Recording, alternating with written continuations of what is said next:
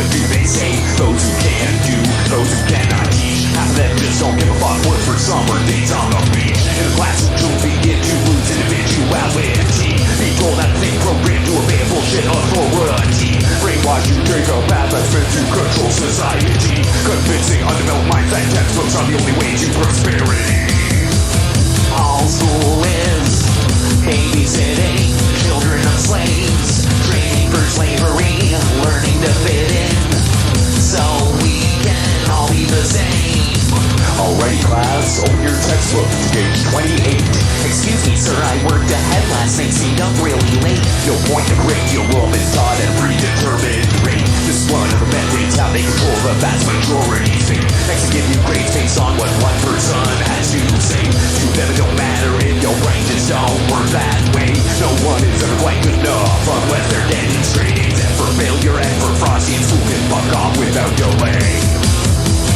All school is babysitting children of slaves, training for slavery, learning to fit in, so we can all be the same.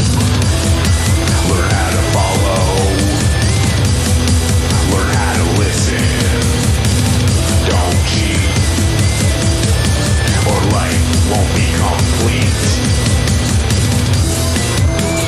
All school is babysitting children of slaves, training for slavery, learning to fit in, so we can all be the same. Learn how to follow, learn how to listen, don't cheat, or life can't be complete. Study hard, you'll go far, look what they say, it'll be okay. Do your best, pass your test, don't be late, you'll do great. Answer evolve, you want a good job, pay for school and goddamn ruler, take a loan so you can be home repaid when it's right. All school is babysitting children of slaves, training for slavery, learning to fit in, so we can all be the same. Study hard, you'll go far, look what they say, it'll be okay. Do your best, pass your test, don't be late, you'll do great. Answer evolve, you want a good job, pay for school and goddamn ruler, take a loan so you can be home repaid when it's right waiting tables. All school is babysitting children of slaves, training for slavery, learning to fit in, so we can all be the same. Yo, yo, yo, what up? Oh, shit. Hey, what's up? Good morning, everybody. Good morning. Welcome to the MC Frosty Show, morning edition. What's up in chat? Hey, yo, Blunts and Brews, Sad, Mad, British B. Aliens aren't real. Well, okay, so we're going by what we're gonna watch today. Yeah, I thought we'd just chill. Have a chill day. I don't really do this too much, but one of the I don't know. As the title of the stream says, Michael Tessarion, Atlantis, Alien Visitation and Genetic Manipulation. This is like a 10-hour fucking dry-ass PowerPoint documentary type thing that he goes on, basically on the premise of the origins of evil and where they come from. And so he goes into the history of everything pretty much from his point of view. This highly conspiracy theory type stuff. But this is... Oops. Oh, I should put this over here because of my window. I took down my my screen. All right. Yeah, so I got introduced to this documentary called Phenomenon. I don't know. This is pretty in depth. So the plan is we'll watch it and we'll talk and we can review the stuff that he says. What's up, Blazing 420? We can review the stuff he says. I'll pause it at times and we can have a discussion over what he goes over. I don't agree with necessarily everything he. Well, it's pretty. I mean, we'll get it going here. I'm just rolling up a joint. I got some my buddy Mike there, Pope Michelangelo IV. He gave me some of his homegrown. So it says Z Kittles on here. I don't know if it is though, but it smells good. You know, he hooked me up with some weed yesterday. Um, so yeah, I guess we can. Well, here I'll just finish rolling this joint. But yeah, this I was introduced to this fucking a long time ago, probably 13 years ago. This video, so it's also interest. I mean, I've watched it 3 times at least, and I've passed it. I got it in like on 3 DVDs, 3 like copied pirated DVDs, um, from my neighbor, upstairs neighbor at the apartment building that I was living in. So he hooked it up, and I was doing a lot of ecstasy at the time, mind you. But what's up, Psycho? But yeah, this is very interesting stuff. I find. Anyway, we'll just roll a fatty. We'll have a good day, just chilling. I got 2 fucking little setups here, so we can like switch between the movie and switch between me if we have to. What's up, OG Antonio? How you doing? So yeah, I got introduced to this. I mean, it was well past 9/11 when I got introduced to this, but he gets into that. He gets into all kinds of fucking shit. Are aliens real? Well, I don't know. But in this documentary, what's up, Celestial Whale Eva? He definitely talks about the possibility that humans were genetically manipulated. There's like a human race long ago that was potentially genetically manipulated by visiting life forms. What's up, Manic? What's up, Fuzzy Lows? So yeah, we're gonna just chill and watch something today. I don't think it's copyrighted hardcore on YouTube, so it should be okay. I was searching for the video online on YouTube, and there was an account that was hosting it, and the guy also had a Yoba fucking video on his fucking page. So I'll give that page. I guess so. WT, what's up? I don't know, it's early morning for me, and this is a 10-hour documentary, so I imagine like people will be coming in and out. We can talk about it. If you guys want to say stop, if you say stop, I'll stop the fucking video and we'll talk about what's fucking going on. I got latency going pretty good. Good morning, Rastadan. How's everybody doing? So just rolling a joint here. I got my coffee. I had breakfast already. I had some oatmeal. Stop. Can't stop what you haven't started, yo. But the guy's pretty. I don't know. If you haven't heard of Michael Tsarion, he was controversial for a while. Thanks a lot. Appreciate it. I hope you have a great day as well, WT. Bowl rolling hours. Yeah. What's up, Dodo? How you doing? Smoking some head stash? Awesome. This says Z Kittles on here, but I think this is a container that he just, maybe not. I don't know. Dodo, yeah, he bailed at the last second, but I was going out of, I was gonna go on a trip anyway, so it doesn't really matter where the fuck I go, okay?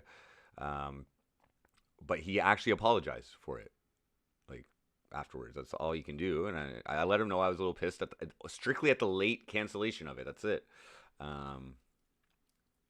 But he's also gonna make it up to me as well. He's gonna make it up to me, so that's cool. It was good.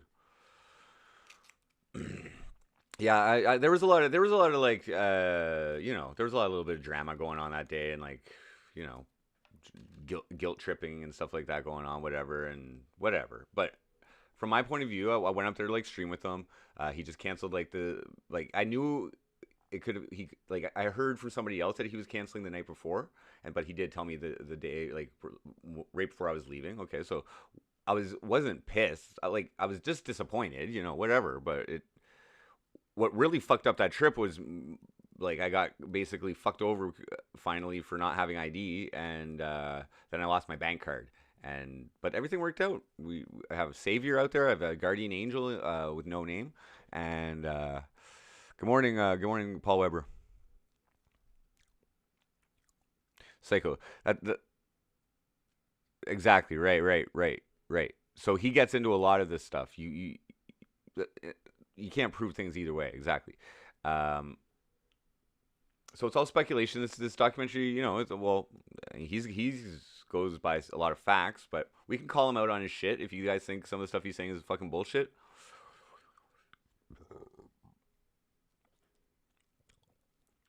Yeah, but you can't also say that something doesn't exist. Something doesn't exist. You can't prove that something doesn't exist.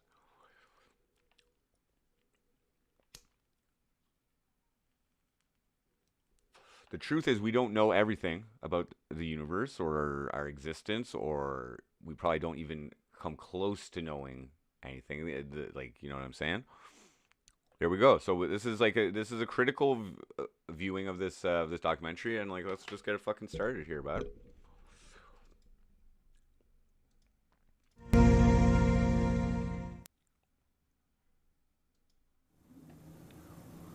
In this program, we shall, among many things, be seeking answers to the great and pressing question of evil. Before beginning, however, I must ask you to put away the science and psychology textbooks and all the Bibles, together with the conditioning you have received in your head from the accepted institutions of learning, in order to be... Right there, he says, put away... Okay, let's repeat what he says there, guys. Okay, so we can be skeptical on this, okay? We can be skeptical on this. I'll just replay it again. But listen to what he says. You have to put away your science books and your psychology books, okay?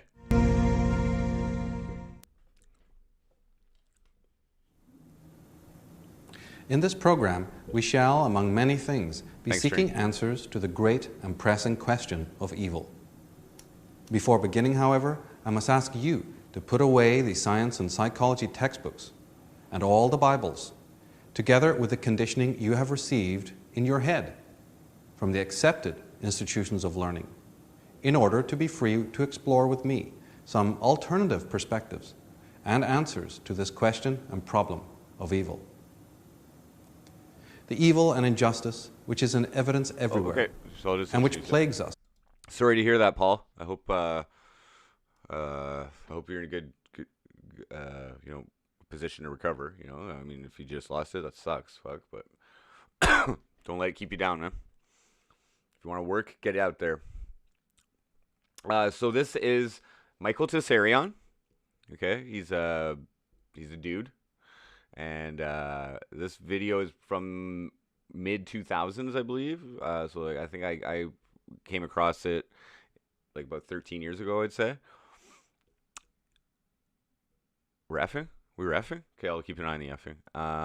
And oh no, I just paused it, OG, just to explain to Paul. And this is a 10-hour 3 DVD documentary, PowerPoint presentation called Atlantis, Alien Visitation, and Genetic Manipulation. Okay, and as he said, he's coming at it from the perspective of evil. Like, why do we have evil? Personally and collectively, derives, I believe, from an original sin very different from the one detailed in the scriptures and traditionally accepted today. What's up, Stephen Worrell? As I've shown to my audiences, it is only when we discover the facts about the origins of evil that good has a real chance of triumphing. The question of evil has been with our ancestors, and it will be our legacy to our descendants, our own children, if we do not come upon the answers now. This program will take us back through time to the official origins of the human race, and also further back to the more controversial mythological cycles of the pre-Diluvian ages, those before the flood. My research is based largely on the legends and myths of the Celtic race, my ancestors, who had much to say about the fall of men, the war between the forces of darkness and light, the abuse of sacred knowledge, and even on subjects like genetic manipulation. Sacred knowledge. A close reading of the world's myths reveals that behind the veil of fairy folklore lies information concerning super technologies and advanced weaponry. In fact, throughout the world's seminal texts, be it the Bible, the Book of Enoch, the Popol Vuh, the Sanskrit Vedas, the Norse Edda, or the Annals of Ireland, Scotland, and Wales, we always find that those who were capable of fashioning and using such power weapons were also endowed with advanced mental and even psychic power. Indeed, these sagas and epics often make fact seem stranger than fiction, which is one of the reasons why they have not been taken seriously by most readers, or by those who labor under the weight of disinformation, indoctrinated into them by the disingenuous educational edifices concerning the level of proficiency and wisdom of our ancestors. And I suppose we don't need to be reminded that the subject of history, Thomas, as it is taught to us in schools and textbooks, is certainly one of the most boring subjects there is. However, we should know that the study of how the subject of history has been manipulated is one of the most interesting subjects of all. Now, my work is not merely based, however, on idle speculations about the distant past, but is born from a passionate interest and involvement in what is transpiring in our own times, economically, politically, militaristically, and psychologically. From the very ancient texts that I will review come prophecies concerning our own age. Indeed, there is not a thing happening in today's complex world which has not been foreseen by the master seers and seeresses of old. In the early part of this millennium, I began work on this book, Atlantis, Alien Visitation and Genetic Manipulation. In the opening preface of the book, I make the prediction that in a relatively short time from now, humankind is going to discover the facts about its actual origins, ancestry, and destiny. I slept pretty much. My own work is, I ago. believe, a key part of this revelation. No. It is, however, revisionist in nature and rather controversial, since I believe and advocate that the truth concerning our history and beginnings would already be known to us. We're getting down to the origins of evil here, guys. Suppression of such knowledge from religious, educational, and technocratic elites, operating in accordance to agendas which are severely detrimental to both humanity and the planet. Both the aristocratic and religious hierarchies and corporate regimes of today's world also have their origins in the primordial past.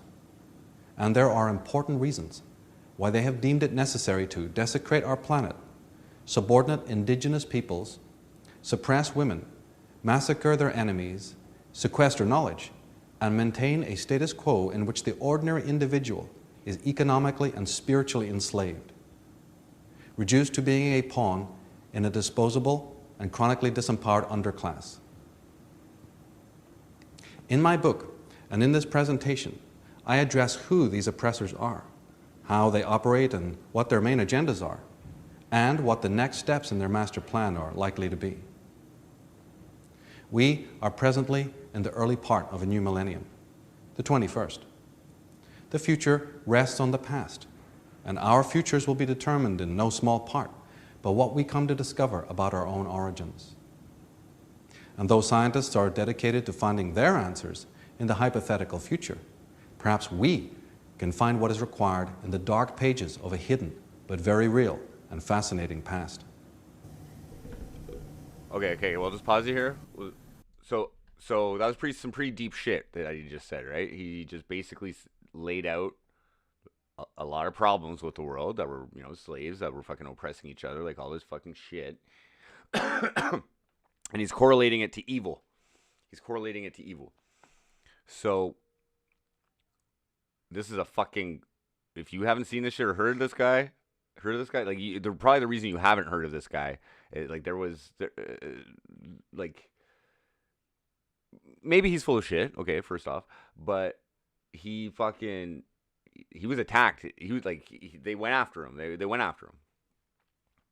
They attacked his credibility and all kinds of shit. Anyway, not his, I don't know about his actual self, but he kind of dropped off and he kind of anyway, whatever. He has a whole bunch of shit though, but I haven't watched much of his other stuff, but this is most relevant to what, like, the origins of evil. Like, let's fucking stop this shit, you know what I'm saying? We are gradually discovering as this new millennium proceeds that the control of minds and the social behavior of the masses of mankind has been going on for a great deal longer. Keep in mind, this is like before social media really took off as well. Before like where we are now, like before we knew about Snowden, but this is after 9/11. I think this is like 2005, 2004, something like that. Than we might at first expect. Now, this point is, I think, beautifully brought out in a testimonial for my book Atlantis that I would like to read. For 50,000 years, the technocracy I was watching of this guy power before has Alex indulged Jones. in suppression and slaughter in order to conceal the truth about humankind's origins and purpose. This indispensable work signals the failure of their age-old stratagems and deceptions, and is compulsory reading for those with a passionate desire to know the real origins of conflict on the planet and in the psyche. He's comparable. I would This say generous testimonial from they cover. scholar and He covers alternative some historian David Icke stuff. Yeah, Jordan Maxwell perfectly encapsulates, I think, the Jordan themes Maxwell. and the content of this book and also of this program, Atlantis, Alien Visitation and Genetic Manipulation. Now, I began work on this book in the year 2000, but it encapsulates over 20 years of constant research into alternative history, comparative mythology, subversive movements, and into the origins of evil. I think he has a big ponytail Of the back many there, things that I intended to accomplish in the writing of the book and in the creation of this entire maybe series, not. in I fact, think so. is one of the most important There you is go. What's to up, show Vasas? that we have had on this planet no real campaign Is that Michael of empowered Tessarian? opposition against those forces who have seen fit to misinform, to impoverish, and even annihilate the human race. It's a sad fact that those whom we refer to loosely There as you the go. hidden masters have had no that consistent link out. opposition from us, until now, that is. I wish to let my readers know and the viewers of this program know that we are in the early stages of this new millennium, going to find ourselves in a time when we can, in fact, offer some actual and proactive opposition to those hidden forces who have long controlled our psychic and social lives. The present unrest in the world is part of this. It's part of the phase of the coming and healthy opposition. Yeah, this, But the this open economic is a extortion, 10-hour documentary. We're going to watch it all, guys. So if you guys want to stop on a topic, just let me know. It's all We'll part of it. Talk It's it part of over. a I'll switch to symptom the other cam. from those who know in government he's that really- the time of he- exposure he's good. and He's good. demise is close at hand. As I have already made clear, my interest is not just in the ancient past, but in the goings-on of our own time. I am very interested as to where we're heading as a species and whether we're going to have a future worth living. Fortunately or unfortunately, I haven't quite decided yet, my exposure to criminality and injustice and crime came when I grew up in Belfast, Northern Ireland, a war-torn and terror-ridden city, to say the least. Because of my utter contempt, though, of the But this- injustices that you know, I saw it occurring in expanded every my corner mind. of my country, I decided to I don't believe separate everything in myself here from all of necessarily, that but he abuse makes and a criminality, good argument. and in fact to discover what might be described as the other Ireland. And of course, that's the Ireland of the Gaelic, the Celtic, and the Druidic traditions. This interest was to What's up, change Dean the is here. course of my intellectual life and spiritual destiny. My interest took me out into the field to study the remains of what is left of the ancient megalithic sites, and to go out on location and to see these marvels, many of which are impressive to say the least, many of which are in fact aligned to constellations and to the compass points and to other celestial events.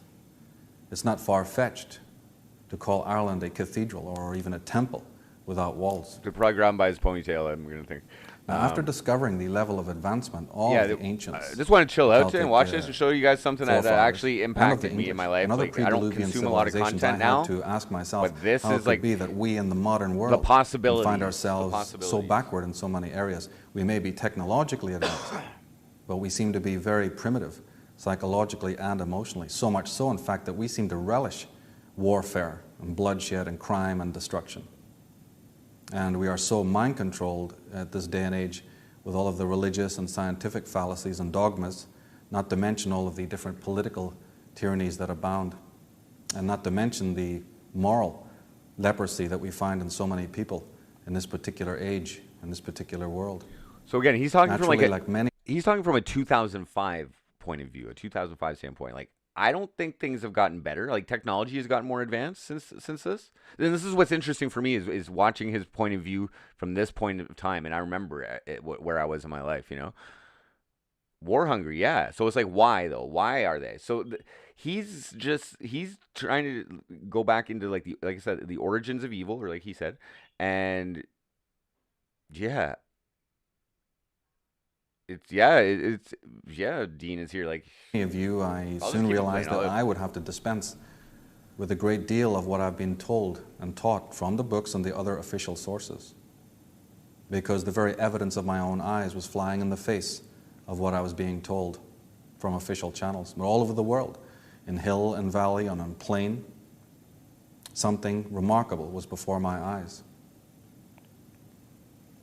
Now, I soon realized that I was not the only one asking these kinds of questions, because other researchers had also long pondered how it is that all manner of human creations and customs and idioms and cultural anomalies should just appear fully formed without the prior antecedent stages.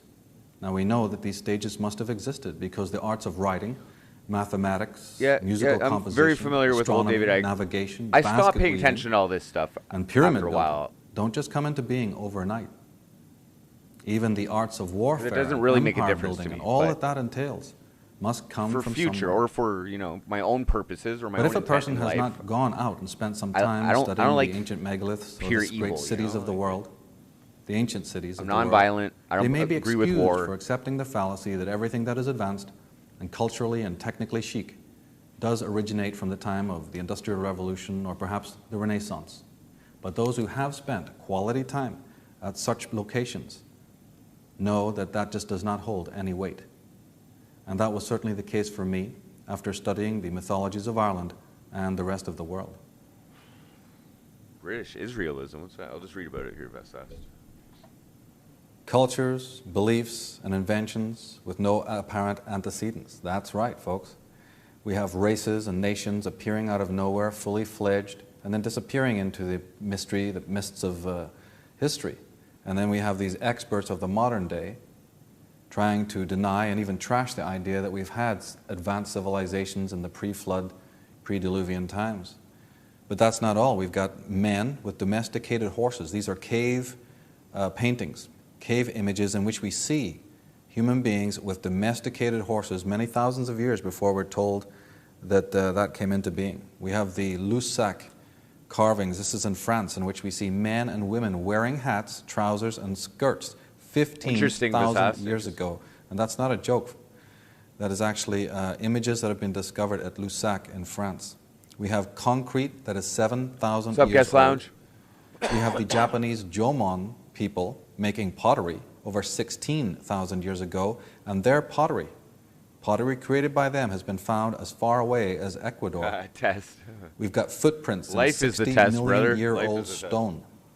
stone. People familiar with the works of Michael Cremo, Forbidden Archaeology. The alternative historians are now discovering this fact. In Zimbabwe, we've got an entire city there, the ruins of which have been discovered. They're 50,000 years old, and the stones that make the city walls are in perfect alignment. You couldn't even insert a blade in between them. There's absolutely nobody in the professional world who knows or who can account for the origin of these ruins in Zimbabwe Thank and you, Africa. And I've said many I times don't have any to shrooms at audiences, OG Antonio. in all They parts didn't go of so well world the other that night. I've spoken in front of, that the true I probably occult should have history taken that of Africa half is hit of something props that still of prop has to be speed. told in our world. These images on the caves show men fighting dinosaurs. Now, What's how up, can that be? Himmler? All over the world, we're told, in every school and college and in most textbooks, we're told that dinosaurs predate mankind by millions of years. And yet images have been found, no less, images have been found showing men in combat with dinosaur-like creatures. We have coral deposits brought up from the depths of the ocean. I got no idea what the fuck he's talking about dinosaurs and men fighting, okay? I'm just saying. I haven't seen any pictures of that. So, but, yeah, there's blotter, but it's very rare in my city, so you have to go through alternative methods, I guess. Fathoms down with striations on them. That's markings on them. These are understood to be markings. When I that are first watched these this, I was coral on a deposits. lot of They ecstasy, could and I only, thought I was being repeat, brainwashed. only to tell you be the truth. made in I an had that atmosphere feeling of actually air, after the an air second time I environment. watched it. Yet these are found fathoms deep. But the striations on them are made by wind and other elements that are found above the water level. We have this strange phenomena called notophilia. No, he's not Notophilia suggesting just time means travelers. sort of like the memory within animals. And the He's suggesting he's suggesting inaccurate. Let's just call them inaccuracies. Okay, in the way that the system has been disseminating information to the masses, essentially, because you don't hear about this kind of stuff, and he's saying that there is proof of this kind of stuff. So he's kind of getting into it, trying to make a point of some, you know what I mean, like some stuff that goes against what we've been taught is what he's doing right now. Oh yeah, like, you know what I mean, he's a guy talking based on his research. I don't think he's like you know, like, I'm sure he was making like, he's rich. He got rich off this kind of stuff. Like, so keep that in mind. Doing presentations and that kind of stuff.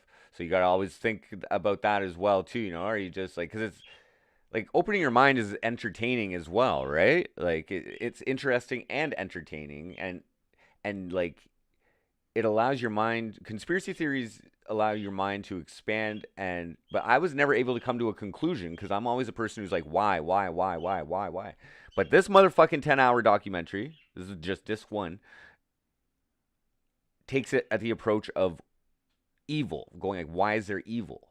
So like, why is the evil that we have now or back then in 2005 existing? So he's going back and saying that, well, first off, they're fucking lying to it, like, I don't know, whatever. Strange behavior based on memory patterns, like eels. Eels are known to, when they cross the Atlantic Ocean, they don't just go straight across to the Sargasso Sea and then back across the Atlantic. They swim out, they maneuver, and then they mysteriously circle around nothing. In the middle of the Atlantic Ocean, they suddenly make this big detour in a semicircular type of position, and then carry on. The same thing has been noticed with certain birds that fly overhead. They will circle in the sky in the middle of the Atlantic Ocean as if trying to land. But of course there's nothing there to land on, and then they proceed. The strange, almost humorous, comical so he's alluding to behavior Atlantis of the famous right there. lemming, He's alluding to Atlantis. that just right hurls there. itself off the cliffs, you know, in a sort of a suicide pact.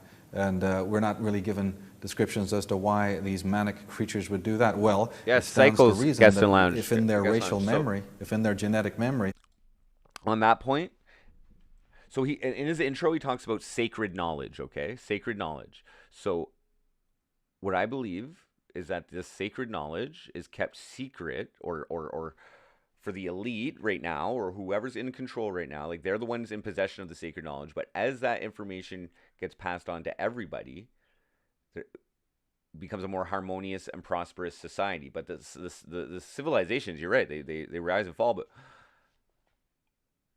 where do our civilizations actually start? You know what I mean? Like, I don't know. I won't talk too much because he does a lot of fucking talking, but yeah, he gets into that, the Emerald Tablets. these little creatures knew that there was land there in the north. Yeah, he up touches in Sweden and almost Norway and everything. Siberia, where I'm these gonna just animals say this right frequent. now, like, Once upon a time, in their memory, there was land there.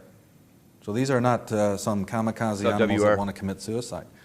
And more recently has come to light anomalies, very striking anomalies, like the star child skull, and of course the crystal skull. And there's more than just one of those.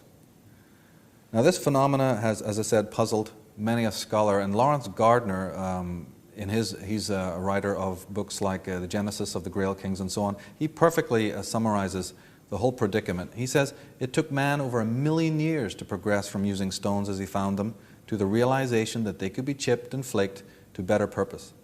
It then took another 500,000 years before Neanderthal man mastered the concept of stone tools, and a further 50,000 years before crops were cultivated and metallurgy was discovered. Hence, he says, by all scales of evolutionary reckoning, we should still be as far removed from any basic understanding of mathematics, engineering, or science. But here we are, only 7,000 years later, landing probes on Mars. So how did we inherit this wisdom, and from whom?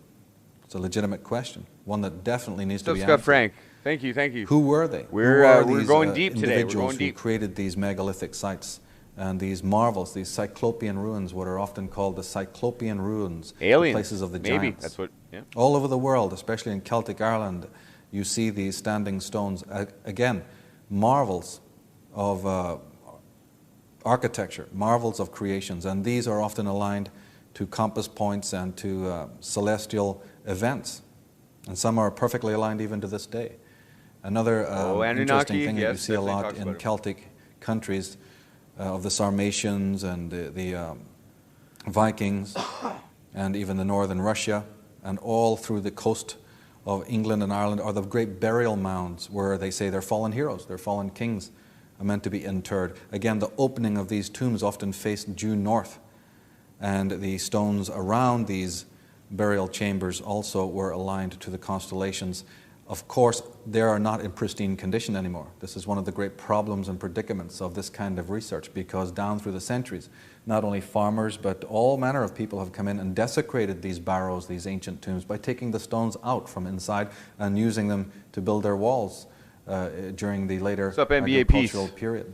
Now, some would not do that because they were frightened. They believed that these places were sacred and that the fairies documentary has the premise of spirits of the earth would the origins of evil. Seek retribution. But why is there evil? How did it come about? They have in fact been desecrated. He's going over the history of mankind at the walls of these farms, and you'll see gigantic stones definitely conflicting with the official were taken story from these sacred sites. So the desecration is very pronounced. We've got the dolmens. We have the magnificent temple sites all over the world. And then we have this strange anomaly, strange figurines that, again, no satisfactory explanation. Are these earth spirits? Are these elves? We might compare these also to eyewitness accounts of extraterrestrials in modern times. I'm particularly fascinated by the crossbones motif. Giants. We find crossbone motifs in the cathedrals and churches and graveyards of Scotland and also of Ireland. But these little figurines, these little gnome-like creatures, the little people, as one might also want to call them, they're striking resemblance to the Greys. But this strange crossbone motif, we will be coming back to reanalyze that a little bit later on in the latter part of this program. One of the most fascinating of all sites in the entire world, and one that is considered to be the oldest megalithic site, that's older than even than the pyramid by thousands of years, is situated in Ireland. The little red circle on the left of your screen shows you the County Meath, or County Meath, I'm not too sure in Ireland, which is one of the 5 great provinces of ancient Ireland. The site known as New Grange, that's Brookenaboyne in Gaelic, what's up, Crypt Keeper? It's on the River Boyne, is a marvel of construction, and it's built out of quartz crystal using no cement. Yeah, feel free to be skeptical on this, guys. Feel free to be skeptical. At the winter solstice, on the 3 days of the solstice, the sun will rise on the horizon on everything, and pass over this magnificent stone with the 3 spirals on it. This is the very famous stone that you may have seen. Well, the sun on the winter solstice passes across it. I try to live by like picture on the left. I only 100% believe what I've experienced. The little window that's about 7 feet high, and it penetrates into the inner part of the tomb, into the chamber, a beam of light lasting 17 seconds, and will fall on the rear of New Grange tumulus. That's the inside of the cairn. The light will fall for precisely 17 seconds on those 3 days. And on the evenings of those same 3 days, the moonlight will do the same thing. And folks, this happens today. And many of the American scholars and scientists like Arthur C. Clarke have gone out there and have taken their cameras and have visited this.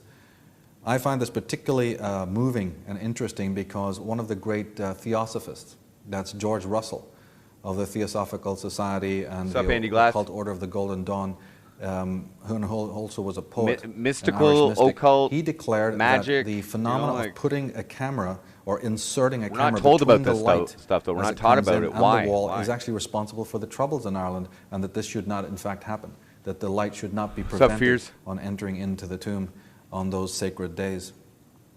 That's quite an interesting theory. But again, England, Glastonbury Tor, the great mound, which was central to all ancient peoples. All the kings of Ireland were interned in a mound representing the womb or the breasts of the mother goddess. And then you have the phallic tower on the top. And the reason I'm showing this is so we can talk about it, so we can chat about it. The Sermon on the Mount. You know, open our mind to possibilities. One emphasizes the sermon. And so you guys know a little bit more about me because turning up in the Bible, it's quite a pagan I have researched a lot of the sermon this stuff should have been beyond on a mount. But then we can turn to Avebury in England, a fascinating site if ever there was one. One could do an entire 10-hour program on each of these particular anomalies. And of course the famous Stonehenge. The geometry alone of Stonehenge proves that these individuals were very, very sophisticated. So there is an actual archaeoastronomical or geomantic connection between the place that we know as Stonehenge and the Pyramid at Giza. There's a lot of work has been done on that. One of the most fascinating of all the anomalies, I think, in my opinion, in the world, and which pretty much got me started at the age of 13 into researching these things, was what was known as the Glastonbury Zodiac. The Glastonbury Zodiac was discovered by Lady Catherine Maltwood, and this is in fact a zodiac that can only be seen in its completion from the air. So just like the Nazca lines in Peru, so in England are these remarkable sites in which from the air you can see the 12 signs of the zodiac. This is the hedges, the lakes, and even some of the townships make the signs of the 12 signs of the zodiac. And then lo and behold, not very long after the Glastonbury zodiac was discovered, Mary Kane. But I'm just saying, okay, I'm going to show you, I'm just saying this is fucking weird, guys, okay? You want to talk about magic, guys? You guys want to talk about magic for a second? You guys want to talk about magic? This is weird, okay? So the reason I got this idea to show this is because I was talking about it on Discord, and somebody suggested, oh, you should watch this on YouTube. And I'm like, okay. So I go and search for it on YouTube, okay? And so IP2, right? Zzz, network, zzz, okay? The dude who's hosting this, because it's not the original one isn't on anymore. I'm sure they took it down. The guy who's hosting it has a fucking Yoba fucking. I'm gonna show you his page. A Yoba fucking clip video. It's insane. The coincidence of that. I'll show you. I'm like looking over his stuff. He has one clip video of Yoba. Like that. Does anybody find that like odd?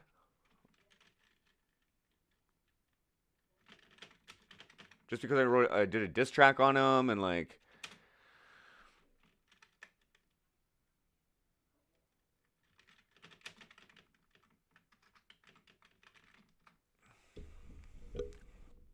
So yeah, big up to this dude.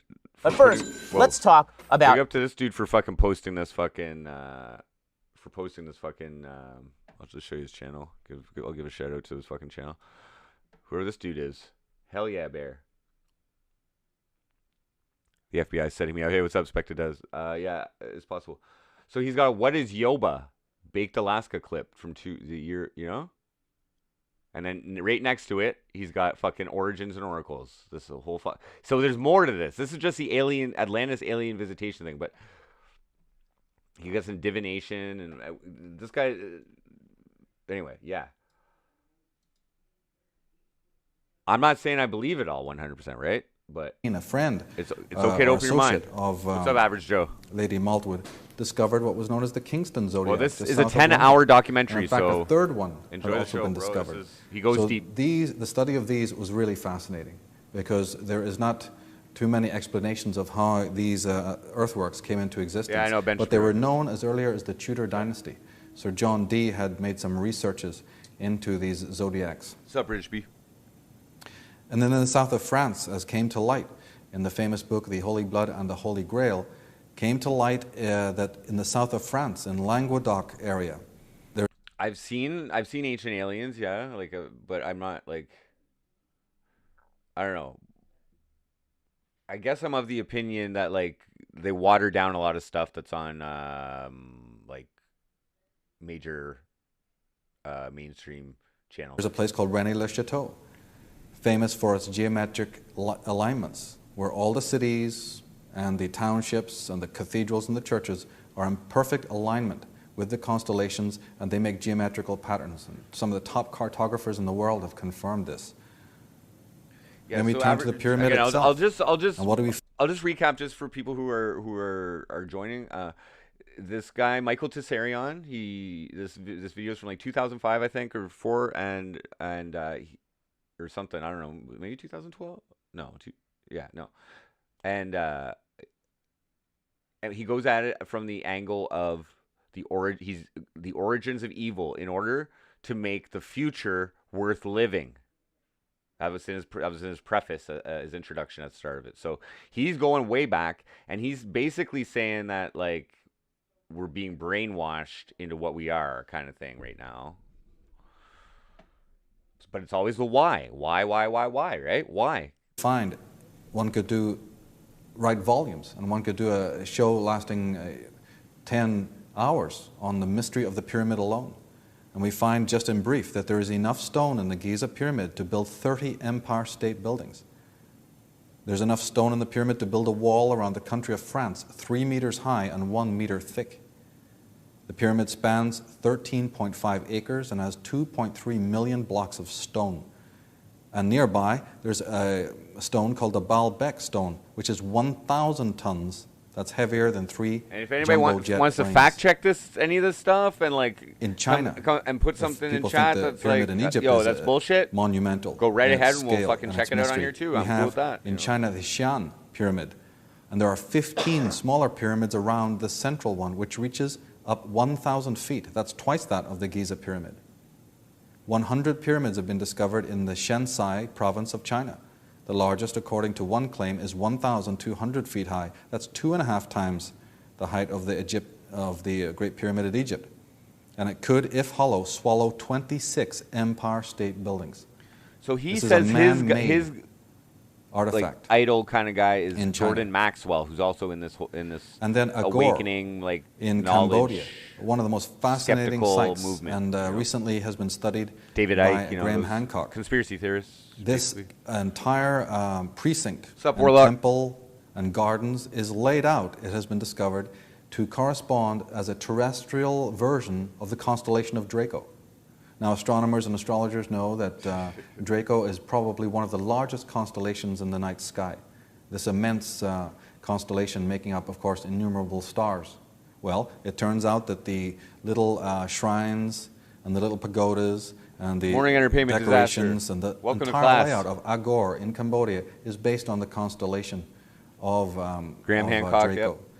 And Joe Rogan would have been England, considered one of the most ancient names of except England. Joe Rogan long fucking before it was flipped called his British script. Isles or yo. United Kingdom or England. Purists in the Celtic tradition or the Arthurian tradition would never refer to England by those names.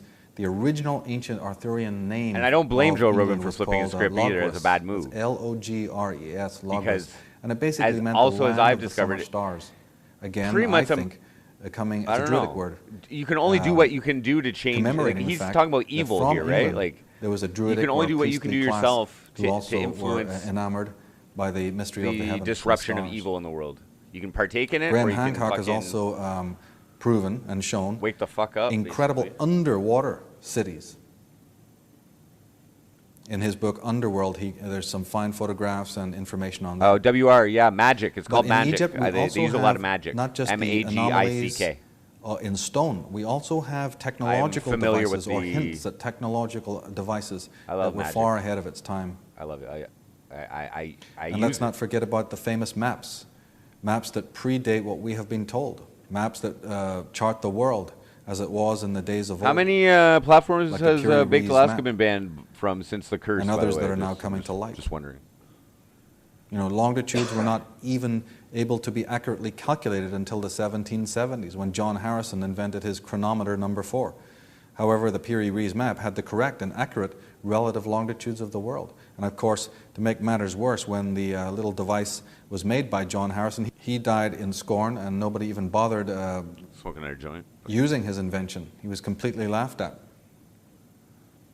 And let's not forget the phenomena of the crystal skull. This is a perfectly crystalline skull that has no join. And it's now come to light that there are more than just one of these fascinating artifacts. A crystal And of course, skull. not only was there a high culture, Does anybody know about the crystal skull? Like, did they explain that, or like what? No. I heard something about. It might not even be true. I thought he said it. I thought it something about a Twitter account or something. I don't know. Maybe he got back on. I don't fucking know. in Africa, not only was there a high culture in Ireland I saw or something in on Egypt, IP2 as but well we know that in the about it. Mexicos and South America, there was also an advanced civilization Really living there, shady and it Indiana has now Jones movie, recently okay. been discovered at the turn of the I don't millennium that remember the that. dates that are given for the Maya are incorrect, and that the Maya originated a lot earlier than has been thought before. And we know, because we can see the design of their temples, that they were also astronomers. In fact, the Jaguar priests were even raised from childhood in the dark for almost 9 to 18 years. What's up, in the Reddit dark, is asshole. so that Okay, their eyes interesting would point. be So- acclimatized. So interesting point that you bring that up. Okay, so this guy is coming from like a Gaelic perspective, mythological perspective. He's Irish. He's from Belfast. So maybe, I don't know, like maybe he's got some cultural PTSD and was getting down to the fucking evil of the slavery of that. I mean, if you're telling the truth. Sub Six Sugars. We're watching a 10-hour documentary. This is a documentary that I was introduced to in 2005. He's coming from the perspective of how the world was then. I don't know if the world's gotten better or not since then, 13 years later, from when or whatever. And he comes from the angle of the origins of evil. He's trying to get to the bottom of evil. Why do we have evil? So that we can, understand history, understand that maybe what we're being told isn't exactly accurate or the truth, or maybe there's more to the story. Maybe we're being controlled. Maybe we're being brainwashed. What the fuck are we? Like, why is it in our genetics to fucking kill people and fucking fight people and, And right now I think he's going over a lot of like, some anomalies he's calling it. To the night sky. And they make reference to something called the smoking mirror. And these smoking mirrors, once that term is correctly decoded, we find out people that meant meant telescopes. He goes into Meaning a the lot of telescopes were in the world suspicions. hundreds of years, thousands of years this before is Galileo going deep, in guys. the West is said to have discovered them. 2012. And what's more, we have coming out of the Aztec and the Maya kingdoms and their ancestors this most fascinating anomaly of all, which is the great so-called Aztec calendar, the Xolkin calendar, and the strange speculation of the end date, 2012. Those who have watched the other, my other production. Yes, YYZ Prezzo, kind of like I'm not sure if you were here for the introduction, the first 20 minutes of it. He says the results of evil, so he doesn't know. Like I guess he's defining evil by like the quality of life. I guess that is existing right now, and like I mean, as far as the atrocities that are happening, and like it doesn't just mean the wars and the killing and the fucking, but like the oppression of people and the historical oppression of people, and then like I don't know if we're actually in the most prosperous times. I don't know. Anyway, in the Origins and Oracle series, we'll know that we go into that in great depth, the significance of that date and that calendar. In Egypt, we have a flower of life, a strange geometrical master cipher or symbol that's carved into the Temple of Abydos in Egypt. The only trouble is, it's not carved, it's lasered into the walls. Scientists have discovered that this flower of life is actually lasered with 2012 into the walls. and everything, like Nibiru, like that's And I'm nobody has very an explanation quite for that well either. educated on Nibiru, guys. But all over the world, from Australia asked to the Landon about that Himalayas to the Ohio Serpent when he lived in with me, I America, was into to Nibiru. the Temple of Okay, Luxor, I'll just put it that way. to Easter Island. We have anomalies and mysteries all over the world. In India, we also know that there was a great interest in constellations and the heavens because we have gigantic sundials that are What's up, Miss almost as Brittany? big as a whole town that have been discovered in going deep. Mohenjo-daro, We're going deep. Harappa, Michael and Tessarian. Jamtar. One can hardly believe it when you go Trying to there. figure we out the realize that origins these of evil. gigantic stone ruins were actually at one time great calendars. 10-hour And then we documentary. have more We're just famous chilling today. I anomalies got that weed. still befuddle us, like the Bermuda Triangle. And of course, every school child knows about the 7 great wonders of the ancient world. But what has to be understood is that these so-called 7 great wonders of the world were late in the day compared to what was Awesome. going on many, many thousands of years before. COVID is an organism like people. Yeah, well, yeah. So the question of evil. Here we go. Here we go. The major YYZ meta Presto. theme of this particular program and of my work with Atlantis, alien visitation and genetic manipulation is, of course, as I've mentioned before, the origin and nature of evil, what we have come to call evil. In order to focus in on this particular question now, I'd like to read the There you opening go. chapter, or the YYZ opening, calls the it. preface of my book, which says here that during the next 10 years, the human race is destined to finally discover the facts about its true origins and destiny. As part of this discovery, we have to address the overwhelmingly important question of how the phenomenon of evil WR. came into the world and into the consciousness of Earth's human inhabitants. This is a question that should be on the mind of every living man and woman. It has been with us for millennia, and it will be with the children of the future if we do not come upon the answer now. We have left the question of evil in the hands of theologians and scientists for too long. This was surely a mistake, for as the casualty statistics clearly testify, the institutions of religion and science have been the worst purveyors of evil that this planet has ever had to endure.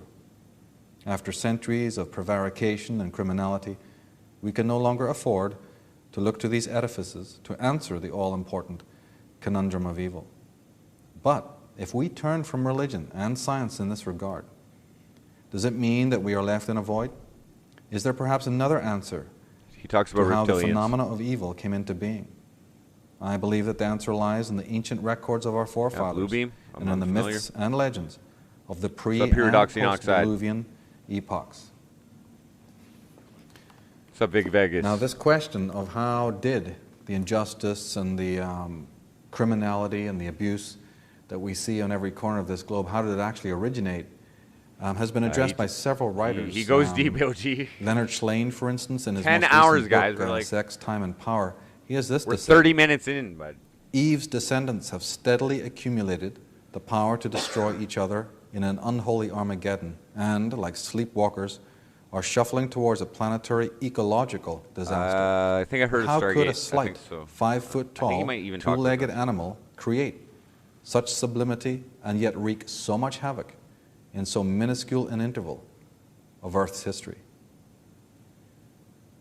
Eric Fromm, in his Anatomy of Human this Destructiveness, writes Video. about the real difference between the influenced me. man and the beast. I mean, this is a question that has puzzled so many people, biologists, scientists, theologians, activists. What is the actual real difference, Longest if there form. is one, between man and animal?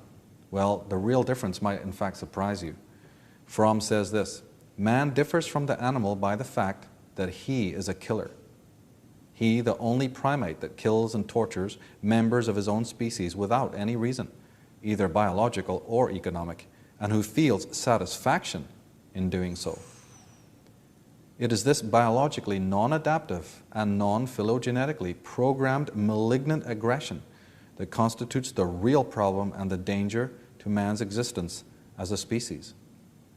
And he goes on to say, the He's most still alive. ample and horrifying documentation He for was attacked, seemingly though. He was spontaneous attacked, like, forms of his destructiveness life was are on the attacked. record Not of civilized violently, I don't history. think, but- The history of war is a report of ruthless and indiscriminate There was killing and torture, campaigns against them. whose victims were men, women, and children. Many of these occurrences give the impression of orgies of destruction, in which neither conventional nor genuinely moral factors have any inhibitory effect.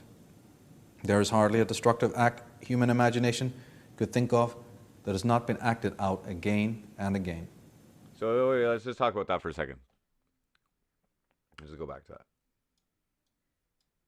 Act that So, man differs from animal by the fact that he is a killer. He's the only primate that kills and tortures members of his own species without any reason, either biological or economic, and who feels satisfaction in doing so.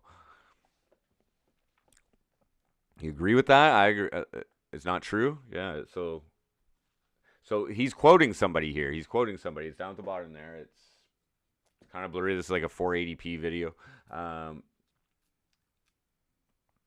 It is this biologically non-adaptive and non-phylogenetically programmed malignant aggression that constitutes the real problem and the danger to man's existence as a species. The only primate.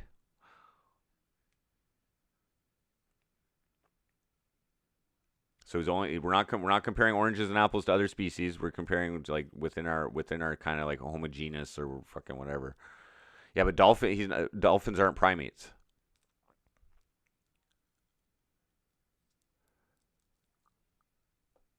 They're mammals, but they're not primates.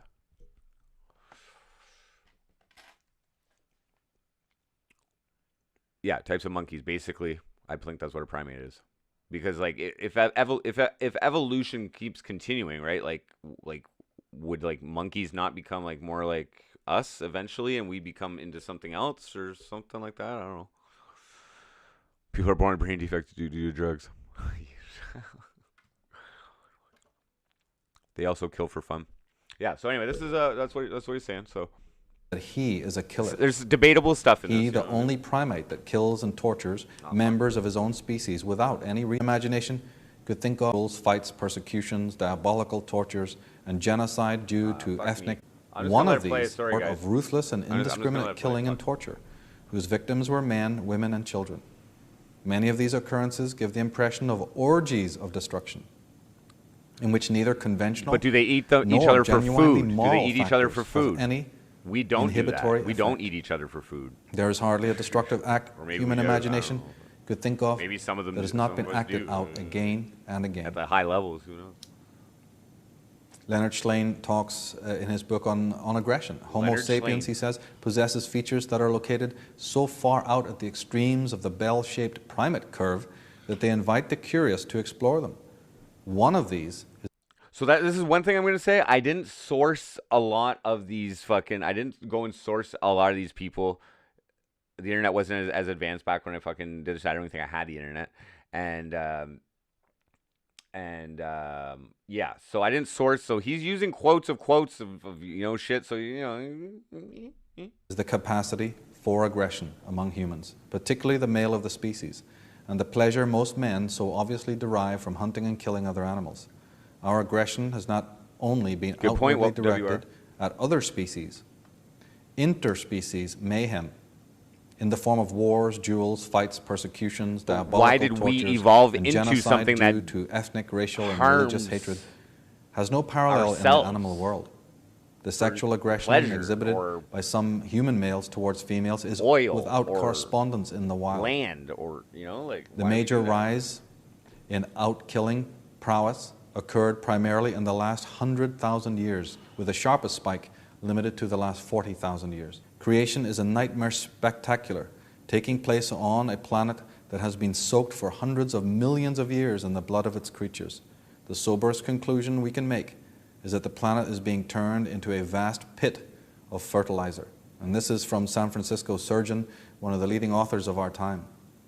A perplexing problem, the whole problem of injustice and inhumanity. Well, that's what he's expected as. That's what he's going to get into. Evolution. It's just nature's blunder. It's simply not carrying weight anymore. One of his theories. How could that which is responsible for perfect order in the universe, from the greatest neutron star to the smallest atom, I believe he covers simulation theory, harmony, make such a blunder in its highest 10 hours, creation, guys, which is human beings? But yeah, we're on the same page, I think. We're like, Man, possibilities, the possibilities. Homo vastans. On the one hand, man is akin to many species of animals in that he fights his own species. But on the other hand, he is among the thousands of species that fight the only one in which fighting is disruptive. Man is the only species that is a mass murderer, the only misfit in his own society. This is from Norman Tinbergen. Then from Eric Fromm, again, he says, man's aggressive behavior as manifested in war, crime, personal quarrels, and all kinds of destructive and sadistic behavior. Diggy 1984, I bought them online, but I instinct don't believe which seeks for discharge and waits for the proper occasion to be expressed.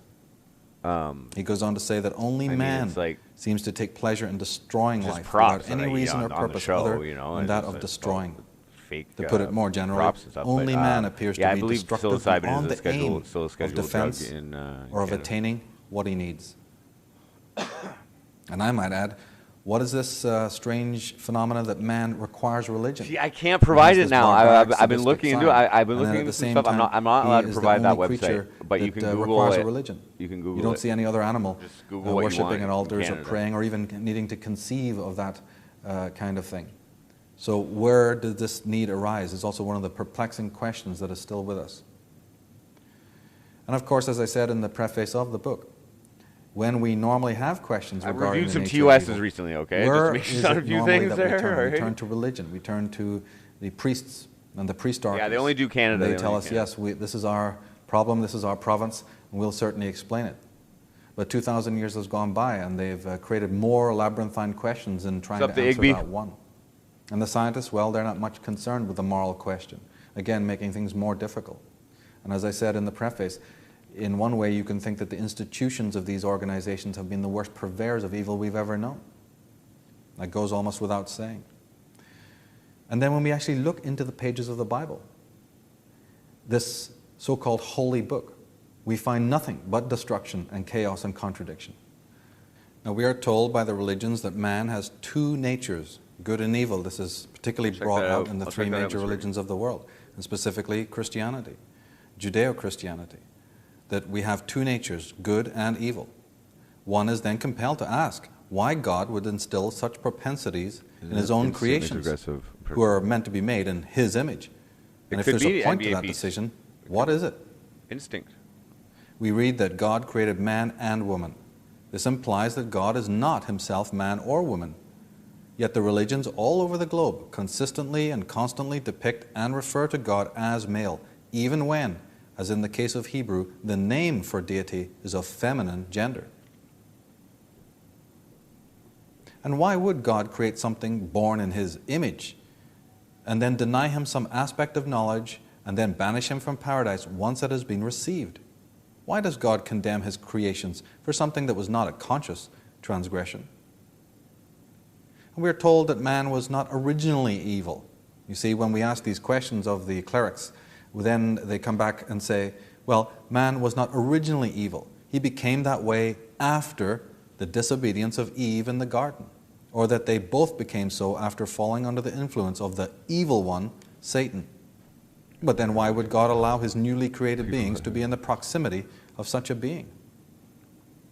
One can also ask, who created the serpent, and why the tests on those who must already be innocent in nature? Were there not other more reliable angels to send? Yeah, in the case of all Job, questions. why the test on someone that the questions omnipotent God must know is innocent? And again, why send Satan to do the testing? A being that himself cannot be trusted. I'm skeptical of everything he says. Every goddamn thing he says. Nowhere in the Genesis account, says Lawrence Gardner, I can understand. is there any mention, direct or indirect, of Satan's involvement. And yet, it has become common practice for the church to portray the serpent as an emissary of... Wait a second. Wait. Is this guy a Satanist? Well, wait. Wait a second. Is he backing Satan here? Is he like? Is that what? Satan, or even as Satan himself. Well, that's a heavy piece of information. One cannot also conceive, I write here, of the reason for the existence of any being like Satan that has no good in him at all. Surely God could only know evil if He had already brought evil into the world. What are we to think of the implication that evil was in the world even before man or woman were created? I wouldn't trust me. If we're thinking creatures at all, we would have a lot to say about it. And if Satan could even have the ability to aspire towards supreme Godhead, and there are hierarchies of angels, etc., then perhaps God can indeed be rivaled and perhaps even surpassed. What are we to make of that? Now, in the book of Isaiah, God is quoted as saying, I create evil, while in Amos it is asked, shall there be evil in the city, and the Lord hath not done it?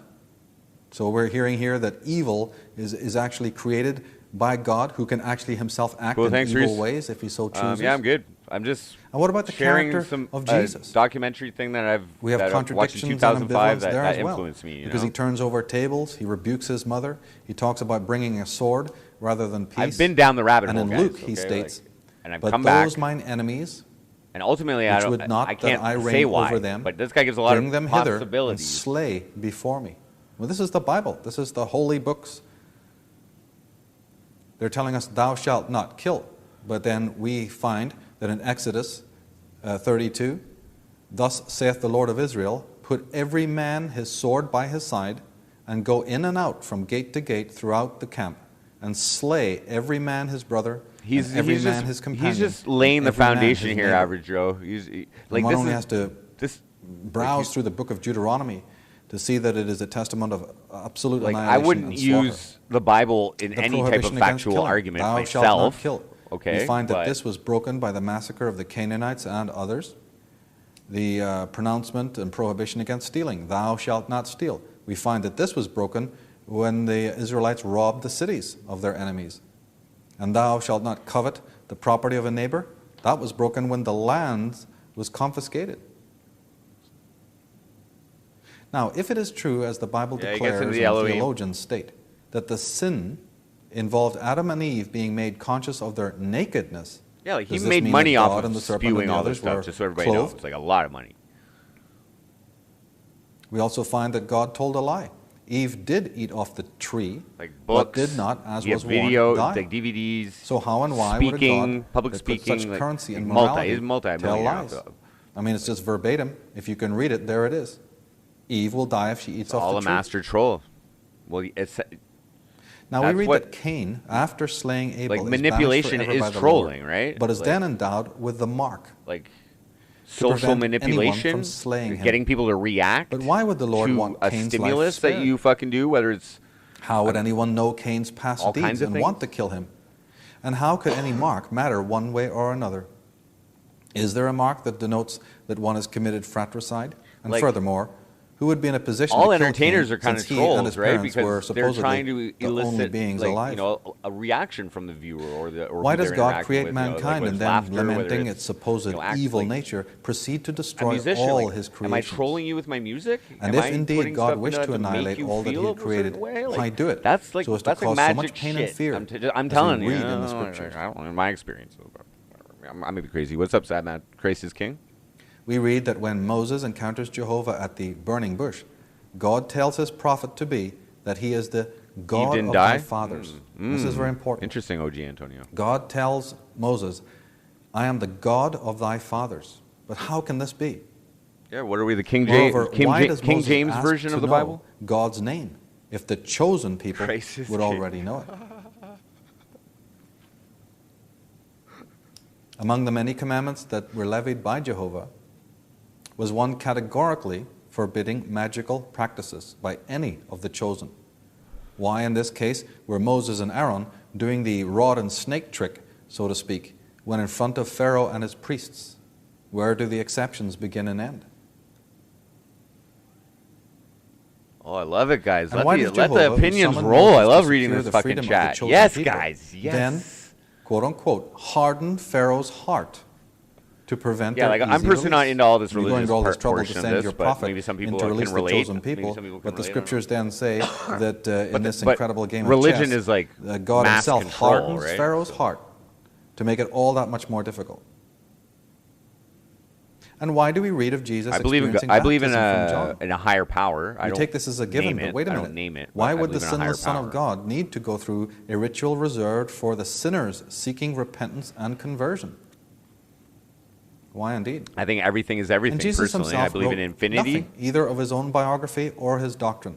Now, I think was multiverse such is a behavior likelihood, consistent and with that's someone how who cared about the nothing- future or who was I don't bent believe there's a on beginning founding or a an new end. global Like, religion? and this isn't like 100% I think beliefs. not. This is just like Jesus if I had to also choose, openly rebuked all I public would say prayer. that there was So no why beginning was this and there made is a no end. staple in later Christianity?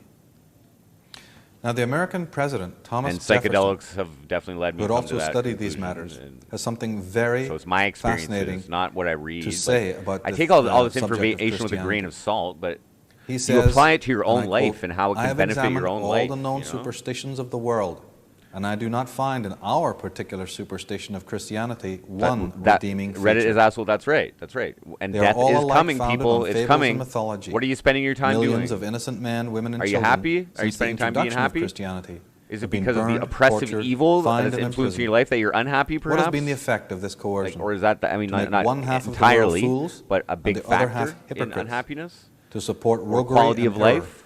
all over the earth. There's a lot of fear in this world. Fuck. He also says in Fear another place, the clergy is converted pretty much the a simple symptom of teachings evil, of right? Jesus into an engine for enslaving the world, and adulterated by artificial constructions into a contrivance to filch wealth and power to themselves. These clergy, in fact, constitute the real Antichrist. Now that is absolutely fascinating coming from such a famous historical personage. He's not only referring openly to Christianity I will as a always say superstition, this, guys. But he's also saying right here that If you the could whole be doing something Judeo-Christian better, improving your paradigm life is a instead of watching me, contrivance. He's but also making it I'm cool clear with that. one All man right? can be I'm against cool the with that. institution of religion, of Christianity, but obviously glean something important from the teachings MC of Francis Christ. is just a Here we product of have, Jordan Pomp's the personal works achievement of a consultant, man, an guys. individual, a highly enlightened being. Facebook.com/personal with a totally different achievement. understanding than the bastions and the institutions and the dogmas.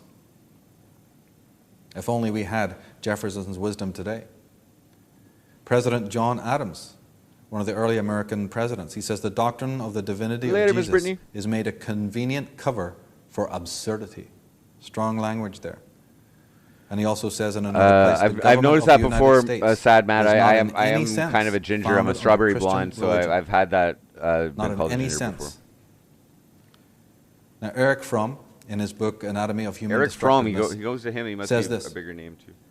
the deep need of man not to feel lost and lonely in the world had, Congratulations, of course, Reddit been is asshole. previously satisfied by the concept of a God who had created this world and was concerned with each and every creature. But for many My financial of those situation is for whom nothing to God brag was about. dethroned, I'm saying that. But the but I'm need for a God-like overall figure pretty did not happy. Yeah, but disappear. I'm always Some moving proclaimed closer. a new Like God, it's a long-term evolution, plan for me. and worshipped Darwin. That'll as keep his me prophet. alive the longest. So if I have a again, long-term we human plan. beings Otherwise, seem to be creatures fuck of this this shit, man. ambivalence. Like, When we fuck. give up one bromide, we But I got something to move work to for- another, towards. equally I got something to work unsustainable, towards. which in history then becomes eventually refuted. If it's not religion, it's science. It could be a house as an investment for at some point. But as I said in the preface, if we turn Real estate's aside pretty from these solid two investment, typically. bastions, I are don't we know left about in the a new void? economy, how it's going to be. Is there no Like, other we're in place a to look transitional for the phase right now? answers to the world's conundrums and mysteries? Well, I think there is, and my work very much proves this, that the answers are in the myths and legends of our own ancestors, those individuals who did things right the first time around. Forbidden fruit, the psychedelics And of average Joe. of all the ancient pre-Diluvian cultures, Thank you, the Spectadez, for mysteries the of prayers, by the way. Atlantis, of course, take central focus. But Atlantis, what do we really know? Well, H.G. Wells puts it this way: there is magic in names. No, that's an he achievement, says. Reddit is asshole. And the for sure. mightiest Congrats, among man. these words of magic is Atlantis. If that's what you want. It is as if this You vision know, of if a you're- lost culture touched the most hidden thoughts of our soul. And Plato, who wrote extensively on Atlantis, he says, on this island of Atlantis, Entertainment Disaster donated $3. Perfect Monday morning stream. Keep it up. Thanks, Entertainment Disaster. Much appreciated. Yeah, I just want to chill today and watch something that like affected me. And like to this day, some of the stuff he says in here, like, you know, he makes a good point. That's all I'm saying, you know. And like evil sucks, man. And sometimes it takes evil to be evil, but like, you know, it's like I don't know. had arisen a powerful and remarkable dynasty of kings. Thanks, who guys. ruled Europe I'm glad as you're enjoying far it. as Glad you're Western enjoying it. Italy. Marcellus, I don't the know Roman exactly how thinker, YouTube feels about all he this says stuff. Atlantis, which was extremely large for a long time, held sway over all the islands of the Atlantic Ocean. So Socrates- okay, so The so he mentions Atlantis there. Okay, so he mentions Atlantis there, right? So like, the official story is there is no Atlantis, right? Like, right? That's the official story. So that's one of the ways he's going about this is he's kind of disputing the official story. declared I try it to has the choose my very words great carefully advantage because like of being a fact. I don't want and not to a influence fiction. anybody And to here we like are, the greatest believe this philosopher in the 100%. world. You know what I mean? Like guys, like just Copplestone and some of the commentators on philosophy some said of it's that fucking all pretty later solid. philosophy are but footnotes to I'm Plato. just on this religious shit. And of course, Plato was the writer, the spokesman, Sad. and the biographer of Socrates. But so here we have literally the greatest philosopher says of all that's not time true, sad man? confirming You know for what I us that Atlantis, in his own I words, can't say that's not true. is not fiction, but in fact. And my mentor from England, J.R.R. Tolkien, he says of Atlantis, of all the mythical or archetypal images, this So one, I do allow for the this possibilities is of the one heaven most and hell deeply and all seated that. in Maybe, my who knows? imagination. Who knows? This is the creator of Lord of the Rings and Middle Earth. And he's saying that of all the archetypal images that one could think of, this is the one that he finds the most gripping on his imagination. And the names of Atlantis are many, of course. We have all different cultures referring to Atlantis and the Garden of Paradise, or the Elysian Fields, and so on. The Celtic people knew it as Hyperborea, which simply means extreme north. The Germanic Teutons, the Teutonic people, called it Tula, or ultimate Thule. Yeah, in the Garden of psychedelics can be great, Sean Hesperides. C, man. In fact, we get our word Brazil from I an don't old think Celtic word, They should Hybrasil, be which abused referred to, again, recreationally the land so of much, everlasting not youth. so much. I didn't have a great And shroom all trip the other night, by the way. nations of the earth, all cultures, be they the Native American It was Indians, shroomy, but- or the Greeks or the Chinese or the Babylonians, all talked about their forefathers coming from highly advanced cultures in ancient times. So We also read of the I noticed like a common word in the IP2 in the IP2 community is imagine, right? Right? So, guys, imagine there's a fucking Atlantis, okay? Just imagine there's Atlantis and it had more advanced technology than what we have right now. Just imagine that. Like, how did that like nobody really believes it, right? I don't think. Like, I don't know, or I don't know. What's up, Scott Frank? I don't know, Scott Frank. It just it actually felt like a body cleansing, and I was just kind of like coughing stuff up, and like I don't know, maybe it was just reacting with the prop speed that I ate that day as well, or I don't know. So I think he's getting into Atlantis right here. this kind of thing in the book of Genesis. We also read about in the book of Isaiah Miguel and Cruz. Ezekiel, and then the Ramayana of India. I don't know exactly. Stories about ancient gods and weaponry, advanced weaponry, and the war between the forces of good and evil. Right. So the Igby, the Igby, that's fear. That's fear mongering. It's fear mongering, and that's still used in everything. Like all the negative stuff about Trump, all the stuff is like you guys don't know the results of what he's going to do. Like you're not even saying the truth about what he's going to do. Like religion, like don't do this or this will happen. Like it's all like oh COVID, you're gonna fucking do this or you're gonna fucking die. Like it's all. It's a technique. So yeah, like religion's really good at it, and some of the sects are better at brainwashing people using different techniques. I mean, I don't want to offend any religious people out there. Okay, like it's your choice, and you know whatever. But they're well experienced in this, like television, like all this media and stuff. Like they've basically shown us how to live. You know, essentially, it's like it's social engineering. You know what I'm saying? Like. I try not to consume too much content, I'm going to tell you. And, like, I mean, like, the IRL stuff's cool. And as I said, the myths, you know, like... once one gets into them, that is one of the most interesting it's not scripted, right? archives of knowledge that we could possibly turn to reveal some of the secrets that science still has not uncovered or is very slow to uncover. So let's take a brief look at what the myths actually have to say. I think starting with the Celtic legends. The only truth, man, in that's Irish mythology at the dawn of the historical era, we have this incredible and famous tale of St. Patrick, who is meant to have gone up to the Holy Mountain. Every situation is a mountain on different. The west coast in County Galway. If you need to reference the Bible for how to live, every situation is still different. That he is meant to have ascended and meditated on the top of the mountain. And then when he came down, they he don't cover every single fucking possibility out there for how to act. Course, that he has cast all the serpents from the land. That's what he said. I have cast all the serpents from the land. Of course, the local Irish are thinking, well, the only truth is now. We've never had any snakes here to begin with. Well, it becomes very difficult to understand this story, this particular statement, until you understand what it means. It was nothing more than political propaganda, theological propaganda for something, because the serpents theological propaganda were not, deemed the devil relating to physical snakes at all. They were referring to a race of people, I love that a race song, of beings. Fuck yeah. Made of in Ireland, there were many visitations to the land of Ireland before the Christian era. There was in fact 5 waves of invasions by different groups. And one of these groups is known in Gaelic as the Tatha Di Danan, or the Tuatha Di Danan, if you want the pronunciation in English. It looks as it sounds there.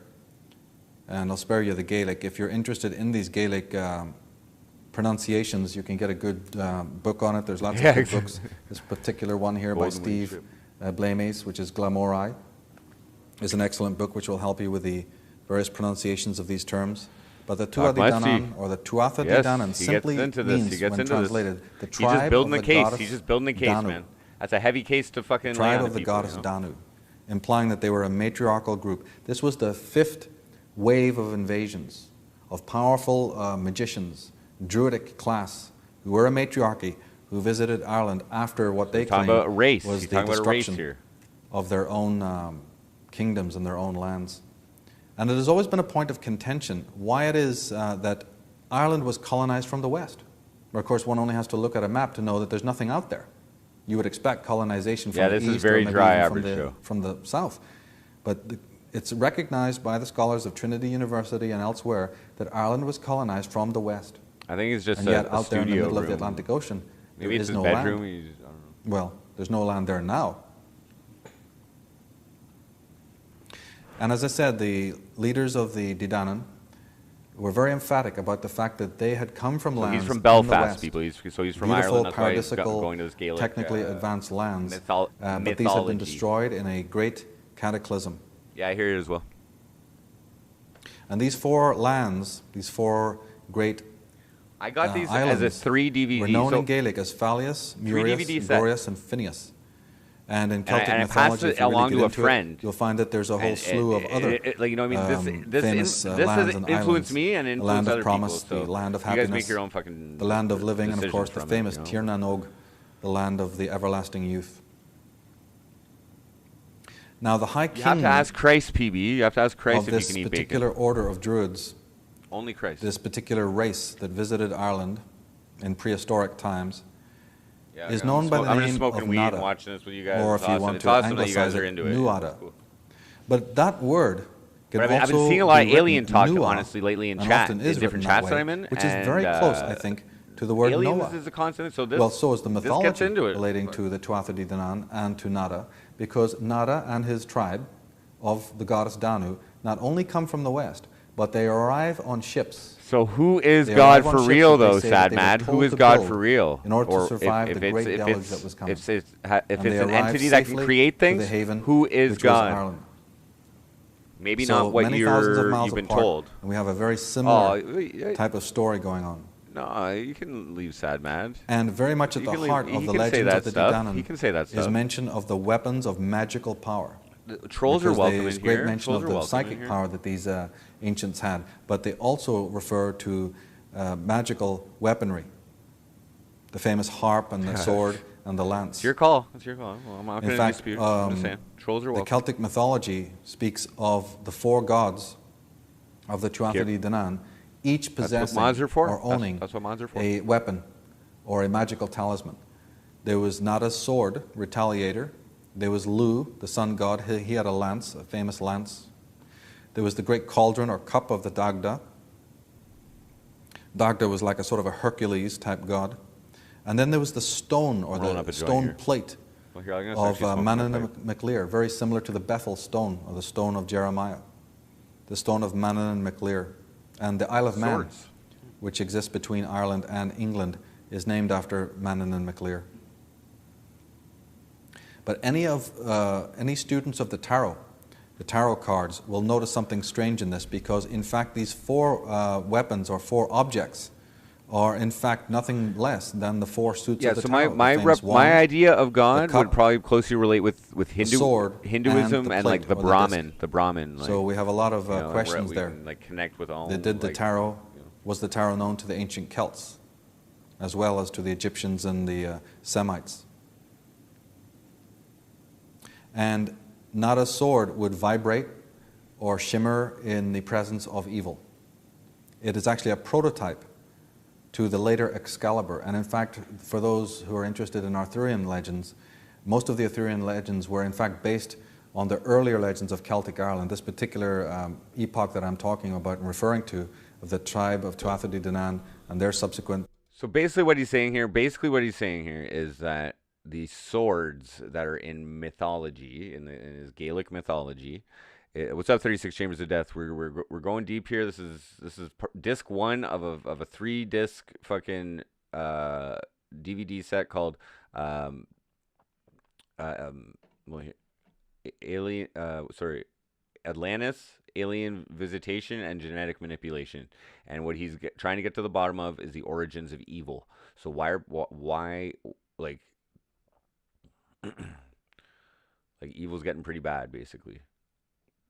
And this is like 2005.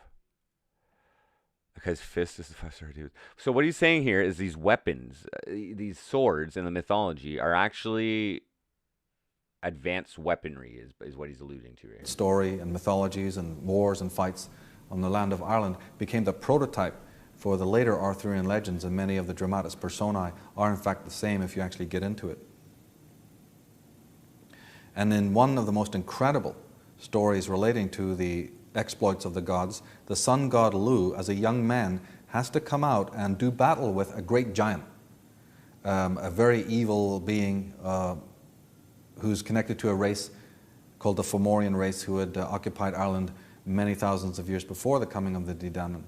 And the young Lu is said to have come out, and he defeats Baelor of the Evil Eye, this great giant, with a sling. Now wait a minute, where have we heard this story before of the young hero, the young man, the sun god, the radiant one, who comes out and saves his people against a great evil giant using a slingshot as a weapon? What's up, Avid? It's so old, it's new. Now, Baelor of the Evil Eye was a member of the earliest Aboriginal inhabitants of Ireland. Excalibur, I think, very got stuck in the mysterious people stone. called the Fomorian race. The Fomorian race. The most prehistoric race of Ireland, the Aboriginal inhabitants, the Fomori. It actually is a word that means the giants. And it's also derived from a term meaning those from under the sea.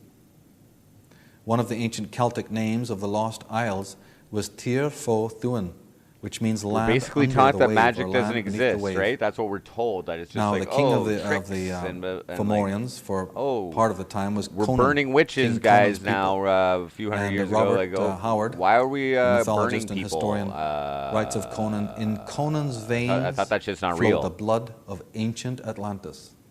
That's sacred knowledge. There's Interesting, sacred knowledge statement. which is being kept from us people. But when it comes to mysterious races Potentially, I'm just saying, if you want to go of the that, if you want past, to believe we only have to look why at or how they Bible use itself. evil acts. Because in to Genesis oppress chapter 6, we and read overtake there were and giants in the earth in those days. Why, and though? also Why? after that, Why? when the sons of God came in unto the daughters of men, and they bare children to them. So we've got men, and we've got the daughters of men, implying women. And then we got somebody else loose on the world. And in fact, sorry, sad mad. Tuatha Dé Danann, who went by the Average name of Joe, the serpent Average Joe priests, pressed the button by in accident. Egypt, they had a serpent race, a serpent culture.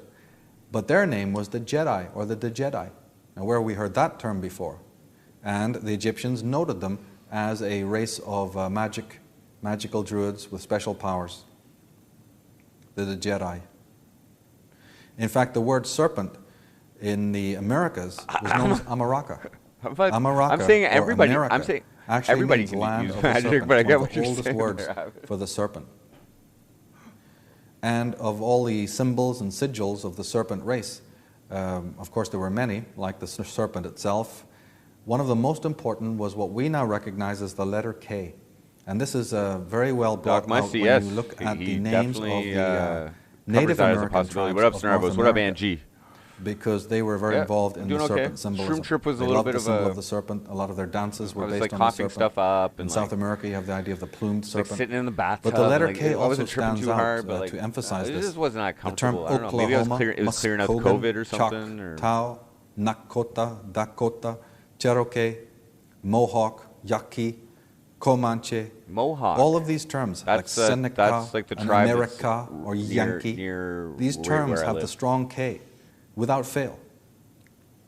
And that is because the letter K originally was a sigil or a sign referring to the serpent. Right, but sad man. But are people Back to taught how Celtic to actually mythology, one of use the it? later important personages was known as Finn McCool, or Finn Prayer McCool is Hill. magic. Prayer is magic for sure. He was the hero of the Fenian cycle, and last often of the prayer giants. comes out of He was fear, indirectly which is related actually to the Tuatha detrimental. Dé Danann by way of his godfather Lu, the sun god.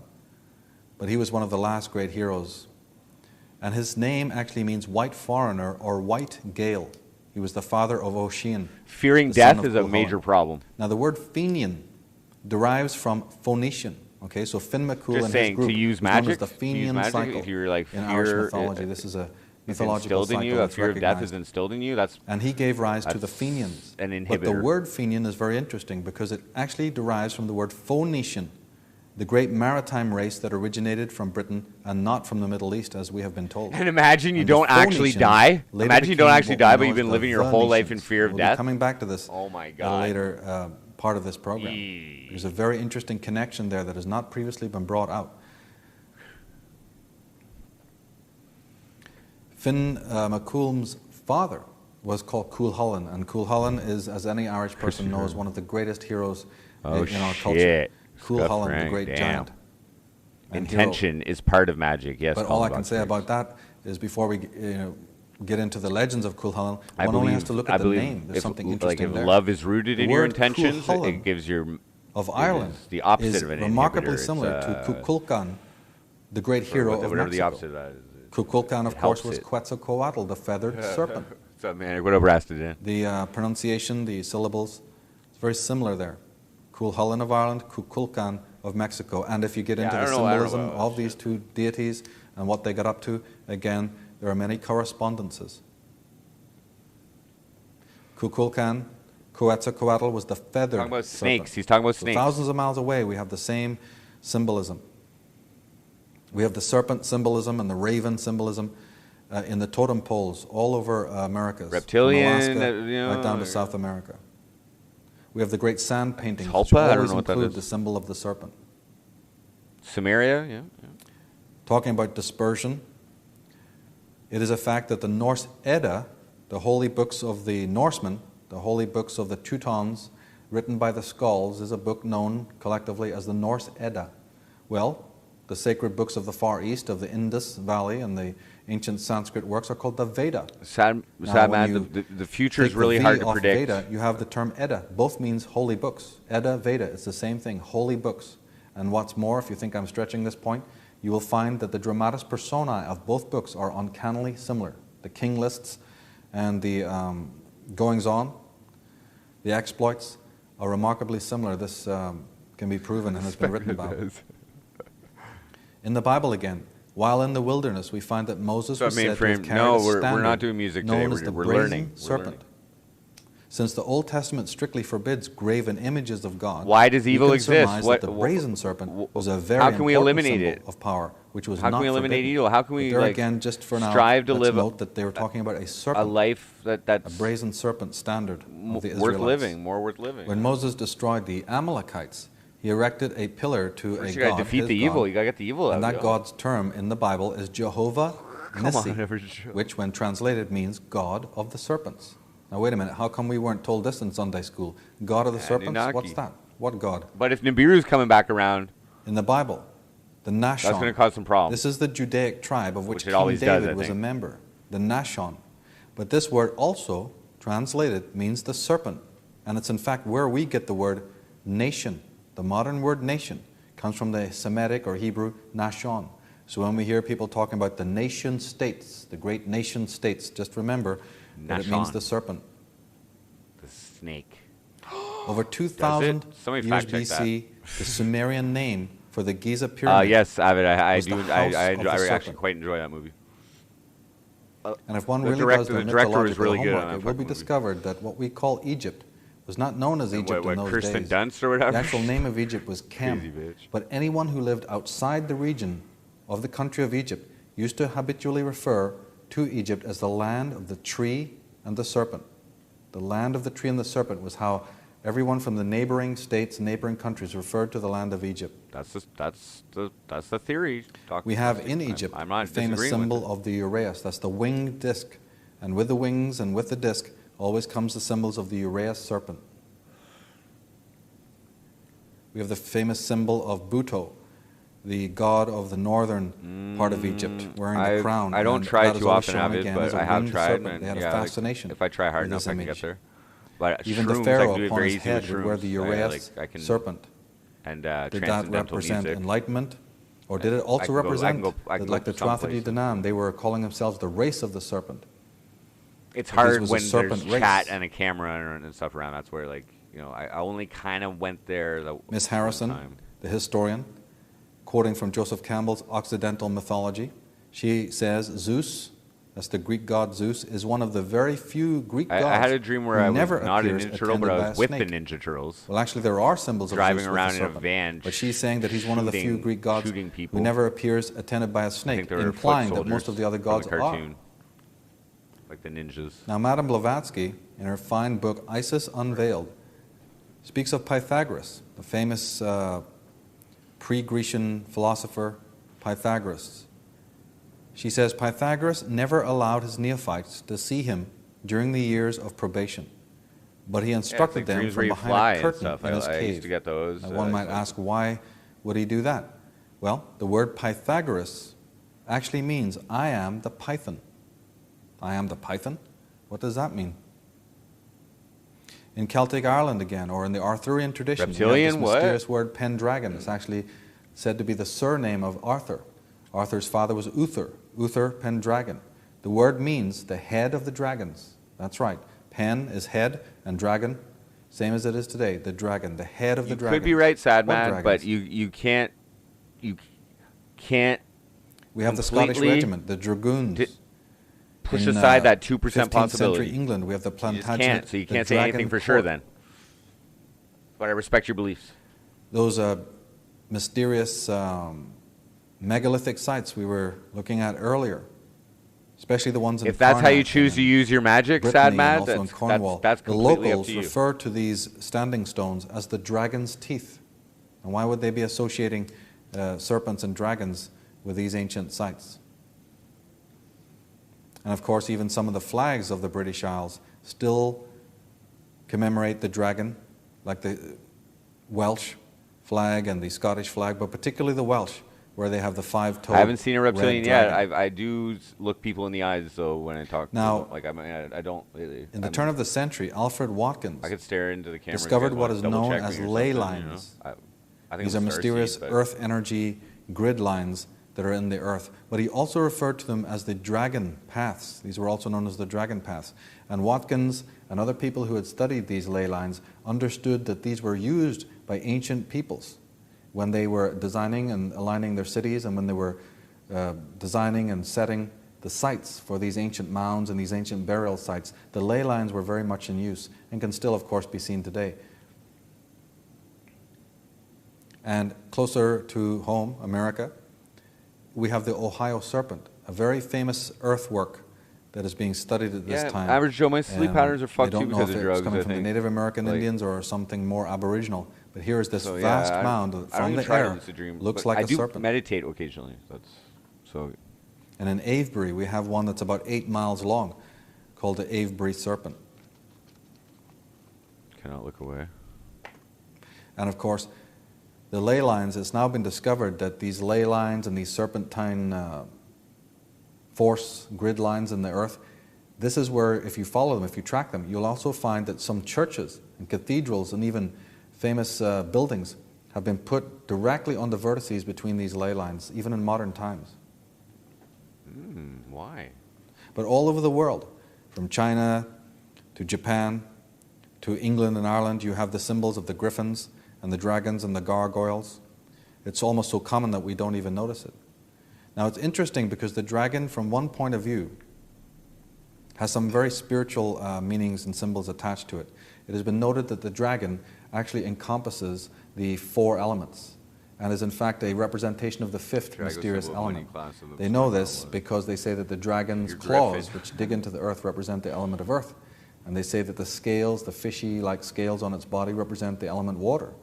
And of course, the wings that beat the air of the dragon represent the element air, and the fire that it breathes is meant to represent fire. So the dragon is a composite of the 4 states of consciousness and of the 4 elements, and the dragon being the 5th element. But all over the world, and especially in Celtic drawings, even of the Christian era, we see a great emphasis on the twin dragons and the serpent. Sorry, I'm trying not to give hand signals while I Here are say 3 actually. coiled I'm not dragons, which trying are to- known I'm as the not into Ouroboros. that. But interestingly, these come from 3 different places. Unless I'm This is fucking from high on China, acid, I Mexico, think I and was giving Egypt. some hand The signals exact at it. same symbol of the coiled dragon eating its own tail, from 3 different cultures. In Scandinavian mythology, in the famous Norse Edda, they have an entity called the Midgard serpent. Atheism, I don't And know. it I turns wouldn't out say that in that. Christianity, in the Bible, in the Old Testament, we hear about the cherubim and the seraphim.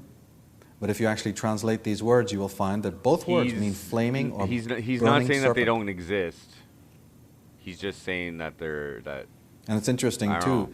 that the adversarial force is often seen as some sort of a hybrid devil or a loathsome creature, but in many renditions, in many images coming out of the Christian world, the Demons, adversarial yeah. force, the satanic He covers force, is actually demons. He shown covers demons as a in it. human being and not as some monstrous creature. We'll be coming back to that point later on. It's very interesting as to why the adversarial energy would also be shown in human shape. In fact, it's interesting why even the angels are I have shown not, Avid. in human shape.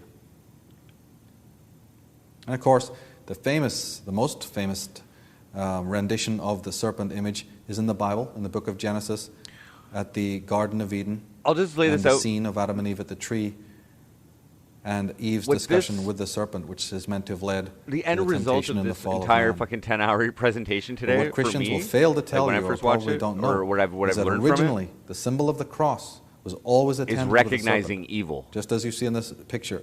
This was the original Christian And symbol. It The cross wasn't was right never away, seen but I in finally any figured culture, out what I and might even in be the able to earliest days of contribute Christianity, it was always to- attended with a serpent. in my own personal way to combat evil. This Just is again in, like, brought my out little bubble, in the words of or Christ whatever himself bubble when I he fucking- remonstrating with his 12 disciples. He actually said, You know, can be influence. as gentle as doves, but as I'm- wise I'm as playing this to serpents. influence you guys. What just so serpents? you guys know, Why you would know, the like, Son of just to God open be your minds, demonstrating open with your his disciples and telling them to be as wise as serpents? Of course, we have footnotes in the Bible for everything else, but there's no footnote explaining to what serpents he's referring. In Celtic mythology, we I have my find own out that the famous like I believe life is meant to be location of the lived. kings, this You is know, the and capital of Ireland. the where best way to three live kings is of Ireland to would sit spend on the as the much east time coast of it Ireland, feeling in good or County happy Meath. or It's whatever. well known you know, so as I'm Tara. sure I'm not the But only in person who Gaelic, feels that way. Tara is known as And, Drumcane. But Drumcane, translated into English, means the hill For me, of the that serpents. means Again, I'm just this a goal-oriented identification with person. royalty, So when I Irish finally royalty, set a goal Celtic for my life royalty, and kind of and gave the it a little bit of serpent purpose, image. and when I The reinforced that with the Pendragons of intention of like Arthurian England, providing for my daughter, which serpents is, of Ireland. which is love to me, I find it gives me strength. Now, in ancient times, the serpent was known by the word Cain. In fact, the word land of Canaan But you actually can't also let the means the land evil of the serpents. be the But the word obstacle Cohen, to this is a word your that goals. is given to many Jewish people. But go and ask any rabbi, ask anybody who has that term what it actually means, and they will tell you. The word Cohen means serpent priest. And that's where we get the word Cain from. God's we get might the be a word title, Khan yeah. from, like James Khan. God's The American God's television plural, channel plural. CNN, not only is that the word without the vowels for the word So serpent, yeah, like he's making but even the connections logo here is that very like serpentine like shaped. okay, like In I mean, Far yeah, there's a East lot we of have C's Chan. and N's, but Chan is a, like we Karen. would say sir to a man Karen. over here. What the Well, hell are they Chan in brainwashing us now China with Karens? means the serpent. Ah, they're In snakes. the Middle East, we have the title that is given to man over there, Khan, Khan. It's exactly the same meaning. We have the word Kieran. It's a name of a man in Ireland, Kieran, or the English word name of women, Karen. And the word for death, Karn. All of And this these is terms and many 2005, more you know? actually have derivation. Karen The Alaska derivation goes back to the word for serpent.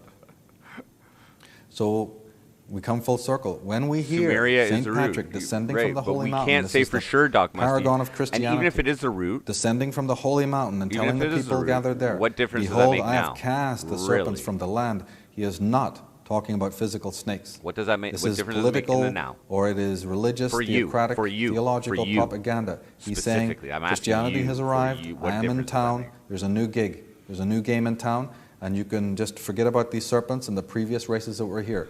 Their time is over, and the new sun religion, the new solar paradigm has arrived. That's what it represents. And it implies, of course, that the people of the prehistoric times, before Christianity, not only revered the symbol of the serpent, but were actually known as the serpents. And we'll come to more explanation of why that is a little bit later. I don't know if he concludes that, Norcal. Cataclysm, though. Okay, so he's getting into cataclysms now. Now, even though there's a great wealth coming out of the ancient mythologies of all countries, scientists Oh, he's disagree responding to Sad Man, and speculate that there was no ancient civilizations of any merit in ancient times. But the ancient legends also speak wait. about their So own what did he say demise. there? He said. Wait, sorry. I just wanted to listen to that again. Because usually when he starts these little parts is when he like kind of like presents his case. This guy's like a pretty good public speaker. I find like he's got maybe he's a Satanist. I don't know. K-H-A-N. It's exactly the same meaning. We have the word Karen. These serpents and the previous races that were here, their time is a symbol of the serpent, but we're actually ancient legends also speak. Fuck. Okay, I'll shut up for a second.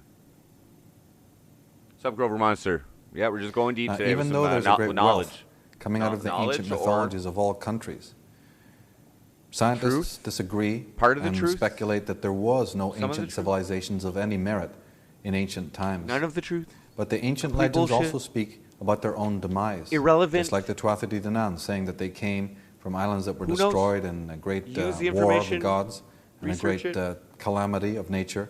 But So he's we have tackling in the many issue of the evil. mythologies He's getting of to the world origins of evil. this reference to destruction and cataclysm and upheaval. Fuck, I just talk. Okay, fuck, The most famous story, of course, is Noah. These serpents Sorry, and the I'm previous gonna shut races the were fuck symbol up, of the sorry. serpent, but were actually tribulation, and that he should Oh. build a vessel countries. Fuck. He says he's sorry. I'll shut up. Now, even though there's a great wealth coming out of the ancient mythologies of all countries, scientists disagree and speculate that there was no ancient civilizations of any merit in ancient times. But the ancient legends also speak about their own demise, just like the Tuatha Dé Danann, saying that they came from islands that were destroyed in a great war of the gods and a great calamity of nature. So we have in many of the mythologies of the world this reference to destruction and cataclysm and upheaval. The most famous story, of course, is Noah, the famous patriarch, being literally told by God of a coming flood, and that the whole earth was going to be in tribulation, and that he should build a vessel so that the chosen ones could be saved. But that's not the only area in the scriptures where we read of cataclysm. Yes, there's the deluge, but then we also have the story of the 10 plagues of Egypt. We have the story He's a of researcher, the destruction NBA piece. of Sodom and Gomorrah. And we have the story of the walls of Jericho being blasted to pieces.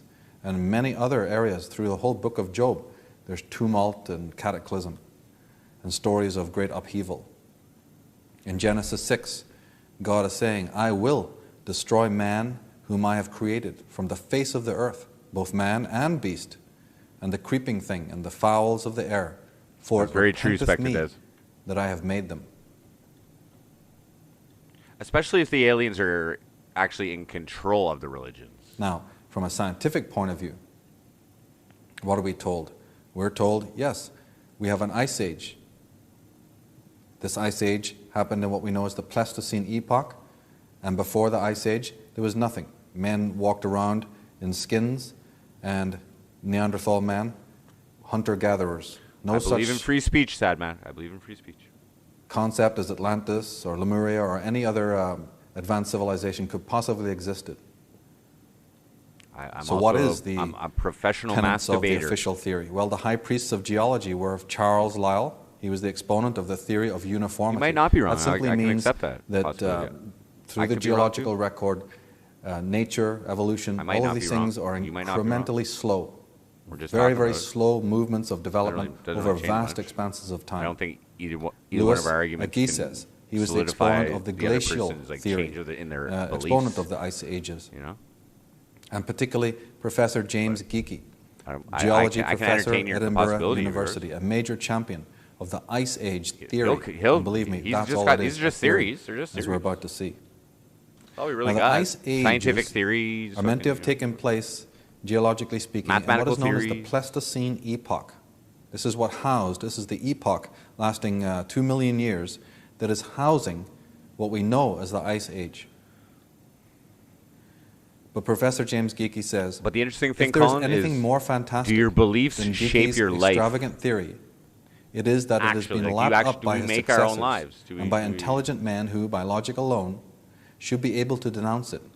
Yet it is today are your a beliefs dogma. This is beneficial to Commons your Beaumont, own one of the most suppressed scholars of all time, talking about Geeky's findings. Enjoyable he says life? it's unsustainable, simply a dogma.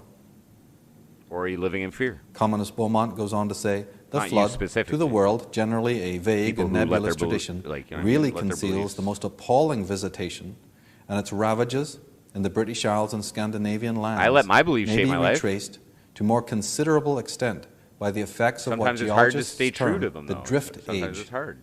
It was no mere ice Not drift. everybody shares the it was same a beliefs sudden as me. and terribly swift and violent. So Beaumont was one of the great catastrophists. Along with Immanuel Velikovsky, he was a person who decried okay? and did not believe in Because it or doesn't subscribe generally to cause the a lot of problems for uniformitarian me because of philosophy. my beliefs. He understood that we had been visited by true. tremendously swift Like cataclysms of the past. the only real problems I And have he are spent his life obstacles trying that to are refute impeding what my Geikie and way the uniformitarianists were of advancing. getting to my target. And in the goal. fine book, When the Earth Nearly Died, by Allen and Dallaire, they say it is an astonishing that such an unscientific explanation ever came to be formulated, yet in a short time both it and the concept of immense, thick ice believe our sheets best- descending from a I believe our hypothetical best northern mountain system was constantly enthusiastically changes embraced as virtually established If we're fact. constantly improving. They go on to write, Continuously the evidence improving. is perfectly unambiguous, along with the removal of an ice age like that which is hitherto commonly envisaged.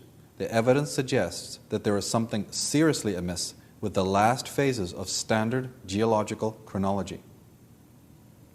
Now, these unsustainable theories of ice ages and drift ages has been refuted in the 90s by several authors, not only Allen and Dallaire, but by Michael Cremo in his monumental work Forbidden Arc.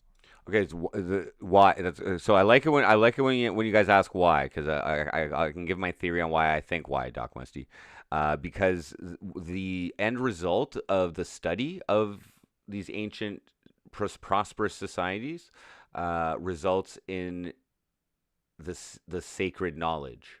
Okay, the why comes down to the sacred knowledge, and right now, I just personally believe the sacred knowledge is not being shared with everybody. Archaeology, and more specifically by the Observer magazine scientific. So why even bring it up to writer, the fucking people Robert who are Milton, trying to keep that who wrote from? a fine book called Shattering the Myths of Darwin. Now, Clifford Wilson, in his book, The Chariot Let's try Still and keep Crash, the he source says, of this "Some sacred dates knowledge obtained are by other radiometric a little methods hidden are away there from seriously everybody, astray, alright? such as the age of millions of years being attributed to volcanic rocks in Hawaii, which are known to be less than 200 years old. You could be right. This is reported in the Journal of Geophysical Research. It is known But that can these you lava really- rocks were actually Can you really explain DMT though with words? No, right? So how do you share that sacred knowledge? But there's truth. I haven't done DMT, but there's truth within shrooms, I believe, as well. Sacred knowledge within there as well, and it does involve God or gods or demons or something. formed in 1800 and 1801 in Hualai in Hawaii. The potassium-argon dating methods was utilized, and a formation age of 160 million to 3 billion years were given for this rock formation, which was known to be just over 170 years old. That's interesting. This is not an Science. isolated So report. accurate. So accurate, Rock though. samples from 12 volcanoes in Russia and 10 samples from other places Russian around the surface, world, yeah. all known to be of recent age, that is, formed within the last 200 years, I want some? when No. dated by the uranium, thorium, lead method, gave ages varying from millions to Nice. billions of years. So here's your What's up, science Pepe? for you. But luckily, a lot of these scientific findings are now being seriously refuted, and we need to know about this. Clifford Wilson goes on to say, there is increasing evidence to Could be right. suggest that those Could be figures so, of millions of years, which we were given in our childhood, must be put to one side.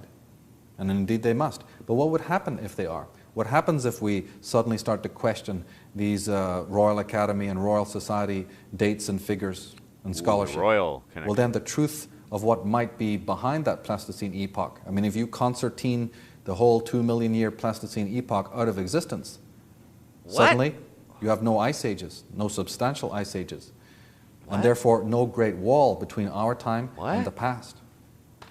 So he basically just said carbon dating is not accurate. So he just said carbon dating is not accurate, or maybe not accurate. And if we consider it not being accurate, and we take away like all these millions of years ago time periods that they're saying that happened, then the existence of our knowledge is a lot shorter than what we're saying, or what science is saying it is. That's what he's saying. So that's very a radical way to think.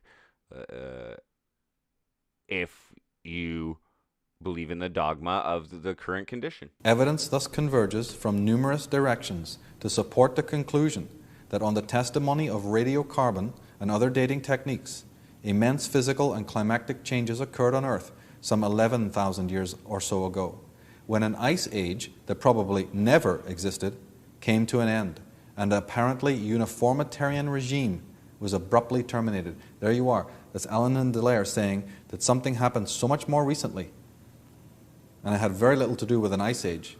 I don't disagree, Doc Musty. Thus, if many of today's highest mountains were much lower when the alleged ice age was reputedly at its zenith, then how did so much ice, if it actually existed, manage to accumulate? Indeed, we can take a step further and ask whether the ice sheets so beloved of the glacialists ever existed at all. Now, these two geologists have discovered that the mountains that are quite high today all over the world were not as high 11,000 years ago. Well, of course, that goes to the heart of the glacialists' theory. You have to have very high peaks in order to have the cold. So he's saying the glacialists and their story of the ice age is not entirely accurate, is I guess what the ice sheets to be created. But if those mountain peaks were much lower than they actually were being told, then there goes your ice theory right out the window. They go on to say the time allegedly occupied by the glacial and interglacial episodes of conventional Pleistocene chronology was actually non-existent.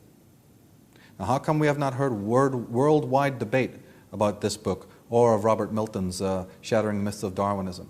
How come we are not hearing debate on the television and in the magazines about these fine books? Manson.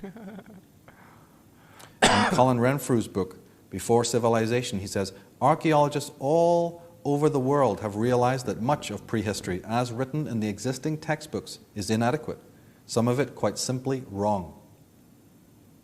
And I have a question.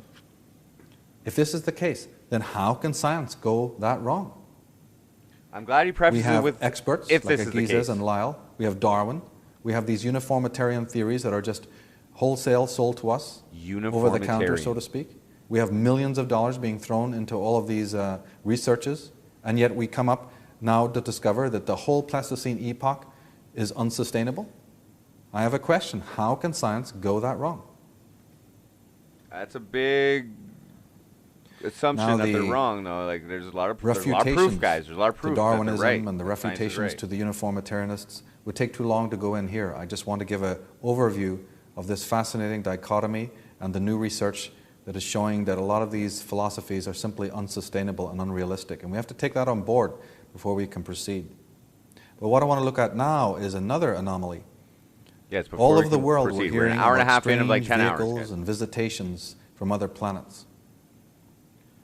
Dr. Harrison H. Brown of the California Institute of Technology has this to say about our universe. He says, he estimates that virtually every star in our galaxy has a planetary system, in each of which, from 2 or 4 planets, might have an Earth-like environment and chemistry that encourages our kind of life to exist.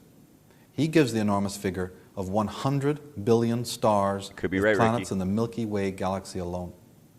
And guess what, folks? There are 450 billion galaxies. And that's just the ones they know about, or the ones that they can see. So it's preposterous, is it not? I mean, we can lay it aside once and for all. That when somebody says, on Earth is the only kind of life that could possibly exist of our type in the universe, simply, that could not be true. Okay, so that's a common question of debate, right? So we haven't found it yet officially, right? We haven't found it yet officially. Officially, the official story is we haven't found it yet, right? So mathematically, that's a strong argument that there could be something else out there, right? I think we can agree that that's a who's sad man. You gotta agree that like probability is a truth, right? I mean, like they're like chances and shit like that. You know what I mean? So like the possibility is conceivable And the Bible seems at to bare agree. minimum. Because here is a passage from the book of Ezekiel. In fact, this is a very famous passage well known to people in the UFO and paranormal community, but for those who've never seen it, let's read it. Now, as I looked upon the living You're creatures, right, says Sadman. Ezekiel, he has a vision, and he says, now as I looked upon the living creatures. The official story also says that there is actually a universe, and it's not a projection screen. That's what the official says, and that it's not a flat Earth and all that shit, right? That's I think right, that the official. So who knows? But he's saying there's probably aliens, so that's why he's basing this argument. I saw 4 wings upon the ground, one by each of the living creatures with their 4 faces. The appearance of the wheels and their composition was like the color of shiny amber, and all 4 wings. Did you witness this, Sad Mad? Okay, do we have to break this down for you? Do we have to break this down for you mathematically? Let's break this down. I'm not on math, but let's break this down mathematically for Sad Mad, like logically, okay? So let's just say, did you witness this? What your statement here? Only Earth has life because we were created by God. Did you witness that creation, Sad Mad? Did you witness anything? Did you experience any of that? Do you have any proof or evidence that you could like not hearsay?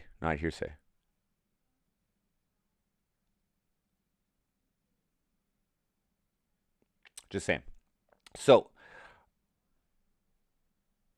there's a lot of assumptions with what you're saying there, and there's a lot of debatable fucking things, like the God whole thing and everything. So all I'm saying is, I know you're trolling, but like for people who like are hardcore believers like that, and I like that you're bringing up these points, is that probability is like the possibilities, and that's what this fucking thing does. Is it fucking just opens up some fucking possibilities, yo. No, he's not. Adolf Michelangelo. He's not here right now. No. Wings had but one likeness, and their composition was like a wheel in the middle of a wheel. You can draw your own conclusions, but this sounds very much like he's actually seeing some kind of... The only evidence that you have is what you've lived and what you've experienced. Everything else has been a truth passed on to you, or you know what I mean, or something, you know what I mean, indirect. So I mean, then it comes down to the credibility of the information that you're receiving, and that's what this is fucking disputing, is the credibility of that fucking information, yo. Mechanical apparatus, but of course, not being able to understand it, he describes it in the idioms of his own time. Because that's evil to lie to everybody, yo. Like, you know what I'm saying? That's pretty fucking evil. In Assyria, in Babylon, we have, just like in Egypt, the winged disc. Here you can see, again, from Sumeria, Babylon, strange artifacts. On the picture on the left, you can see that above the heads of the people who are standing on the ground is a strange winged satellite, a strange winged object satelliting above in the air. And on the right, you can see the constellations and the symbols of the serpent and other celestial orbs. No, Sadman, just when all this shit comes up, There's you a just put your argument that in head height, what floating he's in the saying air, isn't is true. some strange you object. Put your argument what he's saying. You don't have to keep repeating the And same the thing. two fishes but actually that just could represent one of the constellations. tackle each little part here, And whichever we have ones you lunar want. symbols and crescents. I'll read it. And pictures of the planets, symbols of the planets. And then amid them, we have a shiny disc with wings, a projectile of some use kind. that God-given noggin of yours. We can look again at the Egyptian idea of the winged globe. In Christian art, it has come to light that in many medieval paintings we have What the symbols fuck's of that? UFOs. What's that? Here Giotto is showing the angels weird artwork, with wings right? and with halos. Or is that like a prediction, circulating like above. the bubbles we have to wear to protect against COVID? Is that like just a prophecy? And in this one by Giotto also, from the same picture, we have a small projectile with a person sitting inside this capsule with a joystick. Here is a picture of the Madonna And That's interesting. to her right shoulder, we see a man looking up into the sky, literally looking up into the sky with a strange metallic projectile. What's up, An Ali Bo? egg-like projectile floating in the sky above this picture of the Madonna and the Holy Family. Coming out of the ancient world, we have artifacts that bear uncanny resemblance to projectiles and missiles and to shuttles and equipment that is used today. Here from the Temple of Abydos, literally bas-reliefs in the carvings in the Literally. walls show helicopters, submarines, submersibles. The picture on the left is from Abydos. It looks Is like a he helicopter. stretching it? Again, Is he very stretching it right much now? Is in he the same stretching it? shape as the Apache helicopter of today. Here from the Sumerian and Babylonian, we have a silo. Sumerian. On the left, there's a picture of what looks like a projectile, a silo, a rocket, under the earth with individuals inside seem to be manipulating controls. And the top of the projectile is amongst the trees. Don't get into that, Ricky. And you can see little human figures venerating and bowing. And in the Scandinavian and Celtic mythologies, there's reference to the dragon ships. And of course, the artist on the right has done something quite interesting. He's put his ship up in the sky. Is he trying to tell us something there? Now, in Far East, we have the mention of Vimana. In the Hindu tradition, the Vimana was a rocket ship or a flying UFO, clearly described in the ancient legends of India. I find Vimanas. They're also called the Shem, S-H-E-M. We have Elijah's vision, as we just saw. We have the myth of Etana. Enoch's This is King Plate. Etana. I think somebody mentioned This Enoch's is a 4,700-year-old myth, but it supplies us with very accurate descriptions of the Earth's surface from progressive Exactly, altitudes. NorCal, exactly. Descriptions which are not verified in our own era until high-altitude aerial flights of 1950s and the first space shots of the 1960s. King Etana, in an ancient Babylonian book, is talking about him being lifted off the Earth in a UFO-type craft and flying. Why up are and they seeing trying? the Earth Why are receding we behind trying to him. get off the planet? Why are we trying to We get have off the the planet? similar discussion in Enoch, If it was another one of advanced the race, patriarchs why of are the we Bible. getting- why are we how getting he's off the planet? taken up by God to walk amongst the heavens, and he again also explains that he sees the earth receding behind him. Russian UFO crash. In the book of Ezekiel, we have a fascinating passage. Then Eve He goes looked back to up the to Bible. heaven and saw a shining chariot come drawn by four Sad man. gleaming angels whose glory no one born of woman could express nor look on their face, and angels like he's went talking to you. before the chariot. Book of Ezekiel. Book of Genesis. What? And it More came to Bible pass shit? That when No. the sun went I didn't down know there- and it was Oh, dark, yeah, I didn't know. behold, a I didn't know smoking he furnace goes and a after burning those- lamp Those churchy that passed God between people. those pieces. I know. I In the remember book he of does Ezekiel cancel again, you. Here, chapter this guy 1. handles And canceling when the you. living creatures went, the wheels went by them, and when the living creatures were lifted up from the earth, the wheels were lifted up. So what we've got here, a smoking furnace, a burning lamp that seems to pass between places and pieces of rock. Book of Ezekiel again. Whithersoever the Spirit was to go, they went. Thither You may was have the actually Spirit spoke to some go. truth there, sad And man. the You wheels may were have. lifted up over against them, for the spirit of the living creature was in the wheels. From the book of Exodus. in the One Bible. point for sad And the man. pillar 1 of point the for sad cloud went before their face and stood behind them. The pillar of cloud. His going forth is from the end of heaven, and his circuit unto the ends of it. And there is nothing hid from the heat thereof. The book of Nehemiah is talking about the circuit and a craft that can fly from the end of heaven. And there's nothing hidden from the heat Yep, of it. Pepe Sylvia, it's a very quick advancement. I agree. Book of Ezekiel again. And I looked, and behold, a whirlwind came out of the north, a great cloud, and a fire enfolding itself, and a brightness was about it. And out of the midst thereof, as the color of amber, out of the midst of the fire. What was Ezekiel talking about there, sad man? In the book of Exodus. And it came to pass, as Moses entered into the tabernacle, the cloudy pillar descended and stood at the door of the tabernacle. And the Lord walked with Moses. And all the people saw the cloudy pillar stand at the tabernacle door. And all the people rose up and worshipped, every man in his tent door. In the book of John, then they willingly received him into the ship, and immediately the ship was at that land whither they went. So John is saying that this craft could move with such speed that it immediately, the ship, was I know at the this is land super whither boring, they Flat went. Ronnie. It's like I guess that's learning another shit, biblical sorry. miracle. We just got to put it down to that.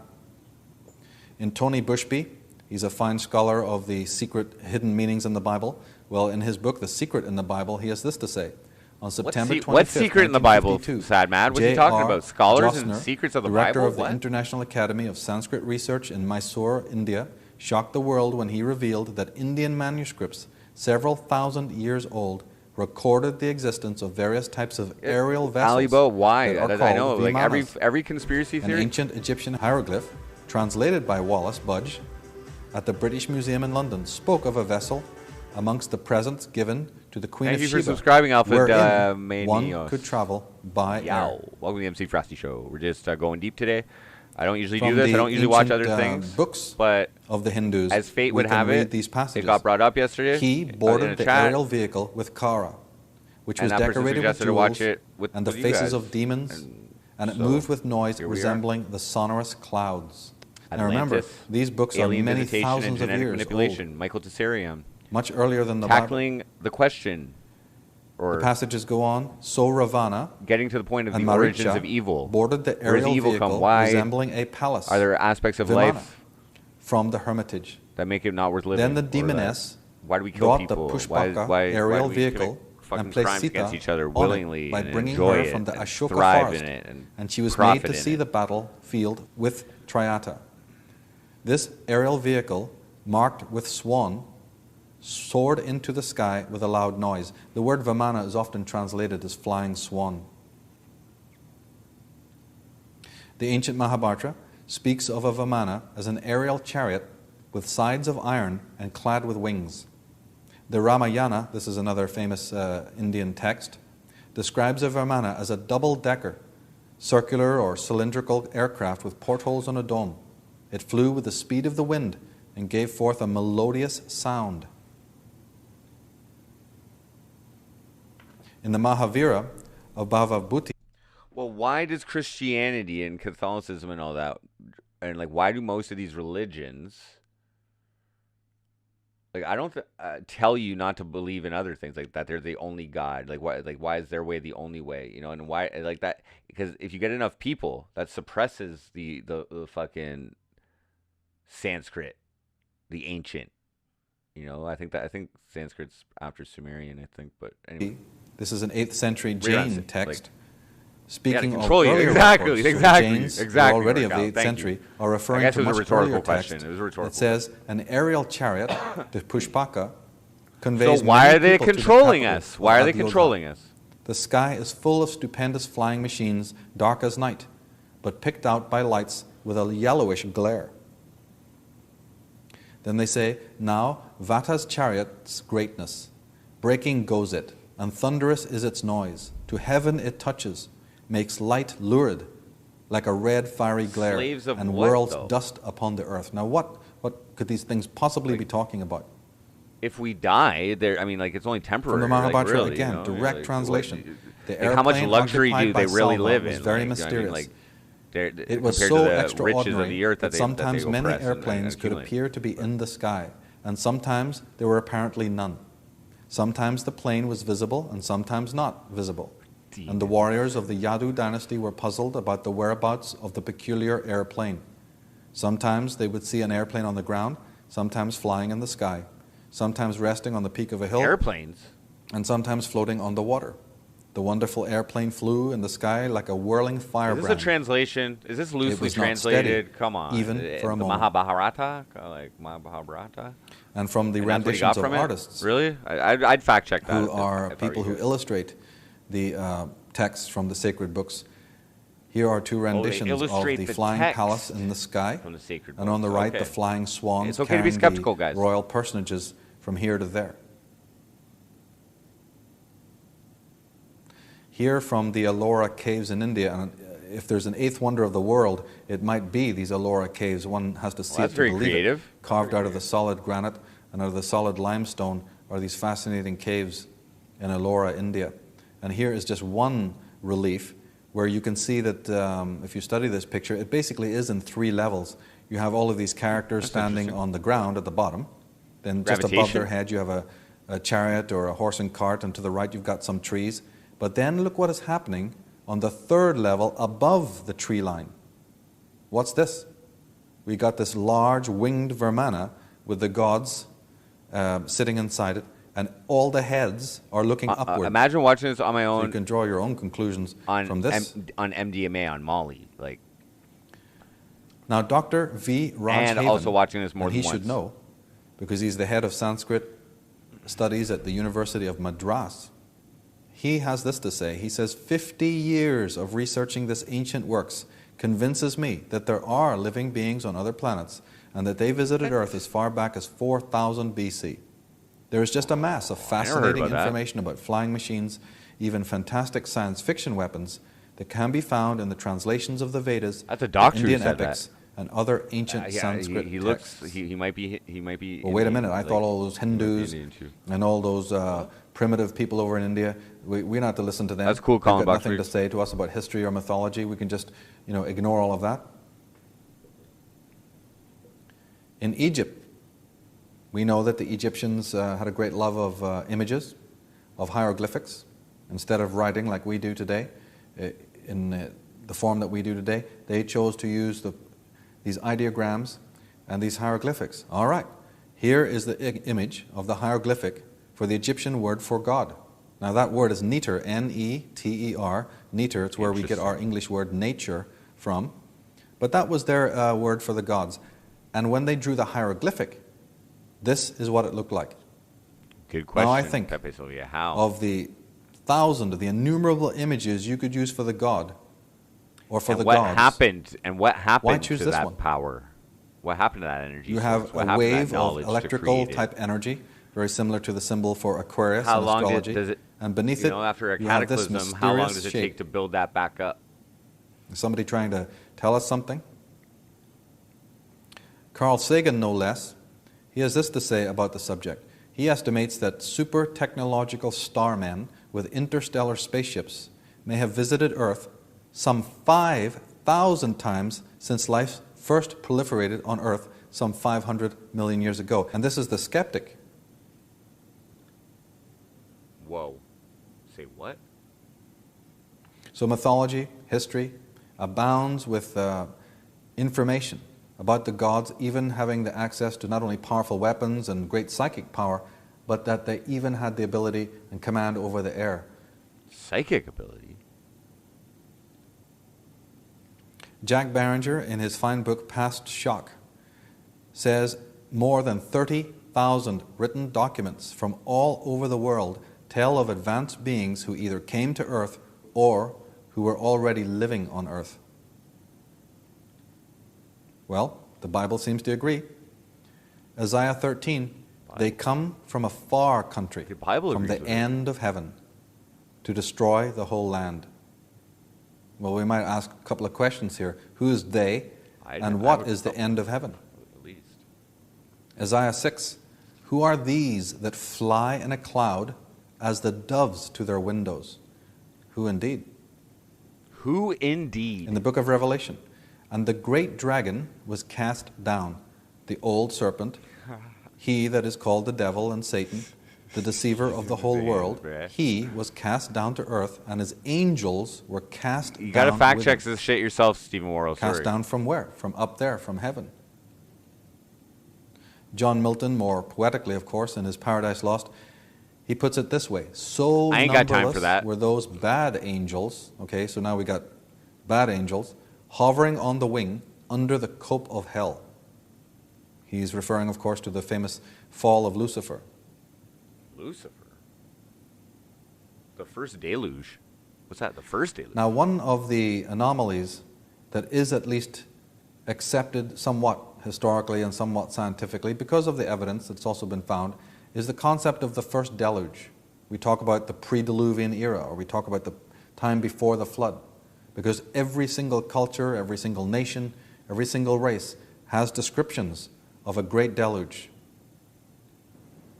Now, it might sound controversial, but as I advocate in the book and in this program, the deluge was not a natural phenomenon. It was caused inadvertently by alien beings who, from distant reaches, entered into our solar system between 50,000 and 30,000 years ago. These so-called fallen angels were extremely scientifically advanced humanoid beings who came to Earth after being forced to exit their own planet or planets. They had been expunged by opposition forces and pursued across the galaxy into our the pre-Diluvian era, or we talk about the time before the flood. Because every single culture, every single nation, every single race has descriptions of a great deluge. Now, it might sound controversial, but as I advocate in the book and in this program, the deluge was not a natural phenomenon. It was caused inadvertently. Okay. So let's be skeptical here. Let's be logical again. Okay, that's the benefit of the doubt and shit. As in my book, as in what I said, this is what I've concluded. By alien beings who, from distant reaches, entered into our solar system between 50,000 and 30,000 years ago. I'm not trying to start a cult. I am actually just sharing a piece of content that a long fucking one, but a fucking piece of content which actually influenced me, and I always believe it's beneficial to keep an open mind and to consider possibilities. These so-called fallen angels were extremely scientifically advanced humanoid beings who came to Earth after being forced to exit their own planet or planets. They had been expunged by opposition forces and pursued across the galaxy into our solar system. Upon arrival, they set up a manned and unmanned makeshift decoy center on the planet Tiamat, which once existed between Mars and Jupiter. But they took refuge on Earth in its many underground caverns. Now, Tiamat was a vast ocean planet in our solar system, known from antiquity as the second sun. So, in short, if you follow the mythologies, not only of the Celts, but of the world, you will discover that what they're saying is that we were visited on this planet about 50,000 years ago by a race of beings from another solar system. And they arrived in our solar system. They set up a dummy base for whatever reason, maybe to decoy their pursuers. But they actually arrived on this planet, the Earth. What's up, Dosey-Dos? The existence of this planet, Tiamat, is controversial to say the least. But it was known in antiquity, again in mythology, it was known as the second sun. The word Tiamat is a Scandinavian term, and it means the Great Mother or the Great Ocean. But Tiamat, the planet Tiamat, the second sun, was also known by a plethora of other names, and you need to know some of these names because when you come across it in mythology, you won't know that they're actually talking about a celestial orb or a celestial body. It was once called Lucifer, Phaeton, Marduk, Vulcan, Rahab, Typhon, Tistria, and Kingu. These are various names. And of course, Revelation 8 tells us, and there fell a great star from heaven. Now, Joan d'Arc, in their book, The Late Great Planet Tiamat, has this to say: according to the harmonic rule known as Bode's Law, a planet should exist between Mars and Jupiter, some 260 million miles from the Sun. Beginning in 1801, tiny rock and metallic objects were discovered to be orbiting the Sun at about this distance. Since then, several 100,000 large asteroids have been catalogued. It had earlier become evident that much of the material of this missing planet had been pulled into the orbits of Earth, Mars, and Jupiter as either meteors or orbiting satellites. That's right. Bode's Law postulates that there is a missing body out there and that the asteroid belt is its remains. Chuck Meisler, who's very much a scholar who's been delving a lot into these celestial happenings, in his book he said... Okay, so that's an important point that he just makes there. Sorry, I didn't want to just so we make sure we caught that. He says the asteroid belt is the remains of the second sun planet called Tiamat. That's what he just said. Okay? these asteroids are not ordinary pieces of rock and clouds of dust that never quite coalesce to become a legitimate planet, because that's what we're being told by the cosmologists. He says, no, they're not. Another estimate is that the original planet that was up there may have been 15 times larger than the Earth. The rings of Saturn may have come into being because of these cosmic upheavals. Moreover, the added debris from Tiamat increased the weight of the Earth and slowed the rotation, adding 5.25 days to the year of 360 days. So when it finally blew up or disintegrated, that debris can be charted, and its effect on the other planets can also be measured. Allen and Dallaire, in their book Cataclysm, say, if we elevate the moon to planetary status, as the Sumerians appear to have done, then we have a total of 10 planets orbiting the Sun today. On this basis, one planet is currently still missing from the earlier Sumerian total. Could there really have been another planet known to the Sumerians and yet unknown to us, or lost since their day? Now, He the said he fact that grew it was up in called the second Belfast sun and- implies that it was a very radiant orb, and this is not so far-fetched. I that think there it might could be a have been Satanist, to tell you the a truth. second sun in our atmosphere, or at Just least listen to something my that was gut very instinct, radiant. I think I might have Because read some, Venus, like, the morning accusations star, online which on is that the before, second and I'm planet like, from the maybe, sun, maybe. is the third brightest object in the sky, so much so that it casts a distinct shadow on a moonless night. Now, it's probably likely that Tiamat, of course, was not a sun per se. It's more likely that the rays of the actual sun, when it was shining on the atmosphere of the planet Tiamat, and if Tiamat was also a watery planet, an ocean planet, perhaps it was the resplendence of the atmosphere of Tiamat that appeared to be, from Earth's vantage point at least, it was so bright that it was called by our ancestors a sun, and thought of as being a sun. From the old Middle East book, the Enuma Elish, there's a passage that Enuma says, Elish? "Go and cut off Tiamat's life, and don't know let what the that is. winds convey her blood to the secret places." Tiamat reincarnated, that word, that image, that motif, reincarnated as a great primeval monster, a female hybrid, similar to the Medusa that the heroes had to go and destroy. But behind that story, behind those mythologies, is again mention of more celestial happenings. Go and cut off Tiamat's life, and let her winds convey her blood to the secret places. This is actually a reference to the destruction of that planet. Again, Commons How Beaumont, did it get destroyed? the great What? catastrophist and scholar from England, he says it permanently affected the world's climate. The destruction of Tiamat permanently affected the world's climate towards greater extremes of cold and damp, lengthened the solar year by enlarging the world's orbit.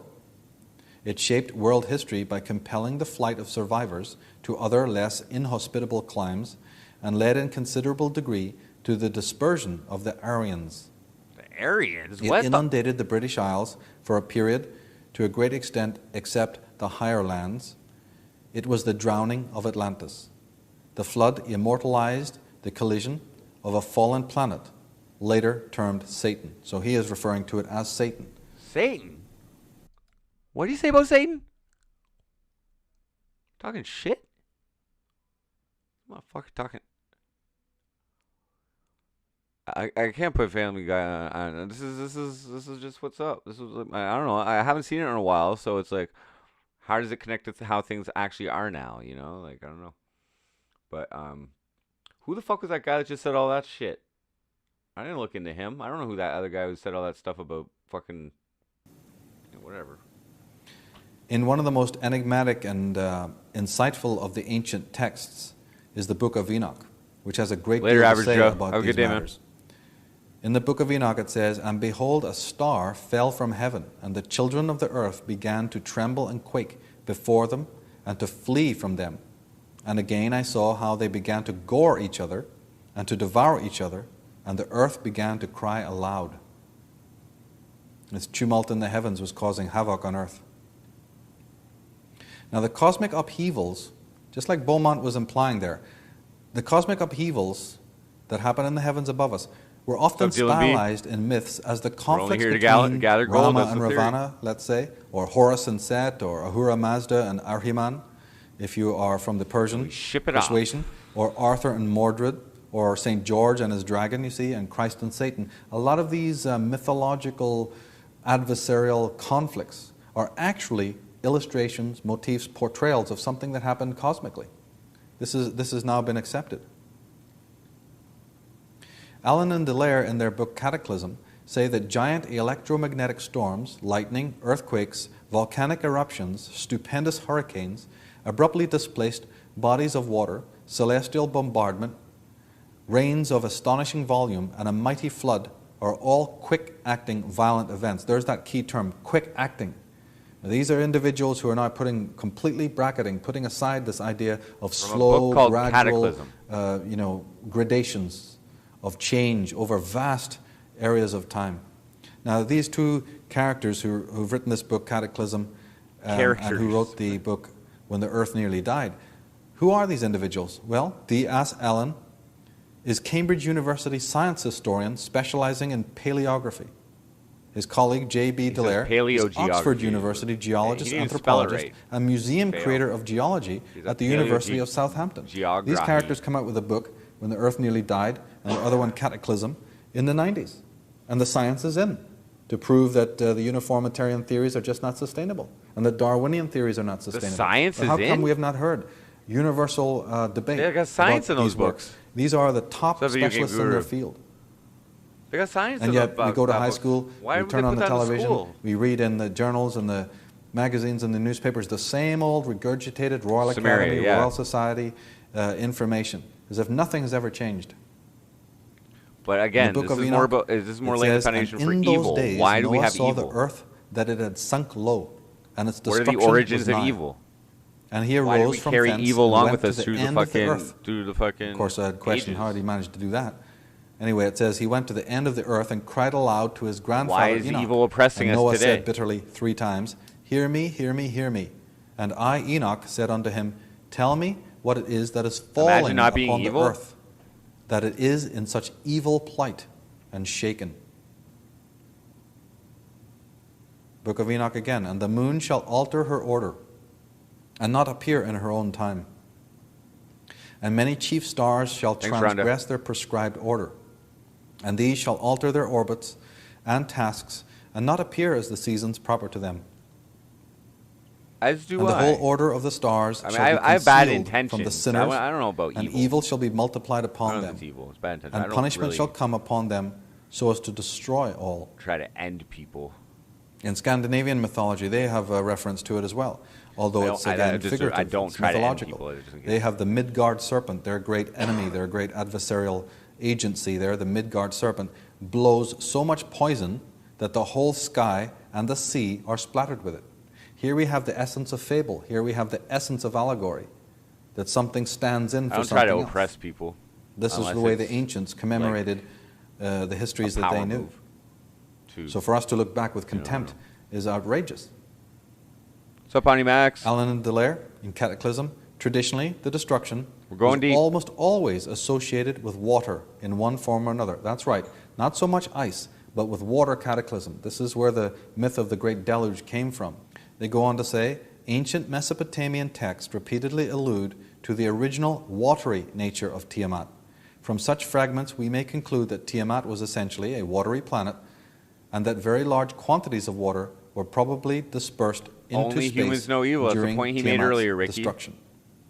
Well, as far as Well, primates go, We can enlarge upon that by saying, yes, like some water, of the acts that we do that if could be the planet conceived as Tiamat evil, for some if evil is mysterious even reason relative gets or not, or destroyed, even and you know, like, its waters, its ocean life is life, we're gonna waters die are anyway, and fucking blown out who into gives a space. fuck? Well, outer space is a cryogenic chamber, so we can expect a great deal of it also to I don't think it coalesce should be that way for as prosperity. ice and huge fragments of ice, not only as liquid water.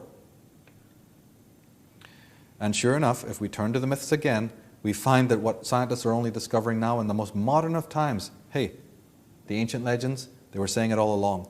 In the famous book of Taliesin, this is a Welsh bard, a Welsh writing, a Welsh scripture. Taliesin was the equivalent Doc of Mussey, of Merlin. but- and A this lot is- of people and- have heard of Merlin. Well, they had a Welsh equivalent. When He was called You're all funny. Taliesin. They had an Irish equivalent, as I said earlier. So yeah, tracking back the truth of history and all that, it's pretty. It's entertaining.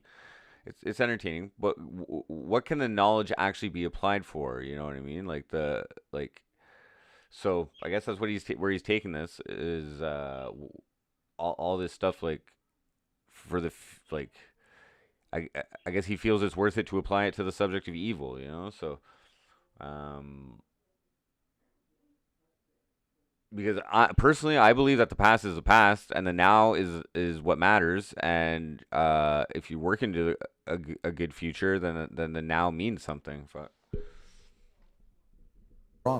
There was an Irish bard upon which Merlin was entirely based.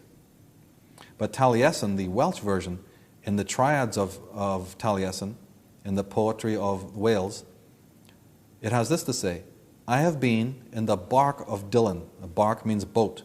I have been in the boat of Dillon, son of the wave, when the waters rose as lances, falling down from the skies into the exposed abyss. I mean, there you've got it all in one sentence. Now, in Revelation, we have this well-debated term, wormwood. Wormwood. Well, taken in context of what I'm presenting here, let's revisit this. Wormwood, the famous wormwood, the bitter waters. Okay, it says in Revelation 8, and the third angel sounded, and there fell a great star from heaven, burning as if it were a lamp. And the name of that star is called wormwood, and many men died of the water because they were made bitter. Bitter waters falling onto the earth. In Cataclysm, we have a passage from the mythologies. I don't know, like Pepe Sylvia, like, you know, when you get into warfare and shit, like, it takes two to fucking tango, okay? It takes two to tango, and if your side wins, it's, you know, there is a good behind it, because if you're actually protecting against a legitimate threat, then you're acting in good. But I think that the instinct to resort to that level of fucking violence to solve your problems is evil. Of the Navajo Indians of North they're America. both evil. Long ago, they say, the Navajo Harbor was ancestors evil, were surprised Yukon was one evil, day to see shooting them animals across of a every fucking type off a boat running from in the east head to on the west. beach is fucking 4 evil. days Like, later, they saw a bright light in the east, and those sent to investigate it returned with the news that it was a vast flood of water proceeding in their direction. Next morning, this flood had drawn quite What's close, up, Heimlich? and filling the entire Not today. horizon, except the west, advanced like a chain of high mountains. crazy that got brought up. Pepe Sylvia. Numerous surviving accounts describe the waters advancing like a colossal wave or wall of stupendous height and Surviving irresistible accounts. power. The relatively abrupt release of the waters, piled up by Kingu and Phaeton's combined gravitational influence, will have inevitably produced a deluge having precisely these characteristics. Now, Allen and Dallaire have hypothesized about Tiamat, but they're also more of the persuasion that it was a comet entering into our solar system by the name of Kingu that caused this. So again, it's up to you to do the research and discover which philosophy you believe. Was Up it to an you to do already the existing research, planet guys. in our solar system that destroyed? Or as Nobody the got time for Sumerians that. and Zacharias Sitchin and others are hypothesizing, was it the intervention of a cometary body that shook up our particular solar system? They go on to say the Zend Avesta, this is a very famous book in Persia. Zend Avesta mentions that when Tisthria assaulted Earth, it sent tremendous rains in which the drops were the size of saucers or of a man's head and were sometimes boiling hot. Now in the Norse Edda, during Odin, his battle with the Fenris wolf, the upper heaven is alleged to have been shattered, its wreckage plummeting to earth as hail and huge blocks of ice. So I would challenge anyone to explain Sounds like a real what bad this storm, is. Now at you can least. see why so much of ancient mythology was just shunted to one side. Now you can understand why the marginalization campaign took place, because you simply can't explain it. Or at least you can't explain it with the tools that we've been given by the orthodox, by the official. If you're going to keep it in this pristine form, then it arises some very powerful questions. So the best thing to do is just trash it, and that's what's happened. And we have now in this world, in the new millennium, to help to restore this They mythology, trashed it. revisit But he found the it. knowledge, the gnosis of our ancient forefathers, because we're not going to understand the times we're in. We're not going to understand the times that are coming unless we understand where we've come from, our origins, our roots. And that can only be done through a sound source. And the mythologies of the ancient world are certainly, in my opinion, much more sound, archive of knowledge than anything the religions of the world have ever been able to produce. Okay. So he's taking religious texts, In Genesis truths, 7, and the waters prevailed exceedingly upon the mythology, earth, and all is the the high truth. hills that were under the whole heavens were covered. 15 cubits upward did the waters prevail, and all flesh died that moved upon the earth. All flesh died. Genesis 7, and the fountains of the great deep broke open, and the windows of heaven were open. So again, beautiful poetic language, but anyone can see what the reference is here. Millennium Bug Sorrel tape? I don't even know what that is. Revelation 8. What's up? I'm And not the fourth familiar with what angel a Millennium sounded, Bug and a is. third part of the sun was smitten, and the third part of the moon, and a third part of the stars. This is Origins of So Evil. as the third part of them was darkened. And I beheld and heard an angel flying through the midst of heaven, saying with a loud voice, Woe, woe, woe to the inhabitants of the earth. Whoa, whoa, whoa. Allen Hold and up. Delaire. The gigantic worldwide tectonic disturbances of the late Pleistocene times occurred almost simultaneously on a near unimaginable scale. Precisely what could be expected from a powerful external influence, but not from the Ice Age conditions conventionally believed to have existed then. So that's from another book by Now, the same we dudes. need to understand so he's quoting something these two about dudes. Any as- kind of celestial calamity, like what is being described here in the myths and in I don't the know. I scriptures. didn't read the books. The impact of a comet, for instance. One comet can weigh up to 200,000 megatons, its impact being the power of 30,000 hydrogen bombs. And there are over 100,000 of these in Georgia and Carolina alone in America.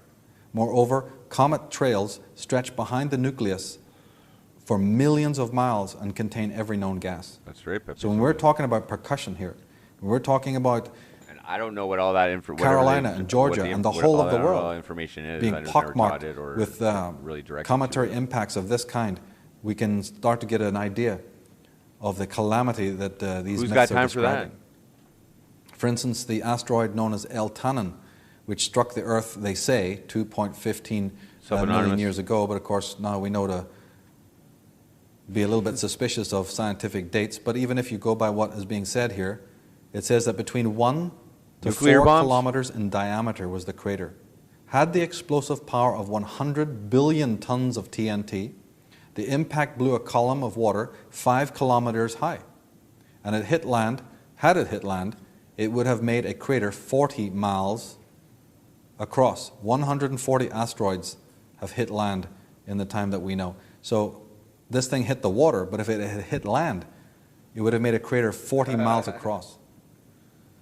There's a giant crater in Antarctica, weighing in It's all love. at It's all around just, 13 billion tons It's all for love, and measuring you know. Don't gotta 2.5 worry to about me. 3.75 miles across. The meteorite smashed into the Earth approximately 700,000 years ago at a speed of 44,000 miles per hour. In 1992, an asteroid approached the Earth. It weighed about 20 million megatons. Its impact would be over 1,600,000 Hiroshima explosions. Now we can understand why the ancients say that the Grand Canyon is considered to have been caused in a single day. So when we get our minds around this kind of perspective, we can start to see that that's not as far-fetched. In Jim McCanney's interview I in don't the think he Spectrum made a solid magazine of May argument there. 2003, he says this: "The magnetic field of the Earth is very much misunderstood. Most of it is caused by currents that flow around the Earth. It is not caused by some kind of magnet in our core.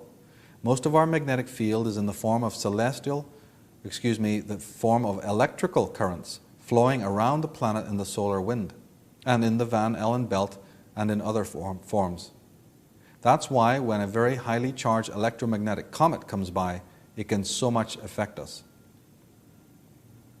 In Paul Dunbavin's book Atlantis of the West, he says, "Comets may approach the Earth from all directions, with velocities varying from 11 kilometers per second to as much as 72 kilometers per second. Crazy The magnitude of these velocities becomes apparent Borealis, yeah, I when see one something. considers that the average velocity of a rifle bullet lies in the range of 15 to 30 kilometers per second.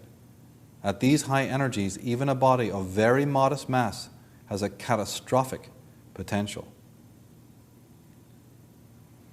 The historian and writer of the ancient world, Hesiod, in his Theogony, he writes, Typhon, remember that's another name for the planet Tiamat, Typhon out-topped all the mountains, and his head often brushed the stars. Such and so great was Typhon when, hurling kindled rocks, he made for the very heaven with hissing and shouts, spouting a great jet of fire from his mouth. At Mount Haemus he heaved whole mountains. A stream of blood gushed out of the mountain. So again, whether you think of it as being a comet or a portion of a remnant of the planet Tiamat falling into Earth's atmosphere, you can see that the ancients knew that it had caused incredible devastation throughout the world. In Lake Missoula, the Washington Indian legends of Washington State say that one summer morning the people were startled by a rumbling and a shaking of the earth. Then the sun was blotted out. Terrified people ran to the hills to get away from the pounding water. The asteroid belt. Then a rain of ashes began to fall, and it fell for several weeks. Tiamat was even ever there. The Indians that are known as the Utes of Northern America, they have also legends pertaining to this. They say that the sun was shivered into 1,000 fragments which fell to earth, causing explanation. Okay, so this is a documentary by a dude, a PowerPoint presentation by a dude called Michael Tessarion, who I guess would fall into the conspiracy theorist category. I was introduced to this 10-hour epic 3 DVD fucking piece of potential knowledge around 2005, I think. And before this, I've seen it probably 3 times at least. I think I've shown it to a couple people too, but whatever. Anyway, I decided I'd show it. I haven't really watched anything. I'm just chilling today, smoking weed, and we'll watch the whole goddamn thing. And I am skeptical of it. And what I mean? It was a long time ago that I got introduced to this, but opening your mind to possibilities and new information, whatever, take a grain of salt or whatever. But what he's tackling, so the documentary is called Atlantis, Alien Visitation, and Genetic Manipulation. That's the title of the documentary, I guess. And it is the direction that he's taking is to find the origins of evil. As in, why is it here? Why is it part of us? And why is it being used to control us? And if we want to make the world better, we should be aware of it, kind of deal. For example, why do we kill people? Okay. Why do they keep the truth? If there is a truth, if there is the possibility of some truth, maybe that, they're not telling, so some of the argument, Atlantis, why aren't they telling us about Atlantis? Okay. Why aren't they telling us about alien visitations? Why aren't they telling us about fucking genetic manipulation to the native Earth dweller or whatever? What's that missing link again? What's that missing link? Why don't they didn't confirm what that missing link is, right? A general conflagration.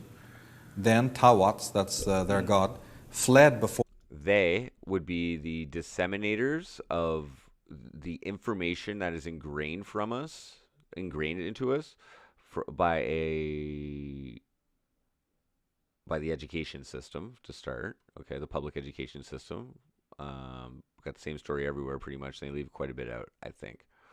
For the destruction he had wrought, and as he fled, the burning earth consumed his feet, legs, body, hands, and arms, until at last, swollen with the heat, the eyes of the god burst, and tears gushed forth in a flood, which spread over the earth and extinguished the fire. So here again we have the conflagration, we have fire, and we have water, and we have the burning god. Those people are guided through the so beginnings of their life. Very dramatic language. Up until they're not. Again, they're talking guided. about actual events that took place on this planet.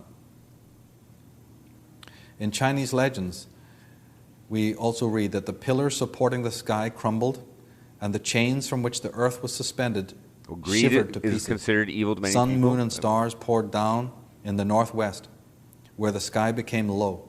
Rivers, seas, and oceans rushed down to the southeast, where the earth sank. So, A you know, great he's conflagration again burst out, pointing out some and anomalies flood in raged. the historical Wild record, beasts I and guess we terrible could say. birds made men their And prey. he's using some different sources to try and The prove what he's saying. Miztecs of South America. In a single day, they said, all was lost. Even the mountains sank into the water. Subsequently, there came a great deluge in which many of the sons and daughters of the gods perished. The Cato Indians of California. So he's making a Every huge day it argument right rained. now that there was a Every big night flood. it rained. All the people slept and the sky fell. The land was not. For a very great distance there was no land. The waters if of there's the really an oceans argument came on that, together. Animals of all kinds drowned. Human beings and animals alike had been washed away. It was very dark. I guess the ice, The Zuni melting of the Indians. ice age is the official They say story. presently thick rain fell, quenching saying the maybe fires not. and waters, washed the face of the world, cutting deep trains from the heights downwards, and scattered abroad the wrecks and corpses of stricken things and beings, or burying them deeply. Lo, they are seen in the mountains to this day. The Hopi Oh, Indians. the Hopi. That's The Nibiru earth was shit. rent in great chasms, and the water covered everything except one narrow ridge of mud. And across this, the serpent deity told all the people to travel. The serpent deity Say told all what? the people to travel. End of disc 1. Oh, fuck. Better get disc 2 out. All right. Here, we'll take a little fucking Whoa. Now, the Oh, Quiche shit, he goes- Indians of oh, Guatemala yeah, have this they to split say it in up, their never mind, ancient yeah. mythologies. World. The waters were agitated by the will of Huracan. That's They're where going we get to- our word hurricane, by the way. The heart of heaven, and a great inundation came. Masses of sticky material fell, the face of heaven was obscured, and a heavy, darkening rain began. Greed is the number one evil. There was a great noise above, as if by fire. Now men were seen running, pushing What about, like, each killing other, another and filled human? with despair. How do you rank that? In their book, When the Earth Nearly Died, Allen and Dallaire, they say that in Siberia, the picture is everywhere, much did I one pay of for this DVD appalling collection? It was disorder, given to me a carnage, long and time ago, wholesale and I just destruction, downloaded it with again. countless animals and plants I'm allowed to make frozen copies in positions of death of things ever I since the possess day they in Canada. perished. In Europe, immense herds of diverse animals utterly vanished And I'm just off the face of displaying the it for earth for educational no purposes obvious so we can critique it. biological reason. The magnitude of the biological extinctions achieved by the deluge almost transcends the imagination, Yes, they say. yes. He is It complaining. annihilated literally billions reaching. of biological He's reaching. units of both sexes and every age indiscriminately. This is a 10-hour Only documentary, incredible- guys. Okay. Incredibly Or powerful whatever. flood waters operating 2 hours and worldwide 14 minutes in. He's could have got a achieved lot to such fucking results, say. I'm and just only saying. a flood produced by the means Yes, previously he suggested goes way could have into operated globally. what So he's- again, my question: He's how still could just talking about science the go that flood. wrong? Now it's all out of the bag. Now the top scientists with the same amount of resources go out there and find all of this information. Well, how come we haven't been hearing about this for the last hundreds of years? What was wrong with all of the other geologists and paleontologists? Here we have Charles Darwin, No, a quote from I his would- journal I would while he disagree, was on the with voyage that, of the HMS the real Beagle. Cynthia-based This is mind the famous boat that he went round the world to make his original discoveries as a young man. Well, what we don't know, what we're not told, is he had some very serious questions about what he was seeing in the fossil record and in the flora and the fauna. He writes, "What then has exterminated so many species and whole genera? The mind is at first irresistibly hurried into the belief of some great catastrophe. But thus to destroy animals, both large and small, we must shake the entire framework of the globe. No lesser physical event could have brought about this wholesale destruction, not only in the Americas, but in the entire world. Certainly, no fact in the long Charles history Darwin's of the kinda world is so reputable, startling right? as the wide and repeated extermination of its inhabitants." And there we have Darwin almost himself. This is going to be the person that is considered the champion of uniformitarianism. This is the champion of the theory of evolution. And yet in his own writings, from his earliest and first observations, he's almost a catastrophist. He's almost but saying that this thing was worldwide, this thing was immense, and this thing was very swift. Whatever it was, it happened rapidly. Okay. Henry Howarth, one of the great scholars, in his book The Mammoth and the Flood, Well, there we go. From Anonymous. Nice. I like 1887, this. I like this. he writes, "The mammoth and its companions perished by some widespread catastrophe which operated over a wide area and not through the slow process of the ordinary struggle Okay. for existence. Okay. Not the result. So, Anonymous. To go with what you're saying here, Darwin was talking about the extinction of the dinosaurs. So, he made an argument earlier, okay, just to back up you, I don't think you were in chat. He made an argument earlier that carbon dating is not might not be accurate.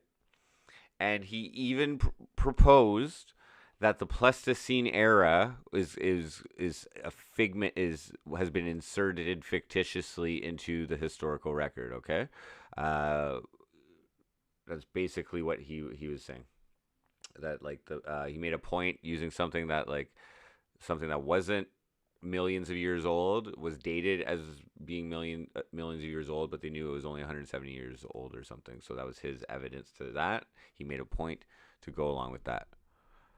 Carbon dating is hella not accurate. So that's a fucking argument right there. So he made yeah. What he's saying is that it might be around 50,000 years ago. That's something like this. He's not saying that dinosaurs didn't exist, but he is saying that it wasn't that long ago. The gradual accumulation, but the result of one of nature's Or maybe it was, catacombs. because he on a also made a grand point. And wide. He also made, but okay. So what he also saying? No, he wasn't saying that dinosaurs were 50,000 years ago. I apologize. He was saying that this flood probably happened around 50,000 years ago, but the Pleistocene era, which is 2 million years, wasn't actually there. So that kind of advances things. I think he does talk about dinosaurs a little bit more. But yeah. What carbon dating is accurate, but yeah. So yeah, he's going off a lot of sources that I didn't verify them all. But I get what he's saying, and I get he might not be accurate in what he's fucking saying, but there's probably a big fucking flood if at some point, there's probably dinosaurs. Who knows exactly when though? Who knows exactly when, right? Like none of us can actually say fucking exactly when. We're taking somebody else's word for it, okay?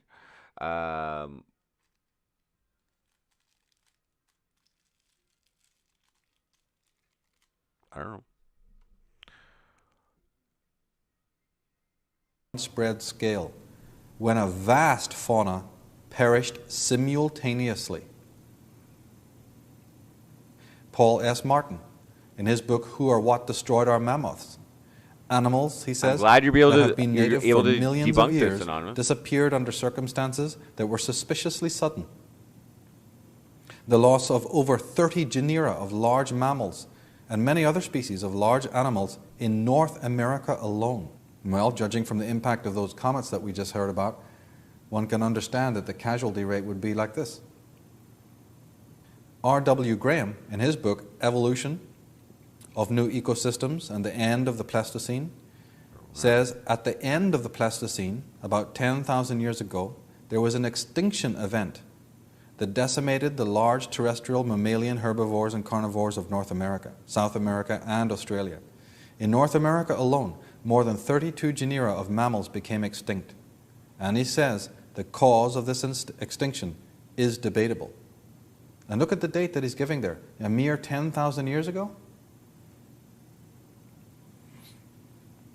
Robert Milton, in his monumental book, Shattering the Myth of Darwinism, he gives descriptions of very much along the same lines. In 1878, miners at Climate Bernissart, change, melting the ice a age, small right? village in the Mons coalfield of southwest Belgium, made a I think you're referencing the melting of the ice age or something, if I recall. Yeah. So he said something to the effect. He made an argument as well to say that wasn't exactly right either. That there was something up with fucking.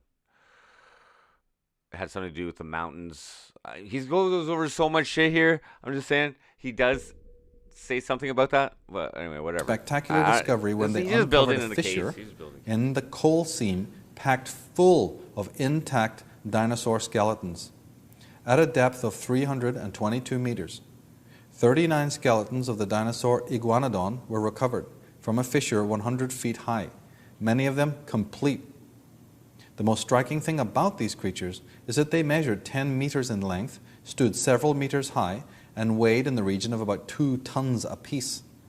For their bodies to be rapidly buried would require rates of deposition thousands or even millions of times greater than the average 0.2 millimeters per year proposed by the uniformitarians. So you're talking about fallacy, and then there's capital F fallacy. You're talking about lies, and then there's capital L lies. And it's all coming out of the bag now. Coming out of the bag, folks. Milton goes on to say, in the Siwalik Hills north of Delhi, they contain extraordinarily rich beds crammed with fossils, packed with the jumbled bones of scores of extinct species. These animals must have been killed by some singular event which took place on land. And whatever the nature of the event, it resulted not only in catastrophic extinction of many species, but also the formation of beds of sediment, thousands of feet thick. Darwin, again, the number of intermediate varieties which have formerly existed on Earth must be truly enormous. What's up, Wiggly Wiggly? Why then is not every geological formation and every stratum full of such intermediate links? Okay, what's he saying Geology here? assuredly does not reveal the number of intermediate varieties which have formerly existed on Earth must be truly enormous. Why then is not every geological formation and every stratum full of such intermediate links? Geology surely does not reveal any such finely graduated organic chain, and this perhaps is the most obvious and gravest objection. Thanks, Wiggly Wiggly. Which can be argued against my theory. I just want to chill today. So here's the proponent, so-called, of uniformitarianism, of evolution, mainly just of to the origin open of my mind to species, possibilities. having severe doubts. He's saying there's something seriously wrong in the record. Something seems to have... He's talking about the origin. He's getting to the point of the origins of evil. Okay, the origins of evil. Why are we evil? You know, and he's kind of just like, basically evil to be lying to everybody and teaching them a different way than the truth. If like the truth contains sacred knowledge. Disturb the fossil record because there's no simple Thank you, chart. versus There's Hanson. no I hope you're simple well as well. record in a nice orderly progression. Far from it, in fact. Professor Frank C. Hibben, this is the Department of Anthropology in the University of New Mexico, says, although the formation of the deposits of muck is not clear, there is ample evidence that at least portions of this material were deposited under catastrophic conditions. Mammal remains are for the most part dismembered and disarticulated. Twisted and torn trees are piled in splintered masses, and at least 4 considerable layers of volcanic ash may be traced in these deposits, although they are extremely warped and distorted. Again, Anonymous debunked this. He goes on to say, one please. of the most interesting theories of the Pleistocene end is that which explains this ancient tragedy by worldwide earth-shaking volcanic eruptions of catastrophic violence, interspersed in the muck depths, that could go along with sometimes through the very piles of bones and climate tusks change theory themselves that Anonymous are layers of just to volcanic clarify. ash. There is no doubt that coincidental with the end of the Pleistocene, animals, at least in Alaska, there were volcanic eruptions of tremendous proportions. Toxic clouds of gas from volcanic upheavals could well cause death on a gigantic scale. So wait a minute, I thought So it he's was still about presenting- ice he's, action. like, I thought presenting we the had argument stuff for a about, cataclysm still, millennia-long ice ages, and now the top scholars in the field are talking about volcanoes really and matter if it's fire and climate rain change and or- water from the heavens? That's Heat, right. not cold, According to the causes ice experts, action? Harvard University, Dr. Donald Menzel is saying, wait a minute, it is not heat that causes ice action. If there was ice action in this world, it is not even caused by cold, but by Fear heat. is a product of evil. If solar variability causes the ice ages, I should prefer to believe that increased warmth brought them on, whereas diminution of heat caused them to stop. Well, now we're even on the reverse track of what we've been told for ages. Allen and Dallaire, they agree. So even if they existed, the huge ice sheets of the Pleistocene times need great heat for their formation, an element conceivably provided by many volcanoes erupting simultaneously. Such an event. Okay, so he did talk about evil a little bit earlier. Okay, so we can here I'll just go up here. So yeah, let's talk about evil a little bit. So isn't evil just a survival mechanism? Well, perhaps. So we've had some suggestions as to what evil is. So like greed is considered evil. Debatable. I mean, you could be greedy and putting the money towards good. Would that be evil? So I think it's the intention behind the fucking like whatever, you know, like, but still, just the economic system that allows for greed to thrive is kind of evil. I think he gets into that. You know, the way, you know, like wars and stuff like that, like they're fucking evil. Torture, like why do we torture people? You know, that's you know, like, so.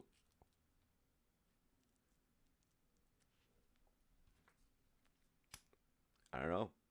I think he gets into it pretty fucking heavy. It's fine. Yeah. So he said he points that out for pleasure. So he made an argument earlier that like we're the only primate that acts that way.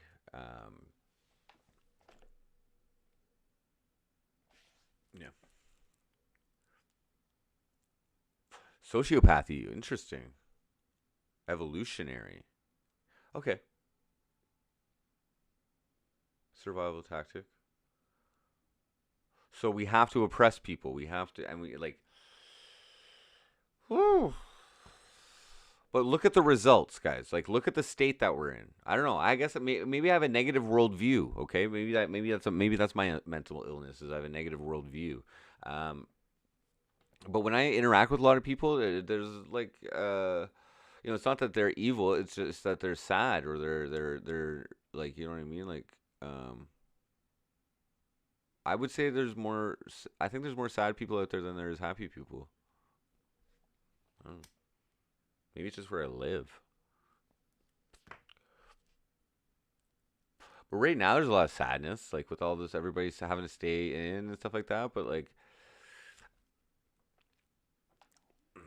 I personally think we're in a transitional phase, people. Like we're coming into a transitional phase of like we're making the move of like this age old fucking tool of greed, okay, which is money, right? The whip.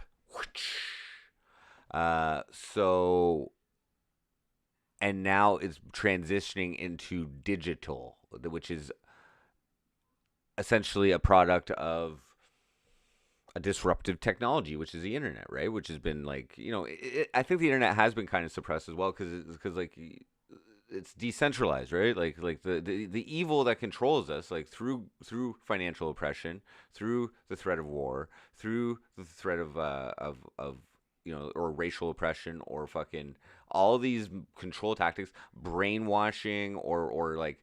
And if you want to get mystical about it, sucking people's energy from them and wasting their time so they can't do better for themselves and distracting them from their fucking things that you know what I mean, that could help their sadness essentially, or to think positively, improve their quality of life essentially.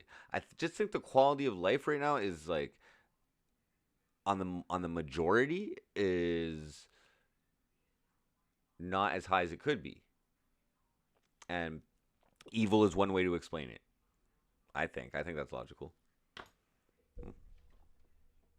If it actually occurred, must also have generated tremendous atmospheric pollution and hurricane-force winds.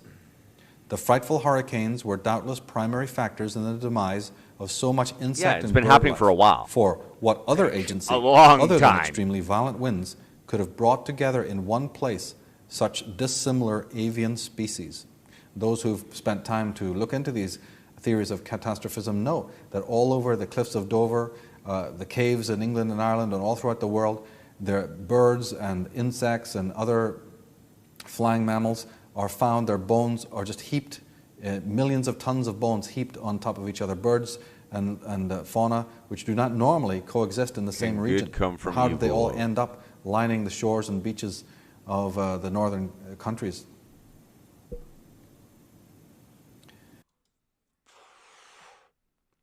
Okay, Okay, so your question here, I like that question. So, WR, can good come from evil, or does it make the evil an agent of good? Okay. So, I happen to view things in a binary. Most questions like that are fucking crazy intense, that's trying to make sense of these like, I don't know, like evil, good and evil, like, right, are they relative or like whatever? But like, I think we each have our own definition of what each of those things are, evil and good, based on time, like, you know what I mean? Because like, chances are, whatever you can think of is evil. There's somebody more evil who can think of someone more evil than what you think of. There's probably somebody else who can think of more evil than that motherfucker as well. And there's people who like do it. You know what I mean? So, point is, when you decide how to act, okay, assuming you have control over your actions, and like, you know, you choose how you treat other people. Let's just assume that. If you have freedom to do that, let's say as well, it's a big important thing to be able to make your own decisions. You can act. The binary way to actually think about it, and I'm not talking like fucking yin and yang here. No, I'm talking like balancing factors. You can act evil, or you can act not evil. So 0, not evil. 1, evil. Those are your two options for if in the dimension of evil. You know what I mean? Or you could act good of whatever that is relative to you. Now we have mental illnesses and stuff that people think they're doing good and they're actually doing evil and all that, whatever. But evil is causing harm for no reason in a way, or well, evil. If you do it for pleasure, that's a reason. If you do it for monetary gain, if you do it for like suppression of your enemy, like, you know, I don't know, like warfare. War is crazy. War is evil. Fuck. I've had that opinion for a long fucking time. Kind of funny because I did apply for the military actually, like fucking 7 years ago or something, or 8 years ago, something like that. Yeah. I also didn't care that I was gonna die. Like, I was like, let's go fucking. I wasn't gonna try and be a soldier. I was gonna be like a pussy military guy, like doing like radio signals or something. I think is what I applied for or something. But anyway, yeah.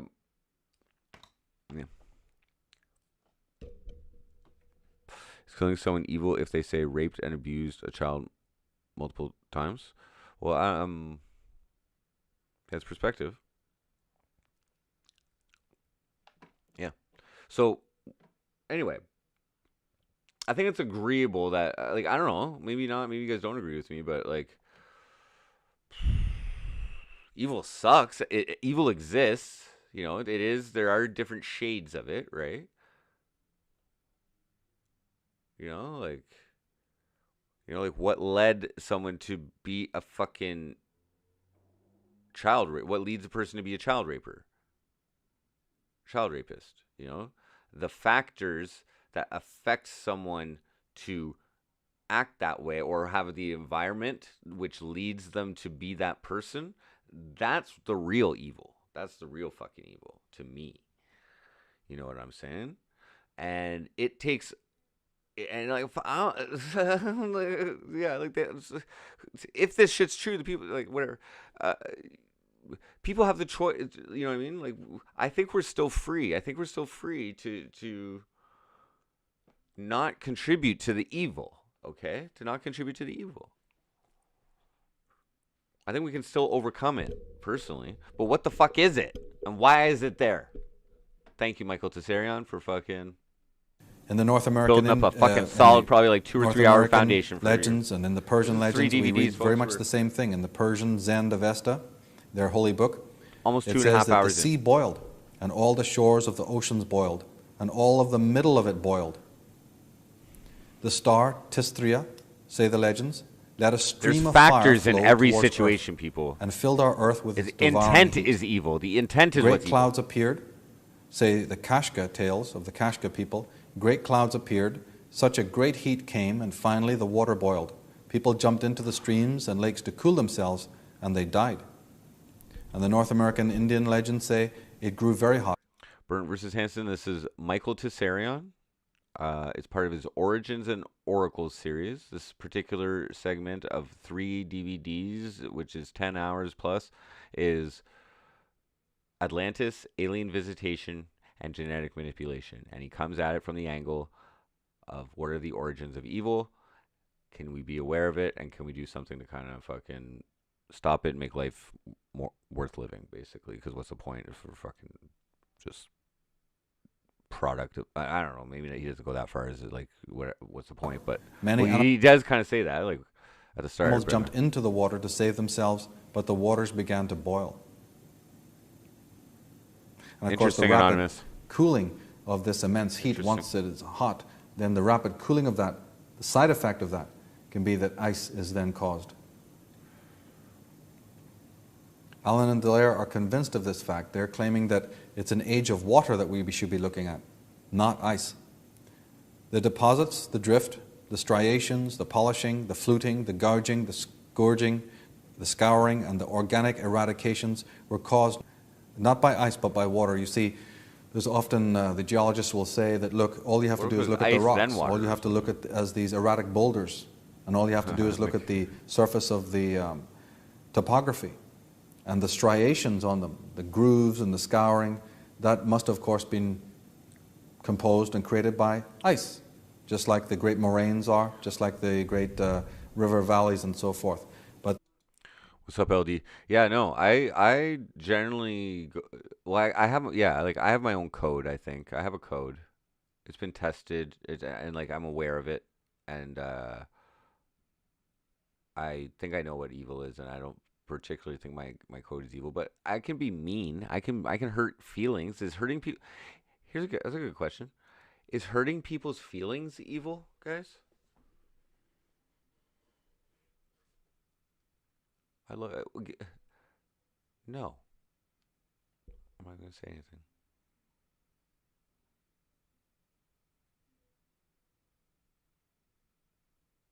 Just going to smoke this for a little bit.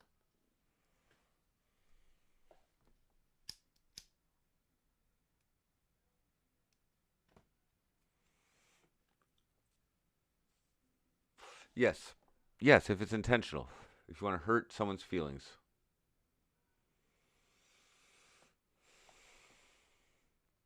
There's no physical anything. Hurt their feelings. Destroy their emotions. Ravage their soul. Live rent-free for life in their head. But there's no physical anything to it. And there's no law breaking. There's no law breaking involved in this. All laws are like, there's no harassment. There's no stalking. There's no fucking. It's just like straight up words or straight up fucking. Like no harassment, no. Like, not like a domestic verbal abuse like situation either, where it's repeated fucking. But like. If you got a chance to hurt a motherfucker's feelings, you know what I'm saying? If they did you wrong, it's like, why are you hurting their feelings, right? Is it just because you're being an asshole that day? Like, but is that really evil though? Is it really evil? Mean, yeah. Is mean evil? Is mean evil? They're two separate things. Take a narcissist who commits evil acts. He wouldn't survive as long in a small hunter-gatherer group with no penal code than today's.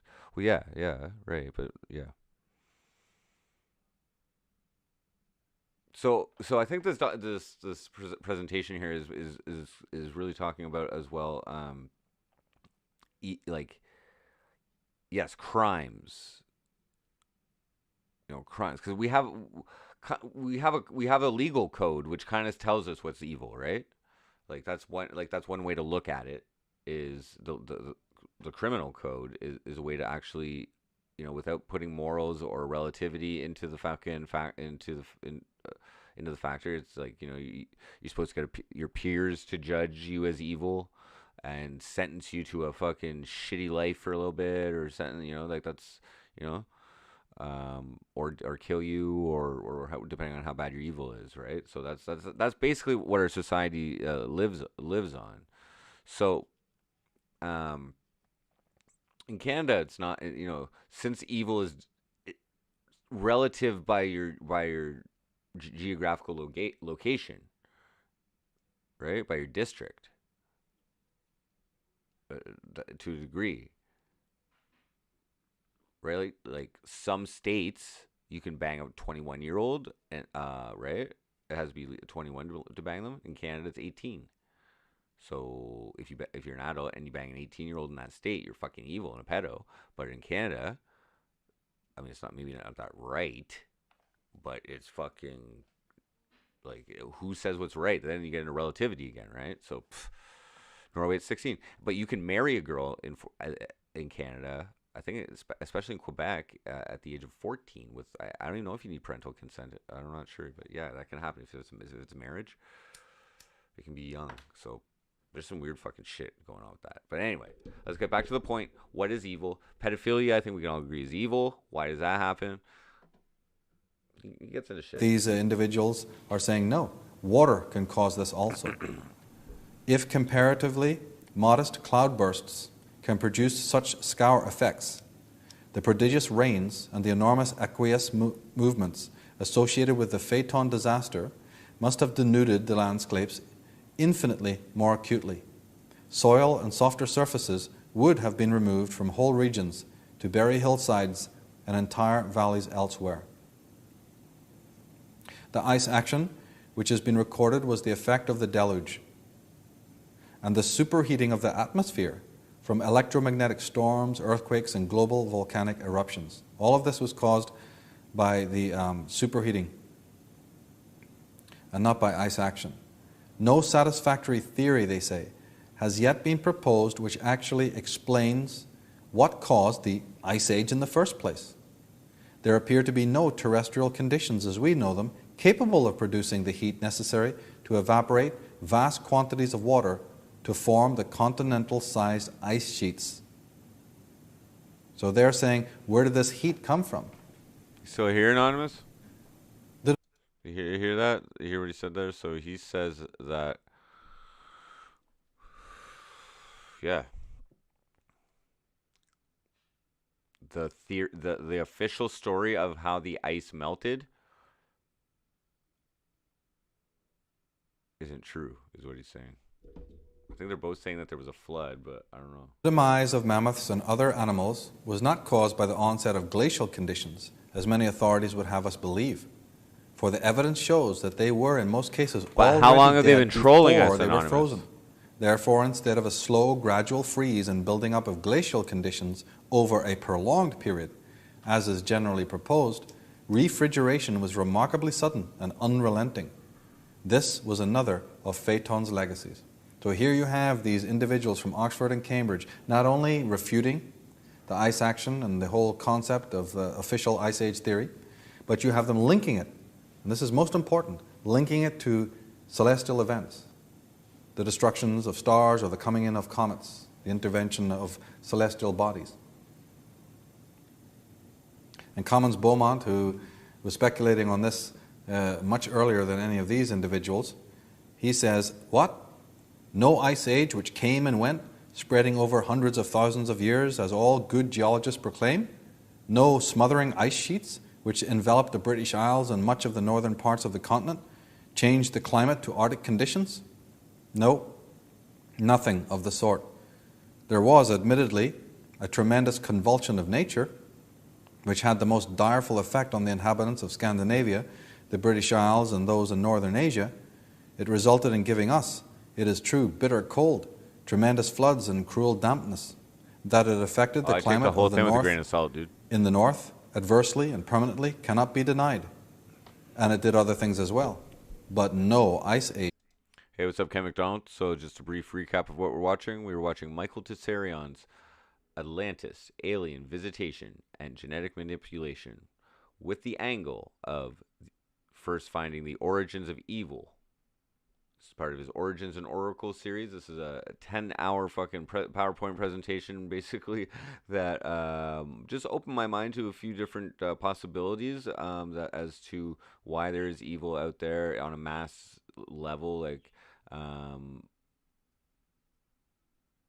long has it been going on? And is it just ingrained in us? Is it just part of us? I don't know. But he goes fucking deep here, and he goes excessively deep. I'm just saying. It was an event, he said, sudden, rapid, devastating, and appalling in its magnitude, its destructiveness. It was a celestial impact of an immense cometary body. Yeah, I don't rained fact or check any of disturbed this rocks, stuff stones, anonymous. boulder There's clay, just so much, till, too much. gravel, sand, and other materia over great areas. Utterly obliterating certain parts, elevating others, and entirely missing some regions.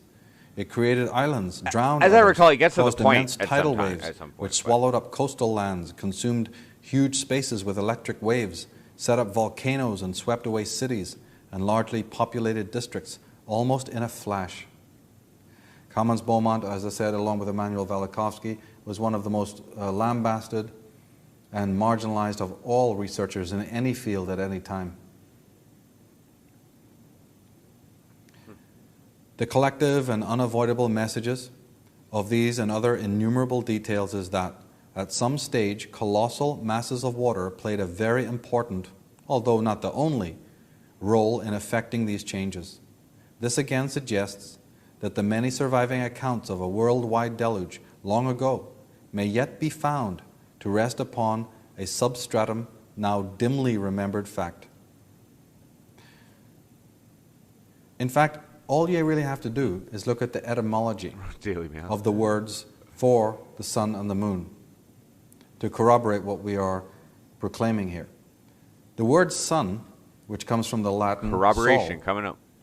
is a phoneme that we find in the words soul, solo, solitary, and other words like that. Because the word sol actually means alone or solitary.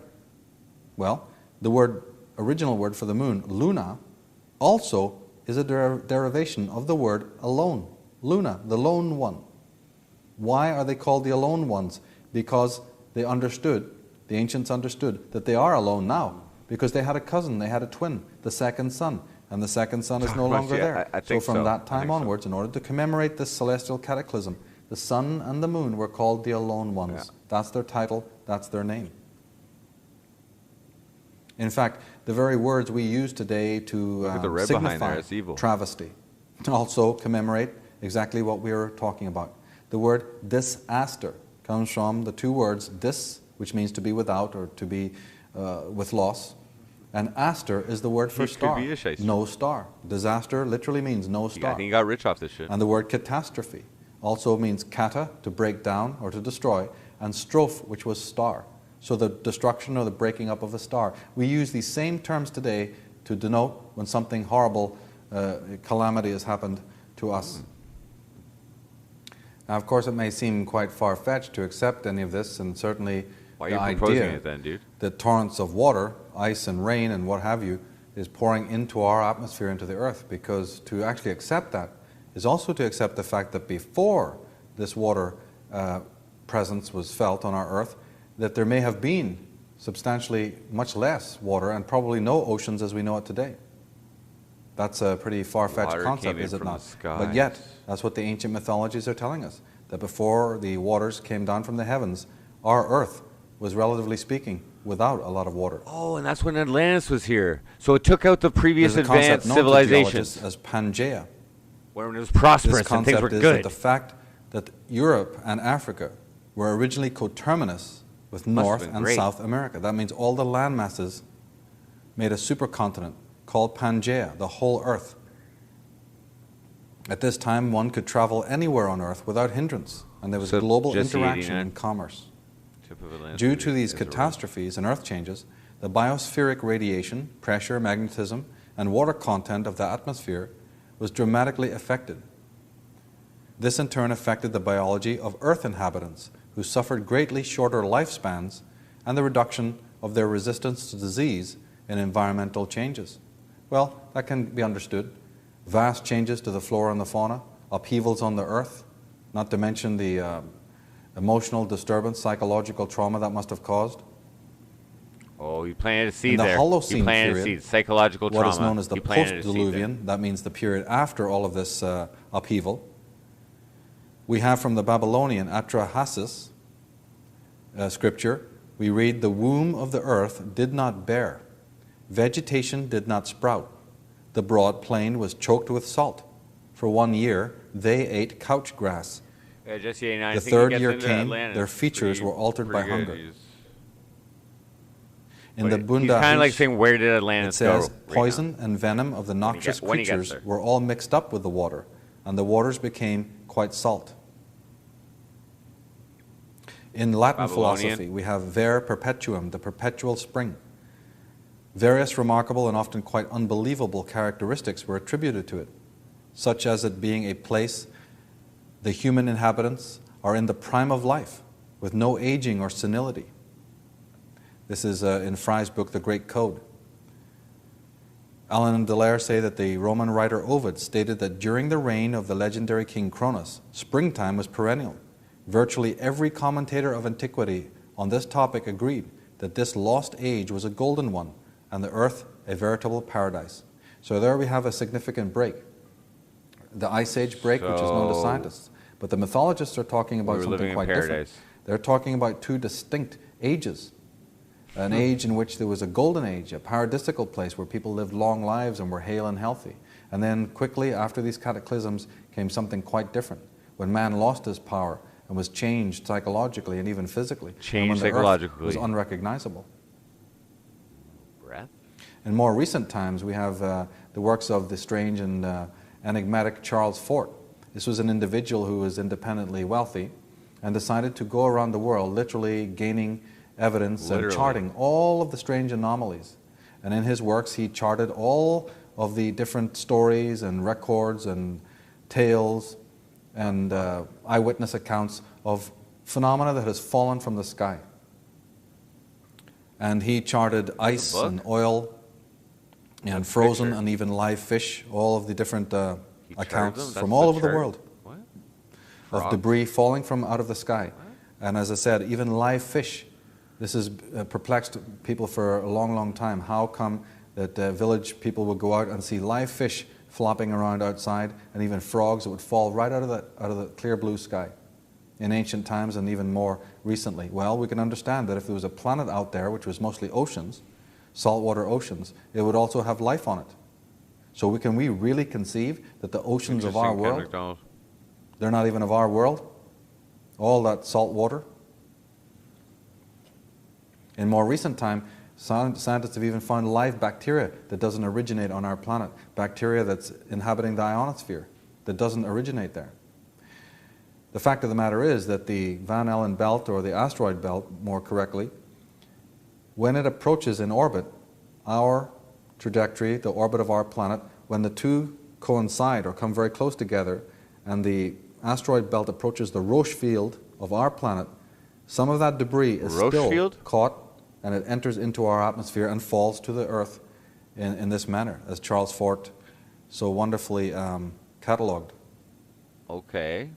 So he's proposing Recent this all analysis as a- of NASA images of large icy bodies entering and melting through friction in Earth's upper atmosphere not only contribute to our planet's water supply, but indicate, through weighing as much as 20 tons each, don't know if the he talks source of about that on fallen this, though. ice blocks from space. So here we are, 10 years ago, 5 years ago, 15, 20 years ago, scientists would utterly refute this, and yet here we are with the new NASA images. We've actually see this taking place. Astronomers announced the discovery just outside Earth's present orbit of a circumsolar ring of asteroidal dust in resonant lock with our planet. The plane of the ring's orbit differs from the Earth, whereby the two intersect erratically and partially at that.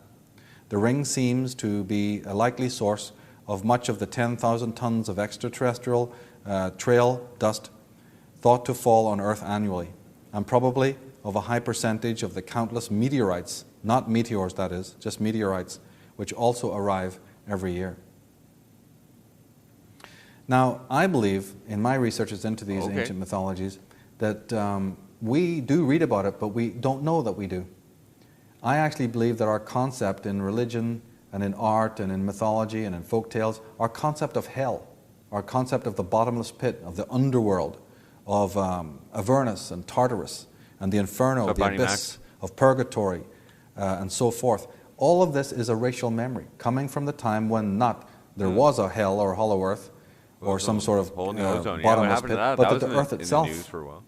was in tumult, and the volcanoes were going off, and water was falling from the heavens, and stories of everything hell was in is upheaval, and the stinking corpses of bodies, putrefying Earth bodies, was and at that period starvation, of and time? emaciated corpses, and howling dogs and wolves.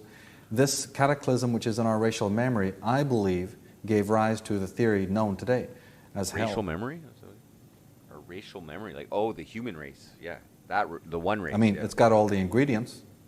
Earth We've is got hell. torrential What's up, burning Lil rains, Dow? furious magnetic storms, China selling lightning those and stuff. hail, volcanoes and earthquakes, foul fogs and steams, darkened skies. The Earth's rotation slows or stops. There's clamor in the heavens, mangled vegetation, the howling and dying animals and the putrefying corpses, as I said, and the plague and decay.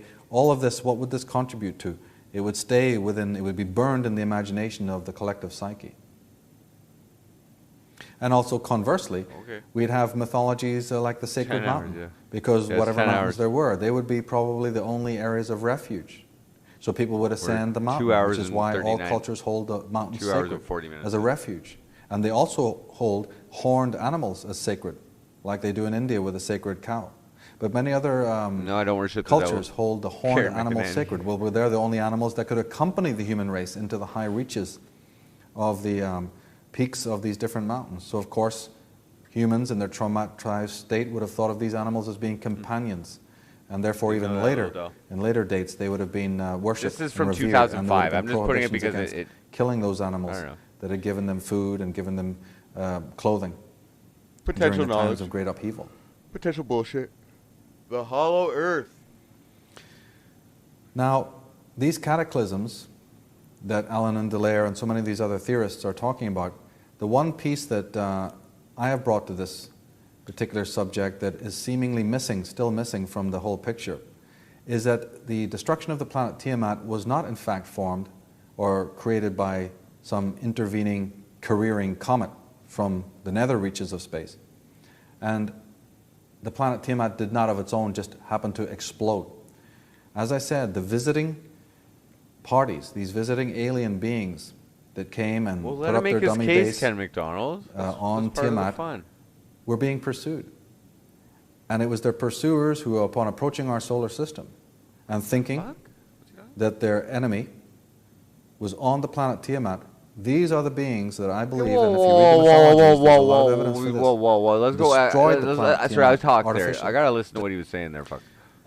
Now, these cataclysms that Alan and Dallaire and so many of these other theorists are talking about, the one piece that I have brought to this particular subject that is seemingly missing, still missing from the whole picture, is that the destruction of the planet Tiamat was not in fact formed or created by some intervening, careering comet from the nether reaches of space.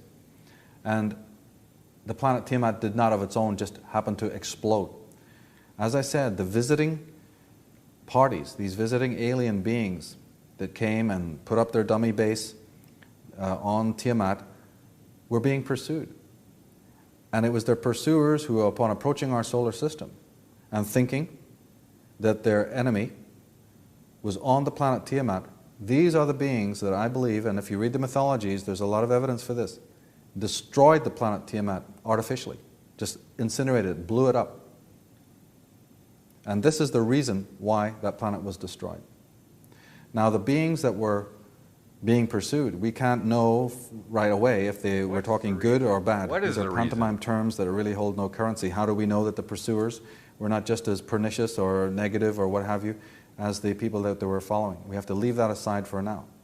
But the fact of the matter is, they innocently thought that the people that they were pursuing were on the planet Tiamat, and as a result, they took an extreme action and decimated the entire planet, causing this upheaval. But what had happened in fact is that these fallen angels, these beings that are spoken about in all the ancient legends, They had actually taken refuge on earth, beneath the tree line and deep under the earth, in caverns of the earth that were already created and some that they created for themselves. And this brings us to the fascinating concept of the hollow earth. Now, hollow earth was recently rediscovered, or at least re-theorized, after the flight of Admiral Byrd, who in his flight across Antarctica is said to have seen these entrances to the hollow earth. And later on in his memoirs that were released, there was a lot of evidence for this. I'm just going to grab some coffee. Just give me a second. But it was known in ancient times. Caves and deep underground passages are nothing new. In the ancient world, we have the Serapeum. In Graham Hancock and Robert Bauval's great book, Talisman, they write about the Serapeum. There is something almost unnatural and something almost superhuman here, they say. For what is seen all along the huge tunnels and corridors are dozens and dozens of enormous sunken niches, the size of large living rooms, in which were inserted massive granite sarcophagi that once contained the mummified corpses of the Apis bulls. The size and weight of these sarcophagi, some over 60 tons and cut from a single block of granite, fire the imagination, for at least on face value, it is very difficult to see how they were brought down there in the first place, let alone maneuvered into the niches. In Malta, the megaliths there are the oldest in Europe, dating as early as 5,000 years. The Hypogeum was cut from living rock and descends into the earth. The Gardala cave was found full of animal remains, as if from a major cataclysm. Of the 7,000 skeletons found, only 6 skulls remain, indicating that someone has been seeking to prevent serious investigation of the site. In Genesis, in the Bible, in Genesis 4, we hear some hints also relating to hollow earth concept. In Genesis 4 it says, "And Cain said unto the Lord, My punishment is greater than I can bear. Behold, thou hast driven me this day from the face," that means the surface, "of the earth, and I shall be a fugitive and a vagabond in the earth." And Cain went out of the presence of the Lord and dwelt in the land of Nod, east of Eden. Now, the Victorian writer Edward Bulwer-Lytton, he was also a member of some secret societies like the Order of the Golden Dawn and whatnot. In his book, The Coming Race, he describes the existence of a utopian society of advanced beings who lived in tunnels and caverns beneath the surface of the earth in a land called the Vrilia. These beings, known as that the would be a big Ana, secret if that was were true. forced If into there the was inner like earth because of earth changes, people living under specifically the earth, a flood, and which in destroyed whatever their case, civilization thousands of years before the biblical at any point, cataclysm. really, right? Like no Does he know something no we official don't know? source confirms that, right? In his book, The Coming Race, in 1867, Wentworth Little founded the English Rosicrucian Society. He was in contact with the German Rosicrucians. Little recruited his followers, that's up to 144 people, from the ranks of the higher-ranking Freemasons. One of his disciples was Bulwer-Lytton, Will Dahl, the who was a multiverse. learned man celebrated throughout the Infinity. world for his novel, The Last No Days beginning, of Pompeii. no end. He also wrote The Coming Race, which featured a mystical pre-Nazi group in Germany. Whoa, Nazis! This Berlin group called itself the Luminous Lodge, or the Vril Society. Vril, like the Force, has enormous energy potential. They lived in caves and would emerge to reign over the surface world. They knew magic. In 1 Samuel 28, "And the king said unto her, Be not afraid, for what sawest thou? And the woman said unto Saul, I saw gods ascending out of the earth."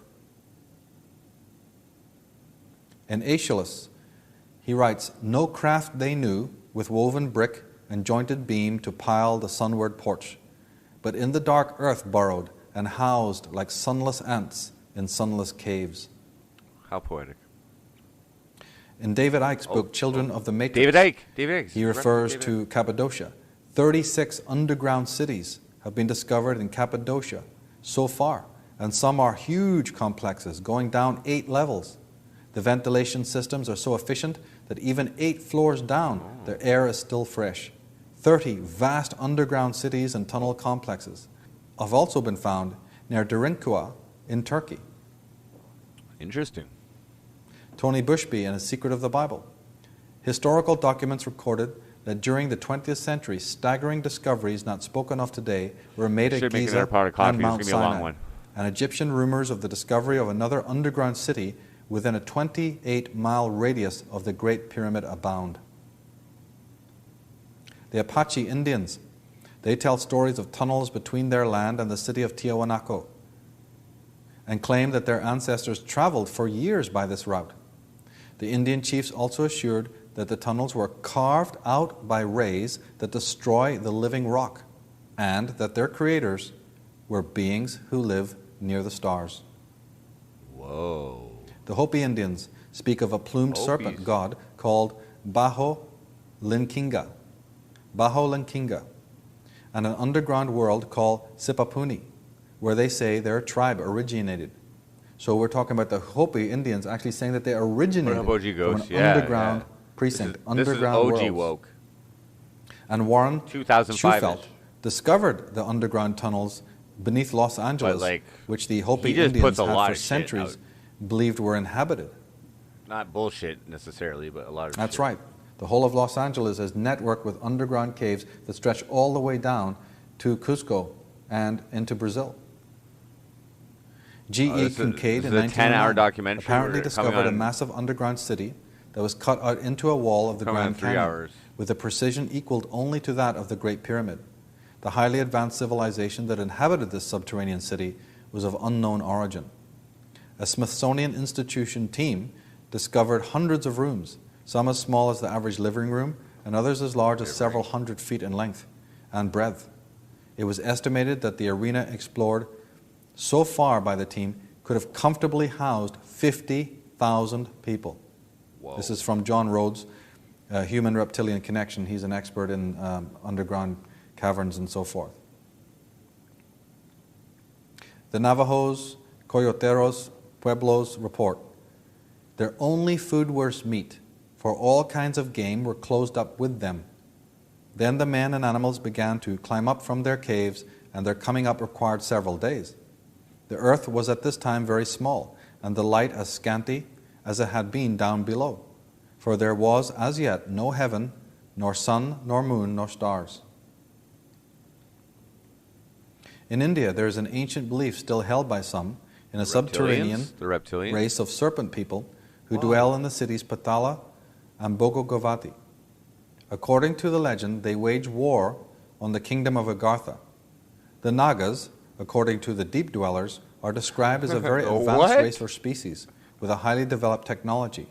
They also harbor a disdain for human beings, who they are said to abduct, torture, interbreed, and even to eat. And one might want to notice the prevalence Pepe of hollow earth Sylvia. This motifs is a in long, movies. in-depth not just of documentary. Hollywood, Ain't but of talking movies in shit. general. We have a great deal of movies in this world that feature Hollow Earth, some of them very famous, and people watch them all the time and never think of it. And yet they're seeing constant reference to this, not just in science fiction movies, but in many others.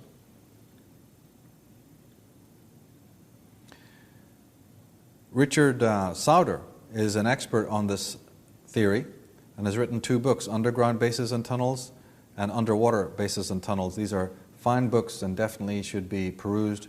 Fine It gives literature. thorough understanding of how even into modern age there's a lot of drilling and research into the Hollow Earth concept. In Paris, there are 6 million corpses buried directly under Paris in the 156 miles of caves there's which were occult discovered shit there. coming too, yo. These are Don't said worry to be about that. limestone caves. He goes, However, it is known that many were goes out there. hand-carved. These caves and labyrinths are 60 Pike, he feet brings up below the Pike, sewers Albert Pike. and the metro.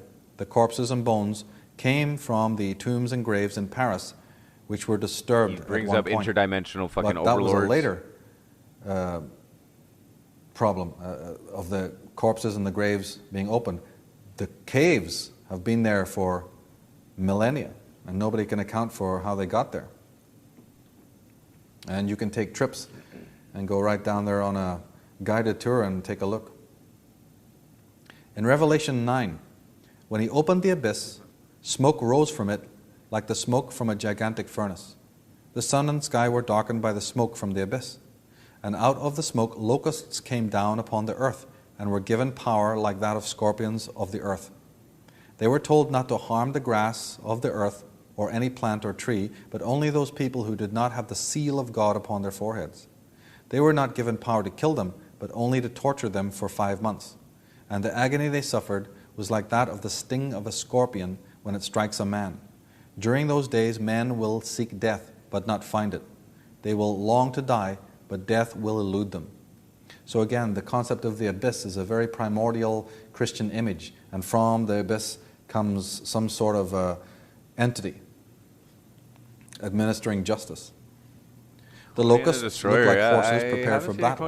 On their heads they wore something like crowns of gold, and their faces resembled human faces.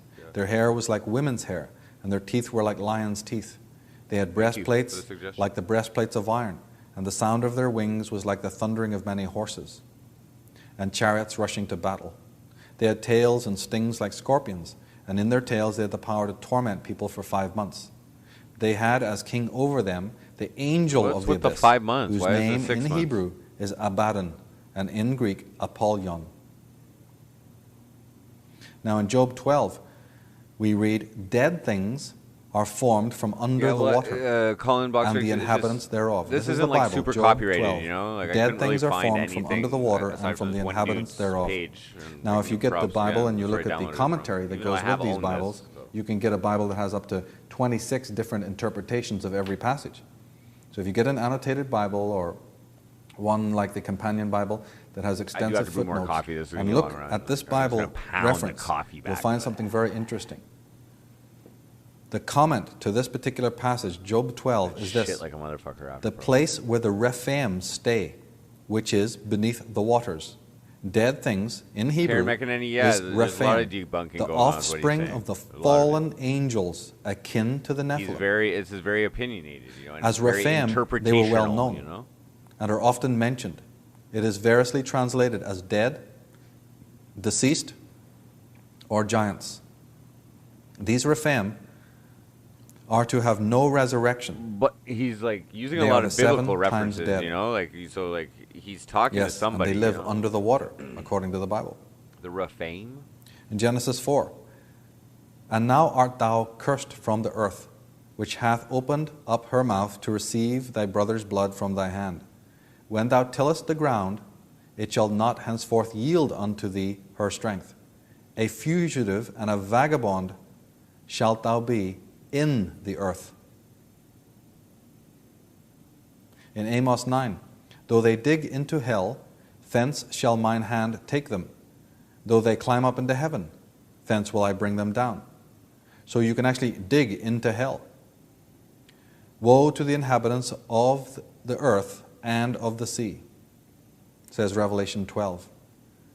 In Revelation 9 it says, wherefore God also hath highly exalted him, and given him a name which is above every name, that at the name of Jesus every knee shall bow, of things in heaven, and things in earth, and things under the earth. Say what? In Exodus 20, we have this very famous prohibition.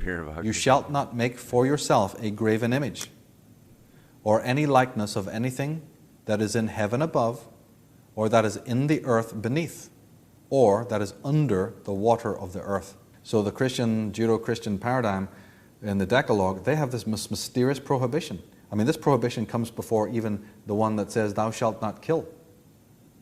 And it's very specific, is it not? It's saying, you won't make a picture, you will not draw a painting. Of what? Of things that are on the earth. Of things that are in the earth. Of things that are in the water. And we've all heard the folk wives' tale, the motto, the devil, and the deep blue sea. Now there are many books on this incredible subject. Etidorfa, which was written by John Uri Lloyd. He was of the Lloyd family of Detroit, I believe, a very wealthy person who had a great deal to say. Hollow Earth theory, because he said that he was actually down there. In Kentucky, he was taken below. Whoa. This is at the 1800s. American businessman and millionaire who's written a fantastic book called Etidorfa, which can still be found. And there are many other fine books on this subject, and if you do a search on the internet, you will even find some fascinating It's websites like 2005 going into internet. this whole theory of the hollow earth. The giants. Repeatedly, throughout all of the mythologies of the world, we hear about the giants, men of great stature. In Deuteronomy 9, we read, "A people great and tall, the children of the Anakims, whom thou knowest, and of whom thou hast heard say, who can stand before the children of Anak?" Whoa. Well, all over the world we have giantism. Here's a couple of pictures from the Far East and from China and Manchuria, where we have gigantic True. beings well in excess of 8 feet. Stephen Worrell, there he is. In July 1877, says Charles Berlitz in his book The World of the Odd and Awesome, 4 prospectors moved through along the hills of the Spring Valley near Eureka, Nevada. Using their picks, the prospectors soon chipped out human legs and foot bones that have been encased in solid quartzite. From knee to heel, the bone was 39 inches long. And Valdemar Valerian, in his Matrix 2, he says a human skeleton 17 feet tall was discovered at Garganyan in the Philippines. Whoa. And in Australia, Rex Gilroy, incredible researcher into this exact field, has discovered remarkable remains of beings that were on this planet of enormous I don't size. know, like, I don't know, 'cause You can I- get I'm on into the internet. How come and do everyone a here's a search mod? on Because Rex I modded them. Gilroy and study what this man has discovered down in Australia. In the New Nation magazine, we find that huge corpses and skeletons Actually, have been primarily unearthed. so I can identify names that I don't Recently, recognize. gas exploration is going on in the desert of Once southeast I recognize the region of names, Saudi generally Arabia. they've been in here a couple times. This or, desert like, region is active called and, the Empty you know, Quarter. cool and shit. This body has I'm on been them. found by That's Aramco why. exploration Crazy team. quality. Saudi military Karen took over McEnany, this whole that's like- area, isn't and nobody that is allowed to go into Trump's this region except the Saudi Aramco advisor, personnel. like security or Saudi press government secretary? has kept it very secret, It's but fair. some military helicopters took pictures from the air. And one of them, he runs on the internet there in Saudi Arabia. Whoa, it's There's a big another skull. picture of the same excavation. In Mesa Verde, in New Mexico, corpses were discovered 9 feet in height, possessing hands of 6 digits. Well, if the myths are right, and if these calamities in the heavens were created by visitors to our planet, we have a question. What's their name And their and what's their descendants address? took over Do the myths NBA. reveal They where these created the individuals come from, or NBA, any more the biggest information about them? fucking giant descendant fucking They've been called by many names. racket going on in the Nephilim, world. Anakim, Anunnaki, billions of the fallen of angels, dollars. the necromancers, the Nagas. The Celtic people referred to them as the Nadreds. And more recently, they've been Very referred smart. to as the Brotherhood of the Snake or the Serpent People. Cyclopeans and Prometheans, Skull is a fake Olympians. image. Yeah, I've heard that as One well. can pick a variety of names depending on what culture you're studying. I guess it depends who you believe. In the Bible person. and in the Like, Semitic the Nephilim. tradition, they're known as the Nephilim. A word translates as giants, from the root nafal, meaning fallen ones. Most modern translations or versions of the Bible have left this word untranslated. Now, when the Greek Versions of the Bible. Septuagint was made, the Nephilim was retranslated as Gegenes, which means the earthborn.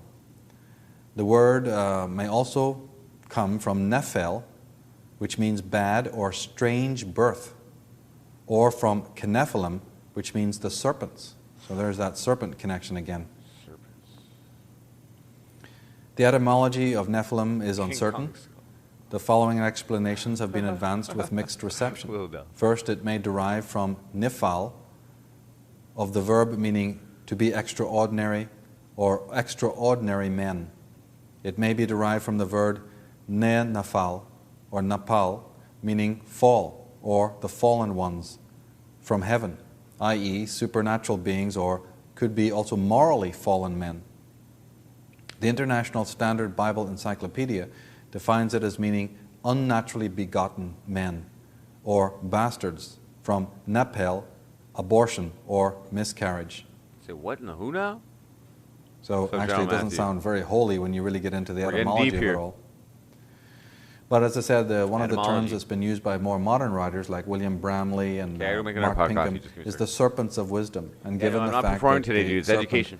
is so prevalent on so many places of the world, I mean, the serpent image has appeared in sculptures and in wall reliefs and in paintings in lands where snakes never existed, like Ireland. So how did the people even know to paint a serpent or a snake? And if we look down through history, we see so much usage of the symbol of the serpent. Here in the Hindu Vedic tradition, there's an enormous reliance on the iconography and symbol of the serpent. In Mexico, it adorns the walls of the great temple structures. But here in the Grecian and Latin tradition, we often see hybrid creatures, or we see a human in a conflict situation with a serpent. This kind of entity is called Abraxas, who is the head of a cock, and the tails, the feet, is designed as a serpent motif. This is one of the gods of the ancient world, ancient Europe. Here we have a symbol of the baboon god, who I think is representing the human being, venerating the serpent god, who is, of course, the wise one. And the serpent god is offering the ape-like god or ape-like creature a globe of knowledge. But wherever we look in the world, there's a tremendous prevalence of the serpent motif.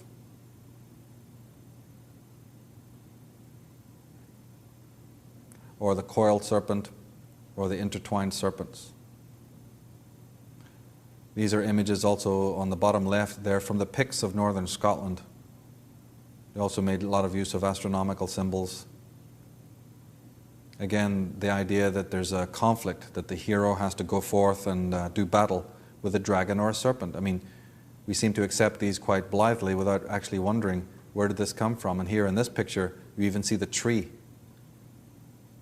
The perennial mythologies of the tree, the female, and the serpent, and the hero doing battle. Here it's more explicit. Here's Zeus with his thunderbolt literally doing battle with a serpent-shaped person. Part man, part serpent. Again, the same thing here. And here in a Roman bas-relief, you can see the same thing happening here of the god. And if you look on the right where it's an enlargement of this, you'll see that the man is depicted as having the feet of a serpent.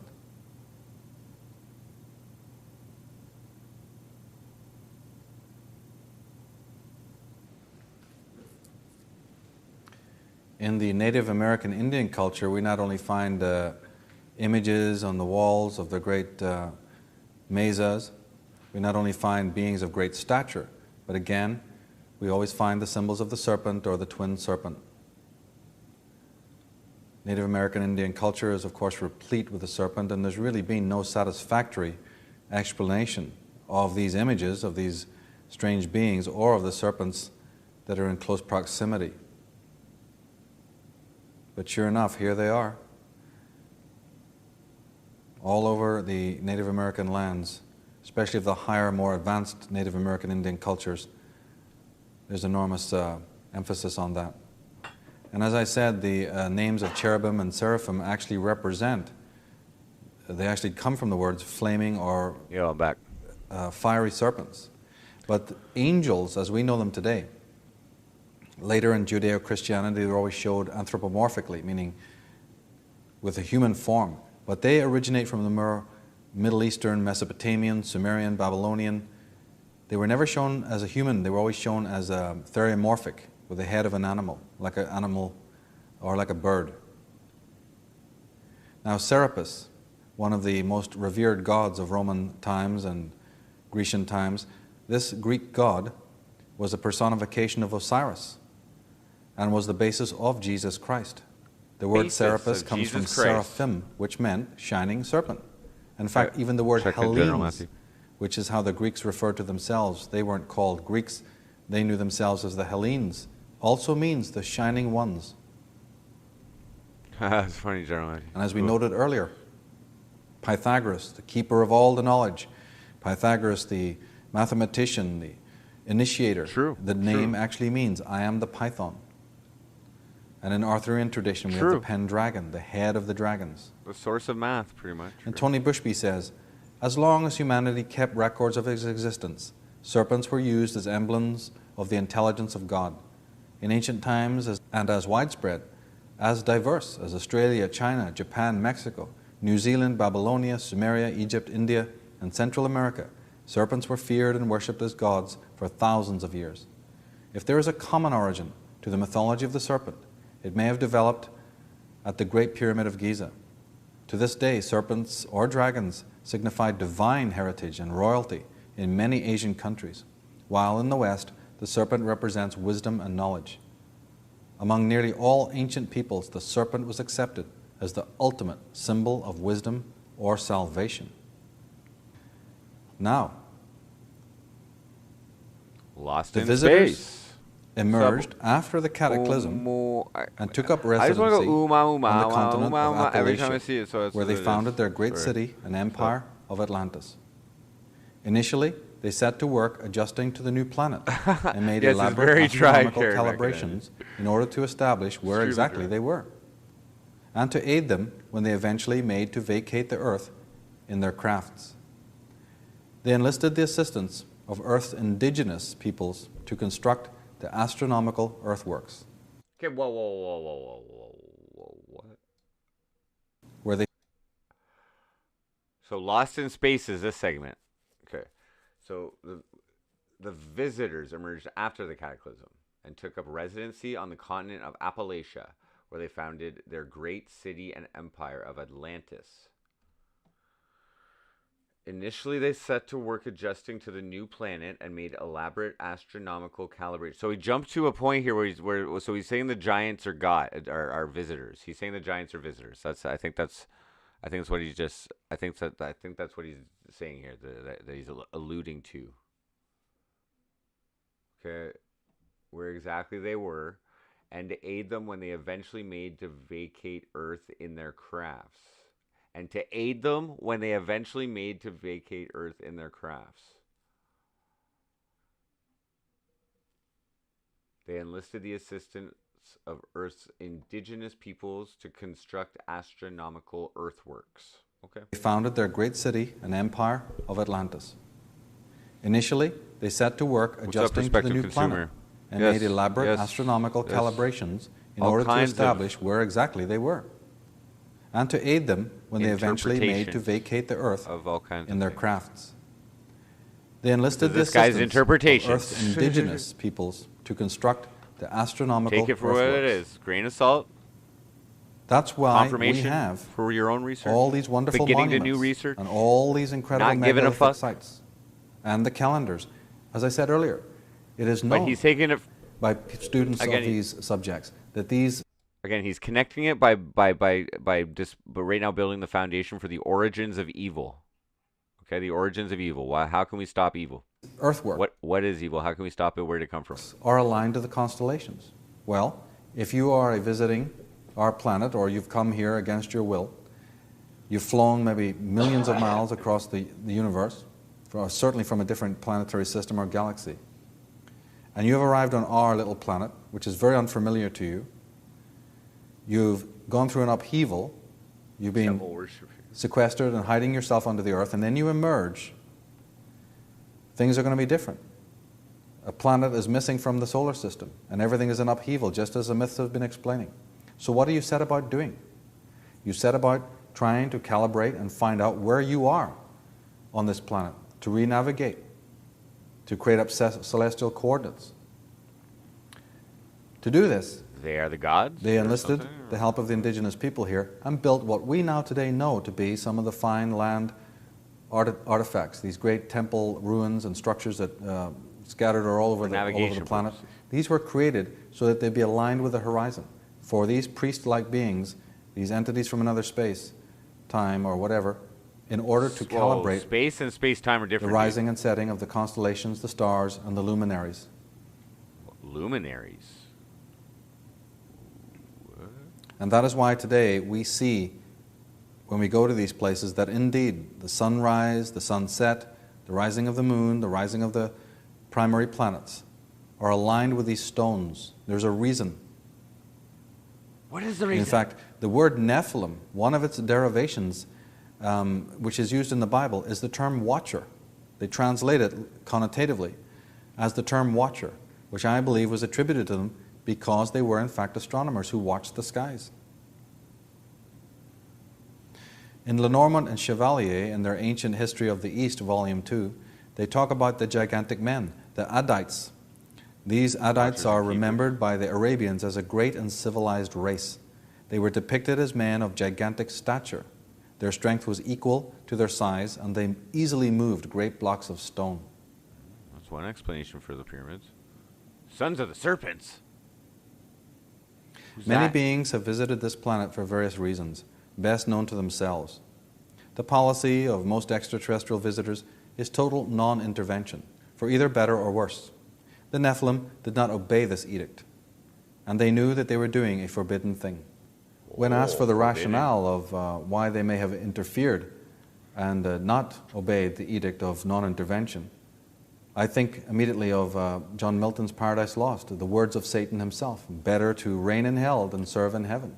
If you've been expurged from your own planetary system, you've been pursued across the galaxy, and you arrive at this place and you are very sophisticated and scientifically and technologically advanced, and you have a population of the planet Earth that you can control and even modify, why not rule them? Modify? Now, originally the Serpent Masters did attempt normal sexual liaisons with the Earth women, up, Alpha but this proved Demonius? unsuccessful. In Genesis 6 it says, "The sons of God came in Chango? unto the daughters of men, and they bare children to them." So we're talking about the first phase was normal attempts at sexual liaisons with the Earth women. In the Ethiopian yes. Kebra Chango, Nagast, it says, you bring up a very valid point. You bring up a very valid point. This guy just presents a lot of stuff, but again, he's just, the premise of this is the origins of evil, okay? So he's like, where did the evil come from? Why are humans, why is man or whatever the only primate which like does all this kind of evil shit? Like, okay, which is like torturing people, for an example. We have brains and stuff. Is it a natural evolution? Is it a survival instinct and it's just gone too far? But it's evolved, So what he's basically saying is that there was a prosperous society before this flood. However that flood happened, he's got his theories. There was a prosperous society. There was Atlantis. There was fucking all this shit. Then this fucking flood happened for whatever reason.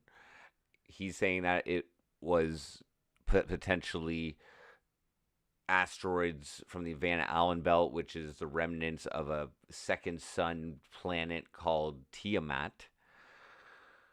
And now he's saying that there was a race of beings on this Tiamat, and they came to Earth at some point after the flood. They went into underground tunnels or whatever, or and some of the humans survived, but they were like scarred, or no, like some of the they were scarred by it.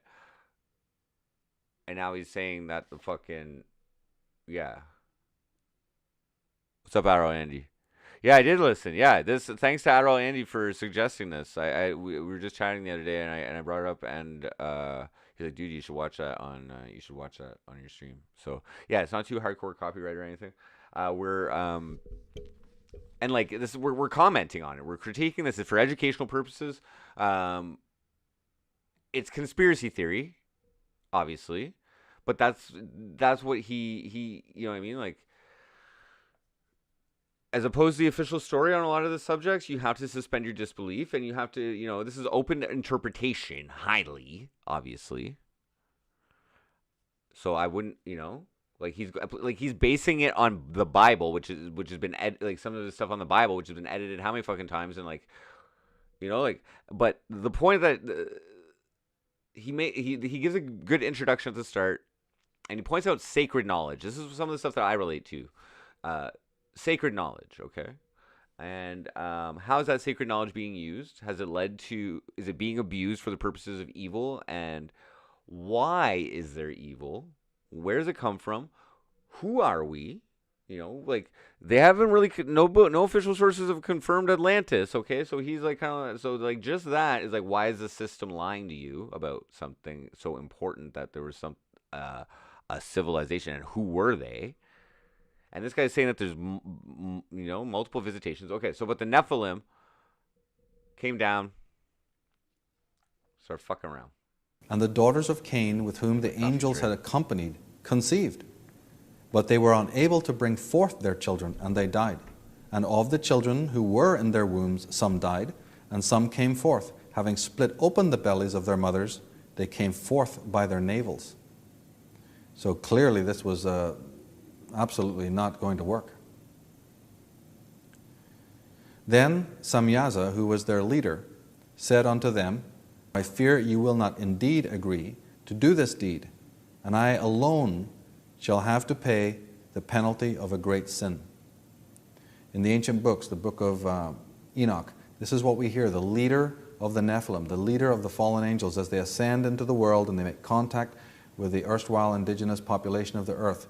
They attempt to mate, they attempt to have normal sexual liaisons. That doesn't quite work. And then they go one step further. Now, the scholars are thinking that this sin that the leader is talking about actually concerns the physical impregnation of the earth females. And this is what is purported, this is what is put before us by people who've read these scriptures, that the sin involves the act of bonding sexually with these earth women. In fact, as I will show, that is not the case. Now, the book of Enoch, in the book of Enoch, the name of the leader of the Nephilim is thought to be recorded as Samyaza or Samael or Belial or Anzal.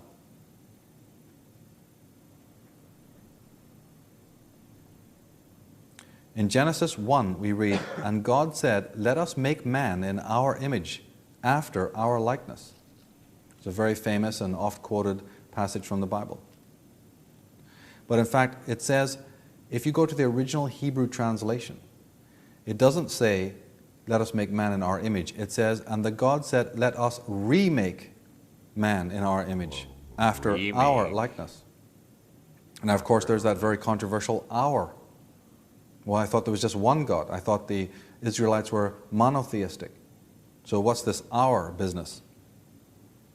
But more importantly, actually, for our purposes here, the term is actually to remake man, implying that man was already formed before the intervention. In 1 Corinthians, we see something of the same refrain. The first man, Adam, became a living being. The last man, the last Adam, a life-giving spirit. The spiritual did not come first, but the natural, and after that the spiritual. The first man was of the dust of the earth, the second man from heaven. Whoa. So this is like compounding the book of Genesis. This is an additional piece of information about Adam. There's two Adams. One is clearly spiritual, and the other is terrestrial. Yeah, so he's taking that, like, so he's presenting a case for these texts to actually be like heaven and hell as literal like places. Like heaven is actually this planet that was in the fucking sky or whatever, and hell is on earth or under the earth where Satan lives. So, the Nephilim. we have God speaking to Adam and Eve in Genesis. Be fruitful and multiply and replenish the earth and subdue it. This is Genesis 1. Be fruitful and multiply and replenish the earth. Replenish the earth. Now, the secret of secrets is that to form man in our image refers not to normal mating procedure. It in fact involves a greater sin, and that sin was genetic hybridization. The original sin, genetic hybridization. That kind of takes this documentary from like a little bit of a curve, right? Like he just slams that right in there, right there, like talking all this fucking religious texts, okay, and then is now like genetic hybridization. I ain't saying he was wrong. That was, of course, the splicing of the alien DNA with the human DNA, the cross-pollination, if you will, in ancient times. Now, the term that has been used in the Bible to speak of the creation, the Mark 1 creature that would be created as part alien DNA, part human DNA, is known loosely in the Bible as the firstborn. And one has to understand how the Bible works, how the language makes reference to these things. The firstborn. This is a reference to the sons of the serpent. Because if we are wanting to call the original visitors the... Well, is the original sin... Okay, so if by the Bible standard, is the original sin the fucking... the Adam and Eve story? So if that's the case, it would... The Bible, as what he's been saying pretty much this entire thing, is they're using like metaphors and like they're alluding to what you know, like you know what I mean, like they're like, so it's a Sumerian tale. So whatever, he's gonna talk about it, I guess. Sons of the serpent, or the people of the serpent, then it might be accurate to call their first progeny, their first creation, the sons of the serpent. This is a hybrid race, also known in the Bible as the Elohim. So when in the Bible you come across the word Elohim, whether it's in the Torah, whether it's in the Hebrew translations, or whether it's the Old Testament Bible English translations, when you're coming across the word Elohim, just remember that it doesn't mean what you're being told. The Elohim is the creation, the first creation of the visitors to this planet who created a sin, who crossed over their DNA with the DNA of the earth inhabitants, creating a most remarkable being that can be known henceforth as the son of the serpent. I prefer to Homo refer to him in my Atlantis book as Homo Atlantis because it was on Atlantis that he was created. Now Atlantis, as has been discovered and confirmed by individuals like Allen and Dallaire, Atlantis was a continent, not a continent. It was a citadel, a city-state upon a continent that was known by the name of Appalachia. Appalachia stretched for where Greenland, Iceland, and northern England is now, in the middle of the Atlantic Ocean, a vast continent. And I believe that Atlantis was a city-state or a precinct, a temple complex on the continent of Appalachia. So again, we have to clear up the disinformation. When people refer to Atlantis as a continent, that's not correct. In the same way that London as a city is on the continent or the landmass of England. So Atlantis was on the landmass of the continent of Appalachia. And the experiments were done there on the continent of Appalachia, in the place we know as Atlantis. And there the hybridization program took place, and the creation we might want to call, for all intents and purposes, Homo Atlantis. Now the word created, as is used in the Bible, when translated, actually is much closer. The original word that was translated to be created actually is closer to the word for built. So we can search it. And the word Eden, in fact, may derive from Ea, Den, the precinct of Ea, because in the Sumerian mythologies, the head of Atlantis was called Ea, the god of the earth. And the word Titan comes from Tit and Den, meaning earthman, the great titans of old, the earthmen. Homo Atlantis was, of course, a remarkable individual, the likes of which one can only imagine. In fact, we are all descended from this remarkable being. Every human being that frequents the earth today is in some respect descended from Homo Atlantis, the original progeny of the visitors. Whoa. Another term that might be used is only begotten. It was in Greek monogenes, and in Latin unigenetus. It was far from meaning only begotten. It meant that which was begotten of one parent, the father alone, not the offspring of the union of father and mother. So they're saying that it's a creature or a creation that is not of the sexes. It's from one parent alone. We have the prophet Enoch speaking of his own son Lamech. But look what words the book of Enoch chooses. But other ones may I have come begotten as well, a strange son. He is not like an ordinary human being, but looks like the children of the angels of heaven to me. His form is different, and he is not like us. Maybe we've just been building up the tech in secret, and they're just really good at keeping it secret for a long time, and now it's really hard. Behold, I thought then within my heart that conception was due to the watchers and to the holy ones and the Nephilim, and my heart was troubled within me because of this child. Apuleius, the poet, the writer, he has a caption where he says, "On some high crag, O king, No, set this is not for forth the cult maid. purposes. This is Hope for no bridegroom born of mortal seed, but fierce and wild and of the dragon breed." In the Epic of the Kings, from the poet Ferdowsi, we read that an Iranian king Sam is troubled over the strange appearance of his newborn son Zal. He says, "No human being of this earth could give to such a monster birth. He must be of the demon race. Though Demon human race? still in form and face, if not a demon, he at least appears a partly colored beast."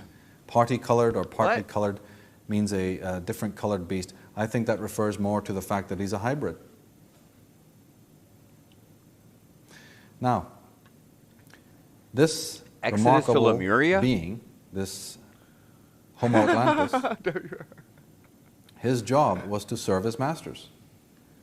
The continent of Appalachia, to which they went, they constructed the incredible citadel or city-state or precinct of Atlantis, and there they set to reign over the whole of the earth. And their servants, their slaves, their progeny, were to serve them in this. But there was a problem. Homo Atlantis, having both the alien DNA and the human DNA, had high intelligence. And a time came when he felt like he didn't want to be serving anymore. And That would change during that period when they started to realize that they were being treated as servants and didn't want to continue serving, they decided it would be better to up and leave. And they did. And they left the precinct of Atlantis and migrated to another continent that we know today as the continent of Oceania or Lemuria.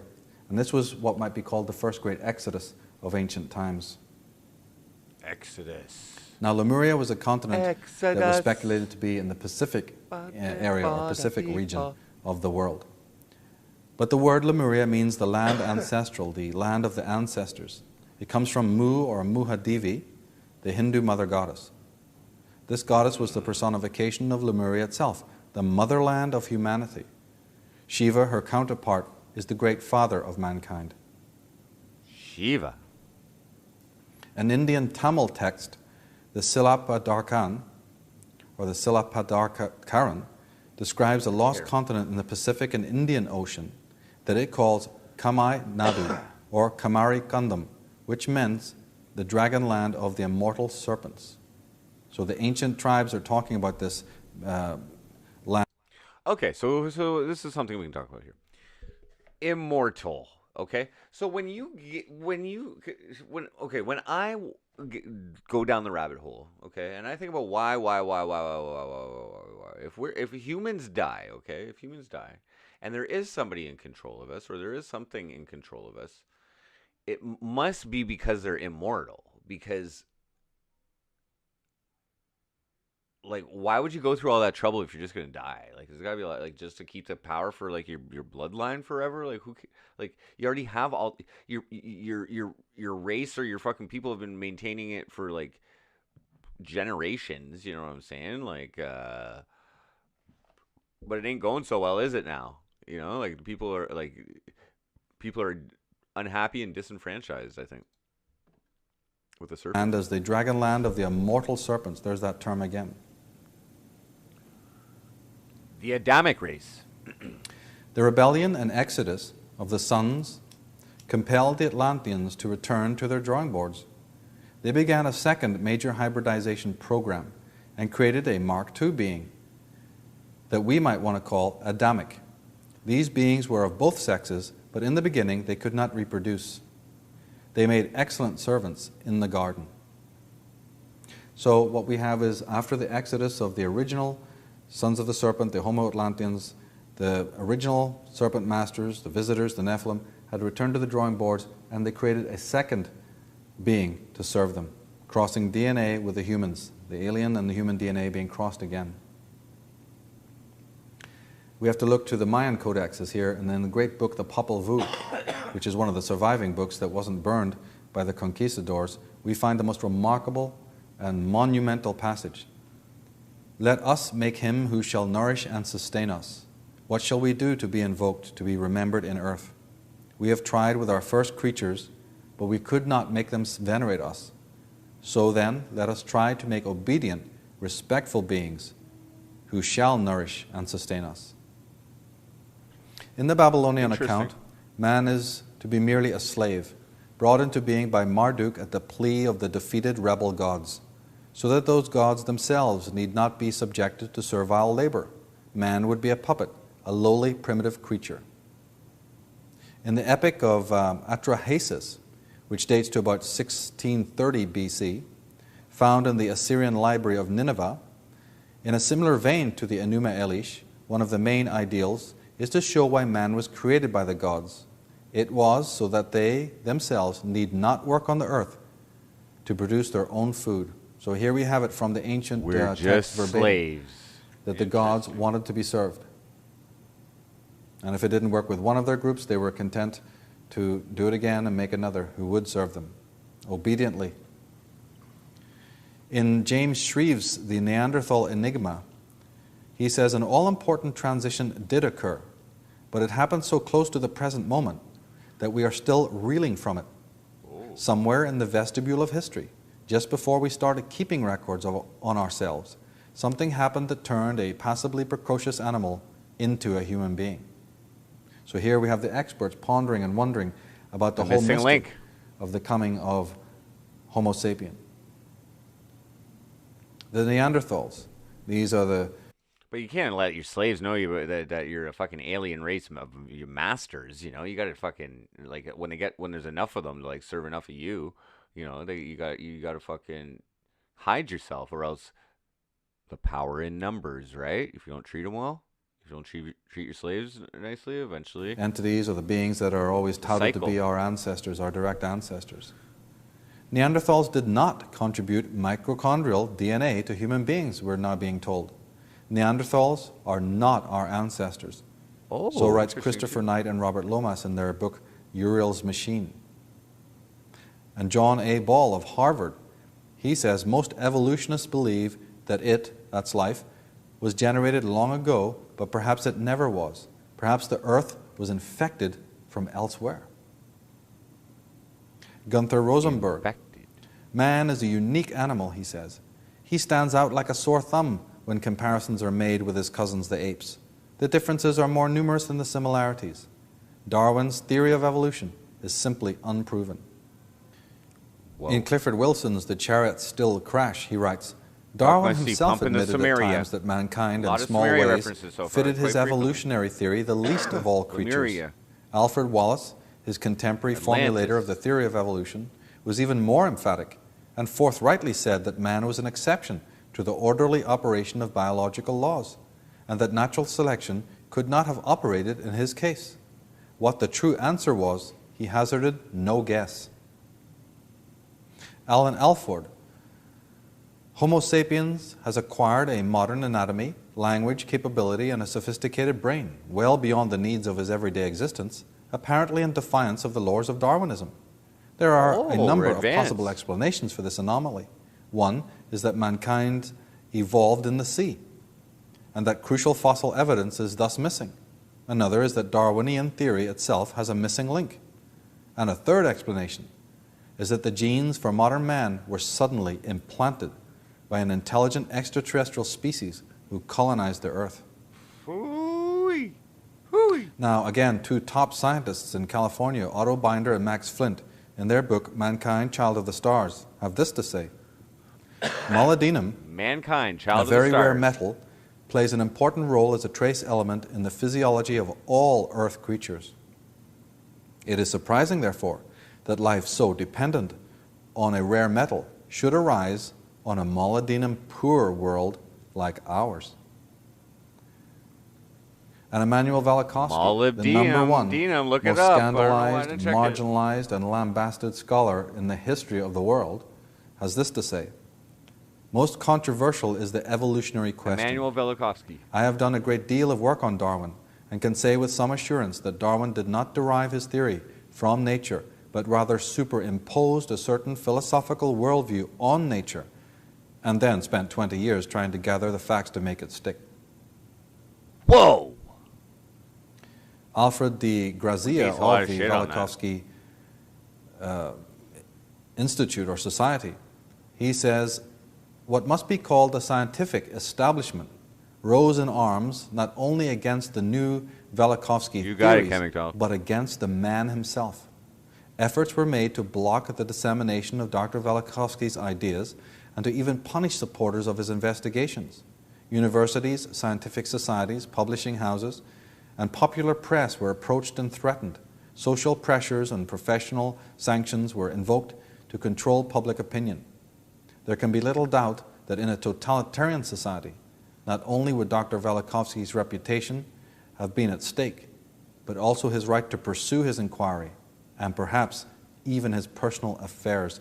And that's Really? You mean the system fucked with that guy back then? Really? But who's behind the system? Because Darwinism, I mean, like, I ain't saying shit, but it's pretty convenient if you're trying to hide your fucking race, like your supreme race of like slave masters, right? absolutely factual. And one of the major scientists that was put onto the case, Like, I mean, of separate from the Velikovsky Adamic race. to totally try to refute all of his theories was none other than Carl Sagan. That was Carl Sagan's evening job, if you will, was to go around and harass and try to refute all the theories of Immanuel Velikovsky, and he was not able to refute any of them. Alfred A. Wallace, no less the co-founder, who discovered natural selection previous to Darwin, and with him was the founder of the evolutionist theory. But on reviewing the startling differences between Homo sapiens and other mammals, he realized that man was an exception to the rules of evolution. He amazingly wrote, "Some intelligent power has guided or determined the development of man." The famous Greek historian Herodotus, he says, key aspects, or Tony Bushby commenting on Herodotus says, key aspects of Herodotus's writings involve descriptions of advanced beings living on earth, providing guidance and direction to local inhabitants. Now, according to Otto Binder and Max Flint, there are actually innumerable differences between man and the other primates. They delineate Innumerable. 312 Well, actually, physical 312. differences, like the human female in heat without interruption. Man is the only truly hairless mammal. Only man cries copious tears. Man has delicate fingers and sensitive skin. The human skin has a slow healing rate, unlike other primates. Man lacks tooth gaps. Subcutaneous fat is found in humans only. Man has extraordinary facial mobility. Man has unique speaking apparatus. Man swallows slowly. Man has incredible eyes and seeing ability. And man makes sophisticated tools. And these are only a few of the extraordinary differences that can be found between the normal primates and the human creatures, the Homo sapien. Homo sapien. They put it this way: Neanderthal man endured both cold and mild cycles with apparently equal success. He continued to exist in Western Europe right up to about 35,000 years ago, and then he abruptly disappeared. The evolutionary tendencies that he exhibited during this period are extremely puzzling, for he seems to have gotten more primitive, not less so. The early Cro-Magnons of 35,000 BC has a larger average brain case than we do today. Cro-Magnon is called our direct ancestor, meaning that by gradual and subtle transitions, he became the modern man. But there's no blending, no gradual shading. Now, of course, it's these Cro-Magnon individuals who are responsible, they say, for the famous cave paintings. I don't have a lot of weed left. I probably will have to Binder go and pick some Flint up go on to say that this appearance of Neanderthal man and the advent of Cro-Magnon man at approximately the same time is one of the Yeah, a truly little bit big left. stumbling blocks of the evolution theory, for they are non sequitur species. Neanderthal most decidedly could not be the direct ancestor of Cro-Magnon, for they were two distinctly different types of human, physically and even skeletally. Cro-Magnon man appeared with a mysteriously improved skeletal characteristics and with a cranial capacity that is amazingly in excess by 100 cubic centimeters of that of modern man. A similarly large degree of brain expansion occurred in absolutely no other species on Earth in all the ages of the past, nor...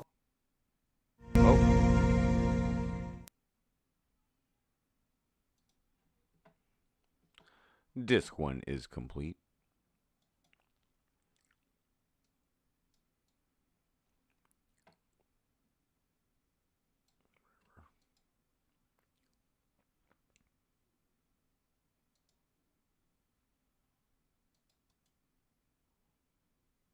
Oh yeah, I got a multiplayer Tetris game. If free one, I forgot what the site is.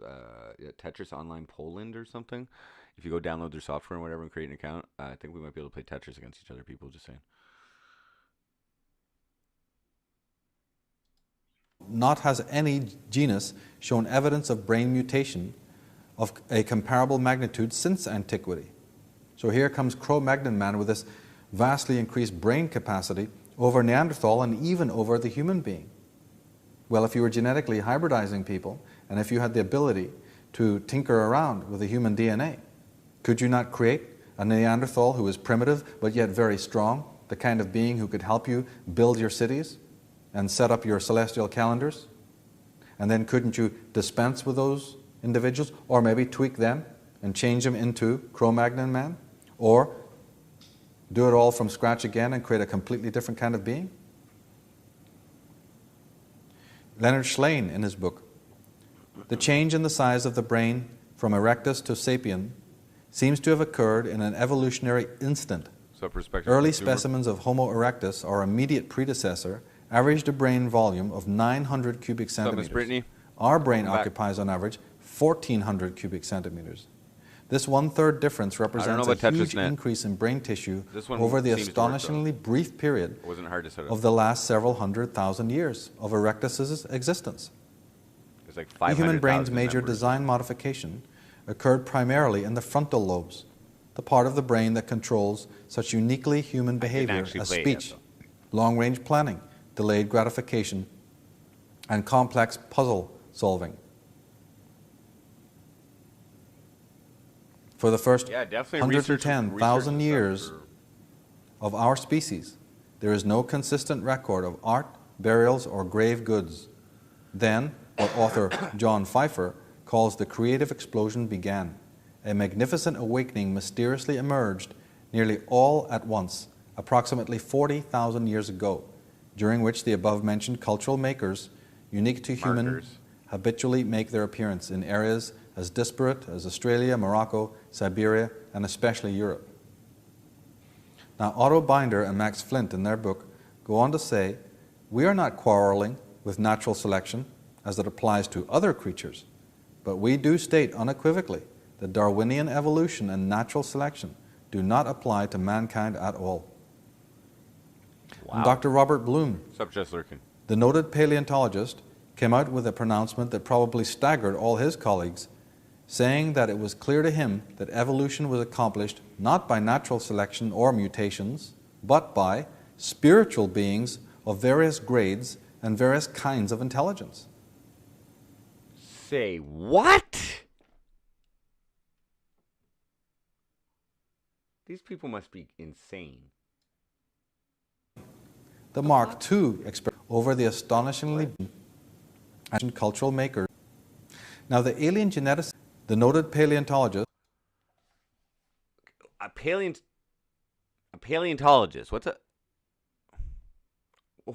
What's a paleontologist? What's a paleontologist? Is that a dinosaur doctor? I mean, dinosaur fossil guy? Okay. Right? Like, that's like Jurassic Park shit, right? Like, so this is the guy, this is basically the guy from Jurassic Park. This is basically Sam Neill, okay? The expert, or maybe Jeff Goldblum, I'm not sure.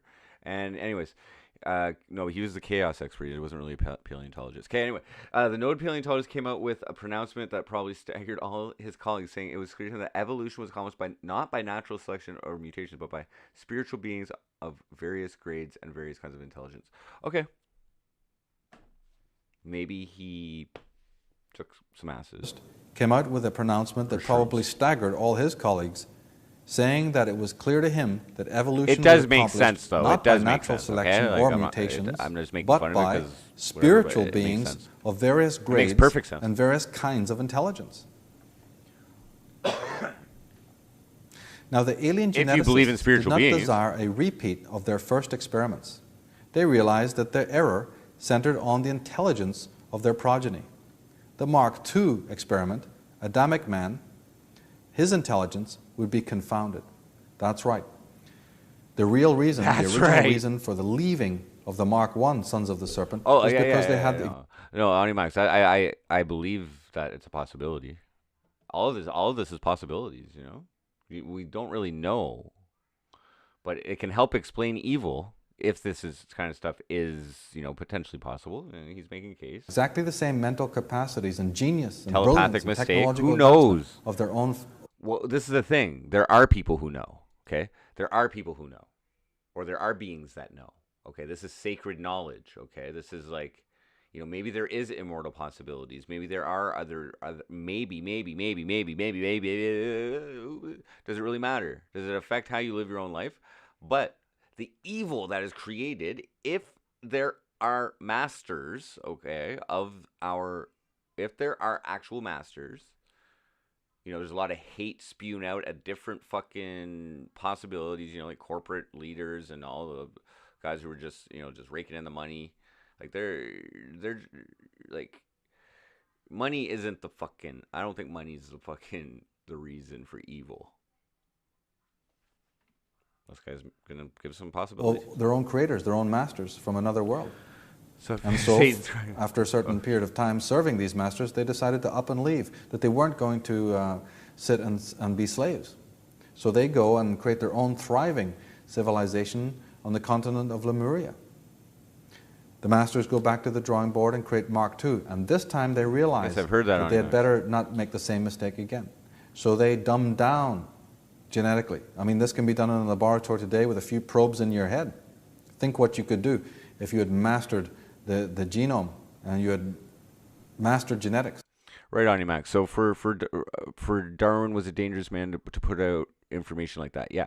So who was behind him and enabled him to put out that information? And imagine if they were able to influence society in that particular way back then. Imagine what they're able to do now with the power of the internet and how everybody's just hooked into it. On your own planet. And Genesis, the Bible again, reveals this if you know what you're reading. In Genesis 3 it says, "By the sweat of thy face will be thy bread until you return to the ground. For out of it you were taken, for dust thou art, and to dust thou wilt return." This is the condescension, the change in attitude. That sounds like a good night on cocaine. This is meant to be the Lord speaking to his creations. And the Lord said, "Look, the people are united, and they all have one language. Come on, let us go down, and therefore confound their language, so that they cannot understand one another's speech." Now there's been a great deal of speculation about this particular passage.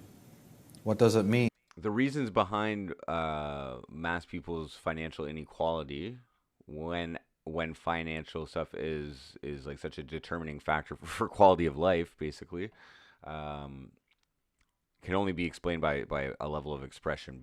A level of oppression that's been ingrained into society. But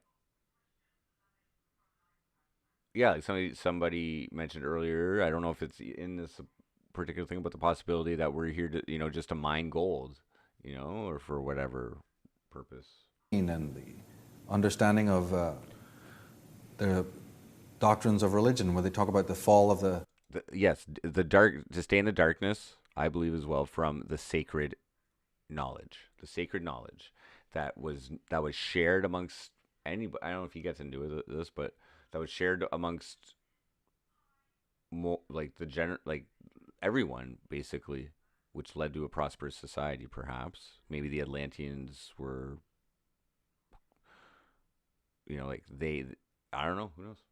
Babylon. See what this guy and says also about about this us again, the appearance of this us. Let us go down and confuse the language. So rather than it being the confusion of physical language, I believe it has to do with the mix-up of the chemical soup, the DNA language of the genome and the chromosomes. This is the confusion that is being related to here. Now, the euphemism in the Bible and in the Scriptures to refer to this dumbed-down state, this naive and artificially suppressed state, the euphemism used in the Bible to represent that is the word naked. Adam and Eve, the Adamic race, were sent into the garden, and as the Bible describes, they were sent in naked. This does not mean physically naked. Yeah. This means intellectually naked. In Like you got okay. Like let's just give credit. Okay, sorry. Let's just take a little break. Let's give credit to the level of sophistication of the systems of control that are in place right now, if they exist. If they exist. Let's just give them credit. Well done. Well done.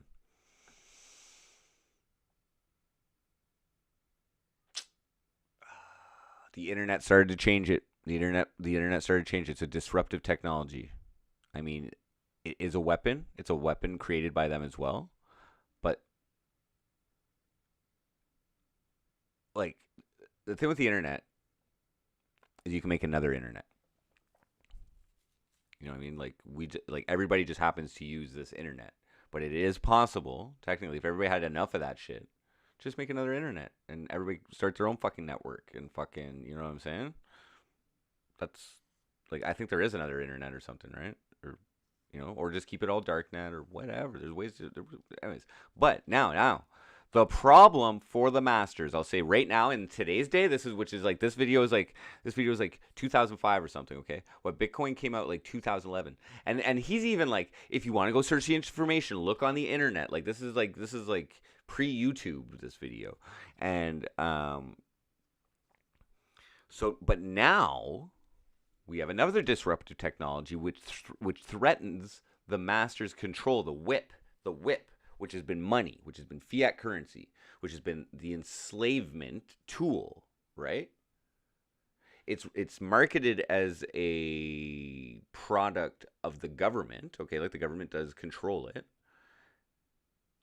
But it's used by the masters who actually control the governments as the whip to control the people. Now, who are the ultimate masters? Is it the reptilians? Is it the is it maybe alien races? Is it fucking evil, just evil but malevolent fucking creatures that are and not using us to like portray their evil and we live in their evil? Genesis 3. And the Lord God said, behold, the man is... But well done, masters, You're probably like 40 years ahead of all the technology that you released to your slaves, okay? Like you're like 4D chess, 5D chess. These guys are fucking running the game right now. They're not... Anyway, whatever. I'll keep talking. This is where I come from conspiracy theory, okay? Because when you go down the rabbit hole so much, okay, and I've been there on fucking stimulants for hours and hours and hours. And like, you know what I mean? That was just something like, yeah, my 20s, there was a lot of it. I didn't have a girlfriend for like 7 years or some shit, Like I was fucking looking shit up, Like 6 years actually is the truth. Anyway, coincidentally. So, what I'm saying, I mean, this is all with a grain of salt, but like,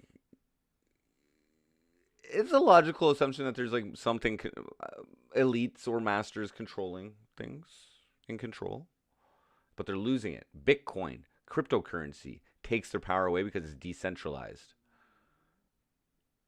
whoever made that, and maybe that was another alien race. They don't know exactly who Satoshi is. They don't know who Satoshi is. Somebody's taking claim to it, but they don't know exactly.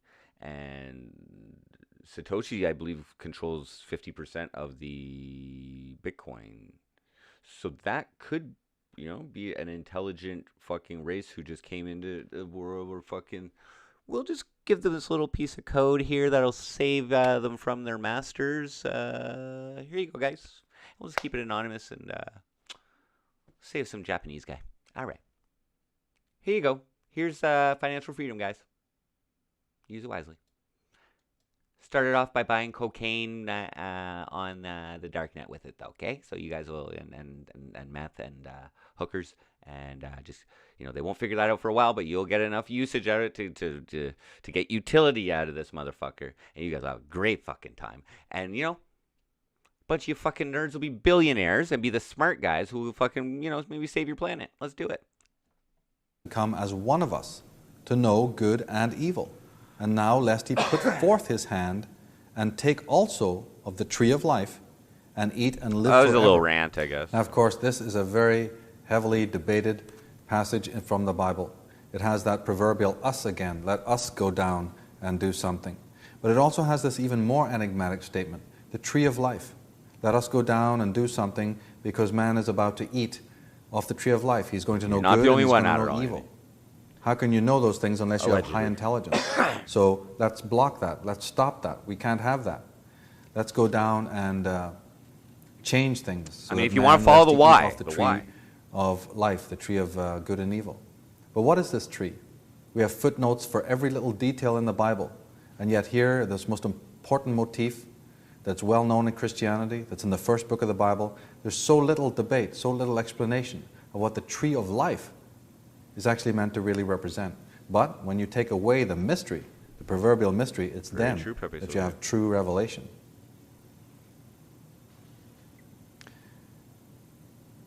The forbidden fruit of the tree of life, both these terms are actually euphemisms for the knowledge of human genetics.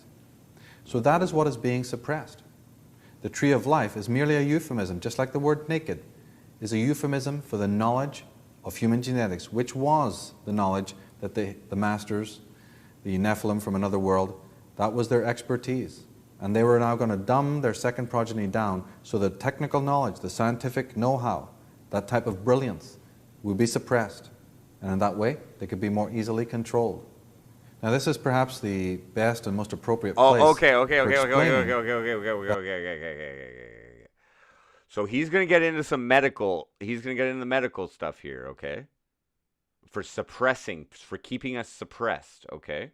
Now, you think about vaccines and you think about all that fucking shit, what's actually in them, and then we don't really know, and like nobody can really actually verify because they're not that smart and they can't test anything themselves because they have to go through the fucking department of the fucking system to test your fucking blood and all that fucking, like they tell you what the fuck they want, you know what I'm saying? I'm just saying it's a pretty good system. That whole concept of the serpent and why the serpent is really used, why we're calling these individuals the sons of the serpent, and why, as we saw earlier, the serpent is so common a symbol in regards to the gods. The word in Semitic for serpent is Nahash. Of course, they didn't use vowels, so it's just N-H-S-H. But that is pronounced Nahash. And it actually means to discover or to find out. And evidently, this refers to science. The Nephilim were scientists. And as scientists, those people who were able to find things out, they chose the symbol of the serpent. This is not, as David Icke and others have professed, that they looked like serpents. They did not. The serpent was merely their symbol for wisdom, the symbol for higher understanding, the knowledge of genetics, the knowledge of science. And that is because anyone who's actually seen the DNA spiral knows what it looks like. The DNA spiral is very serpent-like. It's coiled and it looks like a serpent. So those who were able to look at it used that symbol of the coiling serpent symbol. Not because they looked like serpents, but because they were wise ones, scientists, those who were able to know the mystery of the DNA and of the helix, the DNA helix. The DNA helix has always, from ancient times onwards, been figured as a serpent, a coiling serpent. And this is the symbol that is still used today on the medical conglomerates and monopolies of the world.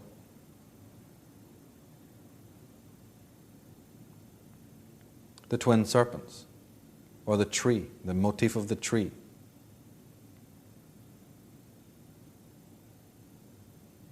All through Celtic Ireland, there's a great emphasis on the serpents. And here we have the Egyptian god on the right, with the twin wands. This is Thoth, the god of wisdom, and he's raising the Ankh to the dead Pharaoh. And in Genesis 2 we read, "And the Lord God formed man of the dust of the ground and breathed into his nostrils the breath of life, and man became a living soul." Again, life is clearly formed from meth. Now, in that Bible picture we says so. saw the Ankh being raised to the dead Pharaoh, or the dead god. Now the word Ankh, A-N-K-H, again, ancient languages Zoba did flake not ray? use the vowels. But this Ankh, Yes, Zoba did flake, but you know what? We've talked since. He apologized. I accept his apology. And you know what? Maybe sometime we'll give it another try and you know, whatever. I was open about it and said the only thing I was a little pissed or disappointed about was just the factor of the late cancellation. But I was going out of town anyway. I personally don't give a fuck where I go as long as I get the fuck out of the shitty town. Brampton had another appeal to it because it was actually a COVID hotbed in my province. So it was interesting to go, but the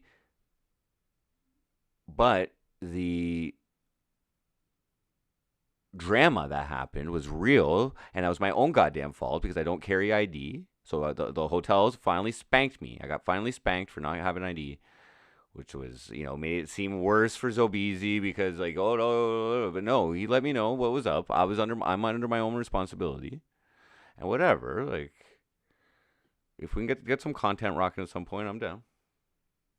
does not mean what we're told it means.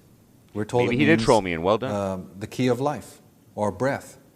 No, in fact, it refers to a word that is known in Babylon and Samaria as the Anunnaki. Filling in the vowel sounds, we have the Anunnaki. And the Anunnaki, or the Anunnaki, meant the heavenly serpents, literally the gods. So any of the gods who are always shown holding the Ankh in their right hand.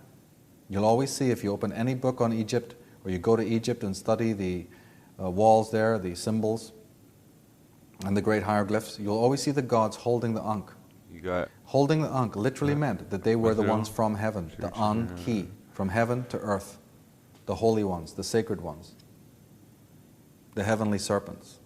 And of course, we only need to look in today's world to see incredible usage Take care of yourself, of this serpent.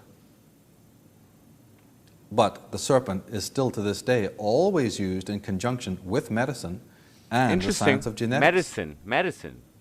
So it's old, serious- but it's also used today. It's very new. Here we have the whole thing on Time magazine. We not only have the primal couple, Adam and Eve, but we have the tree of life, and the trees are becoming DNA, helix, the spiral, and then in the middle we have solving the mysteries of DNA. The tree of life and the DNA. Is somebody telling us something here? And the word Adam, Adamic man, the word Adam comes from Adom, which means cut off or divided. There again, implying the idea that cut off and divided. This man is not whole. This man is divided within himself. Part of him has been shut down. There's a difference of agenda than they had with the first progeny. Cut off and divided. Leonard Shlain, recounting Plato's Symposium account, he says, Zeus gathered the gods in council to express his concern that these unusual creatures would one day challenge their hegemony. He was loath to exterminate them with his thunderbolts, though, because there would be no one to bring the gods offerings. He solved the problem by putting each creature into a trance and then splitting it down the middle. Okay, what? Upon awakening, each half only dimly remembered what it had been prior to being cleft in two. Zeus explained to the assembled gods and goddesses the cleverness of his scheme. These creatures would no longer pose a threat to the gods, because they would dissipate their considerable energy by spending the rest of their days searching for their missing halves. Well, it's a good policy if you can manage it. Divide a man and you can rule a man. It's so old it's new. And it started in ancient times. In the apocryphal book called the Apocalypse of Adam, we read this. Then God, the Demiurge, that's Sataniel, the ruler of the aeons and the powers, divided us in wrath. Then we became 2 aeons, and the glory in our hearts left us. After those days, the eternal knowledge of the God of truth withdrew from me and from your mother Eve. Since this time, we learned about dead things, like men. Then we recognized the God who had created us, for we were not strangers to his powers, and we served him in fear and slavery. When God had created me out of the earth along with Eve, your mother, I went about with her in a glory which she had seen in the aeon from which we had come forth. She taught me a word of knowledge of the eternal God, and we resembled the great eternal angels, for we were higher than the God who had created us, and the powers with him, whom we did not know. On meth. So here again, in an apocryphal book, that's a book that was left out of the Bible, they're talking about Adam's awareness that he was divided, cut off, and that there was one or more of gods, and that even he and Eve were higher than the gods. So God's like as in a superior alien race, potentially one of different. The tree of life is often referred to as the tree of good and evil. Atlantean race. But this term does not refer to anything esoteric like a lot of people think. It just simply refers to the tree of the good or the evil, or the tree of the good and or the evil. Giants, historical giants, like the first. So the term does not refer to anything esoteric. It refers merely to the 2 contingents or races in residence upon this planet, both of whom were custodians and utilizers of the knowledge of genetics. So literally, the good or the evil. The Atlanteans or the Lemurians. Take your pick. Professor Aricio Nunes dos Santos, who's an expert on Atlantis, writes this. The dragon represents the 2 races of Atlantis who contend for hegemony everywhere. Well, apparently they say we all are. They are the twins of all mythologies, the 2 contending serpents of the Caduceus, spiritual which beings. devour each other in endless wars from the primordial ages down to the present day. And we know that if we study the Arthurian legends that King Arthur had that famous vision when he was in a cave beneath the earth. He had the vision of the 2 contending and fighting dragons, the white dragon and the red dragon. This is a motif that you often see a lot in mythology. And we have it in the Caduceus, that strange twin serpents of the 2 serpents facing each other. 2 contending powers, one black, one white, one good, one evil. We can see this motif the swamp, in the mosaic, hey. as opposed to the Pharaonic, the great struggle of the Middle East. Because you have to drain the swamp while not telling the slaves that they've been being controlled the whole time, or else they'll snap the fuck out. See it in the conflict between the Elohim and the Yahwistic philosophies and so on. And we certainly see it depicted in the Christian world between the higher heavenly forces and the demonic forces. Or we'd like to say psychologically now, it's the higher man and the lower man. Now, we have in the ancient text the vision of Amram, who is the father of the prophet Enoch. He has a dream and he says, I saw watchers in my vision. 2 men were fighting over me. I asked them, who are you that you are thus empowered over me? They answered me, we have been empowered and rule over all mankind. They said to me, which of us do you choose to rule you? I raised my eyes and looked. One of them was terrifying in his appearance, like a serpent. His appearance, his visage, like a viper. Now this text identifies the last watcher as Belial, the prince of darkness and king of evil, while his companion is revealed as Michael, the prince of light. Michael, who is also the prince named of light. Melchizedek, the Pope king of Michael. righteousness. In today's modern world, we also see this symbol of the tree of life, the fruit of the tree of life, the fruit of the tree of good and evil, used in the silicon world, in technology, like the Apple symbol, striated in the colors of the rainbow and the colors of the sacred chakras. This is the forbidden fruit. So I don't know. I ask you, what is the symbol computer from a technology scripture? is the What is forbidden a fruit symbol, a well-known symbol, regarding forbidden knowledge and sacred knowledge that comes out of a religious tome, a philosophical and theocratic tome, doing as a symbol of a leading technocratic and technological company? We've got questions. Oh, that. We also have questions as to that's other slander. logos in the corporate world. Around the Intel, we have what looks like a serpent. Pentium We 4, find baby. that the word Pentium, which is a word that means nothing in English, if we add the prefix ser, then Serpentium. we Wait, have what it you really mean they're means. controlling us with Serpentium. this technology? The serpent, Really? the Is room that of possible? the serpent, or the place of the serpent. I'm gonna get Francis Crick, the so-called discoverer Satan, of the DNA helix, the cracker of the big code. In his book, Life Itself, he too suggests that an extraterrestrial origin for life. He suggests that life in a microscopic form may have been sent to other planets by alien beings in suitable protective vessels, that life is like a Prometheus, message in what? a bottle. And is there any evidence Message of in a cloning bottle? in the ancient world? Was Sting an Well, alien? let's look to the Bible. Genesis 2 has a very interesting statement. And the Lord God caused a deep sleep to fall upon Adam, and he slept. And he took one of his ribs and closed up the flesh instead thereof. And the rib, which the Lord God had taken from man, he made This a is woman, evidence of cloning, guys. and brought her in unto the man. And Adam said, This is now bone of my bone and flesh of my flesh. She shall be called woman, because she was taken out of man.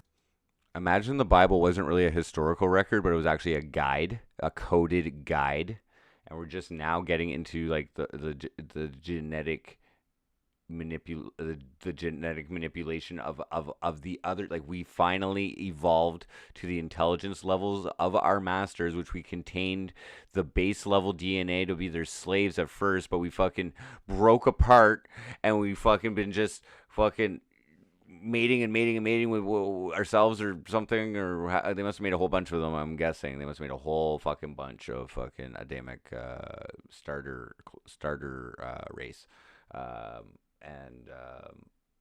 yeah. And again, note the Time magazine cover on the left. They seem to be happy here using religious symbolism.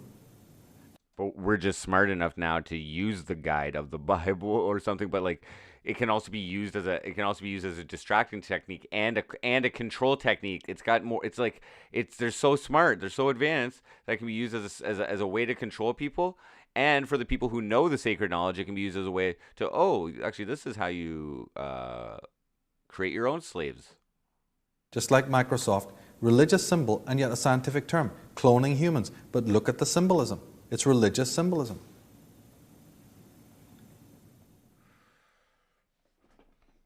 Oh, how far are we into this?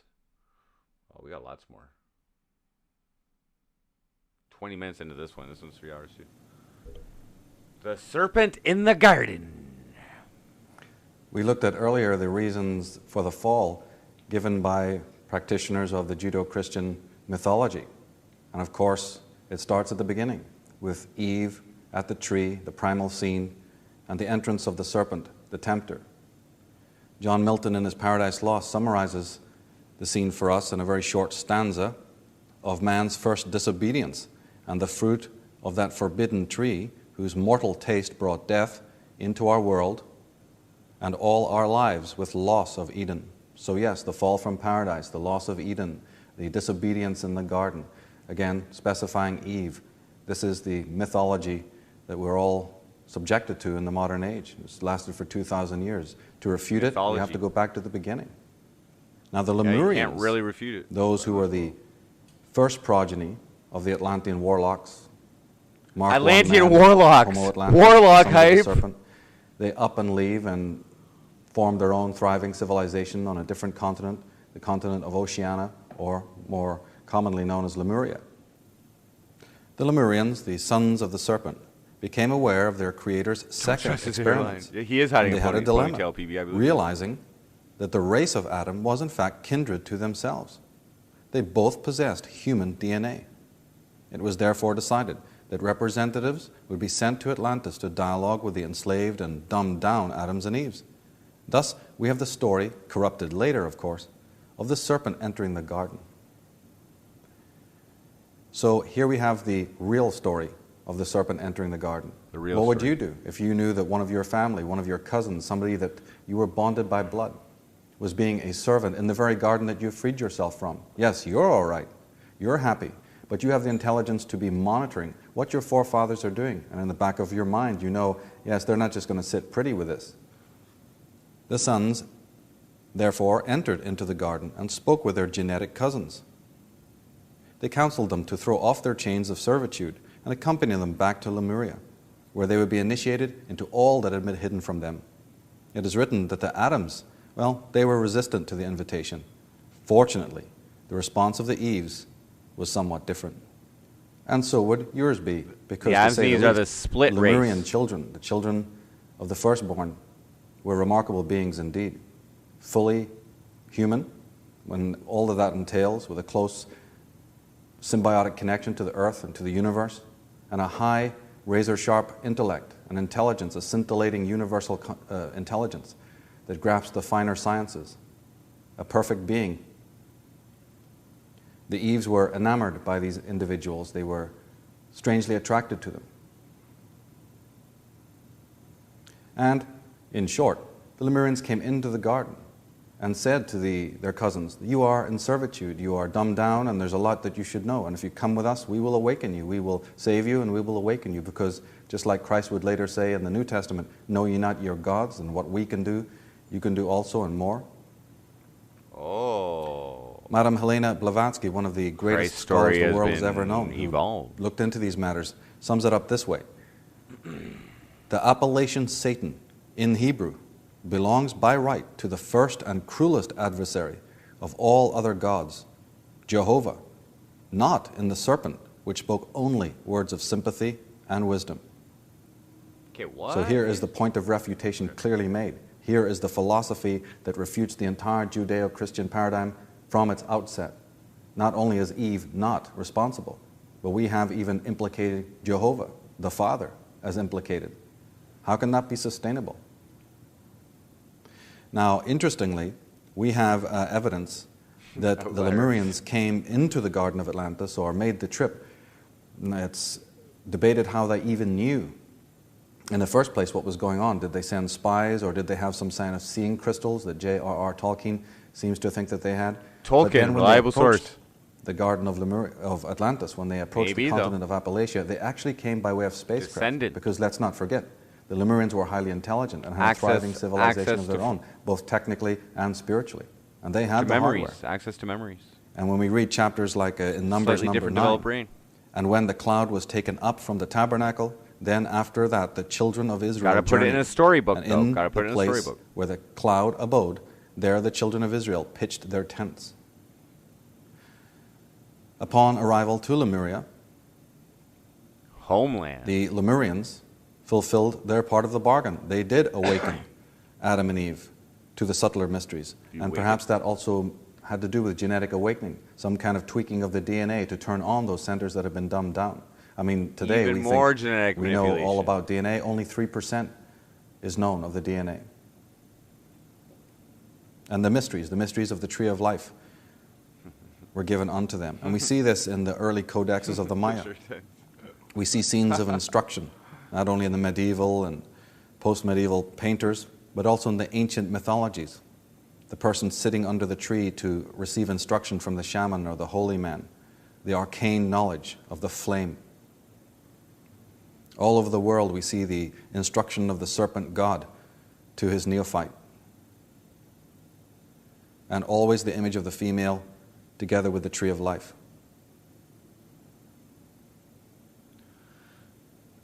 And the matriarchy and the tree of life. And it was actually from Lemuria that the high civilizations, the ones we associate with the high cultures, it is from Lemuria that they descend. It's from this time that we have the cult of the priestess. It's from this time that we have the cult of the enlightening, what later became known as the witch. Patriarchy, yes. But this is the matriarchal cults, those who were the initiators of the mystery, because being Matriarchal- awakened themselves. Matriarchal cults, like, okay, let's just, I'm going to get another coffee in a second here, but the matriarchal cults, he just said, cults.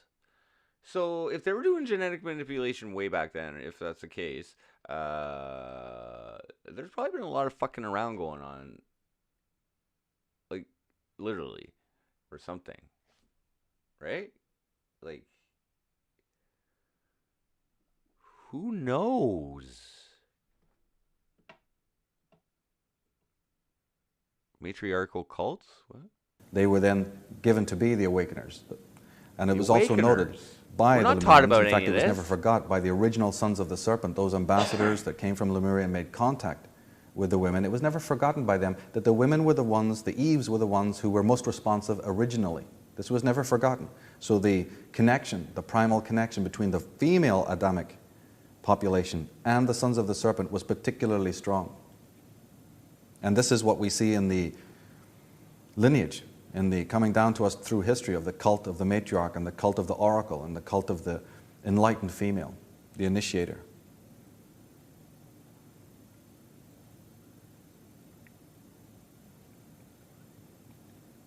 It's very curious, in fact, that the Egyptian hieroglyphic for woman is a serpent.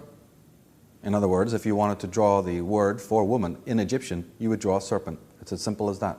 Now, why that symbol of the many? So the women were the keepers of the gnosis, of the secret arts. The Holy Grail has even now been traced back to the mysteries of the female. The Holy Grail. In fact, you again only have to look at the etymology. The word secret comes from the word secretion, which implies the biology of the female and the mysteries thereof. Secretion. The Holy Grail was the chalice, the cup of enlightenment, which is represented by the womb and the waters of life. Now, on the Shout out to reverse the females side, out we there. also have the campaign against womankind, the subjugation, the marginalization. Oh, the campaign And against still the to women. this day, a woman can barely hold an office in any kind of clerical sense. Well, it's a long story, and it comes from before Genesis. But in Genesis 3, we read, "Because thou hast done this, thou art cursed above all cattle, and above every beast of the field. Upon thy belly thou wilt go, and dust shall thou eat all of the days of thy life." So this is the wrath. Well, of course, the Atlanteans wouldn't be too happy, would they? They're having to be the Holy slighted Grail 3 is the times now. womb. First, they Yeah. get booted out of their own solar That's system, what they out were of their saying. own planets. They come to a planet which is devastated by cataclysm. They make a perfect servant who won't serve them. And then when they actually make the perfect servant who will, those servants are seduced away. So they're in a bad state. They're very unhappy. Very unhappy. But all through time, we always find the symbol of the female and the serpent. They're very linked iconography. And all through mythology, we have the enlightening female. But we also have the witch. As Christianity got hold of this, they never forgot their old antagonism. So in Queen Guinevere, or Morgane Le Fay, or the Lady of the Lake, or Elaine, the mythology of the female, who is both a shadowy and dark character, but also an enlightening and elusive and alluring character. In the Elucidation, we read, "And the kingdom became dead and desert, for they lost the voices of the wells and of the damsels that were therein." Implying that at one point, the damsels, that's the female, Animax, I think it's just a metaphor. I think it's just a metaphor for being able to produce more humans. You know, the womb is just the holy grail that the aliens or the Lemurians or whoever, whichever species, like, you know, whoever has the secret to genetic manipulation are able to, you know, now use the female as a holy grail to make a new race or make a new life or make a new life. But it's just a general. I think that's what it is. I think that's what that is. Yeah, cradle of humanity, exactly. were very close to the mysteries. Thank you, Ken McDonald. Guys. And by the time we move into the Gotta more figure out some modern more eras, coffee, just give me a second. the thing has become very sordid. And the campaign of Christianity was to totally invert the image of the enlightening principle of the feminine. And we have the Medusa, and we have Delilah, the temptress, the destroyer of life. Leonard Shlain puts it this way in his fantastic book, The Alphabet versus the Goddess. He says, when we look back across the historical time of patriarchy, there seems to be some terrible inevitability, a relentless desire to crush the female essence. The question of why is one of the most puzzling of our time. So here we have it, top scholars knowing what the problem is. Well, we all know what the problem is. But again, the answers are so few. Why would it be for thousands of years the marginalization of one of our own sexes? Why? It seems preposterous when you really think about it. And the reason? It must be a reason, and it must be a very serious reason. Now, in Lemuria, when the female Adams, female of the Adamic race and the Adams arrived and were instructed into the mysteries, there was another phase. Because it was not forgotten by the original sons of the serpent about the original attraction to them and the females, occasionally, very occasionally, there was a custom in which one of the sons of the serpent would marry with and mate with one of the Eves. A coupling would take place. Normally the sons of the serpent would have wanted the Adamic race to stay together, that is the Eves and the Adams to be together in matrimony or in company, in companionship. But occasionally one of the females was selected, a particularly promising one, would be selected to actually bond with one of the actual sons of the serpent. Now mind you, this is somebody who has very powerful awakened alien DNA and human DNA. Whoa. This bonding, the euphemism for that bonding that's used in the scriptures but has never been revealed, is born of a virgin. So when we hear the term born of a virgin in the Bible, we have to realize that this is a euphemism for conception between a woman and a member of the serpent race. And those who have done their homework will know that the imagery confirms this. When we hear of immaculate conception, we better rewrite that and superimpose genetic conception, because that's all it means. The immaculate conception, the virgin birth, is simply explained in this way. And like, you know what I mean? I can understand why they would code that, right? Because like, think of how many goddamn gold diggers would be seeking out the fucking sons of the serpents. Right?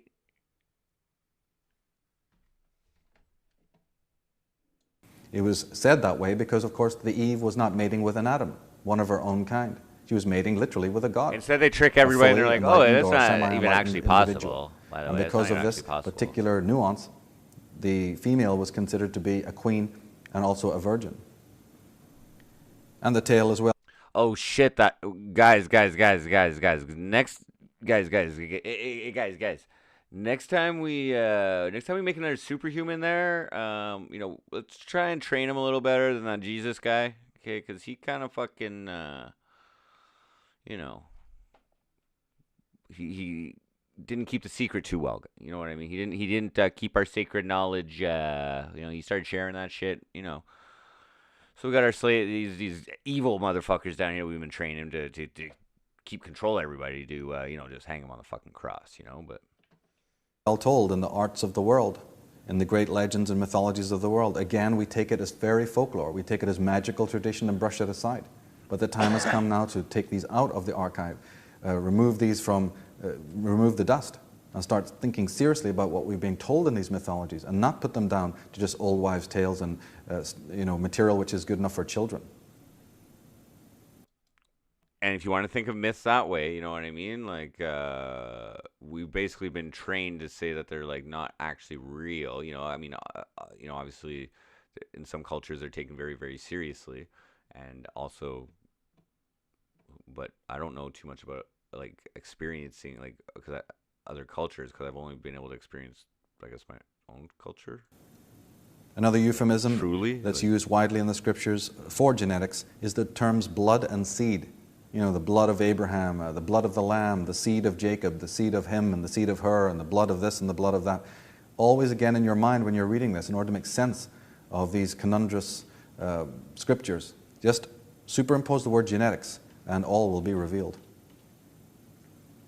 Jesus of Nazareth The problem with that is they've never been able to find a place on any map at any time ever called Nazareth. So what does it mean? Again, just like the old St. Patrick gig. What? They've never been able to find a Nazareth on any map? When he was talking about the serpents, and we realized that the serpents did not refer to physical snakes, but it referred as a title to a kind of tribe or a nation. So with the word Nazareth, it is actually a title. There was no locale called Nazareth. The word derives from the Egyptian Nazir, meaning the prince who is sent, and also from Nasir, meaning Sirius. That's a star, the star Sirius. So therefore it is Jesus of Nasirius. Furthermore, the word carpenter, you always hear about Jesus being a carpenter. This again is cryptic language. This is cipher language. The word carpenter comes from the word nagar, which means the serpent priest. What word? Freemasons, even to this day, will use cover euphemisms like this. Instead of saying mason, they may say the word carpenter. But everyone in the know knows what that means. And in Revelation, Jesus' own words are, I am the root and offspring of David, and the bright and morning star. Well, wait a minute, I thought that's all iconography. I thought that's all paganism. But here's Jesus identifying himself with the morning star, with Venus, or the sun. Venus or the sun? In the Bible again, and the angel of the Lord appeared unto the woman, and said unto her, Behold now, thou art barren, yes, and bearest not. But thou shalt conceive and bear a son. For the child shall be a Nazarite unto God from the womb, and he shall begin to deliver Israel out of the hand of the Philistines. So here we have some mysterious force, supernatural, supernal force entering in and telling a woman, you're not bearing now, you're barren now, but you will have a very special child born from God. In Judges 13, and the woman bare a son and called his name Samson. The Lemurian and the child race. grew, and the Lord blessed him. So many virgin births. Alexander the sons the Great, of the snake. Theseus, we've got Samson. Some spazzing out there. The world is filled with crucified saviors and virgin births. It's not just Jesus Christ. Get a hold of your filter, bro. Get a hold Now of the your Semites brainwashing had many filter. cults, and one of the most popular of the Gnostic cults was the Essenes. Now there was another group called the Nassenes. Perhaps they were related. Anyway, this Gnostic sect believed that the serpent was the moist essence of God. How many races are there, though? Well, The he's moist talking about a lot of essence different races God, here, and a the lot of moist different types essence of of people. God is a or reference I to think, the like, male fluid, is it not? But then we have this term serpent. So are we Wait. knowing? Today, under a microscope, we understand that the sperm, Are there a lot of races? spermatozoon, has an uncanny resemblance to a serpent Well, I or a think snake, there does are. it not? The wriggling figure. Well, wait a minute. How could the ancients have known that before they had access to those kinds of instruments? And is somebody trying to tell us something in modern art, in the corporate world? Here we have just one of the many logos that contain these kinds of ancient motifs. Virgin Atlantic. The two words alarm me from beginning, the word virgin and the word Atlantis or Atlantic. But if we study the artwork, what do we see? We see all the ingredients. We see the tree of life on the right. We see a coiling or encircling red dragon. We see some kind of cloned individual, a woman, a female, what they call a syzygy. And right in the front of that is the word virgin over a black heart. Richard Branson's Black Virgin. Heart. Looks like a cute piece of art until we ask some more questions. We hear edicts in the Bible, such as this one, nor shalt thou lie with the beasts, implying that there's some sort of bestiality in the Old Testament. And most Christians point to this going, oh yes, ancient Semitic man was running around copulating with the beasts. Of course, this is utter nonsense. What these kinds of terms relate to is not to actual bestiality, but to congress with the serpents. As time passed, the prohibitions started. You shall not lie with one of the serpents. That's out. And this term that we briefly looked at earlier in the earlier part of this program, when Jehovah, Yahweh, announces to his prophet Moses that I am the God of thy fathers. Moses is asking, who are you? And the reply is, the God of thy fathers. Well, let's examine this for a moment.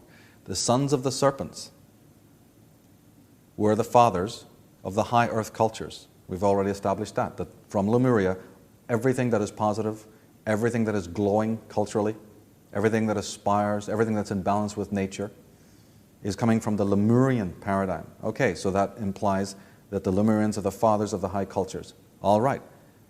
But their literal fathers, that's the Atlanteans, are the warlocks of Atlantis, who later were in situ in the Middle East.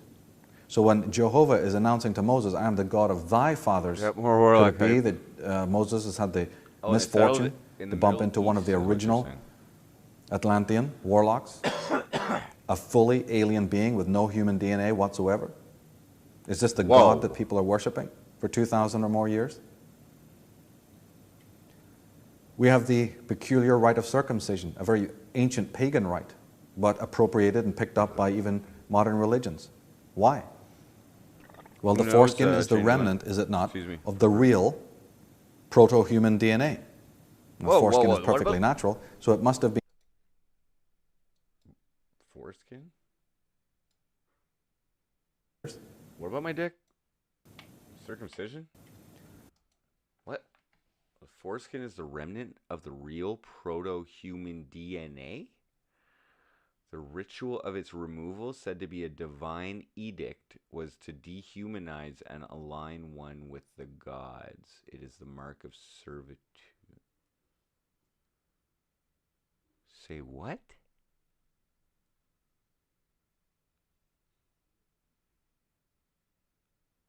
You mean the church is making... I mean, whoever controls the church is telling people to remove their human DNA? Why would they do that? That's pretty evil, I must say. We have the peculiar rite of circumcision, a very ancient pagan rite, but appropriated and picked up by even modern religions. Why?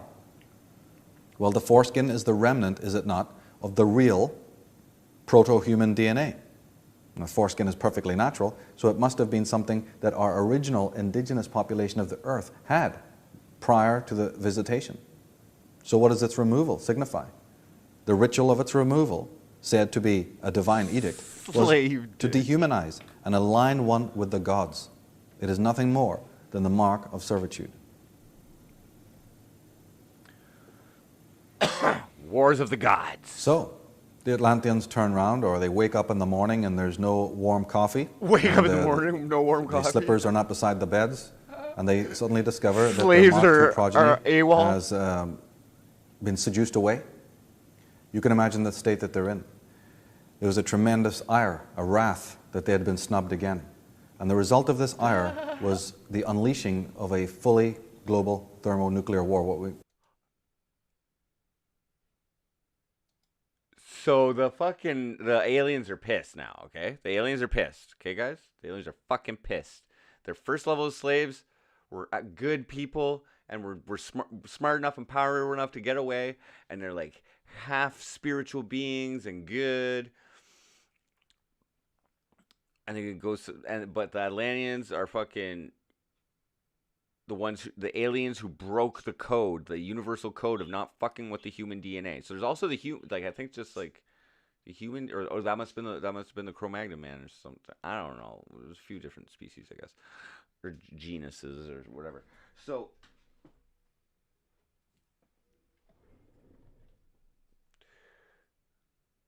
the Lemurians feel bad for their fucking for their like essentially their genetic cousins, and like don't say like, you guys don't have to be doing this either, and we'll tell you how not to do this. We'll do that. So now the warlocks. So now Warlock, shout out to Warlock. The Homo Atlanteans, I think. Yeah, the Homo Atlanteans.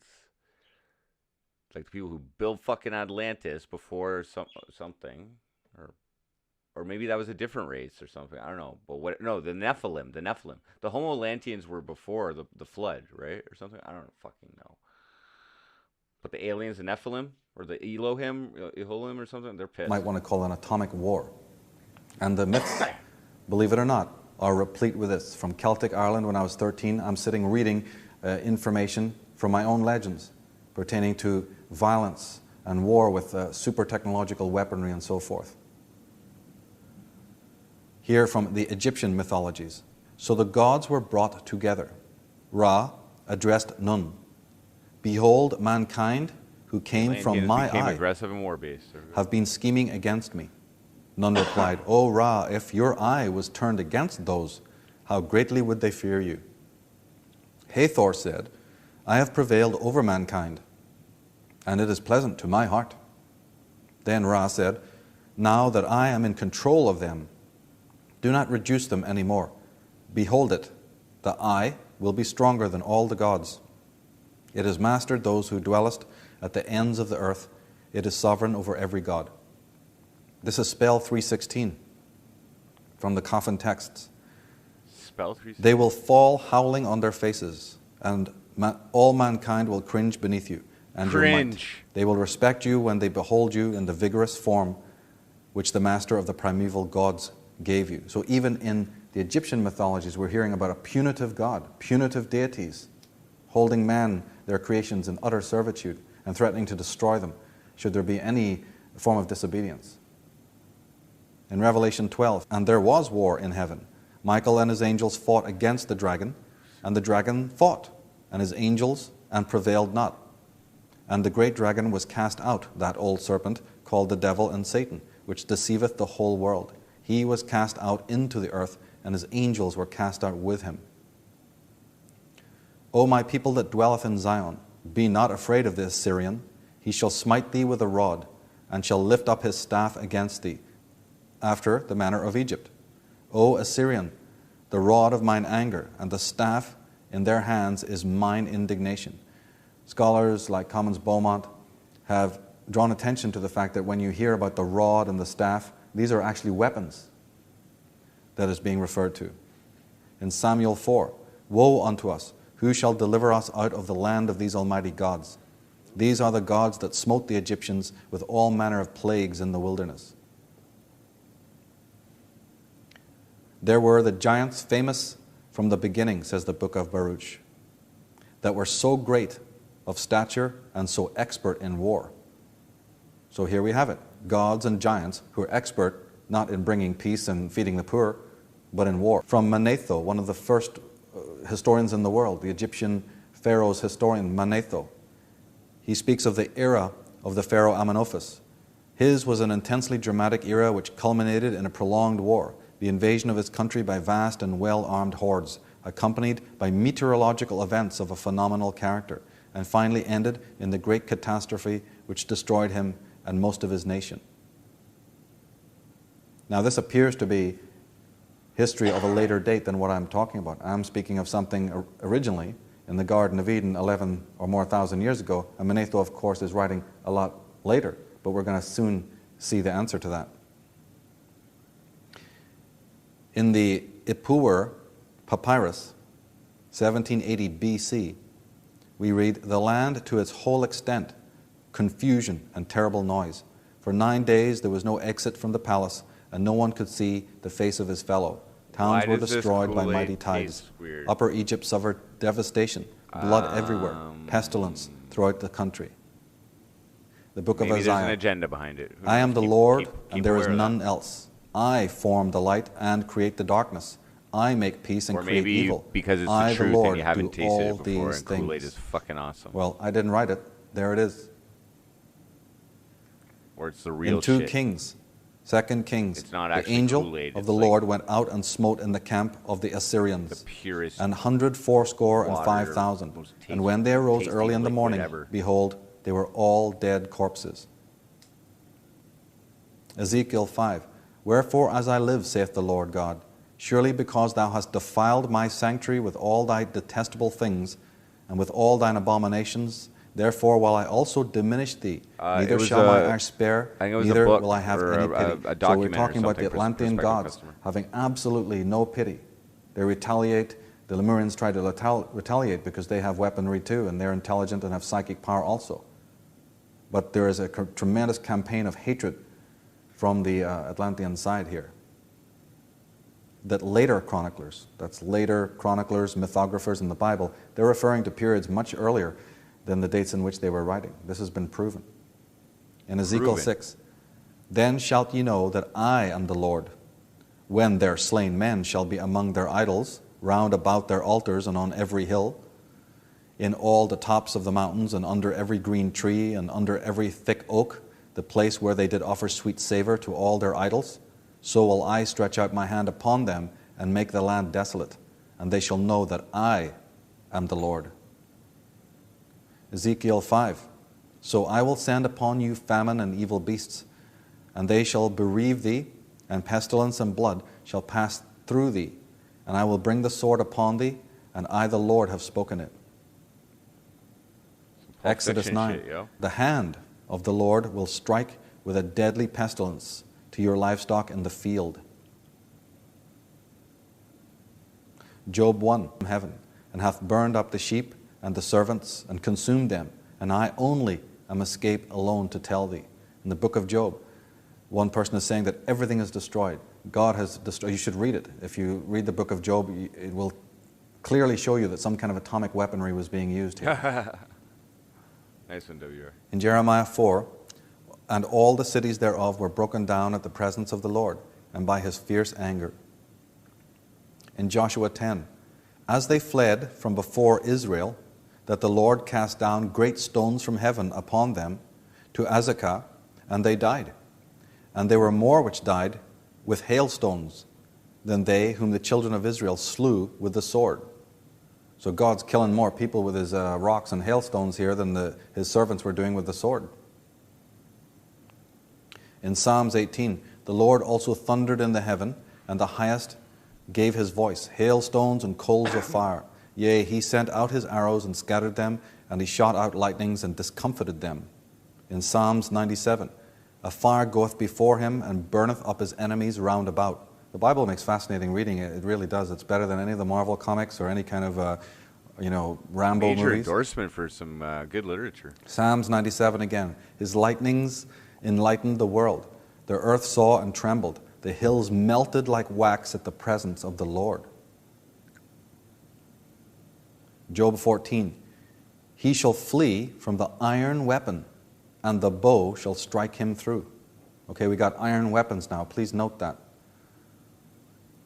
In Isaiah 16, chapter 16, we have, for behold, the Lord will come with fire, and his chariots like the whirlwind to render his anger with fury.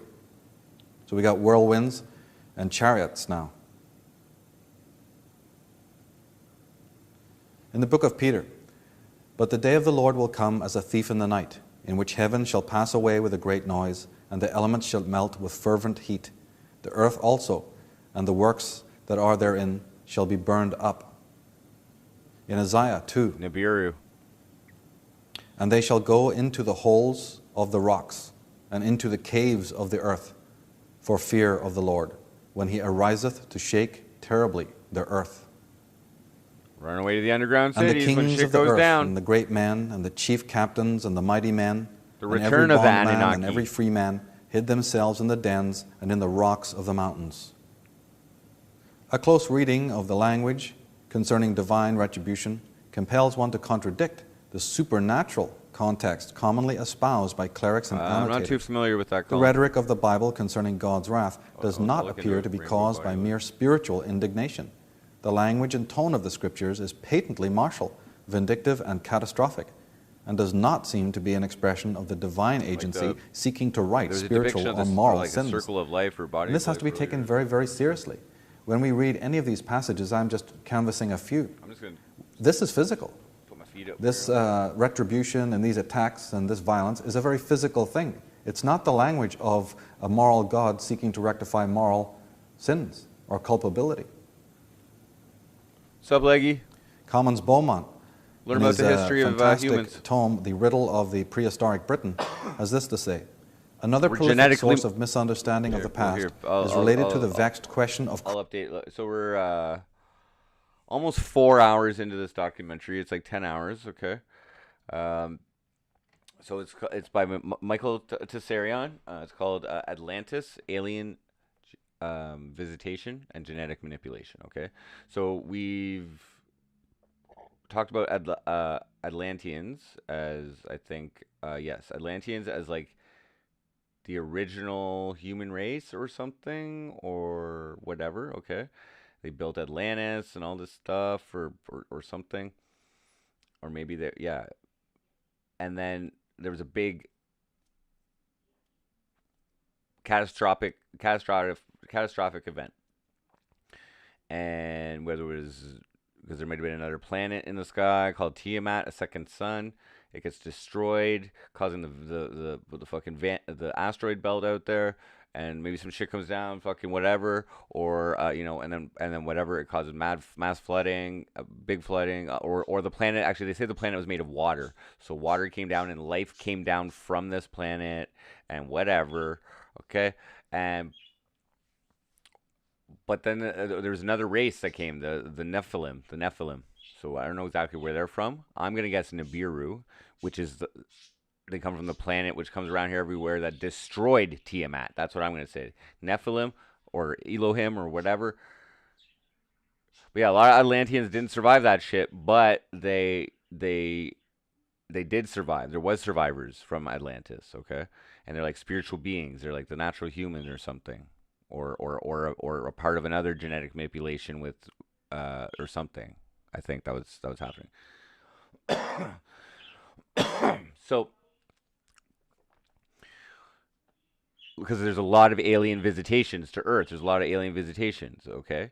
But shit happens. The human race gets fucking fucked up, whatever it is, however it happened, gets fucked up, and the Elohim or the Nephilim or whatever interbreed with them or start the genetic manipulation with the humans and create, or maybe the Nephilim were the Atlanteans or something, and they mixed it with the primates that were here, the Cro-Magnon mans or whatever, Neanderthal, or they just started fucking around and they came up with a race called that ended up being the Lemurians, the sons of the serpent, almost god level, like half gods basically, and that was meant to be slaves, but they were smart enough to get the fuck away.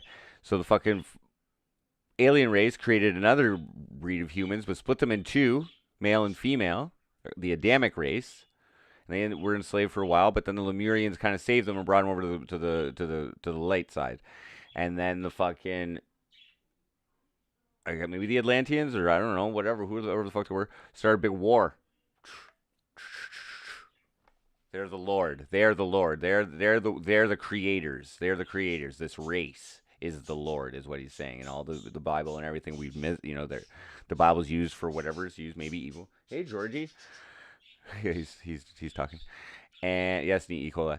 And so this is sacred knowledge, though, right? That would change the way we operate if we weren't being maybe currently controlled by one of these malevolent fucking races that we don't even know about, or that look extremely like us now, or that maybe are immortal and who the fuck knows, or maybe other races have come down as well, or maybe we've been fucking with ourselves by a fucking certain element of humanity of like, we're all descendants.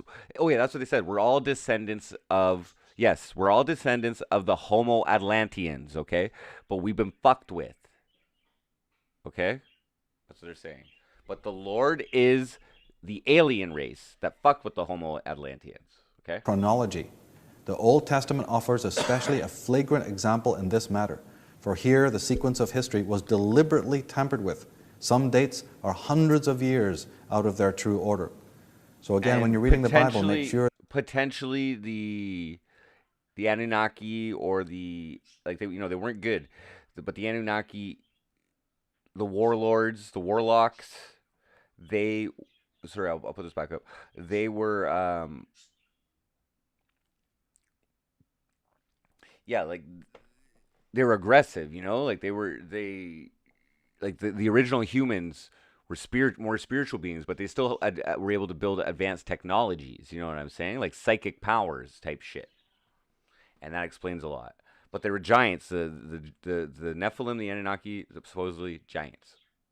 that you realize that even if you can date the existence of that prophet, which is tough enough, just because he wrote something down or just because a chapter or a passage is attributed to a particular date does not mean that that chronology is correct. Far from it. Beaumont goes on to say, In examining the scriptures, we must frequently ignore the apparent chronological eccentricities of the prophets of Israel. The Bible is a book of hidden meanings and many events which relate to a far earlier date than which men like Israel, Jeremiah, and Ezekiel are supposed to have lived. And Beaumont says, the history of the Old Testament is the history of Atlantis. Whoa! This just cuts it to the quick. When you're reading about these issues and the whole story of the Old Testament, you are reading about not only a much earlier time, but you are reading about the pre-Diluvian civilizations of Atlantis and Lemuria. Before the flood.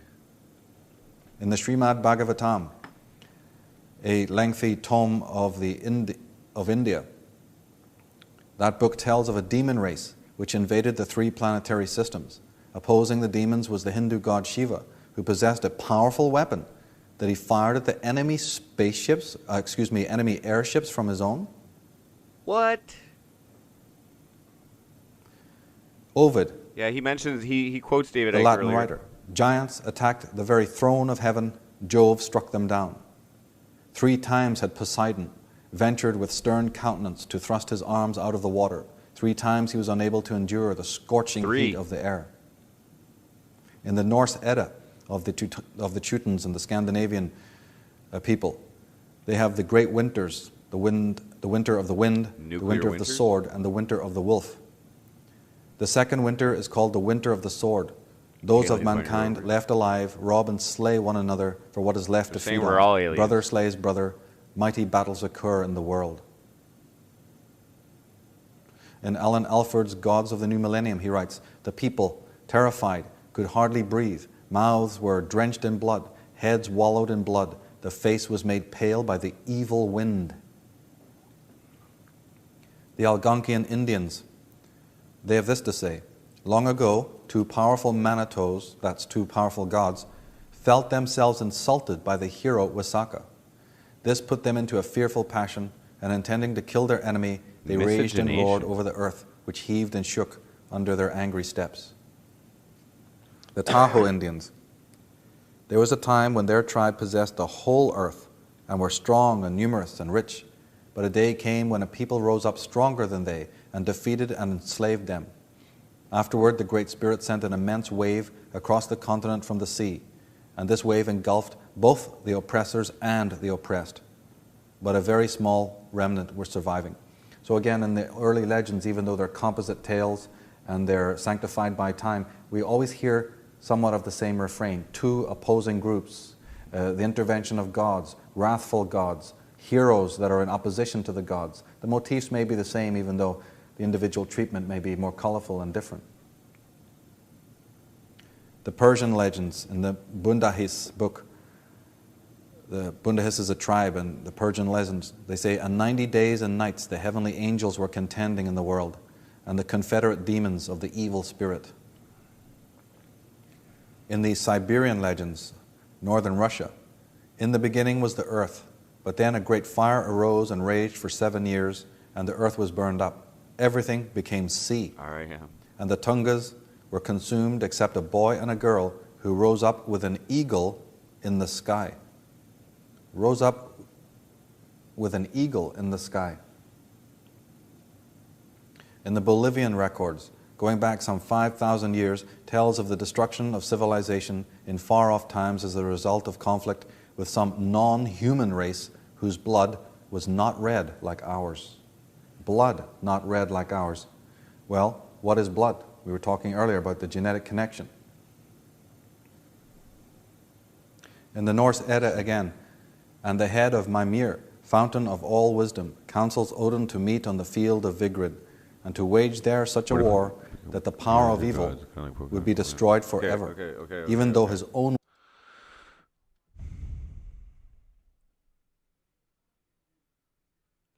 So what they're referring to as gods, okay, is metaphorical, okay, for an advanced species, an advanced race, with whatever is the ones that have interacted with us, I guess, or something, and but the original human race or whatever that they fucked with, the Homo Atlanteans, would kind of be considered gods in a way because they were part of the Lemurian race, which are half like spiritual and half of these fucking warlocks. So we're all descendants from them in some degree. But clearly we could evolve into something godlike, I believe.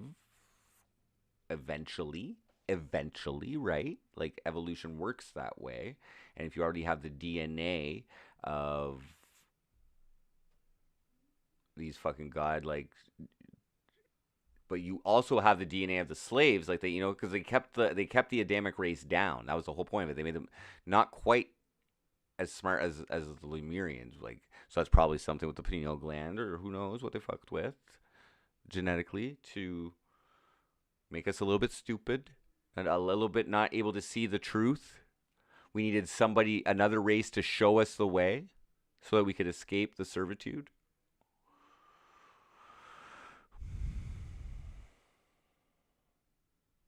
The Lemurians are the sons of the serpents, so who knows? So again, the point of this is what is like the origins of evil, right? So like there's obviously like, but the Lemurians, I don't think the Lemurians, the original ones, I don't know. They're just the sons of the serpent. They're not female. The female is revered from the splitting of the Adamic race into two sexes. The world would be destroyed with them.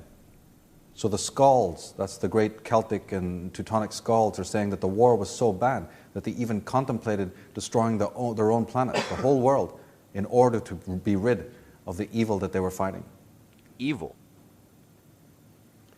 Now death is the portion of doomed men. Red with blood the buildings of gods. The sun turns black in the summer after the winds whine. Earth sinks in the sea, the sun turns black. Cast down from heaven are the hot stars. Fumes reek, into flames burst.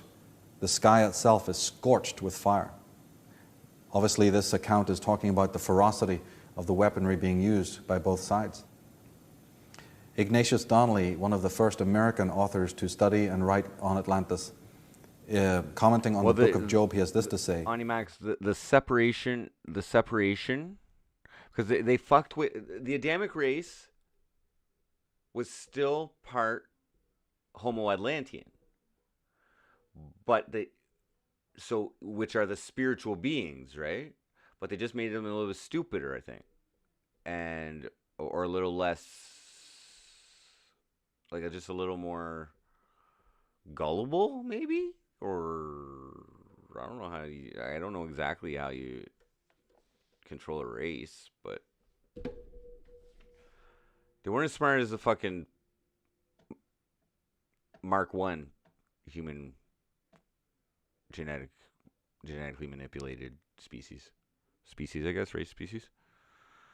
But yes, so the separation into the sexes was like the separation of the soul, the spirit.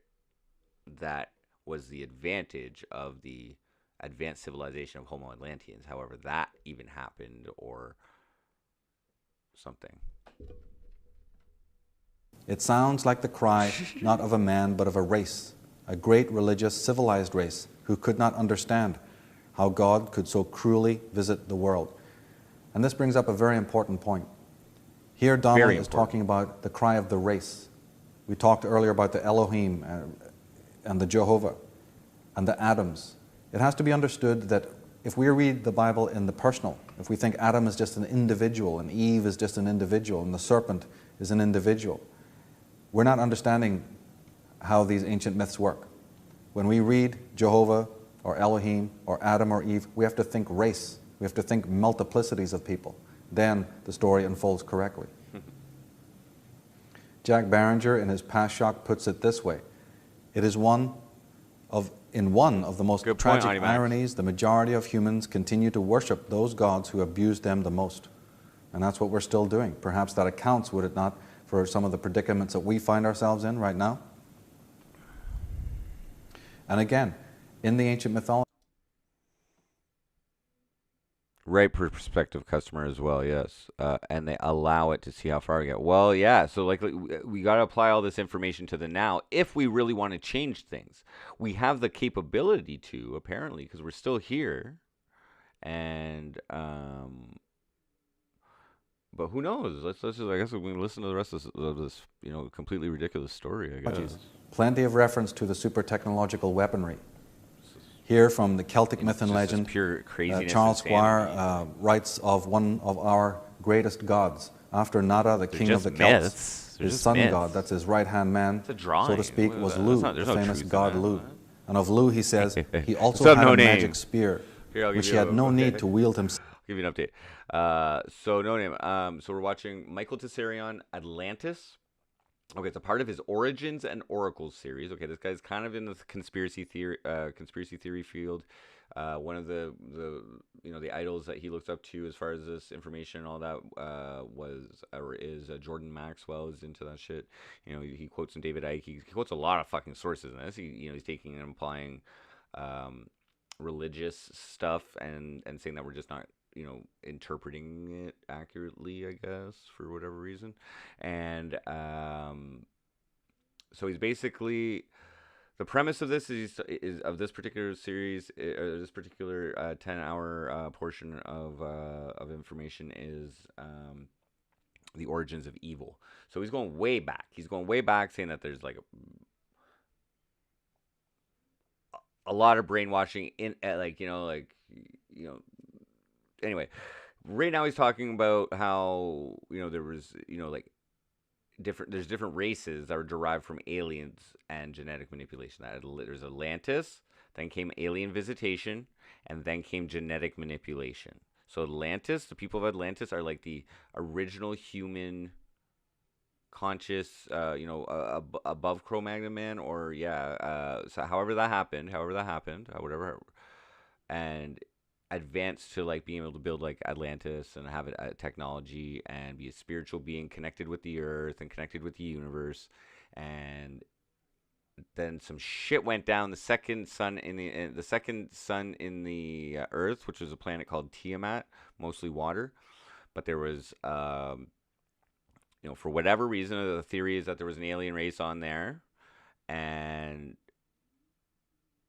another alien race destroyed the planet for whatever reason. That kind of goes with Scientology, actually, if you think about it a little bit. But then the water came down and like created a flood. Okay, a lot of the Atlanteans got wiped out. Shit went haywire. Maybe it was volcanic eruptions. Maybe it was just a fucking comet that just came down, or a huge asteroid thing, or whatever. But anyway, and after that, at some point, while the human race was like recouping and like getting used to the new way, the new world, the new way, another alien race came here called, I think, the Anunnaki or the Nephilim, and they fucking broke the cardinal sin of alien visitation, which is fucking with the human race here on Earth, and that's what they did, and they created what they thought would be a race to serve them, or a species to serve, or no, a race, but it was the Lemurians, okay, but it was just like one sex race, I guess, or something, or I don't know, but they're the sons of the serpent. They were the sons of the serpent, so they created them, and then but they made them a little too smart, a little too fucking, but half spiritual beings with Earth, okay. And they were able to escape, and they were able to fight off the servitude of these warlocks. And yes, hey Alexandra, how's it going? Yeah, it's getting into everything here, Alexandra. This is actually a 10-hour documentary. We're 4 hours into it, so there's 6 more hours. I watched this when I was in 2005. I've seen it at least 3 times in my life. I've showed portions of it to people, and it's just like you can, this is just this guy Michael Tessarion's interpretation of a lot of stuff, but we're getting to the point of where did evil come from. So like, if we're having like wars with like other beings on this earth, and like we've been oppressed by these giants that were the Nephilim or the Anunnaki, and where did they actually come from? I personally believe if this is, truth, Nibiru, okay, and Nibiru comes around every once in a while, and here comes these fucking, something, or maybe they stay on their planet and it fucking just fucks with our, our atmosphere and all that stuff, and just creates, an ice age, the ice age that happens every 150 to 200,000 years or something. I don't know. For it was alive and thirsted for blood. When battle was near, it was drawn out. Anarchy real, Then it this is what roared he's and saying. struggled against its thongs. Fire flashed from it. It tore through and through the ranks of the enemy, never tired of slaying. This So influenced again, me. 50 years ago, I'm not saying I 25 believe years everything ago, all. this may have seemed just And this might be just an interesting opening to a rabbit hole for a lot of people, or if they want to continue up with it. But this guy goes fucking in depth, But the question is, what difference does it make? And if you are interested in fighting evil, how can you do that yourself? like mythology, just like folk tales. How can you not contribute worth with paying your own attention to. magic? But today, as our own technology advances, we can revisit this. Does this not sound like a believe heat-seeking in magic missile or first, heat-seeking weapon? As we progress into the future, we can now look back with more clarity to the mythologies of the ancient world. In Zechariah 9, "And the Lord shall be seen over them, and his arrow shall go forth as the lightning, and the Lord God shall blow the trumpet, and shall go with whirlwinds of the south." In Proverbs 20, "A wise king scattereth the wicked, and bringeth the wheel over them." Jeremiah 30, "Behold, the whirlwind of the Lord goeth forth with fury, a continuing tight as in, whirlwind. fucking It shall solid fall dew? with pain upon Oh, the yeah. head of the wicked." Super tight. Exodus 7, "And Moses and Aaron did so as the Lord commanded, and he lifted No Name might be one of the tightest dudes I've ever shared a hotel room with. Just saying. up his rod and smote the waters Yeah, that super were tight. in the river, and all the waters that were in the river were turned to blood." One of the greatest sources for this kind of testimonial of ancient times is the Hindu tome, Shiva, baby. the Mahabharata. But any Hindu scholar will tell you that the dates given for the Mahabharata are far too recent. This tome could be, they speculate, as old as 6,000 years. From the Mahabharata, we read this: "The Subha clung to the sky at a league's Not length. sure about another shroom tip. He I'm threw probably gonna take at a me break. rockets, I didn't really missiles, respond that well to the spears, last one. spikes, battle axes, three-bladed javelins, flamethrowers, without pausing. The sky seemed to hold 100 suns, 100 moons, and 100 myriad stars. Neither day nor night could be made out, or the point of the compass." Really? In the battle of the Mahabharata, I the thought so. warrior king Arjuna was disturbed about the fact that so many would perish. His god and counselor, Lord Krishna, replied to Arjuna's remonstrations, saying, "Fear not to kill those before you, for they are already dead." This is the most mysterious comment and has caused a great deal of debate. Already dead. Just for a second here. Okay, so imagine the God is actually a race, okay? Imagine God is actually a race of superior beings who maybe... So there's different lords, right? There's different lords. And maybe they're extremely fucking small in numbers, like extremely, but they're immortal. And have psychic abilities. And they could be maybe original human race. Or they could be Lemurians, or they could be Homo Atlanteans, Lemurians, or Anunnaki. These would all be like the super races of original fucking either alien, original human, super spiritual beings who might also be, maybe they're the ones, but they're just not strong. You know what I mean? But maybe they're the ones that are fucking.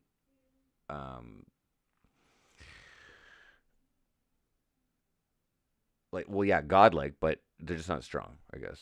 I don't know. I don't fucking know. Homo Atlanteans.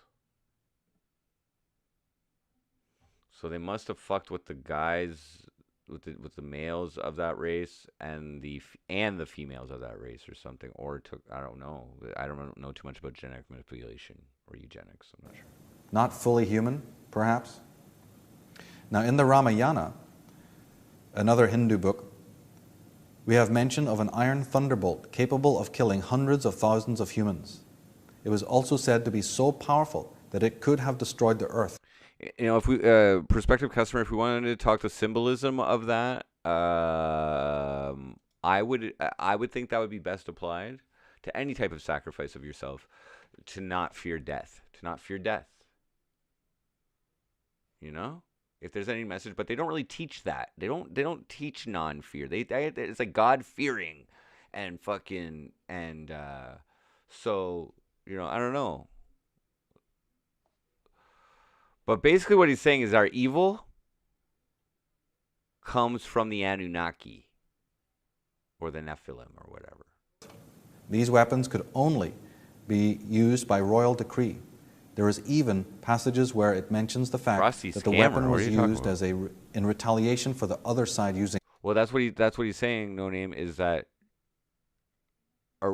they genetically manipulate, yes.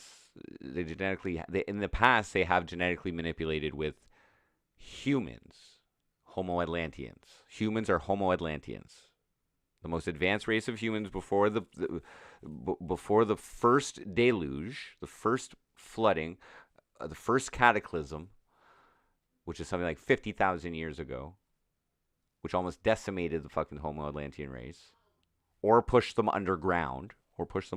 They may have been giants as well, and they, you know, but whatever. They almost got decimated, and then this other race fucked with them, breaking the cardinal sin of interplanetary travel, alien travel. You know, other ones don't fuck with us, but they might communicate with us. That's where we're going with this. This goes occult too, folks. Oh yeah. At first. Now, where have we heard that story before? In the Samargahana Sudrahara, there is mention of a man. Yes, Alexandra. So we gotta think, if there are masters, and I made this point earlier, if there's masters, they're fucking super smart, right? They're pretty fucking smart. So like, maybe the Bible or whatever is, I mean, this point is not just a method of control, or like not just the Bible, but these religious books. It's not just a method of control, but it's also a guide for those who know how to use it as a guide to, say, create a race to enslave them or whatever. Technology is getting to the point where we're becoming pretty dependent on it. You know what I'm saying? That's a really good tool. You gotta be fucking super smart to fucking figure all that shit out. I don't know who was smart enough to like figure out how to get an image on a screen. You know, like who did that? Where'd Bitcoin come from again? He's anonymous, but he still controls half of it. Okay, he's a pretty smart guy too. And space rockets, as well as their means of propulsion. In the Samara Sudrahara, we find mention of the use of biological weapons, each of which or good and produced its evil own perspective results. customer, or good The and evil. Samhara debilitated its victims by attacking the motor centers of the brain, and the Moha caused blockage of nerve impulses, resulting in complete paralysis. In a Chinese book, we find similar descriptions of germ warfare. And again, and just to clarify, Alexander Mears, race is relatives. Yeah, so we're talking about like actual like alien races, or the first genetically manipulated races here. We're talking either Homo Atlanteans. Like there's obviously been more intermingling, and people have been fucking around way back when or whatever to create something or whatever, you know. But the original ones are the Homo Atlanteans, the human race, the aliens that came here and the Anunnaki or the Nephilim. Okay, those are the two original ones. So the Nephilim fucked with their own stuff and put it into the Homo Atlanteans, which had the Holy Grail, the womb, in order to be able to produce more human life, so then we have the secondary races, which are the Lemurians. That was like the first failed experiment into slavery, the Lemurians.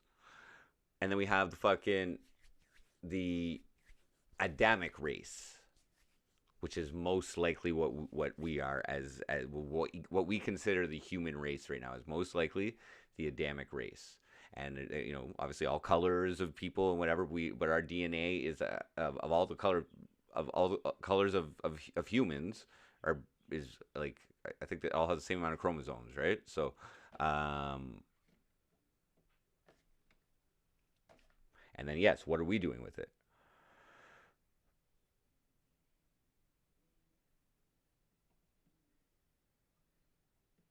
All right, references made to specific weapons causing specific results, just like today's world.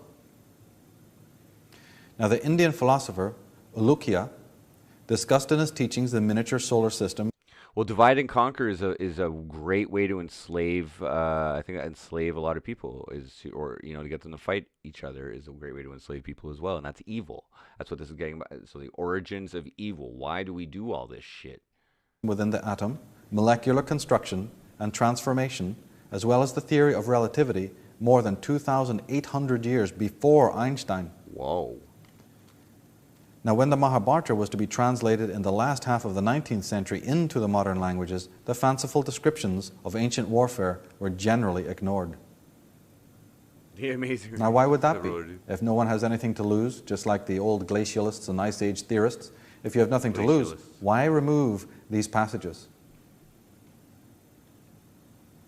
In Mohenjo-daro in India, what was found corresponds exactly to what was found at Nagasaki, where everything was crystallized, fused, or melted. This mysterious event was recorded in the Mahabharata. One scholar, one professor who was excavating actually found a corpse in a chair that had basically turned to glass. His whole So I believe fear is a product of evil. You need evil first to fear it. body and the walls and the chair had been fused into what appeared to be glass, but under tremendous heat. In the Mahabharata we read stunning passages like this. It was as if the elements had been unleashed. The sun spun round. Scorched by the incandescent heat of the weapon, the world reeled in fever. Elephants were set on fire by the heat and ran to and fro in a frenzy. Water boiled, animals died, the enemy was mown down, and the raging of the blaze made the trees collapse. Horses and war chariots were burned up. Thousands of chariots were destroyed. Then deep silence descended on the sea. The corpses of the fallen were mutilated by the terrible heat so that they no longer looked like human beings. Never before have we seen such a ghastly weapon, and never before have we heard of such a weapon. A single projectile charged with all the power of the universe, an incandescent column of smoke and fire. That's a pretty old document too, the Mahabharata. From a shaft fatal as the rod of death. Mahabharata. Endowed with the force of 1,000-eyed Indra's thunder, it was as destructive to all living creatures. Fear is peaceful. Hostile Fear warriors is fell to the detrimental. earth like trees burned down in a raging fire. A substance like fire It's a has sprung prohibited. into It's a existence. prohibited. Blistering hills, energy. rivers, and trees. All are being reduced to ashes. You cruel and To evil progress, ones, to drunk with survival. pride. Okay, to progress. Through that iron bolt, you shall become exterminators of your race.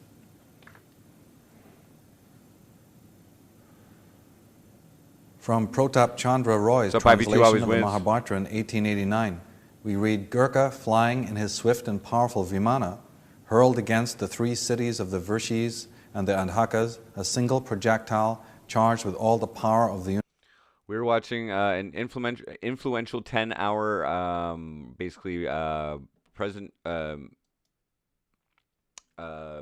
presentation from around 2005, I think, or something, by Michael Tessarion called Atlantis, Alien Visitation, and Genetic Manipulation.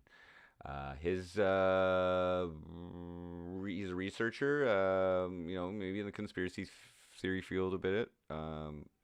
But he's going back, kind of to the unwritten, the written, his interpretations of the written history of our existence and gods and myths and lords and all these fucking like ancient fucking even goes into a lot of Bible references, and he's basically saying, that we are a product of the humans of Atlantis, original humans, or high-level humans that were here that evolved into whatever, but the humans that were here, the natural alien of of planet Earth, and basically explaining. Yeah, it goes at it with the origins of evil. Like, why is evil even here? Like, there's a lot of people who are really against evil, but like, I don't know, we're fuck. And there's a lot of different forms of evil. Oh yeah, it's definitely woke. But I wanted to watch this with you guys because I didn't want to fucking do too much today. First off, I wanted to get your opinions on this kind of stuff. You know, this has influenced me, but this was, like I said, 13 years ago, and I've had chance to kind of like observe the proof of some of this stuff, and like I don't know, I got a different belief system now, and whatever. It's just interesting to fucking watch this stuff again for like as fresh and see how some of the stuff is affecting the world now. I don't know. I like it. Evil reigns. But do we allow it to reign? Do we allow it to reign? Of course we do. Of course we do. Why do we allow it to reign? Why do we partake in it? Because we do have evil inside of us. Because we're part, or we might not be part. They didn't specifically say that they fucking. They just said that they manipulated the Atlanteans' genetics. So maybe they didn't necessarily mix them with themselves. Maybe they mixed them with something else or whatever technology that they had available with. Who the fuck knows? Universe. It was the unknown weapon, the Iron Thunderbolt, a gigantic messenger of death, which reduced to ashes the entire race of the Vrishnis and the Andhakas. The corpses were so burned as to be unrecognizable. Their hair and nails fell out. Pottery broke without apparent cause, and the birds turned white. After a few hours, all foodstuffs were infected. To escape from this fire, the soldiers threw themselves in streams to wash themselves and their equipment. Yeah, we outnumber them. This weapon was so feared that, in great distress of mind, the king had the bolt reduced to fine powder and thrown into the sea. Even with these precautions, people's hair and fingernails fell out overnight. Birds turned white, and their legs became scarlet and blistered, and the food went bad. Jonathan Cray in Dead Men's Secrets, he says that in Pakistan, 44 exhumed skeletons appear from the year 2000 BC were found to be radioactive. And he goes into many other such cases like that. And all over the world there are such cases. In Scotland, for instance, a old fort or castle on a hillside, the entire corner of it was fused glass. They're finding 14-inch thick glass under the Syrian and Iraqi desert to this day. There is good reason to believe that the terms Sodom and Gomorrah actually relate to Atlantis and Lemuria. Oh. We read, "Then the Lord rained upon Sodom and upon Gomorrah brimstone and fire from the Lord out of heaven. And he overthrew those cities, and all the plains, and all the inhabitants of the cities, and that which grew upon the ground."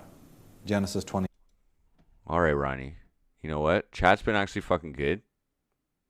Chat's actually been fucking good today. This is shit we can fucking... I want to read chat, Ronnie. Slowing down. Did you just tease me? Did you just intend... The fuck? Did you just Snarvos is getting in with some snowflakes. Backwards RAM. What the hell's going on? Oh, Flat Ronnie dipped? He already got the attention? You got the attention you needed? You just dipped? He's like, that's what I wanted. I just want to be noticed. I just need Frosty's attention for like a little bit. I just want to get his attention. I win. He wins. I mean, that's what, like, yeah, I was just pretending to be Flat Ronnie's mind right there. Okay. Well, thanks, guys. Little spam break. Little spam break. Fun stuff. All right, back to the insanity. I guess. 24. In the story of Lot, the famous story of his wife and the pillar of salt, this is actually Sodom a and Gomorrah. mistranslation. It wasn't pillar of salt. The translated word is more like our modern vapor. So she was actually turned to a pillar of vapor. In Charles Berlitz' Atlantis, the Eighth Continent, he says, after finding layers of Babylonian and Sumerian artifacts, the archaeologist had passed through 14 feet of clay, which it's round indicated two. a prolonged flood. Below this strata was reached a level of fused glass, the same kind found at Alamogordo in Texas after the A-bomb blasts. In western Scotland, there's a fort Anybody that has is any one problems with of the its span sides level? completely fused into glass, and the Oh. same manner. I guess nobody else got the message either. It had received some Shit. intense heat, but it was not lightning. That's interesting. Now, Frederick Soddy, no less, this is one of the greatest physicists that ever lived. In his book, The Interpretation of Radium in 1909, he is commenting on the General Matt. Mahabharata and says, can we not read in That's them okay, you're some not- you're not justification for the super belief fast. That's okay. that some forgotten race of men attained not only the So, yeah, knowledge if that we anybody has a have so problem with recently the won, spamming, I mean, they're but still also free to that power spam, that they're is still free not to yet spam. ours? I believe that there have been civilizations in the past I like how this that were system works. familiar with atomic energy, and that by misusing it, they were totally destroyed. Now, Yeah. a theoretical physicist Let's have fun. This is and a 10-hour supervising documentary. scientist of the Manhattan Project, Robert Oppenheimer, who is familiar 4 with hours ancient and 7 Sanskrit minutes in. literature, was giving a lecture at Rochester University when a student asked a question to which Oppenheimer gave a strangely qualified answer. And the questioner stood up and said, "Sir, was the bomb exploded at Alamogordo during the Manhattan Project the first one to be detonated?" Now that's a peculiar question in itself. Perhaps this person was familiar with the nuances of the ancient world. So he asks this peculiar question to Dr. Robert Oppenheimer. And Oppenheimer's answer is even more perplexing. Well, yes, in modern times, of course. Now, Professor Hermann Oberth, this is literally the father of rocketry and was the German rocket scientist Cool name. expert during the period of the Nazis. He says we cannot take credit for our record advancement in certain scientific Nazi fields alone. rocketeers, We have been Monty helped Monty Basta, by peoples Michael of Basta, other Monty Basta. worlds. And then we have etymology again. We have the word typhoon, which relates to a very strong, powerful whirlwind that is destructive in its nature. This word actually comes from typhon, or the Typhonian beast. Typhon was the great serpent. And the word hurricane, as we saw earlier, cane is the word for the serpent. It's one of the earliest terms for the Cocaine. serpent, just like Cannes in south of France, Cannes Film Festival. Hurricane, the shaking of the Cannes serpent, Film a fierce Festival. wind. Snakes. So in all the mythologies of the world, we hear about the fighting, the conflict of the demon race against the high ones. The Mahabharata, the Celtic legends, and the War of Troy are all meant to have gone on simultaneously, in fact, in history. The War of Troy. The post-Diluvian epoch. Now we come So to look after at the result of all of after the this. floods. Now we need to look The at results. if there Oh, we're was, getting in into fact, it. a war about 11,000 years ago, if the original alien masters arrived here approximately 50,000 years ago, and if this war broke out in the region of 13,500 years ago, as the fossil record now seems to be hinting and saying, then we need to say, what has happened since that period? And we find that there was an unforeseen variable. Because if there was indeed a war of the gods, and if evil came into being due to the repeated biomanipulation of Homo sapien, then why is it Homo that neither sapien, side oh. seems to have triumphed? That's right. How come it is that we're here 13,000 or 11,000 years later debating this problem, debating this question? Because, say, the Atlanteans had won and evil had triumphed, we certainly wouldn't have been sitting here contemplating the question. We wouldn't have this inner dichotomy as good versus evil. And if the other side had won, the Lemurians had conquered, we'd all be living in peace and happiness and tranquility. So why are we not? Why 11,000 years later? A huge, vast expanse of time between where we are now and these events that we're referring to here. How come this problem still persists and has never been resolved? This is the stumbling block for most of the scholars and researchers. Pole shift coming in. And the reason is quite startling. The reason, the unforeseen variable, that event that delayed The denouement Nibiru, baby. was none other than a polar shift of the Earth, a pole shift of the axis of the Earth. And Clearly. again, where do we turn for the information regarding this They didn't tell us about that polar in- shift? in To the elementary school, mythologies though, the polar of shift. the world. You think they Now, would? Allen and Dallaire, in their book When the Earth Nearly Died, they say that studies have shown that about 10,178 BC, or over 12,000 years ago, the celestial shift my pole pole. was inclined at an angle of 30 degrees from its present position. This, in turn, strongly suggests that the terrestrial axis then orientated differently from today. The gigantic worldwide tectonic disturbances of the late Pleistocene times occurred almost simultaneously on a near unimaginable scale, precisely what could be expected from a powerful external influence, but not from the Ice Age conditions conventionally believed to have existed then. Significantly, a drop in the strength of the Earth's You can only magnetic wake yourself field up. appears to have occurred sometime have a good between reason for it 13,000 usually, and though. 12,000 years ago, attended by various other important changes, including earthquakes, I just volcanism, believe in magic, water guys. table I'm fluctuations, just sharing the and beauty of magic. large-scale climatic variations. Of these, severe This is a nice earthquakes in foundation. particular may even induce axial wobble and polarity reversals. So they're talking about the comets, they're talking about the possible destruction of Tiamat that we looked at earlier. They're talking about Tiamat's water by pouring artificially into our Earth, onto our Earth. That may have precipitated a polar wobble or a pole shift. I got it. Edmund Halley, I had my dread. I mean, Ram. after Halley's Comet, he was the first modern scientist to account for the deluge by polar retribution displacement. When he first argued his case before the Royal Society of London in 1692, the revelation was so startling that his paper was not published until 30 years later. We are not talking about something small here. We're talking about the Eiffel Tower stuck headfirst in Georgia. We're talking about rocks the size of cathedrals charging through the air and landing thousands of miles away from where they are. We're talking about seas emptying out of their basins and so forth. This is a calamity the likes of which the Earth had never seen. This is not something that even approximates the first deluge. Water pouring in from another planet that's just been destroyed, that's one thing. It causes tremendous upheaval in the world. But maybe after a few hundred years, there's a semblance of normality returns. But pole shift, that's quite something else again.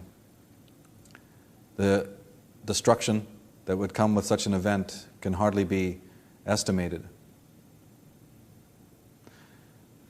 In Celtic mythology, Albion, that's the British Isles, England, Wales, Scotland, and so on, they have been referred to as the Fortunate Isles or the Blessed Isles What's up? because it was known by the ancestors that they had survived such travesties.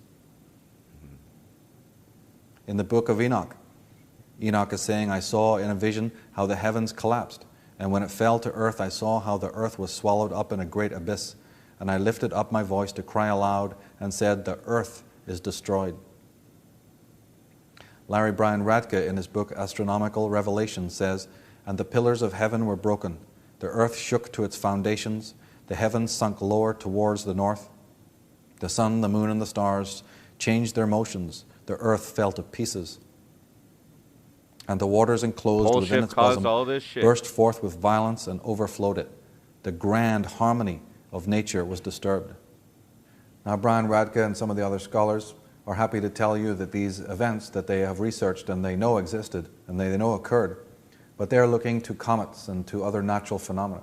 In my thesis, in my work, in my reading of the texts, these events were precipitated by human error and by human interference. Oh, human interference. Oh. In Chinese mythology, over 2,000 years BC, in ancient times, Kung Kung strove with Chuan Shu for the empire. Angered, he smote the unrotating mountain. Heaven's pillars broke. The bonds of the earth were ruptured. Heaven leaned over to the northwest. Hence, the sun, moon, and stars and planets were shifted in the southeast. Well, that's right. Any kind of axial wobble, any kind of pole shift, if anyone even survives this, they're certainly not going to be seeing the same heavens, the same stars, the same positions of the luminaries. Everything will be seen to be in chaos. Absolute confusion will reign. Clifford Wilson, in Chariots Still Crash, so terrible was the storm that even the gods afeared at the deluge. They took flight and went into the heaven of Anu, Cowered they like dogs and crouched down at the outer defenses. Anunnaki. Well, of course. You Nibiru. can imagine that the gods who unleashed this war weren't prepared for this.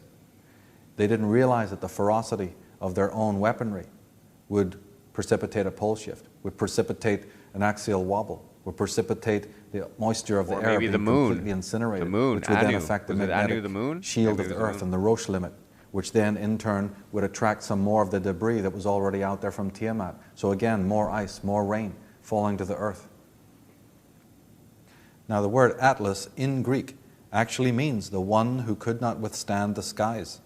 And in Sanskrit, Atlantis or Atlas means deprived of its pillar, the bottomless, sunk to the bottom.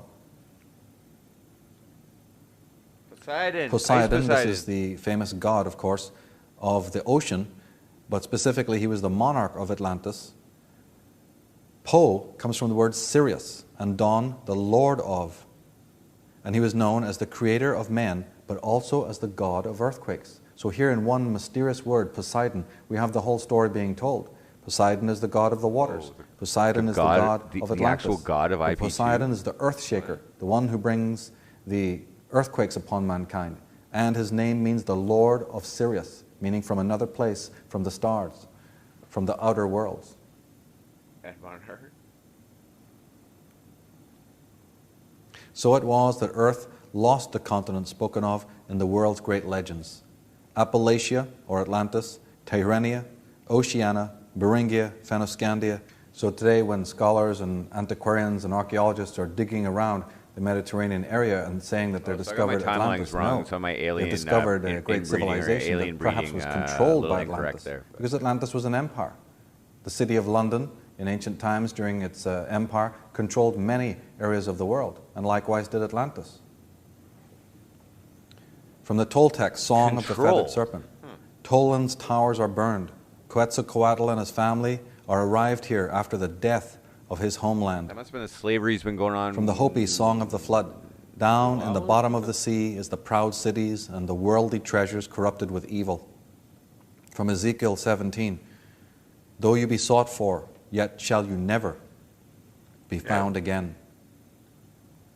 From the Egyptian papyri, south becomes north, they say, and the earth turns over. From the Laplanders of northern Sweden, their mythologies say, I shall reverse the world. I shall bid the rivers flow upward.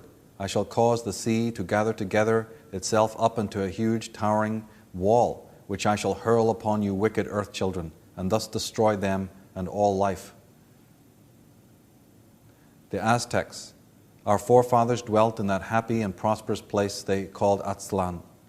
In this happy place is the great mountain in the middle of the waters called Culhuacan, because it is the point turned over towards the bottom. And for this reason, it is called Culhuacan, meaning the crooked mountain. Culhuacan from Culhua means the serpent mountain. So here again, we have the same motifs, the same refrain. The crooked mountain, the mountain that used to be one direction, but is now turned over. And it was the place of the serpents. The Mixtecs. The Mixtecs, another instructed Mexican tribe, described the Culhuacan as the place of heaven, where the gods erected a sumptuous palace and dwelt therein. A great deluge occurred there in which many of the sons and daughters of the gods perished. And the Athenians of Greece, a priest of Sais told Solon, that's Plato's father, when the mighty power aggressing against the whole of Europe and Asia was held at bay by Athens alone, this vast power, he said, wantonly made war and endeavored to subdue at one blow our country, Egypt, and yours, Athens, and the whole of the land. That same vast power failed in their efforts, and then the great catastrophe suddenly burst upon the invaders and defenders. Nonus, the historian, in his work, he says, there was a tumult in the sky, shaking the joints of the immovable universe. The very axle which runs through the middle of the revolving heavens was bent.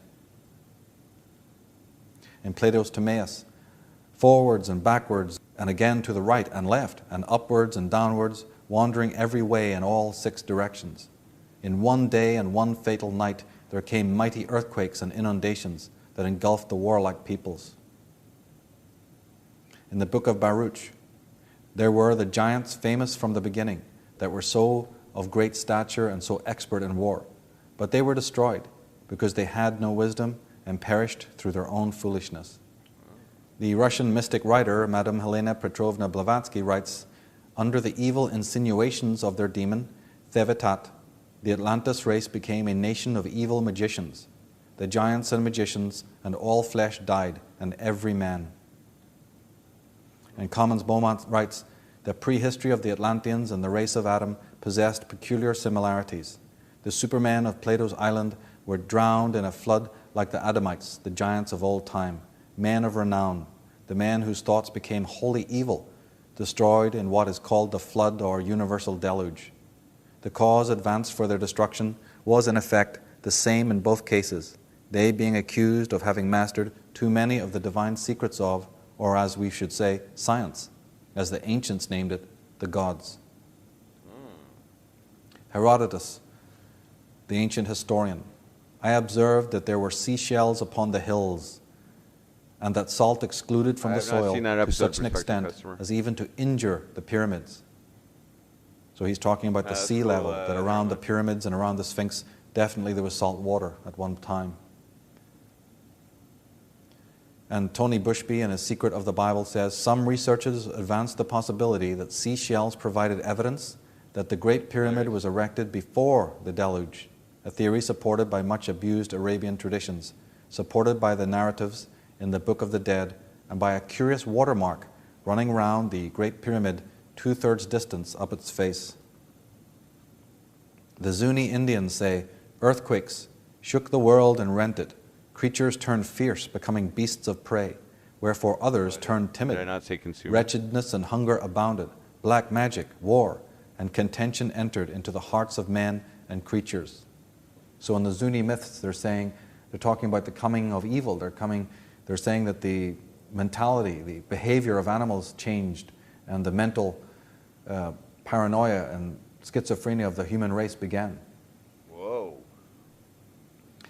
In the book of Habakkuk, the sun and moon stood still in their habitation. At the light of thine arrows they went. Joshua 10, and the sun stood still, and the moon stayed, until the people had avenged themselves upon their enemies. Is not this written in the book of Jasher? So the sun stood still in the midst of heaven, and hasted not to go down about a whole day. So here we have in one passage of the Bible the idea that the scriptures are saying that not only was there a war, but celestial events were awry, and that there was two, again, opposing peoples, a tremendous war that couldn't be abated. From the Bible again, the earth is utterly broken down, moved exceedingly. So the earth is moved exceedingly. Isaiah 24, behold, the Lord maketh the earth empty, and maketh it waste, and turneth it upside down, and scattereth abroad the inhabitants thereof. So how come we haven't heard about this in Sunday school? How come the pastors and the preachers are not explaining what this passage means? In 2 Peter we read, for this they are willingly ignorant of. The world that was then, being overflowed with water, perished. Those maps do like earth. So why is it that when we hit the Sunday school, and we're taking the Bible classes, no pastor or preacher goes into the terms and explains what these mean? These are talking about physical events. We've been under mind control for so long, we don't even know what we're reading when we're reading it. Here we have a statement that people are willingly ignorant. The book of Peter is saying that people are willingly ignorant as to the events of the past. In John 21, I saw a new heaven and a new earth, for the first heaven and the first earth were passed away, and there was no more sea. Yes, that's right. Sea where it should be is no more. Sea that was over here, it's gone. Sea that's up in the sky, a whole planet of it, Tiamat, it's no more. The whole earth is in decay and chaos. From Geoffrey of Monmouth, one of the early pre-medieval historians of England, in his book, The History of the Kings of Britain, writes on the prophecies of Merlin. The moon's chariot shall run amok in the zodiac, and the Pleiades will burst into tears. None of these will return to their duty expected of it. Ariadne will shut its door and be hidden within the enclosing cloud banks. In the twinkling of an eye, the seas will rise up, and the arena of the winds shall be opened once again. The winds shall do battle together with a blast of ill omen, making their din reverberate from one constellation to another. From the Wisdom of Solomon, chapter 14, from the Apocrypha. For in the old time also, when the proud giants perished, the hope of the world governed by the hand escaped in a weak vessel, and left to all ages a seed of generation. So the books that were purposely left out of the Bible, the Apocrypha, in this book they're saying there were survivors and they escaped in a weak vessel. That means some sort of vessel that was impaired, not working correctly, but they were able to escape. Now we spoke earlier about the unforeseen variable, the idea that we're still inherited this problem of evil, and the problem of conflict, the problem of the alien versus the human DNA in us from 11,000 years ago or more. And we've inherited because the pole shift prevented conclusion. But what we also must understand, and one of the reasons for the great delay, is that after you have had a pole shift of this kind of magnitude, it's unforeseen by the perpetrator, it's unforeseen by the oppressor, it's unforeseen by the oppressed. Both contingents were not ready for this. They had no idea that the earth would respond this way. Like H.G. Wells talks about in his Time Machine, that man's violence awoken the earth. Earth's violence followed the human violence. Well, this is the same situation we find in the ancient days. And the earth is in upheaval. The 5 great continents have sank beneath the waves. What goes with it? What goes with it is all the spaceships, all the crystalline computers, all the technology, all the hardware, all the rockets and weaponry that both sides have. It's all destroyed. So we have the predicament of moving mankind forward. The Atlanteans decide that they have no choice now but to move mankind forward in history, to manipulate history, to move us forward to the point where we can rebuild the technology that they have lost in ancient times. The loss of their technological hardware was a major setback and predicament for the Atlantean serpents. They decided to manipulate the flow of history and the destiny of their Adamic progeny, pushing us ever forward to the point where the super technological hardware that was destroyed in the War of the Gods could be reproduced. Some instruments and weapons had survived, and these were sequestered in underground chambers and in temple precincts, referred to as the Holy of the Holies.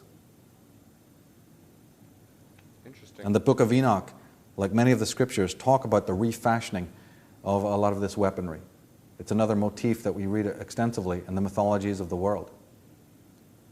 And Azazel taught men to make swords and knives and shields and breastplates, and to make known to them the metals of the earth and the arts of working with them. And they were led astray and became corrupt in all their ways. Led astray. In Druidic tradition, in Welsh tradition, we have the Peralt. These are a fraternity of powerful druids who practice metallurgy in caverns beneath the earth, who fashioned artifacts like the Cauldron of Power, as well as instruments known as the gifts of the gods. That's right. They had to set about sequestering the weaponry that was left over, but they had to also subjugate the whole earth. They had to start mining. They had to start creating the metallurgy and getting the ores together to recreate all the hardware that they had lost. Because just like a gunfighter in frontier America, stripped of your gun, you feel naked. You may have all the intelligence in the world, but if you haven't got the instruments of authority and power, you're naked and you're helpless. Commons Beaumont says, I have said comparatively little in regard to this prehistoric science and weapons, including firearms, although it is manifest that they played the most vital part in ancient power politics. Possession of the knowledge of metallurgy must have been one of the most urgent yet secret objects on the part of those who desire to rule the ancient world. I cannot overstress how vital and important is always the problem of weapons. The science of ancient explosives has never been historicized to my knowledge, yet it lies at the root of most prehistory, for its knowledge and application enabled those who had mastered the secret, so jealously guarded, the innermost of mysteries, to rule over men and to claim godlike attributes. Now, Dr. R.V. Dolphin, after studying in the Libyan desert, studying the glass, Dolphin suggested that for the ancient Phoenicians to have worked with temperatures equivalent to 6,000 degrees Celsius, they must have known the secret of atomic power. 6,000 degrees, of course, is only 2,000 degrees short of the temperature of the sun. And yet here is the good doctor in the Syrian, Libyan desert studying artifacts, digging up beautiful artifacts, beautiful globes and glassware. The only trouble is, it's been made in furnaces, which is almost atomic energy would need to be used. The temperatures are so extreme. The Smithsonian Institute and the Bureau of Standards in Washington have brought to light various objects that prove that 7,000 years ago, people were producing steel in furnaces at a temperature of 9,000 degrees centigrade. Wow. And we have, even from the most junior high, the most elementary level of education, a big question. How come the Iron Age, which is meant to be the earliest age, is the one that comes first? We have the Stone Age, which is the earliest period. We have the Copper Age. We have the Bronze Age. And then we have the Iron Age. So closest to us, our own time, we have the least complicated. It takes a great deal more skill to make copper and bronze than it does to make simple iron. And of course, the argument always put before us is, no, iron was more needed because, of course, it was made into weapons. But that's a side story. That's not what we're asking. We're asking how come the sophistication precedes. So, meaning as you go further back in time, the skill with ores gets more. Well, it's the same predicament that you have when you go to any indigenous tribe of any culture. They always talk, do they not, of their own ancestors being more sophisticated and more cunning and more artful and even sometimes more spiritual than they. Every culture, they never put themselves first. They never say, we are the smartest ones in our own history. They always talk about their own ancestors being more advanced. Now, why would that be? The mighty flood frees the ship known as the Naglfar, a vessel that the giants were so long in building.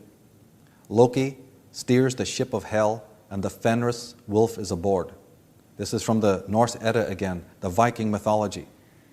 And the ship, the Naglfar, sails out from the east. At its helm, Loki, with the children of darkness, the doom bringers, offspring of monsters. Of course, anyone who spent a few days or weeks studying the Viking and Scandinavian mythology, you know that Loki was the dark one. Loki is the god of evil. Well, here we have Loki flying a spaceship, refurbishing an old spaceship with this bestial weapon on board, the Fenris wolf. After the destruction, after the demise of the 4 or 5 great continents, and Celtic mythology talks about lots of other islands as well, as we saw a little bit earlier. But if Fennoscandia, Tyrrhenia, Beringia, Atlantis, Appalachia, Oceania, if Lyonesse and Lachlan and all the ancient islands of Avalon that the ancient books are talking about, if all of these have sank beneath the waves and land is scarce, but you have a certain amount of survivors on both sides, both contingents have survivors, then what happens next is very important to modern history. We can surmise that the original Atlanteans were fewer in number than the progeny they later create. It goes without saying that the visitors may have been fewer than the beings that they later created. So that means that the sons of the serpent, the Lemurians, and their Adamic wards probably were larger in number than the contingents that were on Atlantis. No one knows for sure, but we can gather that this was the case. So, when we follow the histories and the mythologies through, we find that the serpent race, this is the original Atlantean race, they decide, after the pole shift, to now converge at the new equator, specifically Asia Minor and Mesopotamia and Sumeria. And Sumer, by the way, in Celtic means the land of the dragon. So the original serpent race come together, what's left of them, and they decide to vacate wherever they are and regroup at the new equator, because of course this is the only area that would actually sustain life all the year long. So they converge in the area of Mesopotamia, Babylon, Sumeria. The sons of the serpent, that's the Lemurians, together with their Adamic wards, they choose to do the opposite. They disperse to the corners of the earth, and they take their advanced Lemurian culture with them. So the Lemurians, for some reason, decide to do the opposite. And that could be because they realized that those Atlantean warlocks of theirs could still be out there, ready to hunt them down, and that they're very vulnerable. So they make the decision to split up and send contingents to different corners and quadrants of the earth. But here at the Sumerian, Asia Minor, the Middle East, the junction of the Tigris and Euphrates River, this is the area that became the new center of empire, based, of course, on the Atlantean pattern. The word Europe, in Greek mythology, Europa was the daughter of the phoenix, which rose from the flames of destruction. And one doesn't have to be an expert in mythology to understand what this means. Europe is literally the one that has risen from the flames of destruction. Europa, the daughter of the phoenix. Dionysius of Susanna says, "They were the first great founders of the world, founders of cities and of mighty states, who showed a path through seas before unknown, and went each wandering tribe far off to share a different soil and climate. Hence arose great diversity, so plainly seen mid nations widely severed." So there we have it, folks. There's the answer.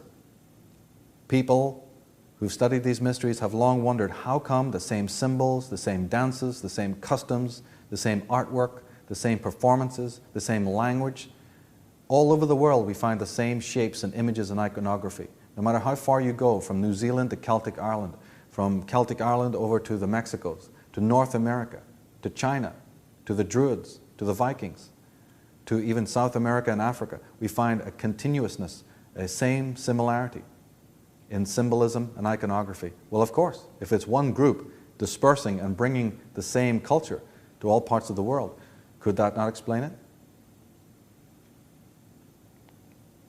Commons Beaumont again. The ancient civilization of the land we call Egypt has been pronounced by archaeologists as flawless of its type from the very first. It reveals none of the painful steps from primeval beginnings passing through the Paleolithic, Neolithic, and Bronze Age to that of iron. It apparently burst upon the scene into exotic radiance, its perfected civilization accordingly having been described as a miracle. Science cannot admit any such miracle, and another explanation must be forthcoming. In the book of Deuteronomy, "Whither shall we go up, our brethren? Have discouraged our heart, saying, the people are greater and taller than we. The cities are great and walled up to heaven. And moreover, we have seen the sons of the Anakims there." And of course, we learned earlier that the Anakim is another word for the Nephilim. So here we have in the book of Deuteronomy, eyewitnesses saying, yes, the Anakim are housing themselves in great fortified walls now. They're living behind the cities. Sir Leonard Woolley, in his book The Ur of the Chaldees, writes, "There is nothing to show to what race the first inhabitants of Mesopotamia belonged. At a date which we cannot fix, people of a new race made their way into the valley, coming whence we do not know." John Keel, in his book Our Haunted Planet, writes, "According to the traditions of many isolated peoples, the first great emperors in Asia were god kings who came down from the sky, displayed amazing superhuman abilities, and took over. There was a veritable worldwide epidemic of these god kings between 5000 and 1000 BC. God kings. Professor W.B. Emery, in his book Archaic Egypt, writes, "At approximately 3,400 years BC, a great change took place in Egypt, and the country passed rapidly from a state of advanced Neolithic culture to two well-organized monarchies. At the same time, writing appears. Monumental architecture and the arts and crafts develop to an astonishing degree. There appears to be little or no background to these fundamental developments." Now, Dexter Perkins and Patricia Daly write in their book, "Why did a lifestyle that had been so successful for tens of thousands of years give way to one so different? Modern hunting peoples, though living for the most part in marginal areas, are frequently better nourished and always more leisured than their agrarian neighbors. Agrarian peoples not only must work a good deal harder for their sustenance, but are much more precariously balanced in relation to their environment, since they have substantially altered the natural ecology of their surroundings." Diodorus Siculus writes, "The Egyptians themselves claimed that their ancestors were strangers who in very remote times settled on the back of the Nile, bringing with them the civilization of their motherland, the art of writing and a polished language. They had come from the direction of the setting sun and were the most ancient." So Diodorus here is saying that the Egyptians may have been those coming from Lemuria and not Atlantis. The Atlanteans are settling somewhat more north in Sumeria, Babylon, and farther to the east. But the Egyptian paradigm may have been in fact based on the Lemurians who settled there. Charles Bourlitz, he speaks of the new calendars. The Hindu, Egyptian, and Babylonian calendars start or commence a new cycle from the point of 11,500 years to 11,000 years BC, fairly close to the figure given by Plato for the end of Atlantis, or 9,500 years before his time. Whoa. And is it not from this time that we have not only the rise of the great bloodthirsty empires, but all the later empires that move up into historical times and all the paradigms that we associate with modern city life? It all originates somewhere. It originates from exactly that period of time, from the Atlantean paradigm-based empires coming out of the Middle East. It's from those times that we have the concept of a removed and distant impersonal God. It's from those times that we have the concept of an evil God out there somewhere, or heaven and an afterlife. It's from those times that we have the idea of nature and woman being debased. It's from those times that we have acquired inheritance or walled cities when animals are domesticated and the coming of the meat diet. What we know is the family organization with a male invariably at the head, and the separatism racially and culturally. We have military strength and warlords as heroes. We have conquest and territorialism. We have the enslavement of foreigners or an overpopulation. And the list goes on and on and on. All of these things that now pester the human race, they have an origin also, and they come out of these times about 11,000 years ago, when the history books and the scholars are only too happy to tell you it all begins then. The whole lot all begins then. And we know that this is simply not true. Forget some weed at some point here.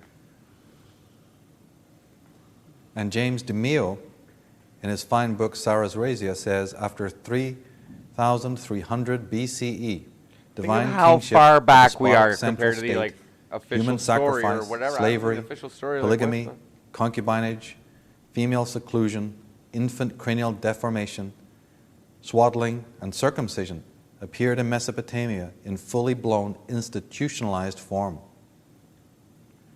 Erich Fromm, in his book Anatomy of Human Destructiveness, he writes, while granting that we do not have much direct knowledge of man's psyche before the beginning of the Neolithic period, there are good reasons to assume that the most primitive men were not characterized by destructiveness or sadism.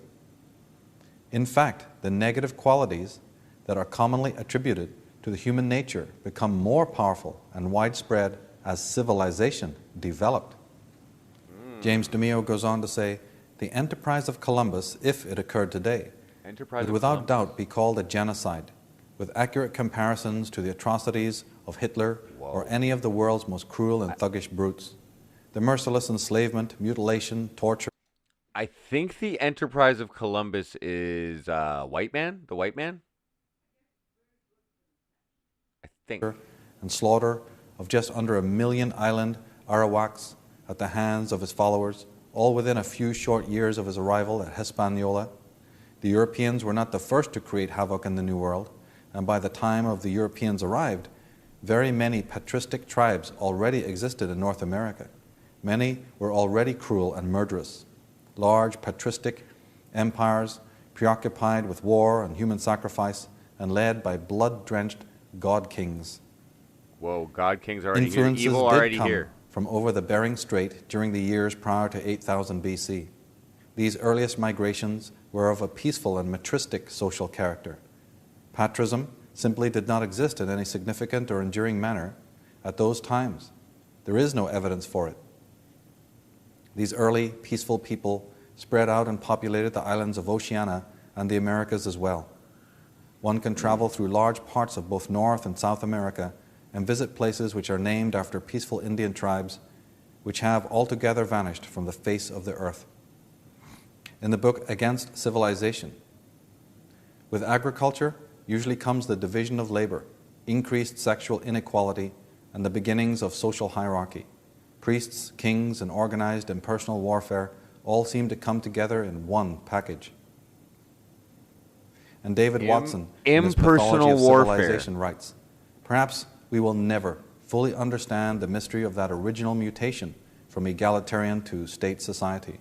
Certainly, no standard explanations are adequate." There's also a theory abounding in some researchers' minds that the Earth, in fact, suffered such a calamity during these pre-Diluvian periods that, it doesn't really matter. It doesn't really matter what country he sailed from or whatever. But I think the result of that is the colonization of North America. I think that's what they meant by the enterprise of Columbus. Is essentially the whatever was behind the evil or whatever of the colonization of North America, and or whatever the colonization. There was already colonies here, clearly, of Native American people, and there was, some of them were fucking evil too, and some of them weren't. And but the enterprise of Columbus fucking basically took shit over, and that's pretty much what we're living in now, like as a result of like mass colonization of some powerful ruling force, I guess, which has engaged in genocide and warfare. But that this guy's saying that or his interpretation is that it's been going on for a fucking long time, and war has been happening for a long time. But there was a period when there was peace. It may be dying. Is there credence to this theory? The migration and resettlement of the surviving Atlanteans and Lemurians was compromised by the continuing Earth changes. The after effects of the original polar shift and realignment, these changes continue to this day, being prolonged and severe. Aridity, that's the loss of moisture in the atmosphere, is the most conspicuous and devastating after effect. But volcanoes, earthquakes, climatic deviations, erratic weather patterns, loss of topsoil, desiccation, loss of forests and grasslands, oasis, and the shrinking of rivers and wadis all have a major ecological effect. Additionally, with mankind's own proclivity for ecocidal behavior, we can be in little doubt as to the future welfare of the planet Earth. Recent research into the Schumann wave fluctuation patterns suggests that the planet may be slowly dying. All right, so okay. So there's been a lot of shit going on here, right? Like we're as far as we know, we don't live that long, right? Like whatever we are, human race, we don't live that fucking long, right? And there's been like fucking there's been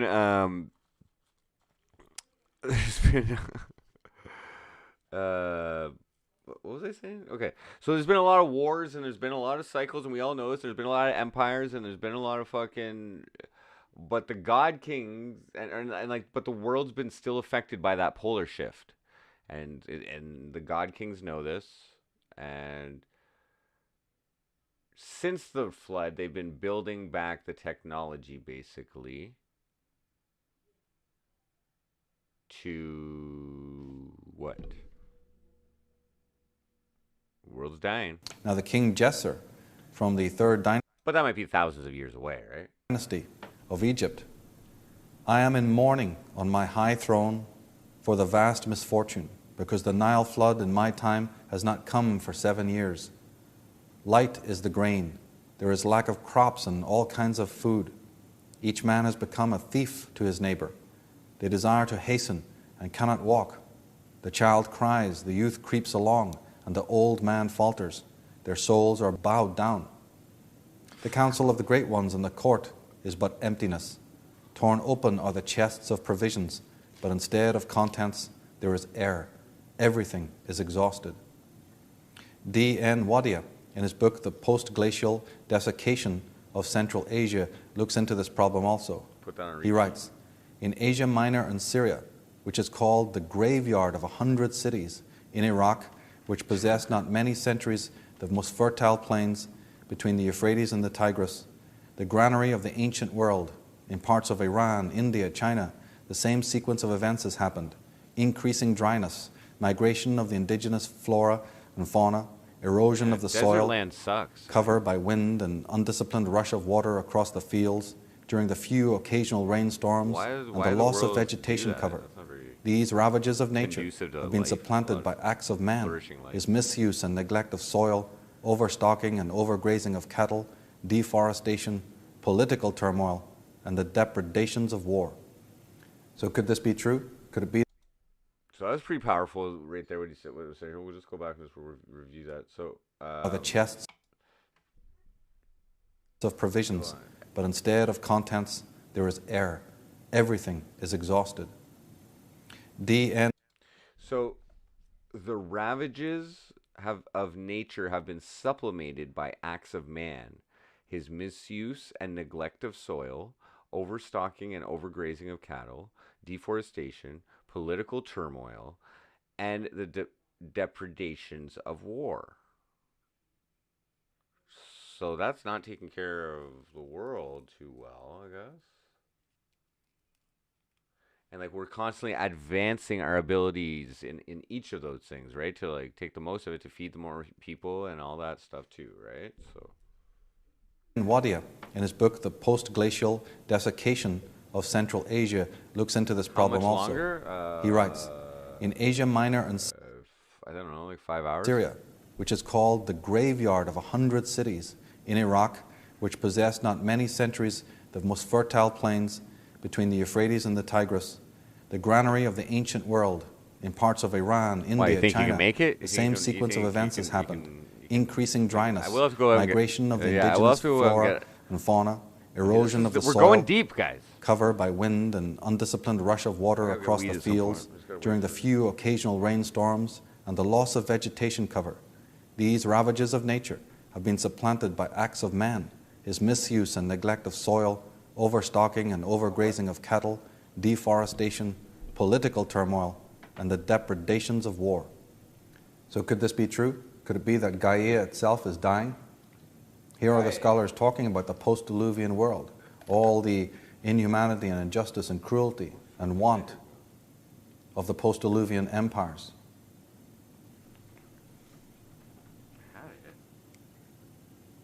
E.F. Huntington, in his book Principles of Human Geography, writes, in all parts of Palestine, unnumbered ruins show that once the population was more dense than now. In Judea, Samaria, and Galilee, the terraces of vineyards, the cisterns of farmhouses, strewn I'm just on scores coffee, of dude. barren Yeah, I'll get hillsides, some more. or are scattered far beyond the limits of modern habitations. Old villages are waterless. Elsewhere, the limestone hills are so devoid of soil that a single farmer, and far less a whole village, could scarcely find land enough to raise crops. Origins of evil. Here we go. So from just a cursory look at some of these accounts, we can see that something is seriously amiss with the health and the welfare of mankind and of the earth in the post-axial shift, in the post-deluge, and in the post-war of the gods, leading up into modern times. Which leads us again to the more specific question of the nature of evil and the origins of evil, because these external events, a war of the gods or the destruction of the earth, what is that doing psychologically to the mind and to the heart of man? He's already in a schizoid situation because of the tampering with his own biology, his own DNA, the fundamental essence of a human being. He now has to deal with the fact that he's part alien in his nature. And this alien, cold-blooded, merciless nature sitting beside his human nature, his symbiotic connection to the earth and to the matrix of the universe. And again, the ancient mythologies have a great deal to say about all of this. In the book of Enoch, the child which is born to you shall survive on the earth, and his sons shall be saved with him. When all mankind who are on the earth die, he shall be safe, and his posterity shall beget on the earth giants, not spiritual, but carnal. Canon George Rawlinson, he speaks of this genetic devolution. They were the boldest mariners, the greatest colonizers who could boast a form of government approaching to constitutionalism, who of all the nations of time stood highest in practical arts and sciences, and into whose lap there flowed an increasing stream of the world's greatest riches. until the day came when they began to care for nothing else, and then the enjoyment of the material comforts and luxuries took the place of the thirst for knowledge. Interesting. We have Commons Beaumont talking about the great falling off. For many generations, reports Plato, the people of Atlantis despised everything but virtue, not caring for their present state of life, thinking lightly on the possession of gold. But in time, the divine portion began to fade, and their human nature got the upper hand, having been too often diluted with the mortal admixture. The Atlanteans became unseemly and base, having lost the fairest of their precious gifts. Now here, Beaumont is phrasing it sort of differently. He is emphasizing the falling off, but as many Christians also think, this is separation from God. We're handed this cartoon idea that because man has distanced himself from the Creator and from God, that is the account. That's the reason for his moral falling off. But could it be something much more intricate than that? Something more elaborate? Not just a simple falling away from spirituality, but actually a schizoid nature within himself.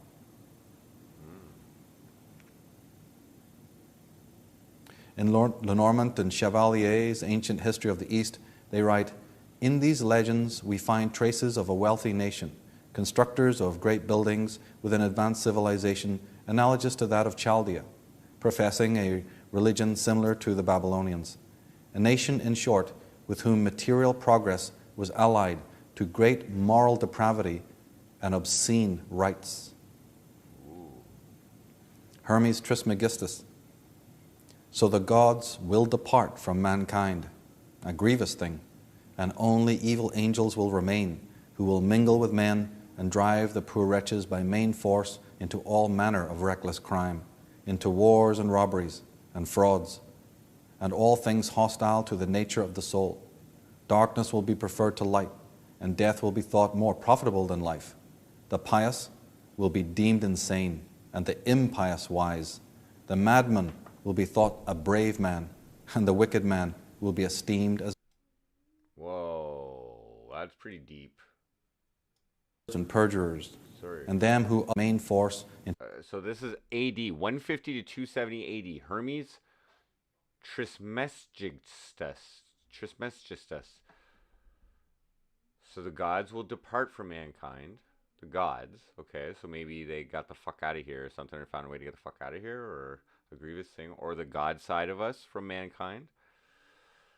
And only evil angels will remain. So evil angels, evil aliens, evil what? Who will mingle with men. Evil angels will mingle with men and drive the poor wretches. So evil god kings, or something like that, who will mingle. So secondary gods, the angels, the first creations of God, of the gods, who mingle with men and drive the, so that means fuck humans, and drive the poor wretches by main force into all manner of reckless crime, into wars, robberies, and frauds, and do all things hostile to the nature of the soul. Darkness will be preferred to light, and death will be thought of more profitable than life. The pious will be deemed insane. So the godlike, or the actual godlike, will be deemed insane, and the impious wise. The evil wise. The madman will be thought a brave man, and the wicked will be esteemed as good. Oh, interesting. "To all manner of reckless crime, into wars and robberies and frauds, and all things hostile to the nature of the soul. Darkness will be preferred to light, and death will be thought more profitable than life. The pious will be deemed insane, and the impious wise. The madman will be thought a brave man, and the wicked man will be esteemed as good." From the Norse Edda, we have the prophetess predicting the falling off of man. In the caption, it says, "Then saw she wade in heavy streams men, foul murderers and perjurers, and them who others' wives seduce to sin. Brothers slay brothers, sisters, children shed each other's blood. Hard is the world, sensual sin grows huge. These are the sword ages, the axe ages. Shields are cleft in twain, storm ages, murder ages, till the world falls dead." Whoa. And in a similar refrain in ancient Ireland, the prophetesses and queens of the Tuatha Dé Danann, after their war with the dark powers, Queen Bave goes up onto the mountain to proclaim the victory. But in doing so, she also offers this prophecy. And I want to emphasize that this prophecy we're about to look at comes 5,000 years BC. Shall we think that the world that she is talking about is the world that we now have inherited? How's it developed? Then she added a prophecy in which she foretold the approaching end of the divine age and the coming of a new one, in which the summers would be flowerless, the cows milkless, and the women shameless, and the men strengthless, in which there would be trees without fruit and seas without fish, when old men would give false judgments and legislators would make unjust laws, when warriors would betray one another and men would be thieves, and there would be no more virtue in the world. Well. From the Vishnu Purana of the ancient Sanskrit people, we read, "There will be contemporary monarchs reigning over the earth, kings of churlish spirit, violent temper, and ever addicted to falsehood and wickedness. They will inflict death on women, children, and cows. They will seize upon the property of their subjects and be intent upon the wives of others. They will be of unlimited power. Their lives will be short, their desires insatiable. People of various countries intermingling with them will follow their example. Wealth and piety will decrease until the world will be wholly depraved. Property alone will confer rank. Wealth will be the only source of devotion. Passion will be the sole bond of union between the sexes. Falsehood will be the only means of success in litigation, and women will be the objects merely of sensual gratification. Whoa. External types will be the only distinction of the several orders of life. A man, if rich, will be reputed poor. Dishonesty will be the universal means of subsistence. Weakness, the cause of dependence. Menace and presumption will be substituted for learning. Liberality will be devotion, mutual assent, marriage, fine clothes, dignity. He who is the strongest will reign. The people, unable to bear the heavy burden and the load of taxes, will take refuge among the valleys. Thus, in the Kal age, will decay constantly proceed until the human race approaches its annihilation, its prayala. Here we Whoa. Predicting the human annihilation. Evil.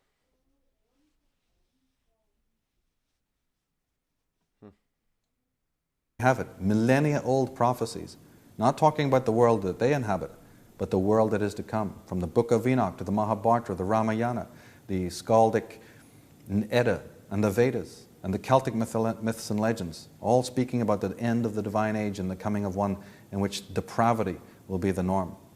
When we look outside the window today, when we lift the newspaper or turn on the television, these prophecies sound all too pertinent to the world in which we have inherited, and we have to deal with it. But could this world and all of these creations be the actions of the gods that we worship? Instead of falling away from the light and falling away from the gods, could it not be our allegiance to the gods that has actually caused this problem in the first place? Now, evil, of course, is a relative term. Those who prosper from their evil perceive it as good and see real good as a hampering weakness which needs to be repressed or even expunged.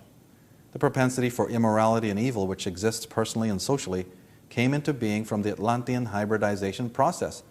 Perhaps the Lemurians desired in time to reverse the process, but lacked the technological hardware after the pole shift.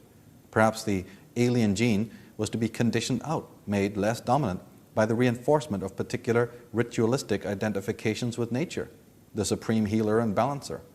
This process was again, for the most part, thwarted by the advent of the unforeseen earth changes. And the net result is that the post-Diluvian humanity is left with the consequences of their schizophrenia, with each person condemned like Hamlets to deal with their moral dilemmas as best they can. As Nobel laureate Konrad Lorenz said, man is the missing link between the apes and human beings. Whoa. It's like Mahatma Gandhi, when asked about civilization, he said, yes, it would be a good idea. And the great scientist and humanitarian Wilhelm Reich said, civilization, we have never had it yet. And as we saw earlier, the very word Adam originates from a word Adam in Semitic, which means cut off or divided. cut off from nature, cut off from himself, and cut off from that which is his true destiny. You can't tinker around with the natural order, and you certainly can't tinker around with the genetics of a human being and have everything be okay. And then if man inwardly, psychically, phrenically is in turmoil, what is likely to be happening to the world that he builds around him? What's likely to happen in the relationships that he cultivates? We're genetically The great scientist and biologist predisposed to be in and turmoil. student of schizophrenia, Julian Jaynes, Psychically, we're according to Jack Barringer, Jaynes mutt. claimed that this period, thousands of years ago, was a time of intense psychosis goddamn alien for the genetics emerging human fucking race. shit up. And Terence McKenna, in his interview in the Institute of Noetic Science magazine, he says that Jaynes has suggested that human consciousness has changed its character even in historical times. The ego, as we now know it, was not really in existence except under extreme stress. And then it presented itself almost as an exterior intrusion into consciousness, like the voice of a god. Whoa. Julian Jaynes and R.D. Laing and some of the other scholars who are studying the nature of the human psyche are saying that the ego is a modern thing, a modern creation, and only came about in us because of the trauma which was visited upon us after the pole shift and the subsequent War of the Gods. It was the stabilizing psychic muscle that kept us from completely falling apart, spiritually speaking and mentally speaking. Sigmund Freud had the same idea, but perhaps he was looking at things from the wrong end of the telescope. According to Theodore Roszak, Freud traced the original psychotic trauma to the mythic father of us all, somewhere in the dim prehistoric past. In effect, the archetypal father figure invented the repression of the instincts, first by emasculating his sons, then by becoming the focus of the remorse they felt for venting their murderous rage upon him. That's Holy right. shit. It's one of the earliest theories of Sigmund Freud, the idea of the primal father, the oppressor, that the sons have to rise up to kill, creating primal guilt, the original sin. But perhaps Freud was on to the subject but not got it quite correct. Perhaps it was the father, the Atlantean fathers, that caused the psychosis. And in fact, if we look at our human fears and phobias, it might make more sense to think of them rather as psychological phobias and fears, but that their origin may be physiological. For why is it that we're scared of thunder and lightning, and of darkness and caves and hollow places? We have fear of water, we have fear of heights, of loneliness, of insects and certain other animals, and of enclosed spaces, and even paranoia against foreigners. And it's always put down to us by the psychologists. What? What? All that other stuff is like natural stuff, okay? Hollow places. Almost. He just throws in foreigners in there. But it's true. But, so, are any of you guys scared of any of those things? You don't have to say which one, but if, I don't know, are you guys scared of any of those things? Like, fear sucks, right? Fear, like, why? I don't know. Just We have fear of water, we have fear of heights, of loneliness, of insects and certain other animals, and of enclosed spaces, and even paranoia against foreigners. And it's always put down to us by the psychologists that these are psychological fears. They just came about. So a man's fear of the ocean, that deep fear, that just came about psychologically. What? From a Homo sapien that's meant to have existed on the planet with oceans for perhaps millennia? Why would you have such an irrational fear? But wouldn't you have that fear if you racially encoded into your DNA, encoded into your racial memory, saw the whole earth torn apart, visited by unimaginable ravages, and it was an historical blink of the eye? Such events are written in our genetic memory, and that is the origin Genetic of all memory. these fears He's and saying- phobias. he's blaming it on They are genetic memory, physiologically Adderall. based, not Andy. psychological.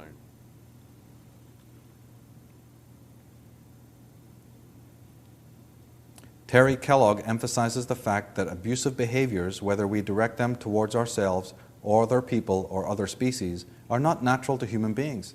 People enact such behaviors because, he says, something unnatural has happened to them. I and they have become deranged. David Watson in The Pathology of Civilization writes, We reproduce catastrophe because we ourselves are traumatized, both as a species and individually, beginning at birth. Projecting our internal trauma. Because we are wounded, we have put The up evil. psychic defenses against reality and have become so cut off from direct participation in the multidimensional wilderness in which we are embedded that all we can do is to navigate our way cautiously Whoa, through whoa, the what did humanly you just say? designed day-to-day. Because we are wounded, we have put up psychic defenses against reality. Okay? And have become so cut off from the direct participation in the multidimensional wilderness in which we are embedded that all we can do is to navigate our way cautiously through humanly designed day-to-day substitute world of symbols. Whoa. So he's saying reality is actually multidimensional. Substitute world of symbols, a world of dollars, minutes, numbers, images, and words that are constantly being manipulated to wring the most possible profit from every conceivable circumstance. True The that. body and spirit Emojis now. both rebel. James DeMeo, in his Sarah Rasia, destructive human aggression and sadism in its worst forms, to include despotism, warfare. So he was saying greed, like because it's for profit, greed is evil, right? He's talking about different forms of evil, right? Ritual murder, and the brutal subjugation of females and children for sexual purposes are a relatively recent development in human history, of less than 6,000 years duration, traceable back in time to Central Asia and Arabia. One of the statements that Plato made about the location of Atlantis Brainwashing, no name. was through the Pillars of Hercules. And people thought that that meant, again, something physical. All the literalists took that to mean, yes, the Pillars of Hercules. That is, if you go westward through the Mediterranean, you'll arrive at Spain, and then you'll pass out into the Atlantic Ocean through these Pillars of Hercules. But the writers of old were brilliant storytellers and often wrote in allegory and in fable, using symbolism, rich symbolism. A closer reading of Plato, and we find that the Pillars of Hercules were something quite different than some physical pillars at the gates of the Atlantic Ocean. The Pillars of Hercules are the twin columns. We see a lot of images of the twinning. Here in the Egyptian, we have the two trees that stand either side of the gateway. In great structures like the Taj Mahal, we see the twin columns. Here in the tarot cards, we see the priestess between the two temples of Solomon. BJ. And the black and the white pillars always represented the banks of a river, like the banks of the River Nile.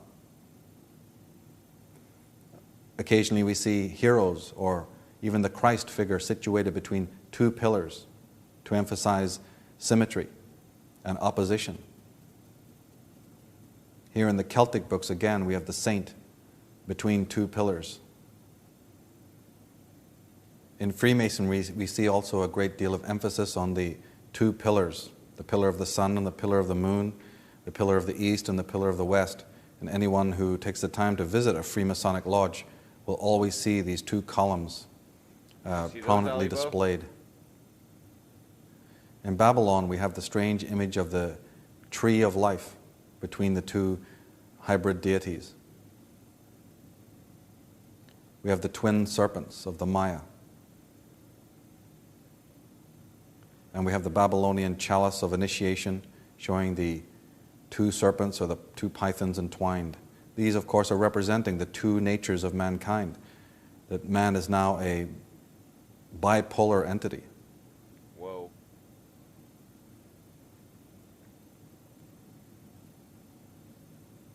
Young children are wont to remark when seeing the deities of India as to why they all possess these 4 arms. Well, if you have 4 arms, it often implies that you're 2 people in one. 2 people in one would make 4 arms.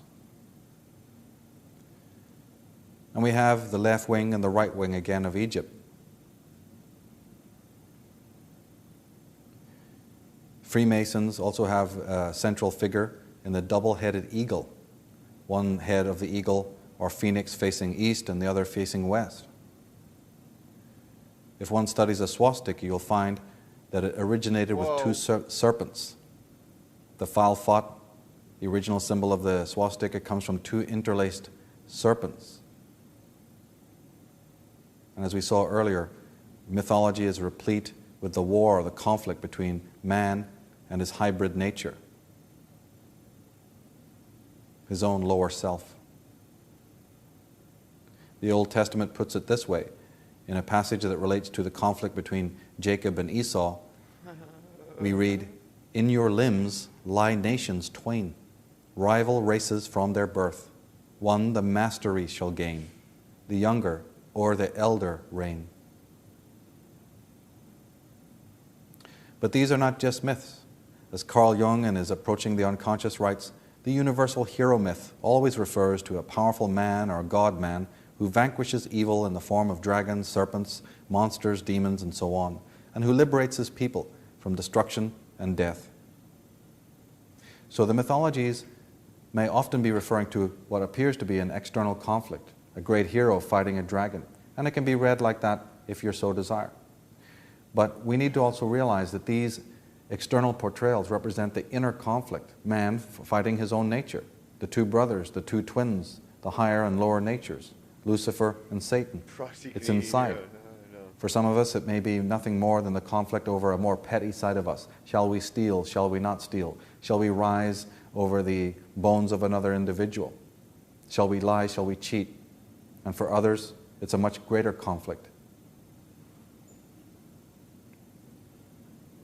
Joseph Henderson, he writes, in many of these stories, the early weakness of the hero is balanced by the appearance of a strong tutelary figure or guardians who enable him to perform the superhuman tasks that he cannot do unaided. And let's not forget again that with this schism, with this inner conflict, the brain moves into a left hemispherical type of thought, and the feminine is repressed. And when you repress the feminine psychologically, you also do so sociologically. And therefore we have, from 11,000 years on, from the advent of official history, we have the rise of patriarchy, So patriotism. connecting it to evil. Patriarchy arose after the threat of invasion, conquest, and war. Tribes feared being overtaken and decimated, and therefore, out of necessity, strong male leaders began to replace the female matriarchs. This, of course, is the official line. Well, if your world has been in chaos and you can hardly even feed yourselves, let alone build cities and fortify yourself and protect, of course now the balance completely changes. Those who were close to nature, the woman would have been more in the forefront politically, religiously, and socially. But once the earth is in upheaval, and now all you need are the muscular skills in order to be able to secure yourself and your culture, your race, your people, suddenly the masculine abilities, the masculine powers become dominant. P. Stern, in his Prehistoric Europe from Stone Age Man to the Early Greeks, writes, the influence of the mother goddess, who had been all-powerful during the Stone Ages, now began to wane. Male deities, gods of war and conquest, were in the ascendant. James DeMeo remarks on the advent of patriarchy. There is no evidence to suggest that peoples of the more fertile times went about warring with each other, nor did they possess child abuse practices. The female principle was held in high status, or possibly revered. Where rock art was the dominant form, the female is seen to have occupied an equal or even central place in society and was not viewed with anxiety by the artists. Royal tombs, excessive grave wealth, female grave murder, temple architecture, fortifications, weapon technology, and the fully blown nomadism were absent from these early cultures, as were male gods and phallic imagery. In all cases, the arrival of militant armored nomad groups from Central Asia and Arabia initiated cultural transitions which destroyed the male-female and maternal-infant bond and placed all family matters in the hands of the dominant males. The early peaceful people were either exterminated and replaced by the armored newcomers, or they were enslaved, losing their own cultural identity and legal controls over their land, property, and very lives. The once self-regulated, free choice of sexual partner and mate selection was increasingly suppressed and subordinated to the demands of parents, priests, and kings. An emphasis upon military matters occurred with strong men leaders growing in power and veneration, to the point where the masses enthusiastically genuflected to divine kings.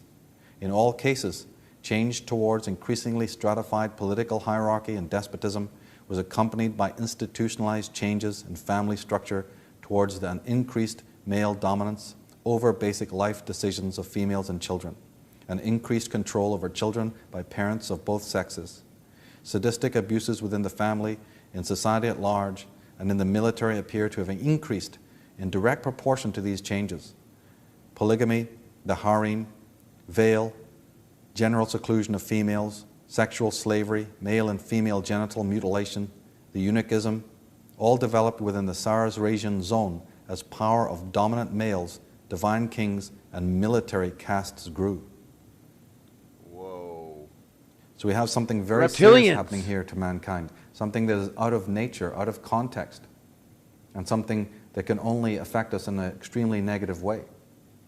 But these, again, utter changes are merely the mirror, the projection of what is happening to an individual within. The original tweaking of our DNA has caused all of this. That, compounded by the earth changes, so severely traumatized the human race that we have the ego replacing the self as the center of consciousness. We have the masculine proclivities becoming dominant. All of these atrocities that we see in the so-called modern world can be traced back to an origin. But this origin has been concealed. And the reasons for all of these traumas and horrors of the world has also been concealed. You put religious in front of us and a God, and people stop thinking. Whoa. We have this phenomena in ancient literature, and we also have modern questions arising as to the reptilians. After the pole shift, the Atlanteans continued a seek and destroy policy against their nemesis, the Lemurians. Despite having scant technological hardware, they also managed to continue some primitive genetic experimentation. Oh, shit. The fauna of the earth was studied, and eventually alien DNA was crossed with that of several species of creature. It was found that the reptile possessed the qualities that the alien masters of Atlantis had desired all along. Whoa. So after you've failed twice with humanoids, Oh, yeah. and you know that going back to the drawing boards again is not probably going to work, and you don't even have the technology anymore, you don't have the super technologies and the computers and all the laboratory equipment that you once had. That's all several fathoms beneath these new oceans that have appeared. What do? The ancient legends say that they went back to the drawing boards for the third time, and this time they said, listen, why do we even deal with a humanoid in the first place? That's been nothing but a cause of problems from day one. And there's plenty of other life forms and species on this planet. And perhaps they had done like that on their own planet. So they experimented on all the fauna of the earth and crossed their alien DNA with many of the species of the fauna, including the reptile. And that is where we have the theory of the reptilians. The reptilians are not from other planets. They do not come from other solar systems and visit the earth. They're actually made right here on the earth. Whoa. All mysteries, all history, Genetic all manipulation, mythology that's is the big- filled the with technology images for of the genetic strange births manipulation. of the unicorn and the minotaur and the That's a big centaur secret and if whatnot. it's true. And we have the mythology of the siren coming out of the Greek mythology. Does that mean Earth and people? No, what they're doing is they're splicing alien DNA. They're whatever they're using it. They're splicing maybe some of their DNA with the human DNA, with alien or whatever. And they're fucking. But this time they did it with fauna. Fauna means animals. Fauna means animals. Animal life, like. But they already done humans twice. Of course, we have the symbolism of the dragon again. Or it was not humans, but like whatever the Cro-Magnon or Neanderthals or whatever they're using. But these are dragons who have the gift of speech and the gift of wisdom even. Clement in his apocalyptic fragment writes, "And on earth shall be monsters, a generation of dragons of men, and likewise of serpents." David Fidelier in his Jesus Christ, the Son of God, writes, "Delphi was also known as Pytho because before the coming of Apollo, the site was haunted by a monstrous serpent or dragon." And from the Babylonian legend of creation, we read that men with bodies of birds of the deserts, human beings with the faces of ravens, these the gods created, and in the earth the gods created for them a dwelling. In the midst of the earth they grew up and became great, and increased in number. This legend is talking about that not only were these beings created, but they were created in laboratories perhaps beneath the earth. And somebody would say, well, listen, if there are these reptilians, how come we don't see them walking around today? These individuals, because they also possessed alien DNA, could look quite humanoid, because the original aliens, as we said, were not serpent looking. They were humanoid looking. Ostensibly, you could walk past one in the street. And some of the reptilians would have been born like that also. Though they had reptilian DNA, they could look quite human, and some looked very reptilian. So the ones that looked too reptilian, they were phased out or moved into caverns beneath the earth. Some people say they still are there. And that is why even up to the Middle Ages, you always hear about the hero having to go and prove his manhood by knocking on the door of some dragon and do battle or conquest with some hideous monster. So right up and almost until modern times, history confirms that such beings existed. Whoa. And again, from Babylon, we have architecture, sculptures, bas reliefs, images, sculptures showing hybrid animals and hybrid creatures. Here on the left is a phoenix-type bird, the Babylonian eagle gods. On the right is a reptilian lizard female with her offspring. We have cave paintings of erect, standing, bipedal lizard-type beings. One of the greatest American scholars in this subject, Professor J.J. Hurtak, says, in our research, we have come across statuary of very grotesque beings who, according to the Indian and shamanic tradition, went into the earth at the time of a great cataclysm. So from all over the world, we not only have the stories of heroes and gods and great conflicts, but again, we have the hybrid being, the hideous monster.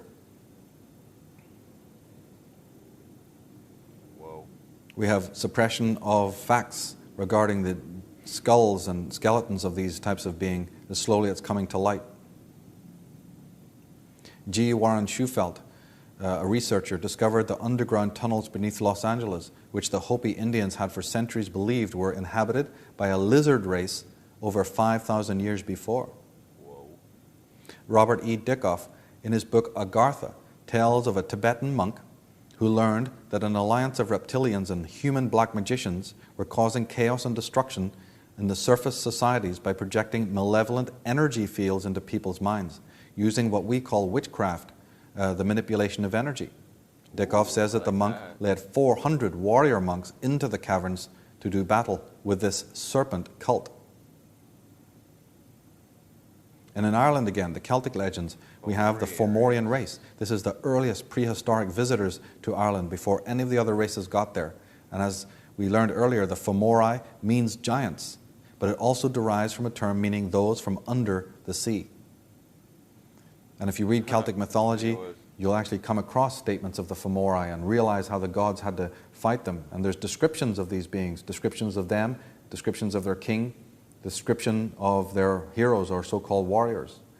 It makes fascinating reading. Emerald tablets. In the Emerald Tablets of Hermes, we read that only by magic could they be discovered. Only by sound could their faces be seen. But you know, the masters were mighty in magic, able to lift the veil from the face of the serpent, able to send him back to his place. Came they to man and taught him the secret, the word that only man can pronounce. Swift then they lifted the veil from the serpent and cast him forth from the place among men. Yet, be aware, the serpent still liveth in a place that is open, at times to the world. Unseen they walk among thee in places where the rites have been said. Again, as time passes onward, shall they take the semblance of man. Speak I of ancient Atlantis. Speak of the days of the kingdom of shadows. Speak of the coming of the children of shadows. Out of the great deep were they called by the wisdom of the earthman. In the form of man they moved amongst us, but only to sight were they as men. Serpent-headed when the glamour was lifted, crept they into councils, taking form that were like unto men, slaying by their arts the chiefs of the kingdoms, taking their form and ruling over man, to destroy man and rule in his place.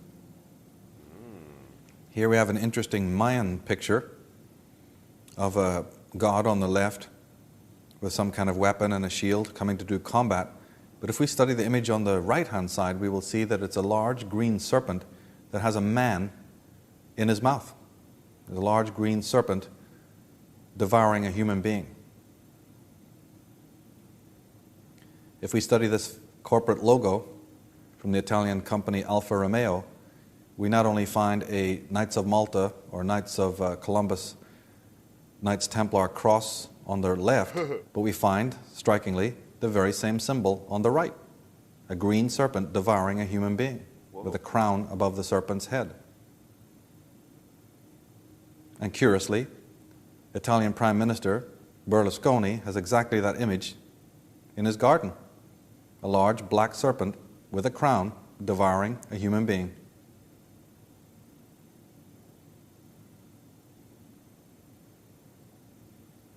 And many corporate logos feature the symbol of the serpent, either in a designer abstract way or in a much more clear way, all throughout the world. In fact, the word Pepsi actually means serpent in Egyptian.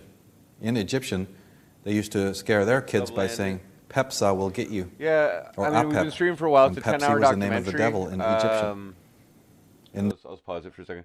It's a 10-hour documentary. Yeah, I think, whatever. It's a little bit out there, but he's gone through a lot, like almost everything, like fucking so far up to where he's at in the story, like. But it's the origins of evil, man. It's the origins of evil. How humans came about, we're like aliens came, made Atlantis at some point. Then they fucking fucked with the human race, with the natural human beings, genetic manipulation using their technology, and the first race of the experiment, the Lemurians, they were better than that shit, and they fucking bounced they didn't want to be slaves. So then they made the Adamic race, which is us, with the male and the female, the two sexes. But we got spirituality in us, But they also made reptilians too. It's all product of genetic manipulation. And yeah, so this is Atlantis. What hour are we in here? 5.5 hours. So we got 4.5 hours left at least. There's a lot of shit to cover here, guys. This Origins and Oracles series, the program entitled Subversive Use of Sacred Symbolism, goes into this in a great deal of depth. And we might ask, who is protecting us from those supposed to be protecting us? Here's the symbol of the Marine Corps with a large green dragon in the motif. Whoa, shit. And many features, many programs, Egyptian. In this Origins and Oracles series, the program entitled Subversive Use of Sacred Symbolism goes into this in a great deal of depth. And we might ask, who is protecting us from those supposed to be protecting us? Here's the symbol of the Marine Corps with a large green dragon in the motif.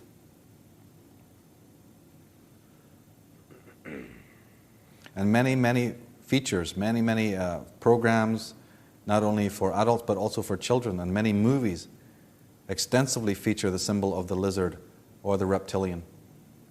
One could do a 5-hour program on that alone. I don't think so. No, I don't think so. Many involve not only the symbol of the dragon or the serpent, but also of the Masonic pyramid.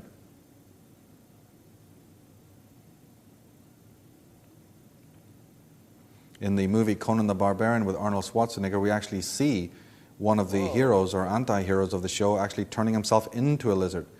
This film is situated clearly in pre-Diluvian times. The whole motif of the movie is to situate it in prehistoric periods. But we find it in much of our modern context, in music. We find the bestial symbols being used in the music business and in the corporate world today.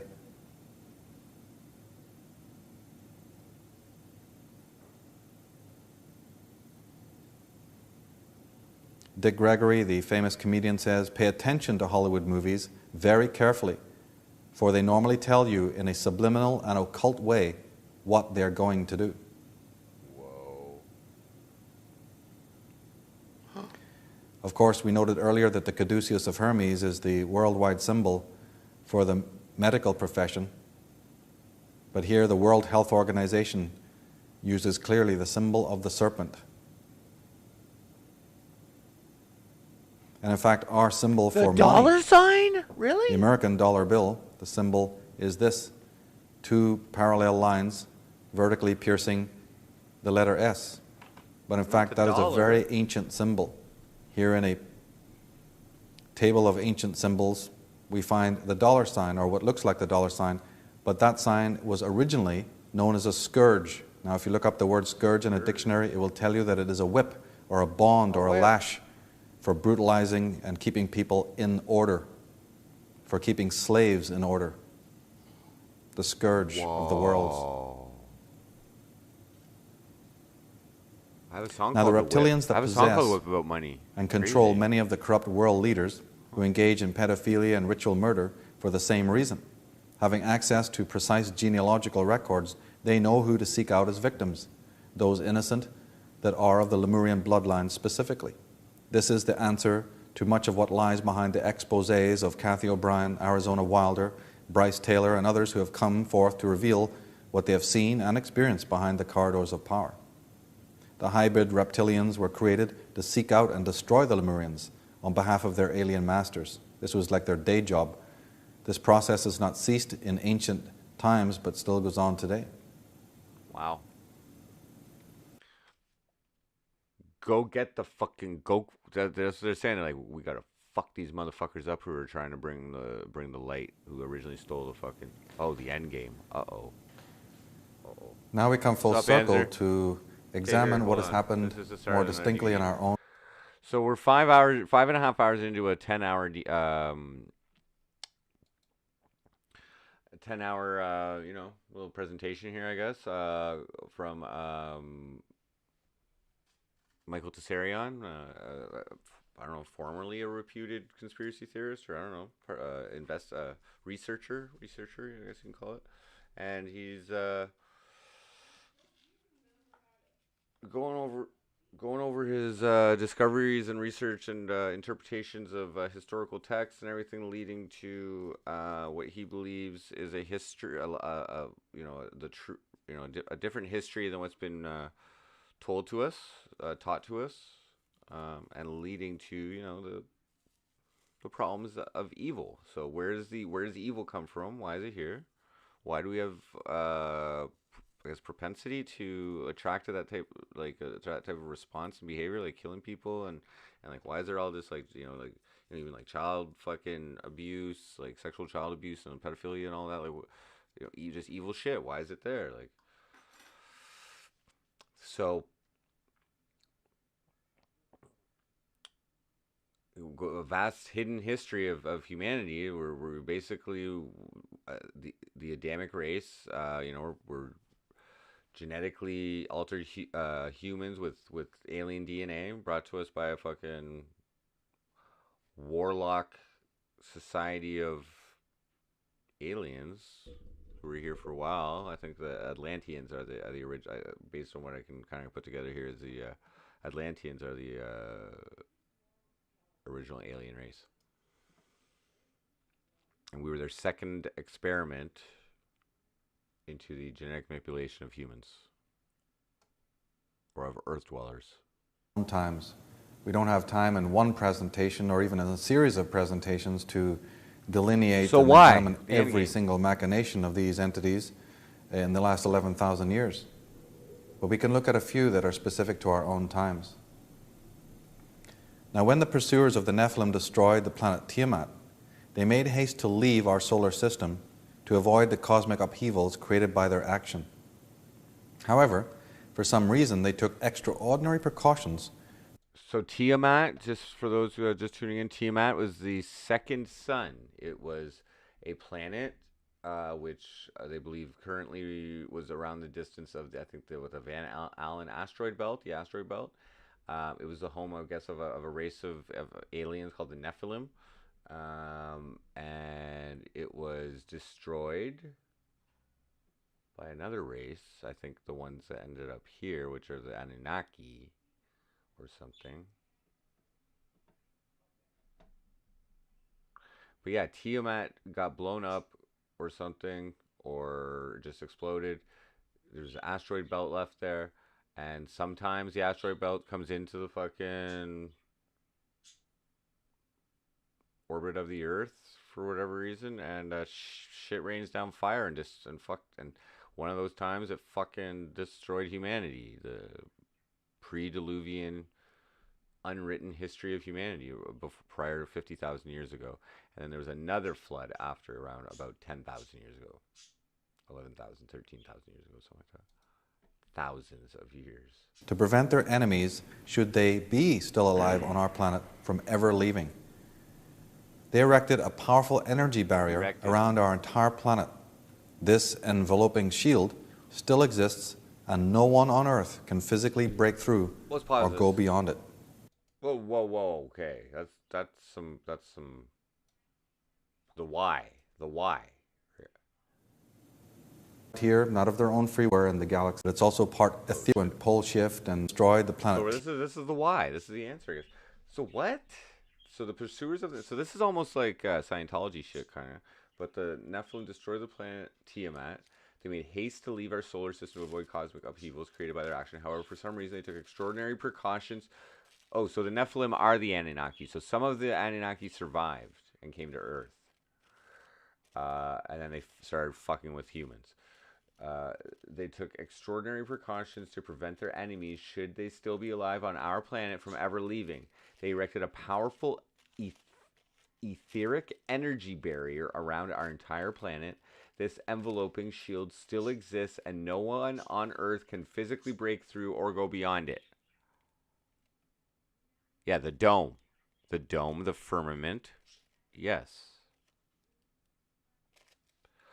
As far as I know, no human has made it past a certain distance off the planet, as far as I'm aware. They made haste to leave our solar system to avoid the cosmic upheavals created by their action.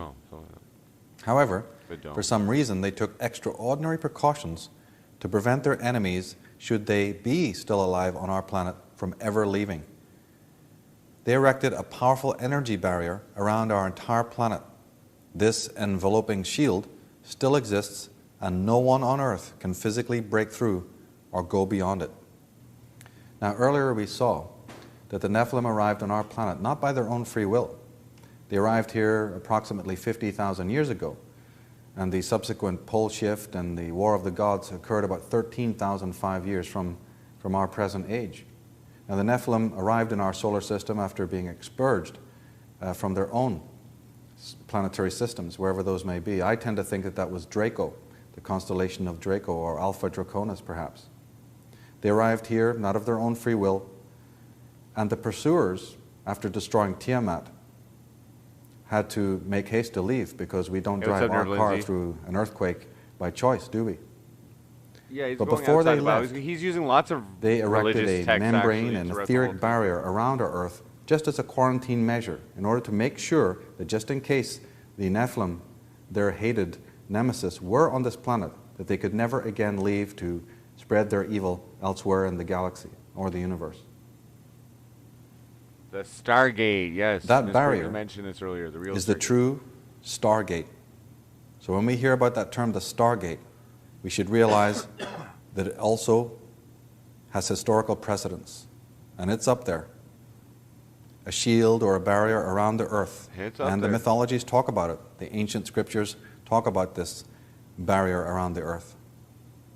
It's part technology, but it's also part etheric energy, far in advance of our own science today.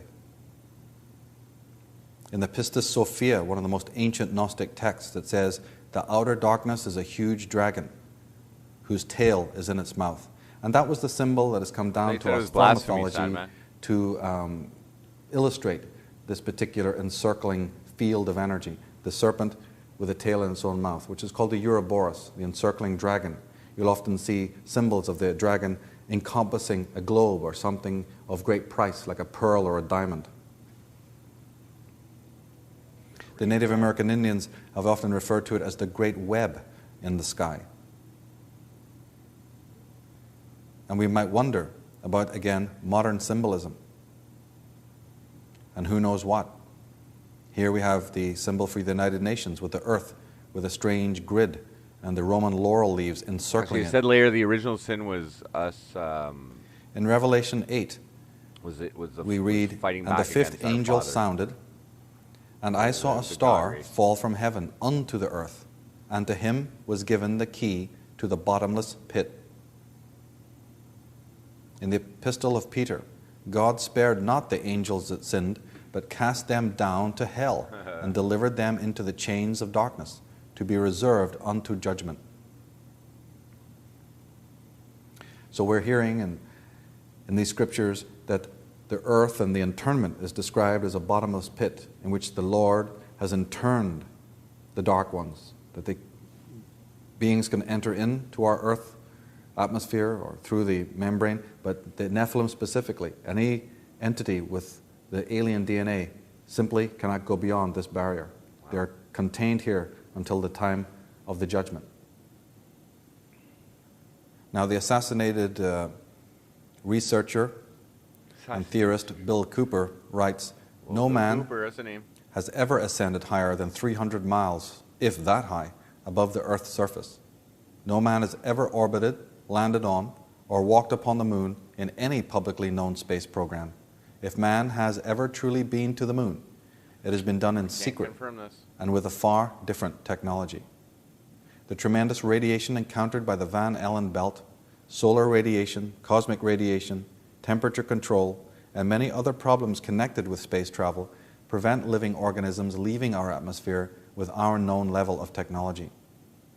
Any intelligent high school student with a basic physics book can prove NASA faked the Apollo moon landings. Whoa. If you doubt this, please explain how the astronauts walked upon the moon's surface enclosed in a spacesuit in full sunlight, absorbing a minimum of 265 degrees of heat, surrounded by a vacuum." True. So this piece of controversial information is in fact the truth. You cannot go to the moon. The Stargate is connected with the orbit of the moon, like the moon may be the lodestone or the lock. And the orbit of the moon is in some way connected to what keeps this Stargate active. So you can go to the moon. You could actually go to the moon, but you couldn't go beyond it. And as Bill Cooper is saying here, because of the radiation and our level of technology, it is a fallacy that we've even gone to the moon. Fallacy. Here, from all cultures again, the Ouroboros, the encircling dragon. Always in its clutches, in its protection, is the pearl of great price. Here, the artist is actually showing the dragon encircling the world. And of course, again, we have the old mythological motif of the hero slaying the dragon. Now we can understand that in slaying the dragon, there's also a tie-in to leaving the earth, being able. He's saying that the moon landing was faked. I don't know. I don't know anything. I can't confirm any of this. This is all hearsay. But his interpretation of what's going on with everything and all this snake shit and like the stories and everything is that there's a fucking Stargate locking us in by the fucking moon. To be free to explore the heavens. So in slaying the dragon, it's opening the Stargate. There's a connection now between these two paradigms, carefully disguised in mythology and in folktale, but with an incredible celestial meaning behind it. Now, research has demonstrated that some 30,000 years ago, a highly developed civilization existed in the Andes, and also that the Earth's moon was not there at the time. This supports the evidence which suggests that the moon is not a natural satellite, but an artificial construction parked there some thousands of years ago. That's not as far-fetched as it seems, because of all the planets in our solar system, our moon is vastly bigger. The moons of Saturn and the moons of Uranus or whatever planet are minuscule. They are actually true satellites. Very, very small. Our moon is more like a small planetoid. It's vastly bigger than the other moons of other planets. Michel de Nostradamus, the famous French clairvoyant, says, "He will come to take himself to the corner of Luna, where he will be taken and placed on alien land." Then we have the Lunar Society. Erasmus Darwin, the grandfather of Charles Darwin, Erasmus Darwin was the founder of the Lunar Society. The group's name owed itself to the fact that the members met monthly at the time of the full moon. The membership boasted such luminaries as John Wilkinson, who made cannons, James Watt, who owed his notoriety to the steam engine, Matthew Boulton, a manufacturer, Joseph Priestley, a chemist, Josiah Wedgwood, who founded the famous pottery business, and Benjamin Franklin, no less.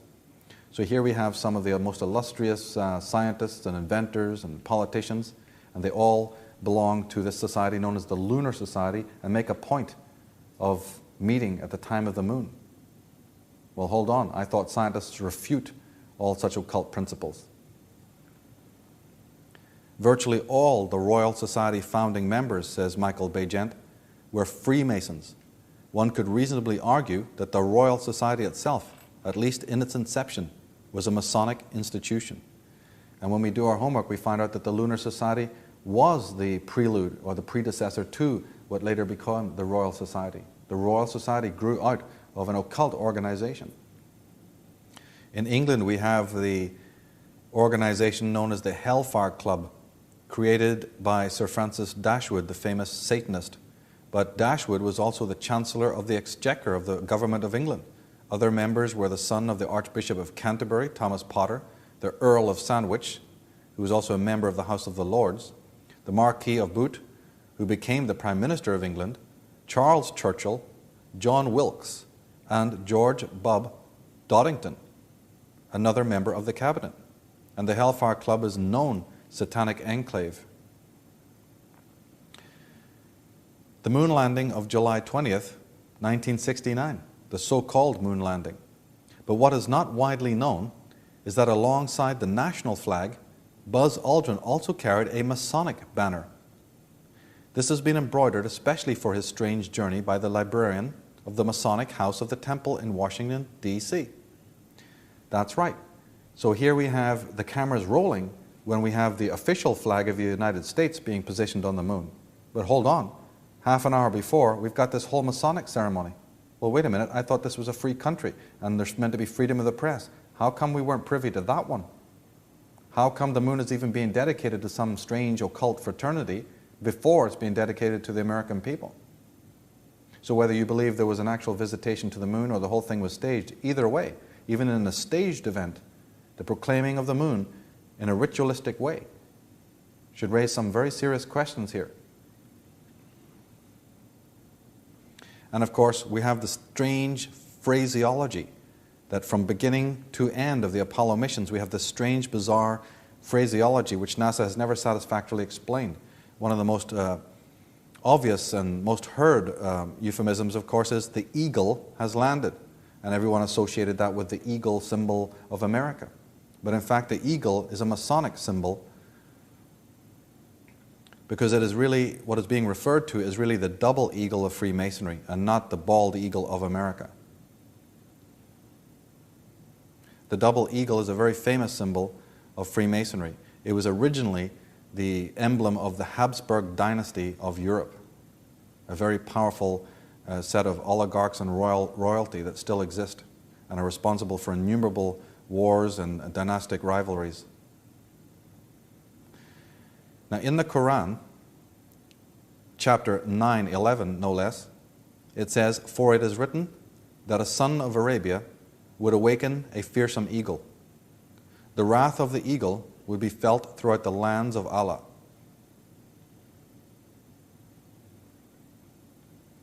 Now, as I said earlier, we have not got the time to deal with all the sundry historical machinations from the last 11,000 years. But one particular period, one particular epoch that should concern us is what we know today historically as the Renaissance. About the time of the 15th century, as they were congratulating themselves on their progress, the alien bureaucracy discovered the presence of the Stargate. They had to face the fact that even if all their technological hardware was successfully reconstructed, they still could not vacate the planet Earth. Yeah, I know this stuff's getting which had riveting been now. placed under quarantine. I'll be right back, though. I'm just going to grab some weed. So here we have it. Grab some weed. I'll be right back. Hundreds, thousands of years are going by. The alien progeny have understood that yes, all the technological hardware that they once had created and had brought here to the planet Earth, which may have even included spacecrafts and all sorts of cybernetic, technologically advanced devices. All of it, or a good deal of it, has been destroyed.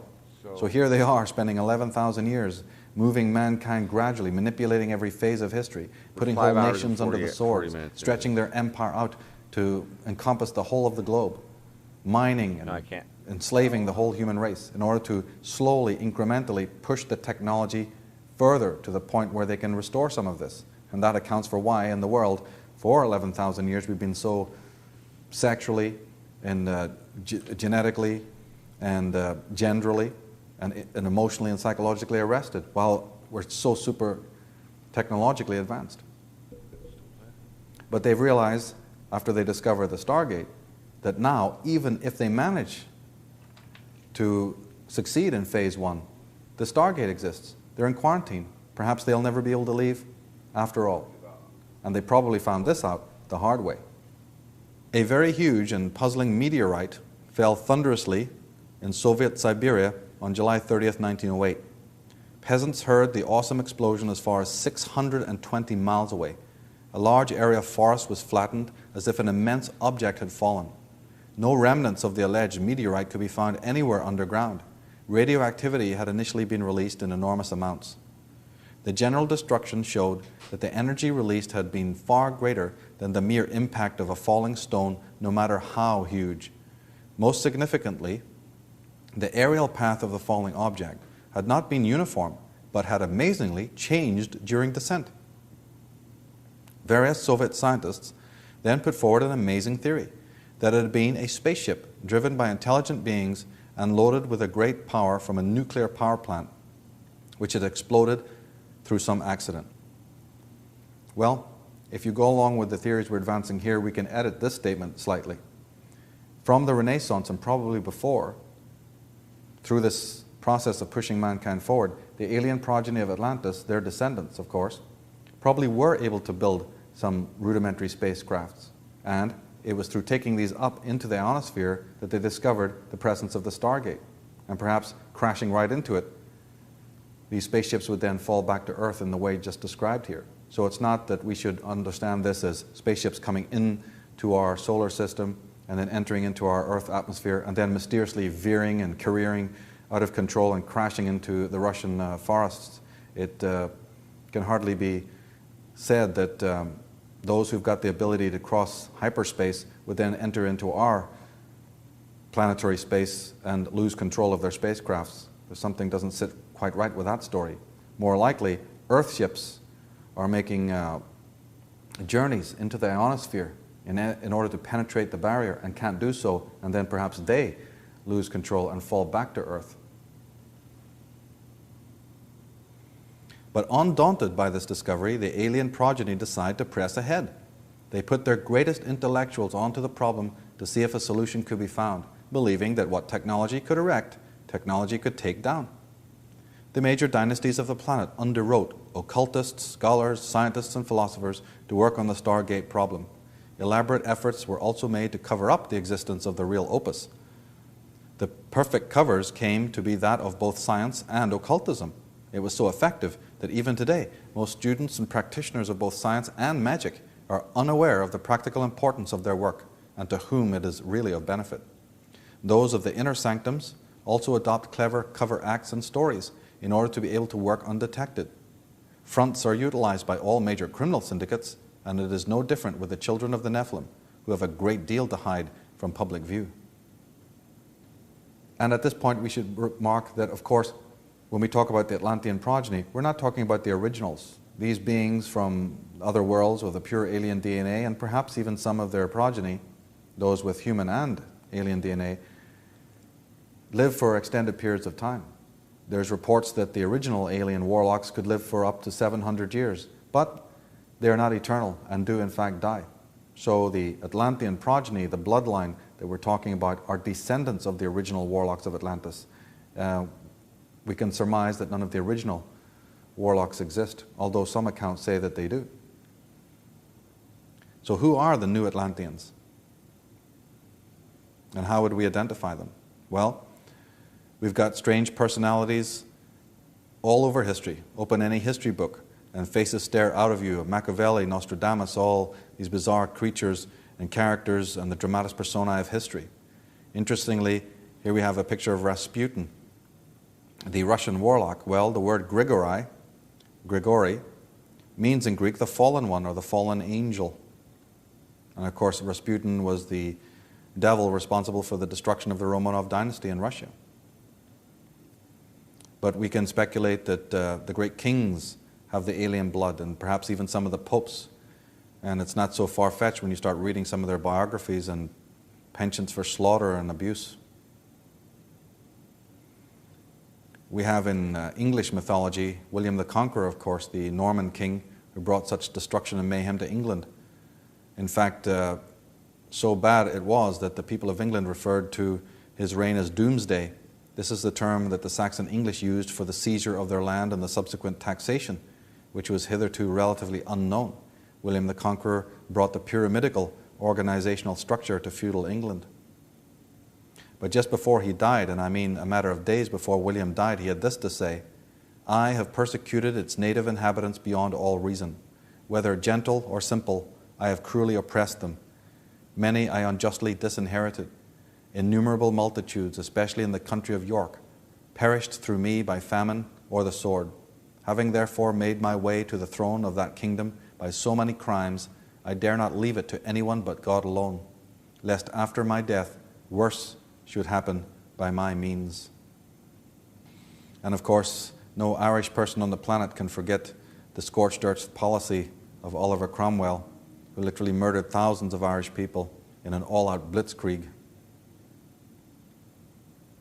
The 14th century Plantagenet King Richard II, one of the most unpredictable of English kings, after the unsuccessful Peasants' Revolt, he declared this to his Saxon underlings, and these are his own words: "God omnipotent is mustering in his clouds on our behalf armies of pestilence, and they shall strike your children yet unborn and unbegot, that lift your vassal hands against my head and threat the glory of my precious crown.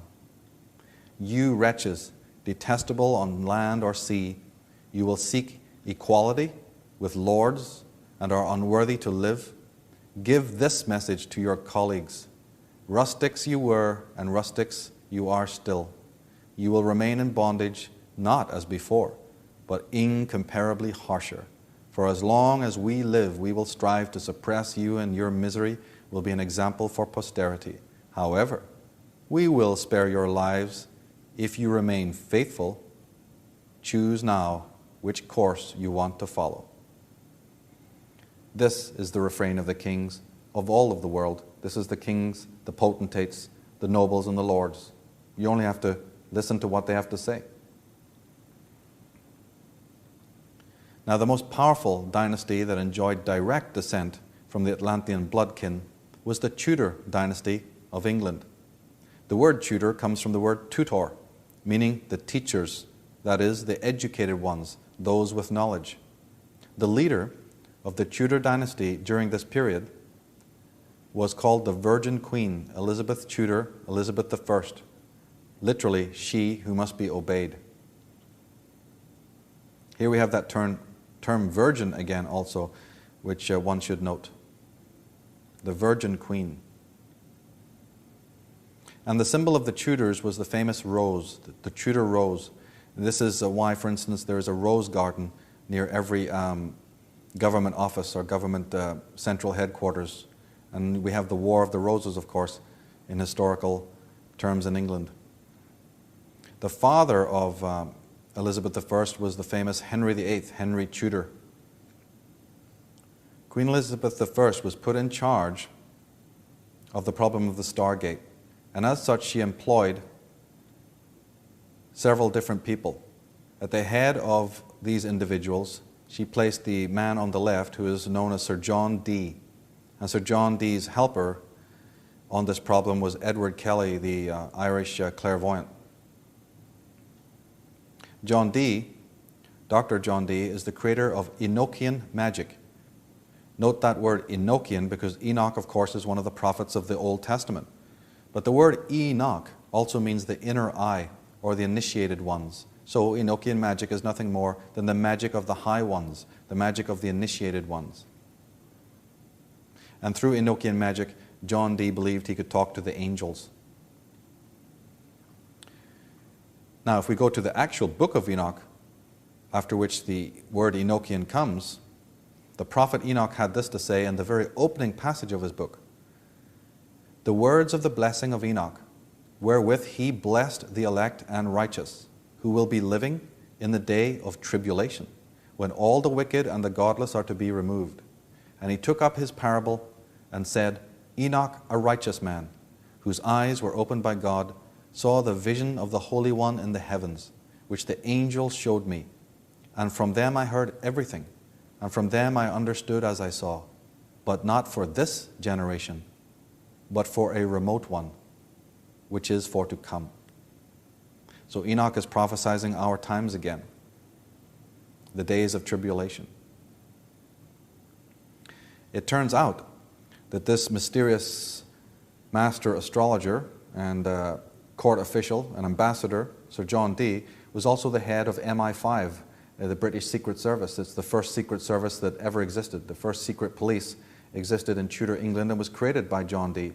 And when John Dee used to go on occasion to visit the royal houses of other countries, and when he'd write back to his mistress, she who must be obeyed, Elizabeth I, he'd always sign at the bottom of his documents 007. That was the sigil of the head of the MI5 of those days. Now, of course, that is later picked up in the stories of Ian Fleming, and the reason for that is because Ian Fleming himself was a member in more modern times of the British Secret Service. And what better upon retirement than to write about his own organization? So the 007, the original, way back at the time of the Tudor dynasty, was Sir John Dee, master occultist. And if you study the symbol for MI5, you'll notice that it has a triangular pyramidal shape with the crown of the Queen, and it has a eye, the Enochian eye, at the northern apex. Now, John Dee was one of the most powerful black magicians in history. He decided that it would be better to contact pan-dimensional intelligences to solve their little problem of quarantine. Via his system of magic and divination, he succeeded in opening a portal to these fourth-dimensional entities, or oversouls. Dee became a living macroscope. This was not the first time in history where such a forbidden rite was undertaken, and every time it does occur, it has the severest repercussions from history. So John Dee, being a master occultist and connected throughout the world, he looked into this problem and decided that there wasn't any normal technological or scientific way that they were going to be able to find this key, so to speak, to the Stargate. But he said he could use his occult power. So with Edward Kelly and all the other occultists of Europe, in combination, in concert, they decided to call on what are known in the occult world as pan-dimensional oversouls, beings that are above our level of consciousness. Not necessarily more pure or more spiritual, but of a higher spiritual intelligence, let's say. The oversouls. Later writers have called these entities the macrobes. This word comes from the fact that there are beings, creatures, entities below us who are called the microbes, and it takes a microscope to see them. Before the advent of the microscope, if anyone had told you that there's all sorts of little creatures and little entities, but you just can't see them, we would have thought they were crazy and probably burned them at the stake as being heretics. But as soon as we have the right instrument, we look through it and we're able to see a whole world, a whole ecostructure of microbes and bacteria and viruses and whatnot. Well, above the level of the human consciousness are the macrobes. And as yet, there's no instrument per se in order to see it. But there is an instrument, and that instrument is known as the human intuition. It's through the human intuition, the human imagination, that one can make contact with the macrobes. John Dee did make contact with the macrobes. In fact, he became what might be described as a living macroscope. Now, in short, Dee was told that there were two cardinal premises which needed to be mastered before the Stargate could be opened. The first precept concerned creating matter from energy, but that would have to be revealed in two main stages. And the second concerned the properties of a certain element, and that element was silicon. Now, phase 1 concerned creating matter from energy. But as the microbes instructed John Dee, the human race was way too primitive for that. That phase 1 would have to be taught to them in 2 stages. Part 1 would be to learn how to do the exact reverse, release energy from matter. And then after that, they would be taught how to create matter from energy. And phase 1 of that was accomplished on July 16th, 1945, at Alamogordo, or the Trinity experiment, when the atomic bomb was released. So the splitting of the atom was phase A of phase 1, being able to release energy from matter. Later on, after that period, from the period of 1945, we would start to see experiments which would work on the rest. So MIT, SRI, Hoover Institute, and so on. These organizations are merely fronts for this experimentation, looking at how to now manipulate matter and create it from energy. Phase 2 was the silicon revolution, the properties of silicon. And of course, we know that silicon is created or is a gateway to the computer age. Silicon makes computing possible. And we're told that technology makes life easier. These are the cover stories that let us buy into some of this stuff. If Grandma can do her shopping on the internet, and we could talk over the internet and buy our VCRs, most people are happy and don't think of any of the occult reasons behind the creations of these powerful instruments.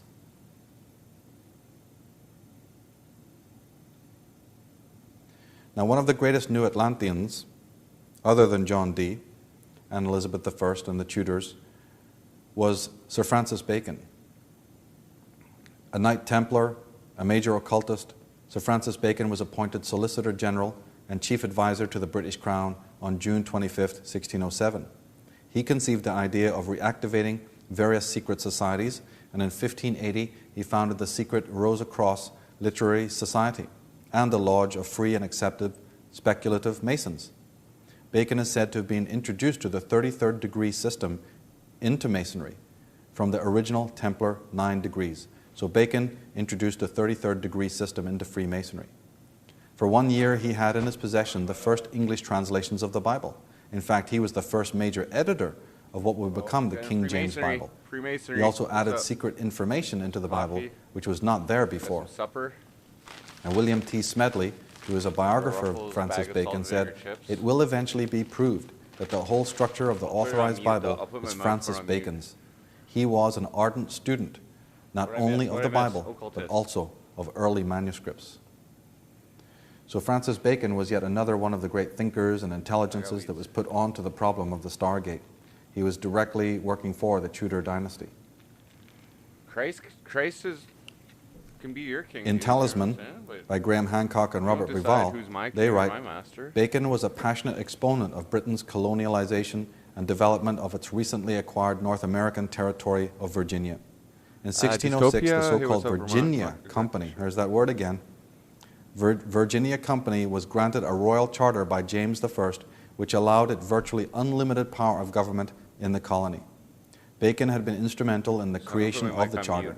Bearing this in mind, it is not surprising that in New Atlantis, Bacon refers to Benasalem as the Virgin of the world. That's right. Francis Bacon wrote 2 very important books that all scientists know. The first one was called The New Atlantis, and the other, The Nouveau Organum, the new organism. The new organism and the new Atlantis. Now, Sir John Dee worked closely with his confederates all over the globe. The information transmitted by the microbes was done cryptically and was voluminous.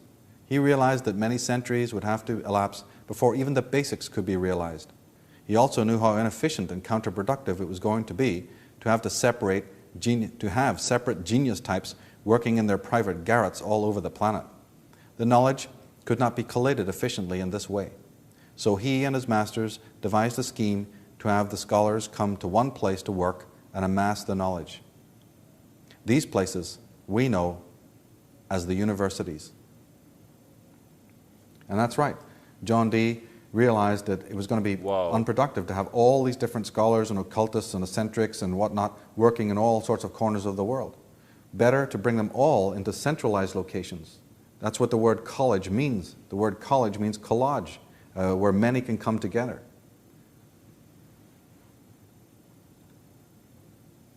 And of course, there's the silicon connection, now fully understood. We've moved on even from the time of universities. Universities can collate. Yes, they can collate in libraries. You can have papers, you can have documents, but soon even that becomes so voluminous.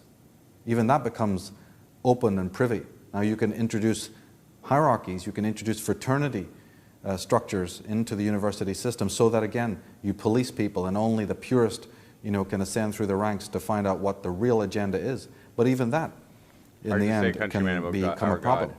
The computer is the miniature university with unlimited data storage space. Different race. So here we have a tie-in from the silicon idea and the carbon life forms.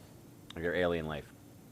Because the internet promises you also worldwide communication. It's a virtual library, an endless space for archival storage. Now another level of information that the macrobes had transmitted to John Dee, and what he also realized from his interactions with these supernatural beings, was that in order to even move along with this process, it was going to take hundreds of years. And in fact, from what he was receiving from them, he realized that they would have to subjugate the whole planet in order to not only continue to move the technology forward, but in order to get the element silicon and be able to process it, the whole of the planet would have to be subjugated. And therefore it is from that time, it is from the time of the 15th and 16th and 17th century that we have all the idioms we associate with England. We have the rising of the great navies. We have the rising of empire. We have the rising of the first stock exchanges. And we have the rising of the colonial impulse. A tiny little nothing country, England, where 100 or 200 years before, the kings were shivering in windowless castles, literally shivering, couldn't even get the taxes together to fight their neighbors. The longer you live, the closer you get. And suddenly we have empires beginning, empires starting, the great proliferation of what we now know to be the British Empire. And of course, in the vanguard of this were the beings that we know as the pirates, or the pirates, because the word pirates actually means the men of fire. These were direct agents of the Tudor dynasty. The heads of the pirates were the top officials of the pirates. The leaders of most of the pirates were the top brass of the Tudor dynasty, trained in the finest universities, even the fine maritime universities. And one of the greatest leaders of them all were Sir Francis Drake. And of course the word Drake actually means the dragon. San Francisco Bay was originally called Drake's Bay. The pirates, or the pirates, the men of fire, serving the Tudor dynasty, were headed by men like Sir Francis Drake and Edmund Spenser. He was the great-grandfather or the ancestor of Lady Diana Spencer. The progeny of the pirates settled on the lands that they conquered and opened the great universities for the education of their sons and daughters. They employed the fraternity structure to ensure that only the chosen would be exposed to the real occult history of the world and to their role as the future leaders and thinkers, overworld and underworld figures, educated and funded to adroitly lead the rest of mankind down whatever roads became necessary. In the tarot cards, for instance, the devil card is number 15. And we have the old pirate motto, 15 men on a dead man's chest, yo-ho-ho, and a bottle of rum. But the occult history of the pirates has really never been told. And of course, the famous symbol of the pirates was the skull and crossbones, a symbol known to be used before them by the Knights of Malta and the Knights Templars. I know what you mean, countryman. Or other occult fraternities. I believe in magic, and I believe my use of magic becomes stronger. And the job of the pirates was to bring mayhem and disease and slaughter to all the lands that they colonized. These were agents of the British Crown, and not, as the Errol Flynn movies of the swashbuckling buccaneers tries to show you, some romantic heroes. These people were cutthroats, and they had an agenda to be sent out to all the corners of the world and to massacre whoever they found there.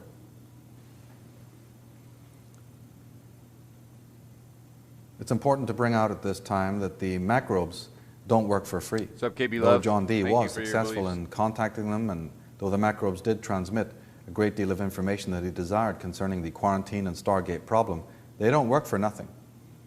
And John Dee was soon to find out what it was that they wanted in exchange for their services. What they wanted has had The the controlling severest forces consequences don't want for the future most people to of know what mankind. magic is or have the The time to microbes know what basically magic told is, him which that allows, what they wanted gives them was more blood. individual Blood power has some very over their own specific lives. occult properties, and that's Takes what away the the microbes control wanted. from the, And like- John Dee, his reply was, "How much do you want? From, And when like, do you the want Christian it? control Whatever system." it takes. This thing is already going to take us hundreds of years. So they say Whatever if you need for that information, you will get it." And so John Dee literally put the whole of the human race up in a great black magic mass, a great rite to his overlords, the oversouls that were asking him for payment, literally, in blood. Now, blood happens to be the second commonest word in the Bible after God. And Erich Fromm, the scholar, the German scholar, says, at a deep archaic level, blood is very peculiar substance. Quite generally, it has been equated with life and the life force, and is one of the three sacred substances that emanate from the body. The other two are semen and milk. Semen expresses male, while milk expresses female or motherly creativity, and both were considered sacred in many cults and rituals. Blood transcends the difference between the male and the female. In the deepest level of experience, one magically seizes the life force itself by shedding blood. Now, of course, we looked at earlier just how bloodthirsty the Nephilim had already been, and the progeny and the empires that came out of the Middle East. We know, and we've looked at how bloodthirsty and how warlike and rapacious those races and nations have already been. And now we're being put, the whole human race is being put up in a pact to some oversouls. Could that explain some of the calamities that we've endured since John Dee's time? Well, we've had inquisitions, old and new. Right, demons, yeah. One of the most atrocious human beings ever to be on this planet, Joseph de Maistre, in his St. Petersburg's dialogues, has this to say: all grandeur, power, all subordination to authority rests on the executioner. He is the horror and the bond of human association. Remove this incomprehensible agent from the world, and at that very moment, order gives way to chaos, thrones topple, and society disappears. Lust for the spilling of human blood is a touchstone of the synarchist mindset. Take the 19th century Spanish Catholic counter-revolutionary ideologue Juan Donoso Cortés, who argued that human sacrifice is the most universal of all human institutions. I say, gentlemen, that dictatorship in certain circumstances, such as those in which we find ourselves, for example, is a legitimate form of government. Dictatorship, indeed, is part of the divine order. The meanest reptile, which I would trample under my feet, would seem less despicable to me than man. The point of faith which most oppresses and weighs upon my reason is that of the nobility and dignity of the human species. So let's not say that it's far-fetched that certain individuals walking this planet think of the human being, as Cortés is saying here, lowlier than the humble reptile. And it even causes them great distress to think of the nobility of the human creature. Such is in the minds of the progeny of the warlocks of Atlantis. Cortés goes on to say the culmination of Donoso's philosophical treatise is that the institution of bloody sacrifice is the most universal of all human dogmas and institutions. The most civilized nations and the most savage tribes believe in a pure victim offered as a perfect holocaust, he wrote. Without the death penalty, without the purifying efficacy of blood, all societal bonds would collapse. Since the first day of the first effusion of blood, it has never ceased to flow, and it has never been shed in vain. Mankind has always believed in three things with an unconquerable faith: that the effusion of blood is necessary, that there is a manner of shedding blood which is purifying, and another mode which is condemnatory. History clearly attests these truths. It presents to us the narrative of cruel acts, of bloody conquests, of the overflow and destruction of famous cities, of atrocious murders committed, of pure victims offered on blood-stained altars, of brothers warring against brothers, of the rich oppressing the poor, and fathers tyrannizing over their children, until the earth appears to us like an immense sea of blood, which neither the piercing breath of the winds can dry up, nor the scorching rays of the sun can absorb. Well, Yeah, what's up? in Russia, 10 million soldiers I'll get are said to have died, including 10 million civilians. In Germany, 3 Might million have some soldiers props. and 500,000 civilians. The death toll is awesome. Whoa. The total of human lives lost in the That is Second a lot of World life. War That's a lot of life. is 18,200,000 soldiers and 16,300,000 civilians, for a grand total of 34 million deaths. And of course, in 1918, just after the war, the Spanish flu epidemic killed 20 million when the war killed 10. And in the Second World War, the Spanish flu killed even more men than the war did. Whoa.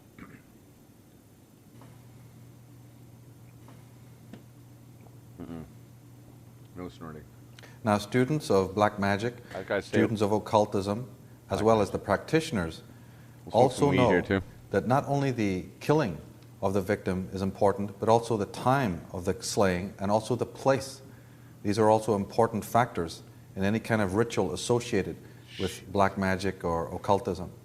And John Dee knew the same thing. Being a master occultist and being internationally connected, he understood that the slaughter of mankind, the sacrifice, the offerings to his dark oversouls, had to be also orchestrated correctly. Otherwise, that energy could not be correctly received. The cortisol or whatever properties of the blood, the energy that it contains, could not be properly received unless the deaths occurred in a ritualistic way. So just like the average common or garden Satanist has to draw his circle or create his altar to slaughter his victim, so in the same way do the ritual centers need to be fashioned. And in the same way as the universities were used to coalesce all the scholars, so instead of bringing victims to a site of slaughter, why not have them live in the center of the rite? Now we call these centers of sacrifice cities. Centers of sacrifice, cities. The great cities of the world are in fact nothing more than ritual centers designed for the purpose of a massive holocaust. In David Oveson's monumental work, The Secret Architecture of That's Our a lot Nation's there. Capital, Everybody get together and kill we yourselves find and waste that all there your time are on no this less money. than 23 complete zodiacs in the city of Washington, D.C. And there are over 1,000 zodiacal and planetary symbols embedded into that city. In London, there's 4. So in Washington, D.C., we have 23. That's 19 more than anywhere else in the world. Complete zodiacs secreted into the architecture of Washington. I will tell you, when I lived in Montreal, and I used to wake up at fucking 8 o'clock every morning and just go and do the same routine every morning to get to work and take the subway, the metro, it felt like I was, and everybody was like killing ourselves, and like the trains were like fucking taking us there. In D.C. Now, why would that be? We also find from Oveson's book and also from Talisman by Graham Hancock that every laying of the cornerstones, the rites and rituals, and the founding of the Capitol building and the Library of Congress and all the places of government were meticulously and ritualistically done by Freemasons. David Oveson writes, in the years following the Revolution, the Masonic fraternities held ceremonial layings for such new enterprises as bridges, locks, universities, government buildings, state houses, memorials, and even churches. Such buildings were aligned with the stars and with the spiritual beings who ruled the stars. Whoa. There may be no doubt, he says, that astrology played an important role in the choice of the key monuments for the laying down of the federal city. Even so, we are reduced to speculation as to which individual or group of individuals was behind this extraordinary undertaking. So David Oveson is a scholar who's understood that there's something mysterious going on here, but unfortunately he doesn't know why, and he admits that. He's a meticulous researcher, and he's gone to the Library of Congress, to the memoirs of the Founding Fathers, and he understands that Freemasons and other secret fraternities designed not only Washington, D.C., but Philadelphia, and all of the European cities, Paris, London, Cologne. These cities are based on an occult pattern, a template, but he doesn't know why. In his book, he writes, "A survey of the foundation charts used in the building of Washington, D.C. reveals the importance of astrology and indeed confirms beyond doubt that astrology played an important role in the early Masonic rites. The rationale of astrology was rarely discussed openly, even in Masonic documents. Knowledge of the stars, insofar as they were understood in Masonic circles, was preserved as secrets best left to those with specialist knowledge of such things. The extraordinary truth is that the very existence of the Washington Monument is intimately linked with the Egyptian star Sirius, the Sihor that the ancients represented in their sacred hieroglyphics as an obelisk as well as a star. How is it possible that this most important star of the ancient world should find itself, as it were, resurrected in the architecture of the United States? In the course of that day, when the cornerstone of the Washington Monument was laid, the sun would have passed directly over Sirius." And the Declaration of Independence. Oveson says, computations clearly show that on that day, the Declaration of Independence was agreed in Philadelphia. The sun was on Sirius. The Mason who first signed the Declaration of Independence would have been aware of the particular significance of July 4th as a cosmic event. The day was the second of the so-called Dog Days, which begin on July 3rd. And these so-called Dog Days are sacred to the Egyptians because it's when the star Sirius is rising to its zenith. In fact, on the moon landing, faked or not, but on that day, again in July, Sirius was at its highest point when the words were being said that the eagle has landed. The star Sirius was brightest in the sky and rising to its zenith. Here we have David Oveson's own words. "The dog days are so called because they refer to the rising of the star Sirius. But the word dog here may be a corruption of dag, or dagon, or dragon. In this case, Sirius is not the dog star, but the dragon star, or the star of the dragons.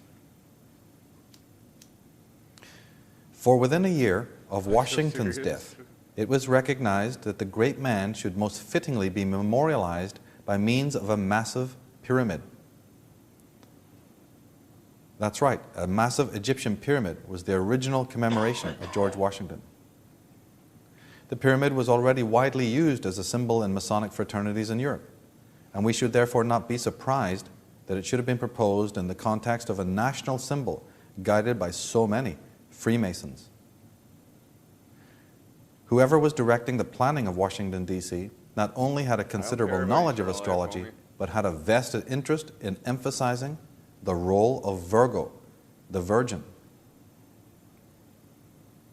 The American Constitution was put before people on September 19th, 1798, in Virgo. Oveson says, "The ancient records indicate that it was a practice in former ages for the mystery centers that directed civilization to hand out newly founded cities to the care of specific spiritual beings.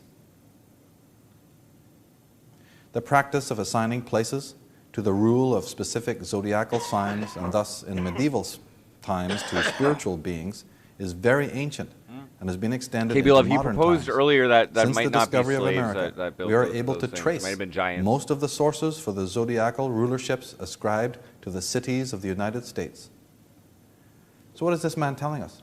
Suddenly, we're now reading this man's incredible research in the 90s that cities are ascribed to not only zodiacal signs of the horoscope, of the zodiac, of the stars, but the spiritual beings that rule those energies and rule those stars.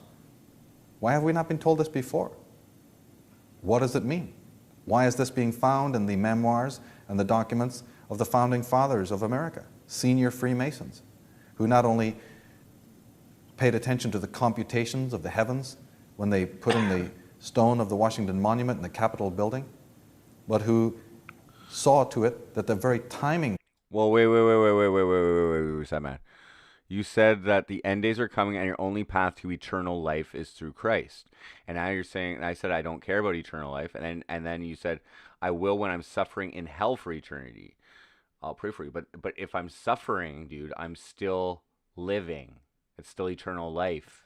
Gotcha. In which these rocks were laid or these stones were placed had significance sidereally. Perhaps it is sufficient, he says, that we recognize as true the medieval arcane notion that such beings could be invited to participate in the life of a city by means of the spiritual art of astrology. Of course, in Latin, these beings are called the cosmocrates, angelic beings, or the angeli motivori. They are beings that move the planets, participating directly in human affairs. For what purpose? For what reason? Oveson says the leader of these mighty beings was due to take over the direction of Western civilization in 1881. This caused considerable excitement in esoteric circles of Washington, D.C. and the occult world in general. Now, in astrology, for those who've done their homework and really researched the esoteric aspects of astrology, two particular signs are of great importance. The northern sign of Cancer and the southern sign of Capricorn face each other, just like you have on the globe, the Tropic of Capricorn and the Tropic of Cancer. Now, the Tropic of Cancer, or the northern sign of Cancer, was often called the Gate of the Souls. Cancer is ruled by the moon, and the moon was considered how the souls enter in to birth. They enter into the planet birth at the time of their birth. They enter in through the moon, through the gate of Cancer, the gate of life.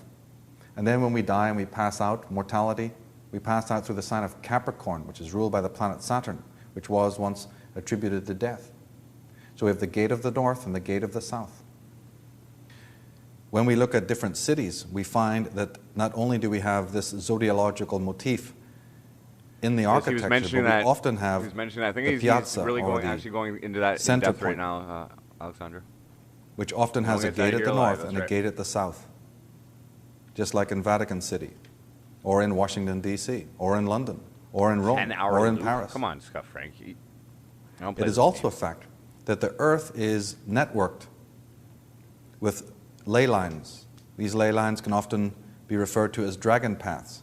Technically, they're called synchronic lines or axiational lines.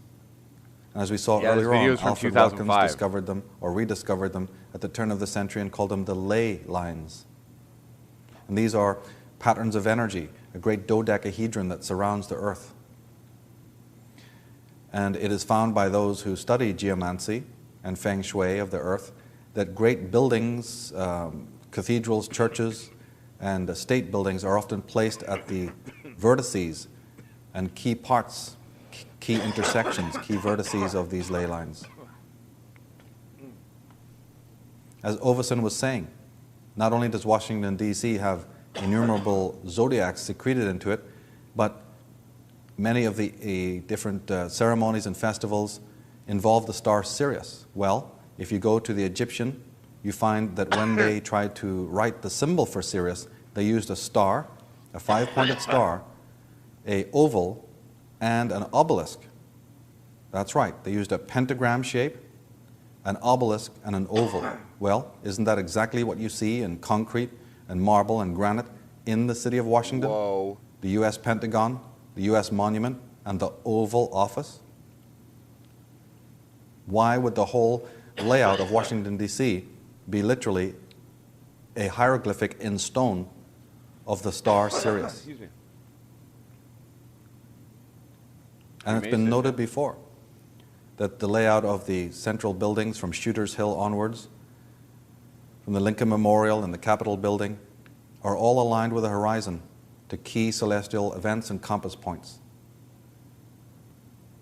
Graham Hancock says on this subject, for reasons and motives not yet too clear, the ceremonies, festivities, and city monuments associated with the sister American and French revolutions display Masonic ideas and imagery and are heavily tinged with Egyptian connotations and symbols.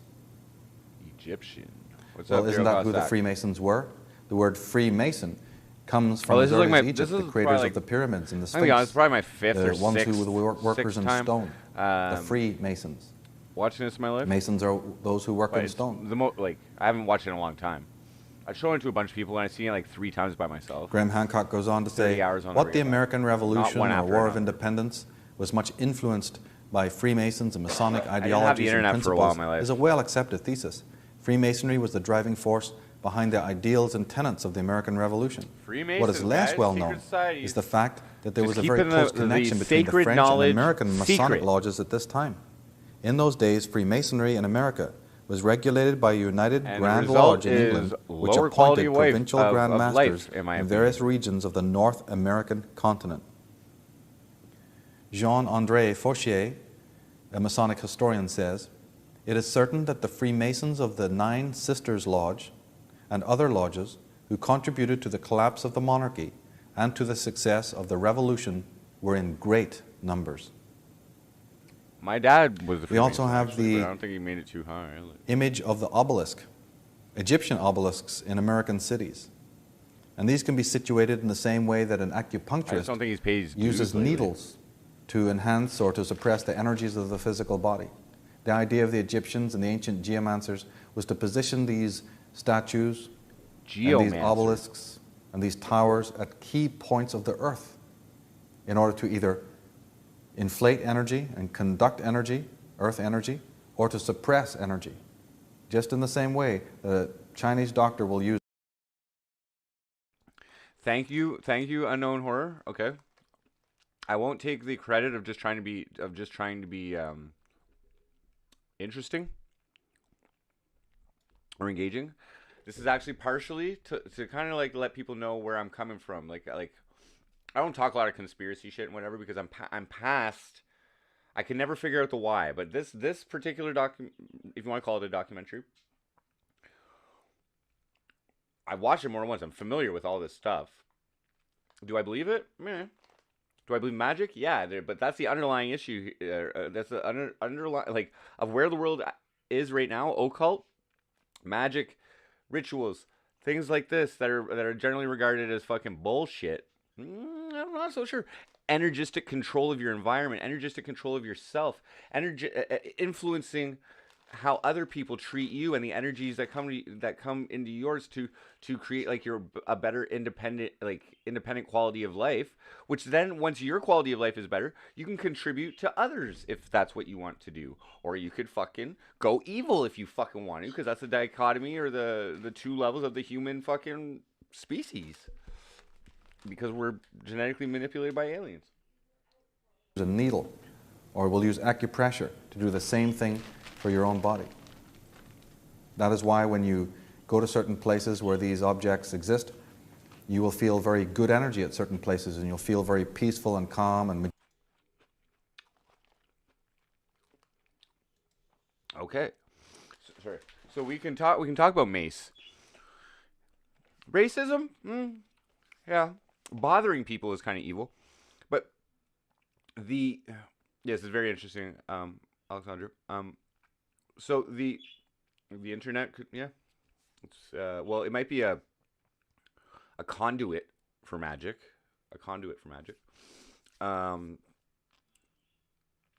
Okay, so I'm anti-violence. Okay, like I'm really like I can be evil if I have to, but like generally I think there's a lot of evil. Like I'm not capable of like true evil. I don't think, but I can be really mean sometimes. That's about as evil as I get. But I mean, anti-violence. You know, like so carrying mace and macing people. That's out of fear. Fear is a product of evil. Okay. And that's a heavy weight to carry on your soul when you're afraid and your actions are based in fear. I don't see how that gets you anywhere, except more like I don't know. Here we go. So we're almost 6 hours in here. Or no, 7. This one's 3.5 hours. Majestic. We're almost done. And then sometimes when you go to other cities, There's you one have more an indescribable after this feeling one. of One more. dis-ease and not feel so good. It all has to do with the architecture and the geometry that's involved in the layouts of the cities. But it goes back a long So why insult someone over something they have no control over? So what is an insult? Now I mean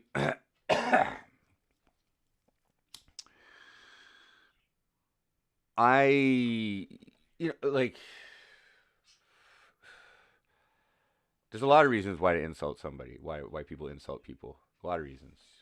It could be a projection, it could be a power move, it could be just something to make you like to put someone else down and make you feel better about yourself. Like, but I don't mind you being insulted. I'm okay with being insulted. I'm okay with being that fucking, Hey Georgie, you're talkative today.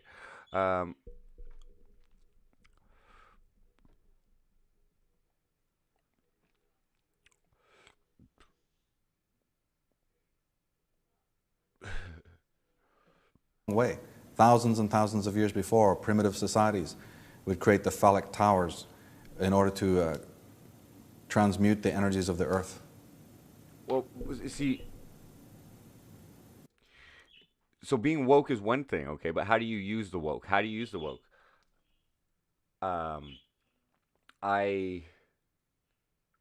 do you use the magic? I personally resonate with the 11 rules of this earth. So sue me. To work for me. Washington, D.C. has a large pentagram also involved, and the shape of the owl. But that involves not giving my opinion or advice unless asked for it, okay? And that saves me a lot of goddamn energy from like spewing all my thoughts or my thoughts on somebody's life or situation until they ask me for it. Like, I don't give a fuck unless you ask me to give a fuck. There's a large owl in the street plan and the street design. And it conserves a lot of energy. The U.S. Pentagon, we were talking about pentagrams. Well, the U.S. Pentagon is a very important shape and a very important building. It also faces the Egyptian star, Thuban, which used to be the star associated with war. So here we have the U.S. Pentagon actually pointing or facing the ancient star of war, Thuban. It was actually designed or co-designed by John Whiteside Parsons, who's got many secret society connections. He actually helped to design the Pentagon, and he was a high priest in OTO, that's Ordo Templi Orientis, a German Freemasonic lodge, and he was also a close friend of L. Ron Hubbard, the creator of Scientology. Ooh. And though the Pentagon is very angular, it is actually based on the symbol of the Tudor rose. If you were to soften the edges of the Pentagon just a little, it would bear almost uncannily resemblance for the Tudor rose. And why not? It's the Tudor dynasty who's paying the bills. The Pentagon, if you put the arms back onto a pentagon, you have a pentagram, the great symbol of the star Sirius. And all the military generals wear the symbol of the pentagram. Franklin Delano Roosevelt was raised as a master mason in 1911 at the Holland Lodge No. 8 in New York, and in 1929 became a 33-degree Scottish Rite Freemason at the Albany Consistory. He would have been aware, as were all high-ranking Scottish Rite Masons who had read Albert Pike's Moral and Dogma, that the pentagonal shape, or pentacle, was associated by Pike with the Masonic blazing star, and in turn identified with the five-pointed star of ancient Egypt, Sirius. The groundbreaking ceremony for the Pentagon was on September 11th. Well, actually, Joe Kotzak, I guess it depends what version of the Bible you're looking at, but he went through it early. He went through the religious connections with Christianity, and he says that's basically a metaphor. It's a metaphor. God is a metaphor for the alien race, which created the Adamic race, which has two sexes, female and female, but before that, and they created them as slaves. But before that, the sons of the serpent, which is the Lemurian race, but they were a little too smart. They were a little too smart, a little too spiritual. 11th, 1941. So the Adamic race was a little bit stupider and a little more able to be enslaved, but then the fucking sons of the serpent felt bad for their genetic cousins or whatever, and saved them and enlightened them to what their lives were. So, I mean, if one race is able to, or one species, or whatever alien is able to do it at one time in our history, why couldn't they repeat that? Why couldn't they use those same techniques and just apply it to the technology levels that are available, or that they're building up, or like whatever the hell's going on? Here is a rendition of the Tudor rose. The Lancasters of England had a red rose as symbol. But is and it the a Yorks metaphor, Darren? had a white, For something just else? like the old red and white dragons of the Arthurian period. David Ovison goes on to talk about the pentagram. He says, when found in a text, and that also means on a symbol, the star determined or indicated to the reader that the group of hieroglyphics associated with it was related to spiritual matters. It was related to the heavens, to invisible energies. Pentagram? What? What pentagram? What? Oh, no. Which the Greeks called etheric. So, what's he telling us here? That if you actually see somebody, a general... Have I ever encountered? No. But when I do hallucinogen, like extraterrestrial, okay, when I do hallucinogens and I get really fucked and I can escape, I think I can communicate with some type of entity. Or there's an entity that's communicating with me.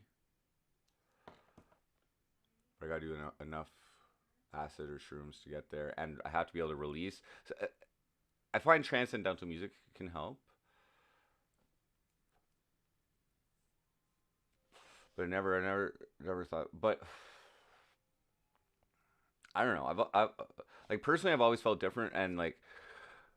This isn't me saying this about myself, but people who know me, who are in the spiritual, like fucking whatever, and the occult shit, more than once have thought that I may be a star seed, okay? If we want to go along with all this shit, that I may be a star seed. Now, when I looked into what a star seed is, based on the hearsay of what the internet is, or somebody else's interpretations, or some fucking crazy motherfucker's blog, or whatever, I don't know. But... you know, there's some things like I never broke a bone in my life.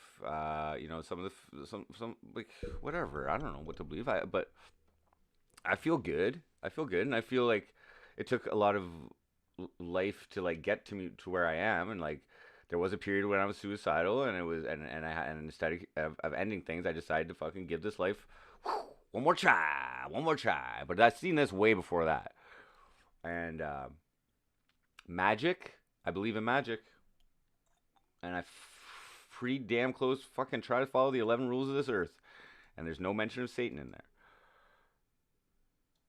Except that it's like one of the foundational documents of modern LaVeyan Satanism. But yeah, but it doesn't say anything about Satan. Wearing the symbols of the pentagram. Super If intense. you see a pentagram on the side of a tank. All right, I don't. If you I mean, I do this all the time. So, I just took some speed, but yeah, here we'll do a little eye look. Here, can you read me? Can you see what's inside? I'll look at it for a bit. I can do intenser eyes, but I've always been complimented on my eyes. I think I don't know. I like looking in people's eyes to read them, and see what's there. And I like people to be able to look in my eyes and read me. see a U.S. Pentagon shaped like that, if you see a flag, which nearly all the flags of the world contain the five-pointed star, or you see the star on any other thing, chances are it's been put there consciously to represent something etheric, something spiritual, something otherworldly. Oh shit. So here we are in our materialistic world, being taught materialistic philosophy from the time we come out of the womb, told that not to pay attention to anything to do with the occult, and marginalized and sequestered and lambasted if we are, and yet we find out that those in the highest echelons of society are well versed in the most arcane spiritual matters, even to the point of designing the cities in which we live. And who's reaping the benefits of that? Here's the Masonic five-pointed star. And of course, the five-pointed star is also connected with other celestial cycles like the Leviathan cycle, great cosmic cycles. Yeah, so okay, so I have a daughter, okay, and like I don't look into too much. Like I couldn't read a book on that, but I could read probably like the basic concepts of it or something. But I've considered the fact that maybe my daughter might be indigo child, where she's pretty whatever, and I also consider like some weird shit led to even me hooking up with my baby mama, and like she's very spiritual. I don't know. It's just I haven't had a lot of girlfriends, but the ones I do have been very spiritual, and yeah, my daughter's pretty cool, and I think I taught her well at an early age. I was in, so whatever. I mean, that's if I'm a starseed, and that's if my baby mom is a starseed too. Maybe just a cunt starseed who hasn't found her way yet. But yeah. In Paris, we have a literal zodiac leading up to the Champs-Élysées. We have the 12 radiating streets. Goddamn coming cunt to a point. starseeds. Wake the fuck up. The city is literally designed as a zodiac by French Freemasons. The city of London is situated on the ancient Celtic power points and is divided into 28 boroughs in order to synchronize with the 28 lunar phases. Talking about rituals that go on in the cities, here we have the Great Fire of London, which began on the 2nd of September. Yeah, but here's the thing, sad man. Here's your problem. Who asked you for the truth? Who asked you for the truth? Nobody asked you. I don't care if you're fucking saying it, like whatever. But I didn't ask you who the king is. September 1666. I don't know why you're wasting your energy. The fire started in the house and shop of Thomas Farnior, do you need to prove a point or something? baker to King Charles II in Pudding Lane. Are you feeling like a little spiritually inadequate? Are you feeling like is this shit is this shit fucking offending you, and you have to like display your supremacy in your chosen idol or chosen belief system? Chosen, by the way. The way the Jewish festival of Rosh Hashanah, the Day of Judgment, was only 10 days away. The Great Fire swept over the city of London like a great blowtorch, clearing an area 1.5 miles long and half a mile wide.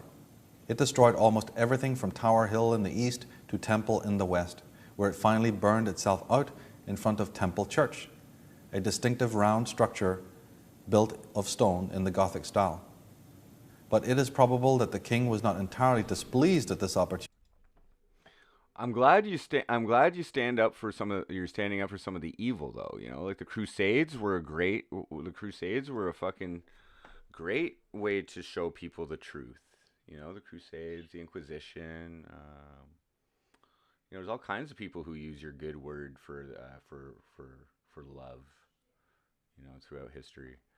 There's been no wars in your name or anything. Stand up for that shit. That shit's working real good. Look at the progress. Look at all the kids that have benefited from that Bible. But only by the ones with the authority to abuse it, though. Nobody. For he himself was a bit of a dabbler in town planning and design. Bro. It's the truth, right? Since the Restoration, he had been bitterly frustrated by the lack of funds to transform London into a splendid metropolis that would eclipse the city of light that his cousin, Louis XIV, was turning Paris into. Now here, out of the blue, had come his... Just out of curiosity, everybody, okay? How many wars have been in the name of Satanism? Can anybody name one religious war that has been actually in the name of Satanism? Please. Satanism backed, like Lucifer, like Baphomet, flags of Baphomet, and fucking horned goats, and fucking orgies. All but indirectly. Okay, Snarvos. Okay. I will give that validity. Okay, maybe. Maybe.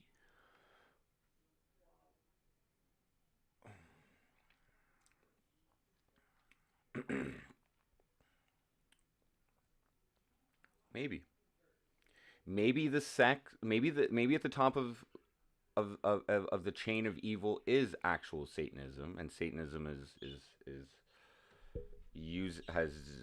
you know, everything's a part of a big evil fucking Satanist cult. Maybe that's the fucking thought, right?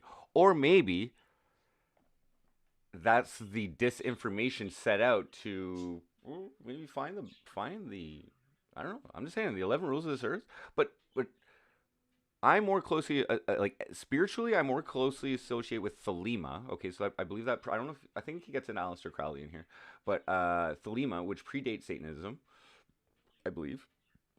I mean, modern Satanism, which predates LaVeyan Satanism,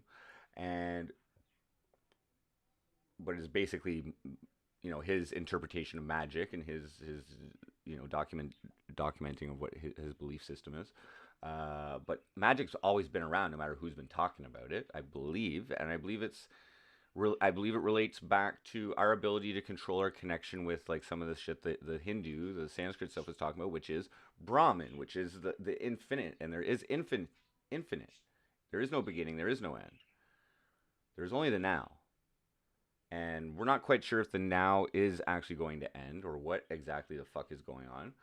But this guy, the occults, I'm saying I don't believe in magic.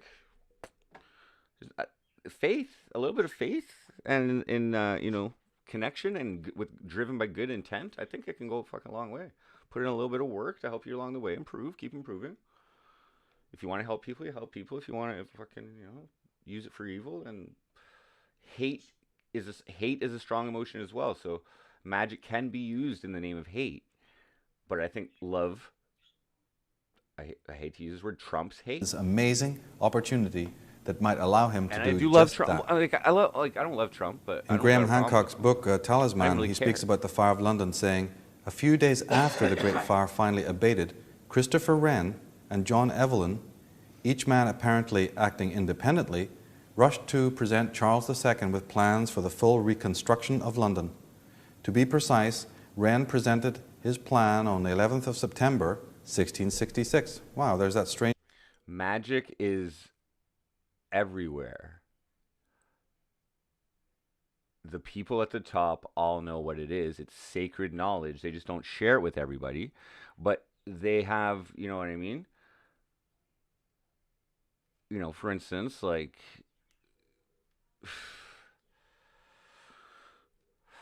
the power of prayer, you know what I mean? Like, I don't know how often it works, but often the power of prayer starts being applied a little bit too late. Date again, September 11th, 1666, and Evelyn presented his on the 13th of September, 1666. Both men, invisibly, incorporated esoteric symbolic devices into their proposed layouts for the streets and plazas of London, and can only have been done so with the same purpose in mind. Exactly the same symbolic devices, again apparently used for the same purposes, turns up more than a century later on the other side of the Atlantic in the layout for the streets and plazas of Washington, D.C. The newly built... Okay, so sad man. Prove it. Prove anything that you're saying. Prove it. This guy's making like some fucking pretty serious shit, you know? But prove the future, and practicing magic will land you in hell. Prove it. Show me one person who's been to hell that you've heard this from. Who says that? Somebody who hasn't been to hell? Capital of the United States of America.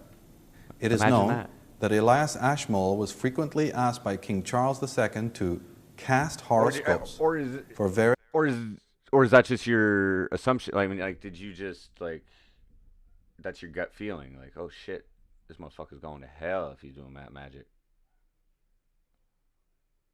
He's going to hell. I'm concerned about Frosty.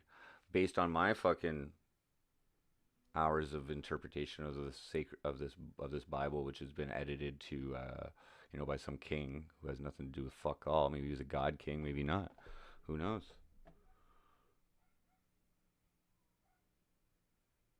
Stately functions, and more particularly after the Great Fire of September 11th, 1666, I think it's coming up in the to select final favorable 3 dates hours. for the layings of the cornerstones of important buildings, Indeed, the tradition of casting Winter Fox, what up, horoscopes talk a lot. or selecting propitious astrological dates for the laying of cornerstones of important buildings and monuments was then and remains.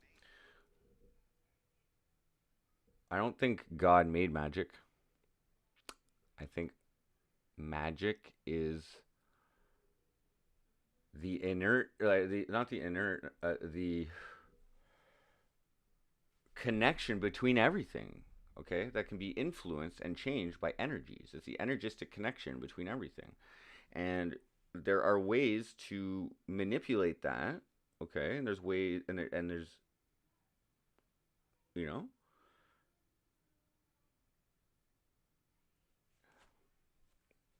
like, in that case, it's only a matter of time until you get what you want if you're using it and you're doing the right, like, a lot of it involves attention. A lot of it involves attention and getting energy. And you know what? Like, so, like, you know, there's power in numbers. That's why the power of prayer sometimes works with large numbers of people and shit too. But yeah, the Bible's been rewritten many times. Twerking is God's plan. Today a common practice in Freemasonry.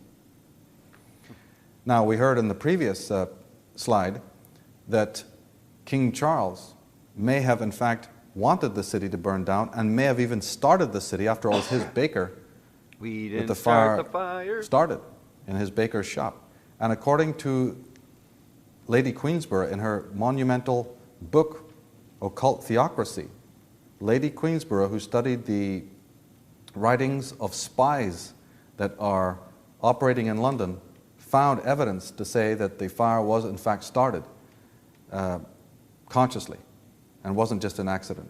Lady Queensborough, or Lady Edith Starr Mill, was one of the first writers on the subjects of occult theocracies and secret societies and subversive movements throughout the world. So this is a lady that needs to be read. Her book, Occult Theocracy, goes into that and talks about the Fire of London being by design. One of the other purposes that the ancients made of the Dragon Pass, the ley lines, or the axiational lines was to commemorate the dead. Many of the ancient stone structures and megalithic sites are actually burial grounds. Not all of them, but some of them are burial grounds. And the same idea transformed and moved over into the modern context.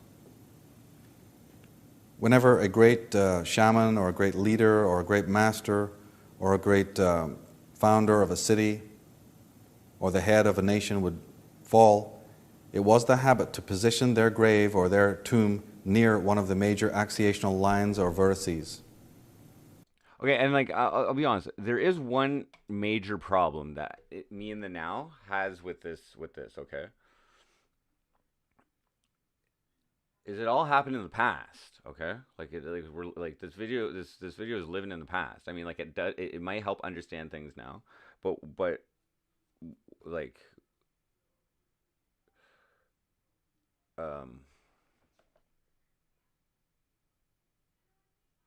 it's like, what difference does it make? I don't know. Like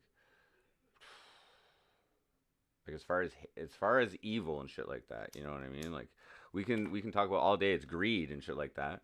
But who are we buying our products from tomorrow? Who are we buying our who are we enabling to use the whip to their benefit for their purposes as one of the material tools to enact desire, magic, whatever you want to call it.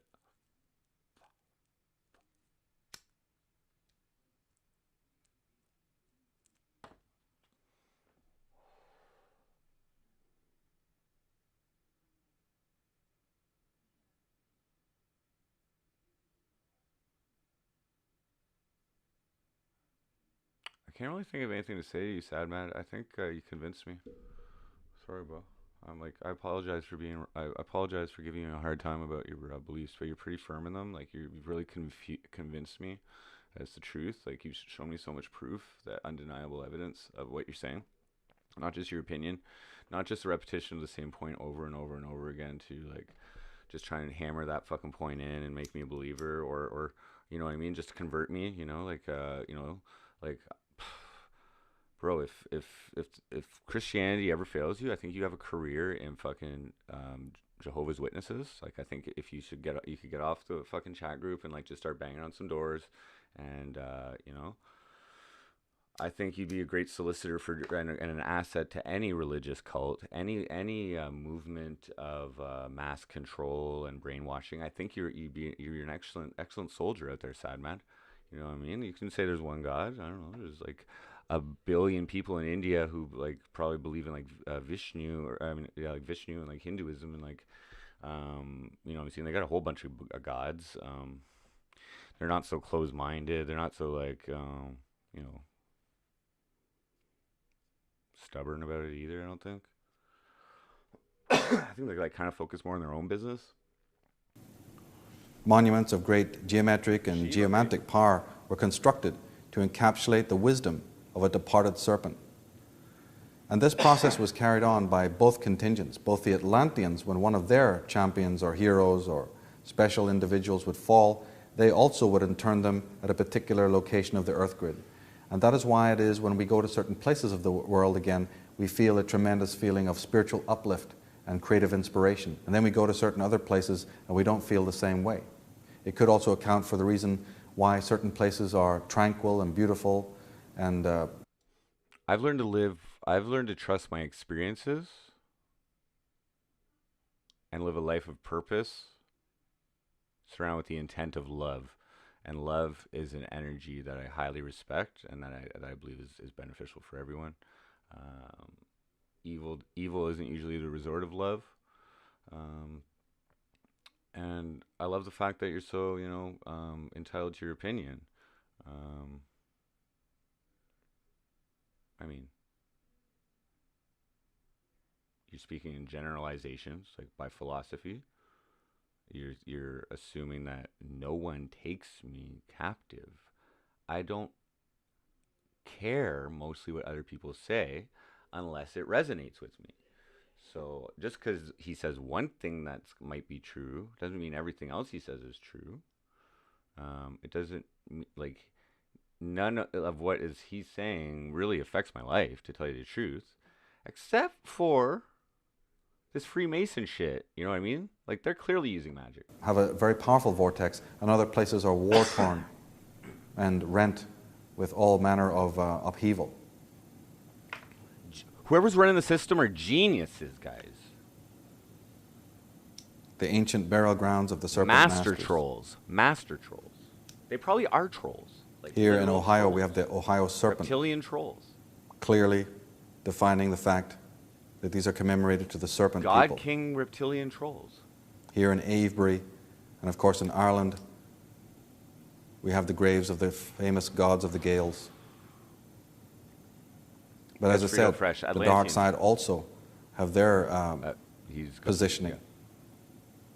They genetically manipulated humans In fact, the word capital into a comes couple different from species. a caput couple different draconis, the head and the tail of the races. We dragon. are part of the Adamic race, but also have the Atlantean At Tiahuanaco, DNA. in us. according to Inca, not has any genus shown evidence of brain mutation.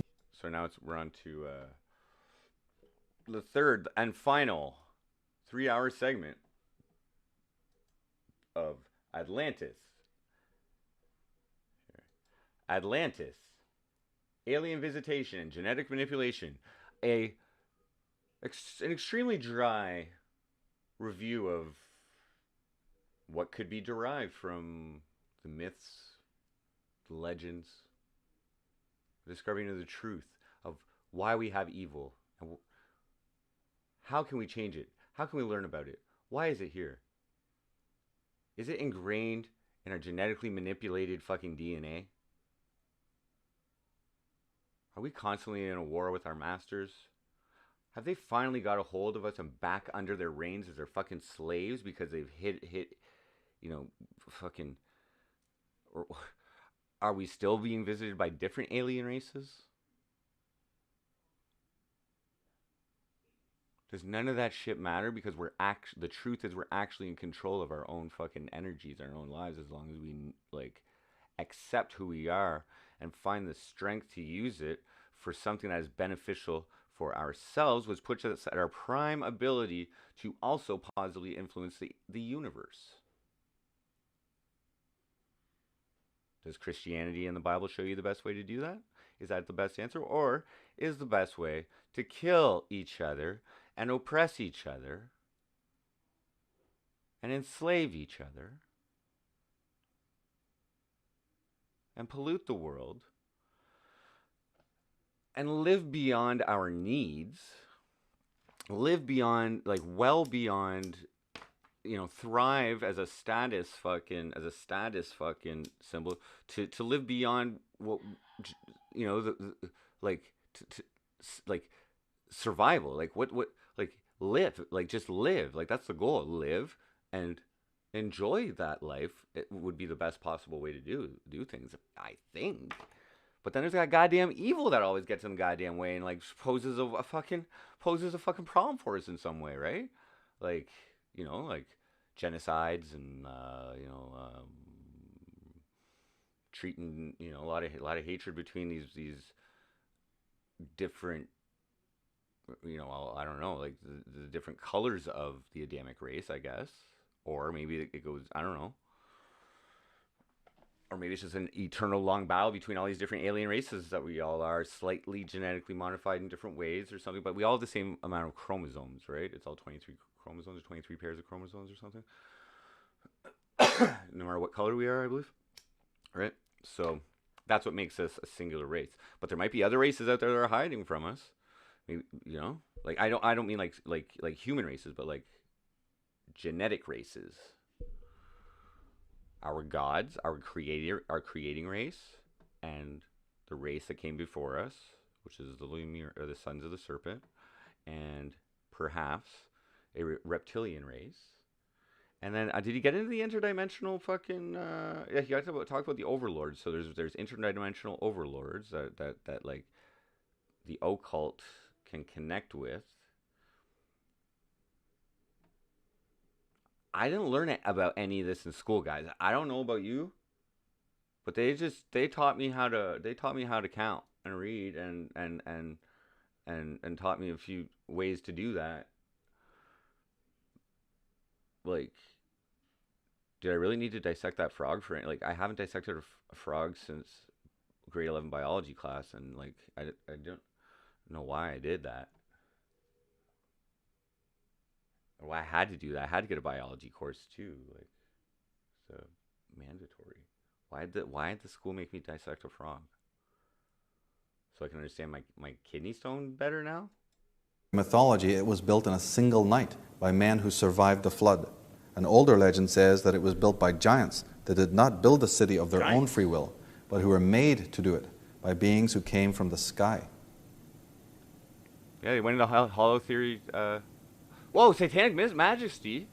It's now time to take a short look at some of the ways that these Nephilim progeny, the descendants of the Atlanteans, have controlled the masses of mankind and how they've gone about activating this great ritual to their dark archons. One of the most powerful Freemasonic symbols is seen here on the left, and it is called the cross and the crown. Around that image we see in Latin, in hoc signe victe, which is in this sign I will conquer, attributed to the Emperor Constantine, one of the founders of Christianity. The cross and the crown. Now, the first international banking empire was created by the Knights Templar with their exploits during the Crusades. Martin Luther's 16th century Protestant Reformation was largely funded by the emerging merchant and banking classes of Germany. All I'm gonna say again, Sadmat, is talk is cheap, actions speak louder than words, and I'm gonna make a wild assumption right now that the way I live follows your Bible better than you. And you have to Germany, who sought to wrest financial control from the papacy. It's also interesting to note that if you go to Wittenberg or you go to Worms and you go and look at the original documents of Martin Luther, you'll find that on the leather-bound covers you'll see the rose cross, the symbols of the Rosicrucians. So here is the person purported to be the founder of a modern Christian religion, and yet he's funded by secret societies and even has their logos on the front covers of his books. the exact same logos that later turn up on the American dollar bill and on the Tudor dynasty. Just aliens, so they call them gods, yeah.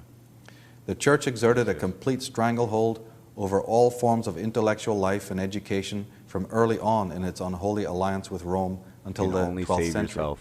The respect for education that was one of the great distinguishing characteristics of the classical Roman Empire was swept away.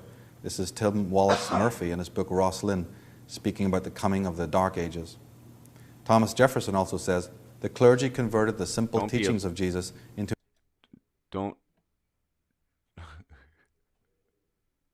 What's it called? No,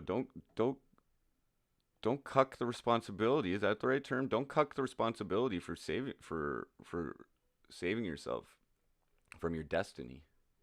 An engine for enslaving the world, and adulterated by artificial constructions into a connivance to filch wealth and power Jesus to themselves. might be able to show you the These way. clergy, in fact, constitute the real Antichrist.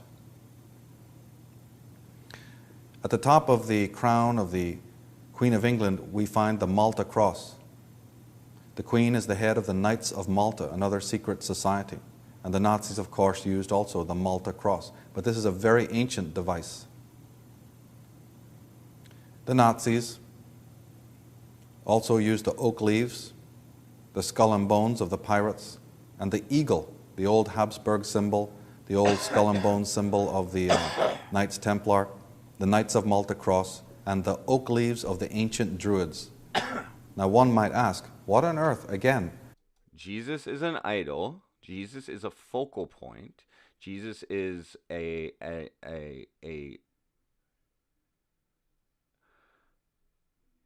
placebo effect.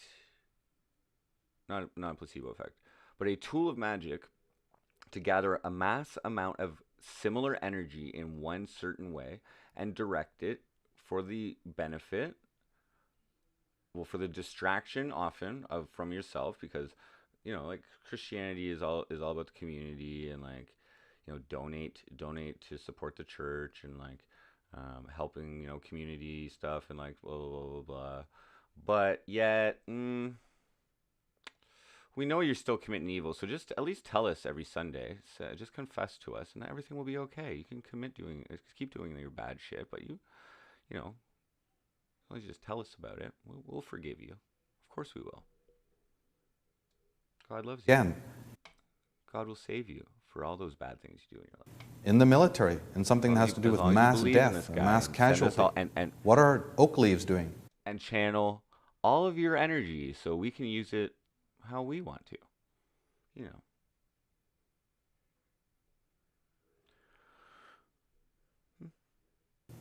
On the lapels, we find oak leaves around the hats of the French military. We find them on the lapels of the Russian military. In fact, we find acorns on the hats of the cavalry of the United States of America. Ancient Druidic bardic symbols of theological elites now found on the uniforms of the military mass murderers of the world.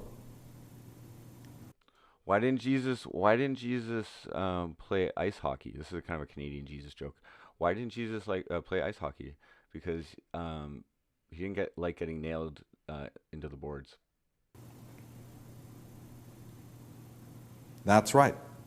The reason is, as I said, while we're on the if topic, you're going to sacrifice somebody to the macrobes, you have to mark them for death. You not only have to send a person to the right ritualistic place, but you have to have them dressed for the ritual. The virgin must be dressed for the ritual. They must be marked for death. So you put a bunch of occult symbols on them and send them out to die. Yes, Colin Brooks says, I've heard that theory. Yeah. I don't know.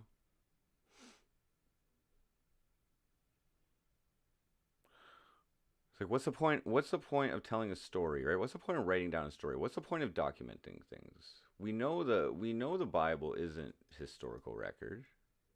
We know it's been edited, right? So why document anything, right?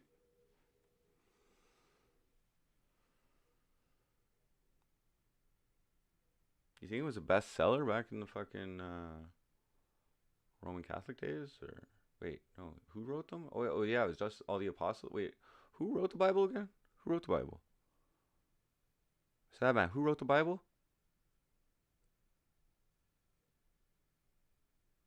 Just so I know, like, just so I can fact check that person.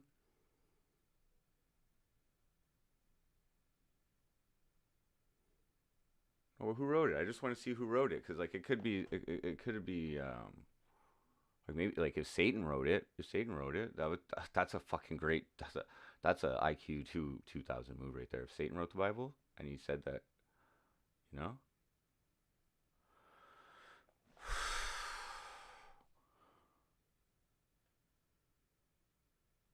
Or if Satan is God, imagine that. He just called himself God. He just got, if like the actual Satan got like everybody to believe in him by calling himself God, tricking everybody. Imagine that. The individual just looks in the mirror and thinks they look damn good, but they don't realize what these occult symbols mean.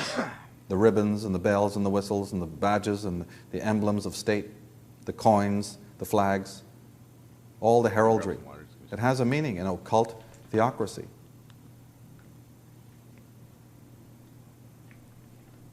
In America, we have the Ku Klux Klan. This word originally comes from the Greek kuklos, which meant the Knights of the Golden Circle.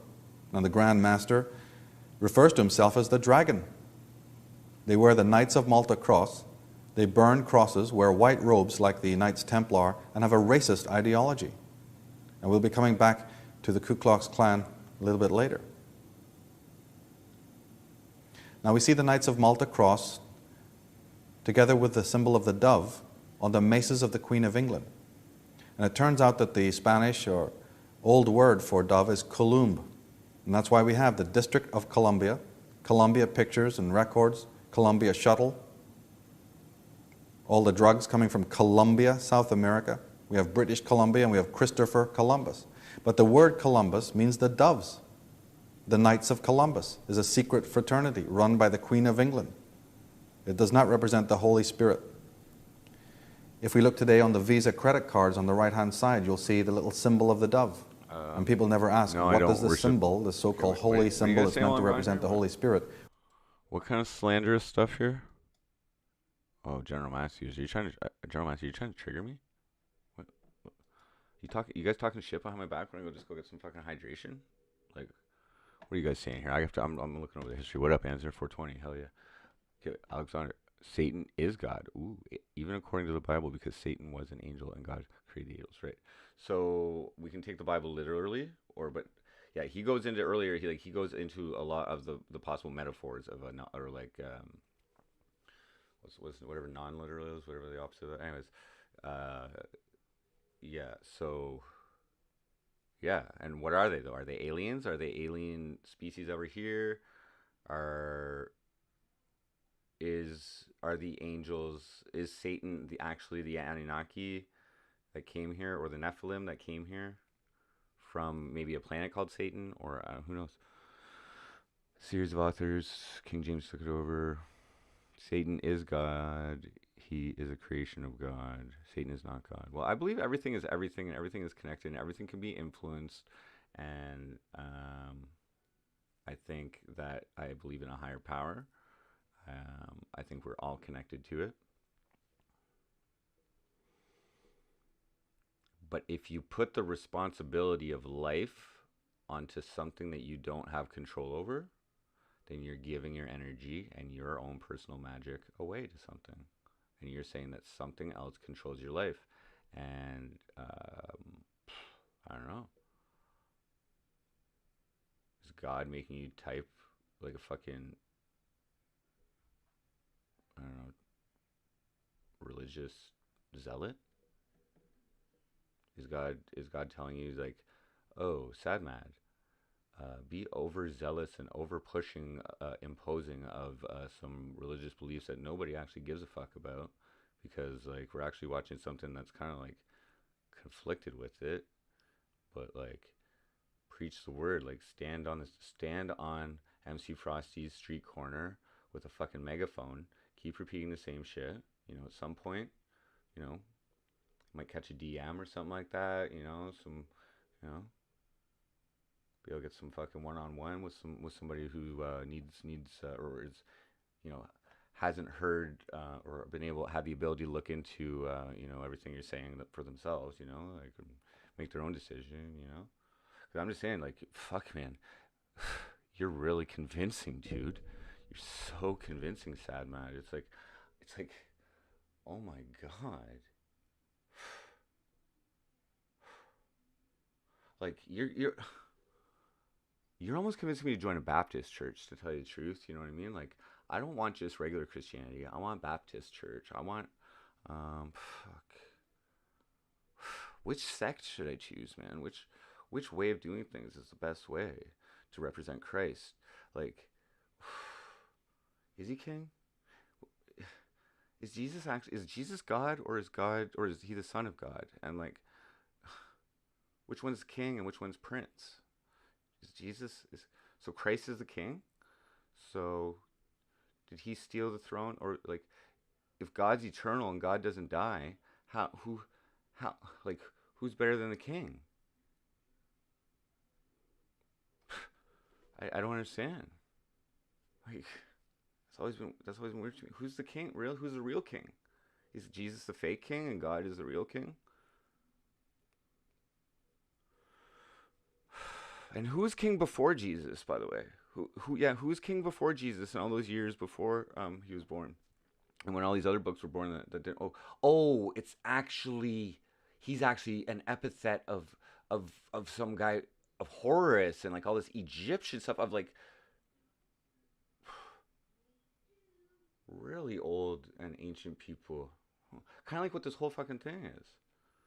I'm like, but like, who would reinvent an old idea? Who would leech off imagine leeching off a superior fucking more intellectual? Wait, did they take those ideas and apply them to fucking try and control people? And like, wait, no, they wouldn't do that. There's no evil in the world. Never mind. There's no evil. We're all good. How much longer is this? Oh, it's long. What's it doing on the credit cards? Well, it is a dove, but it has nothing to do with the Holy Spirit. It has to do with a secret fraternity known as the Knights of Columbus.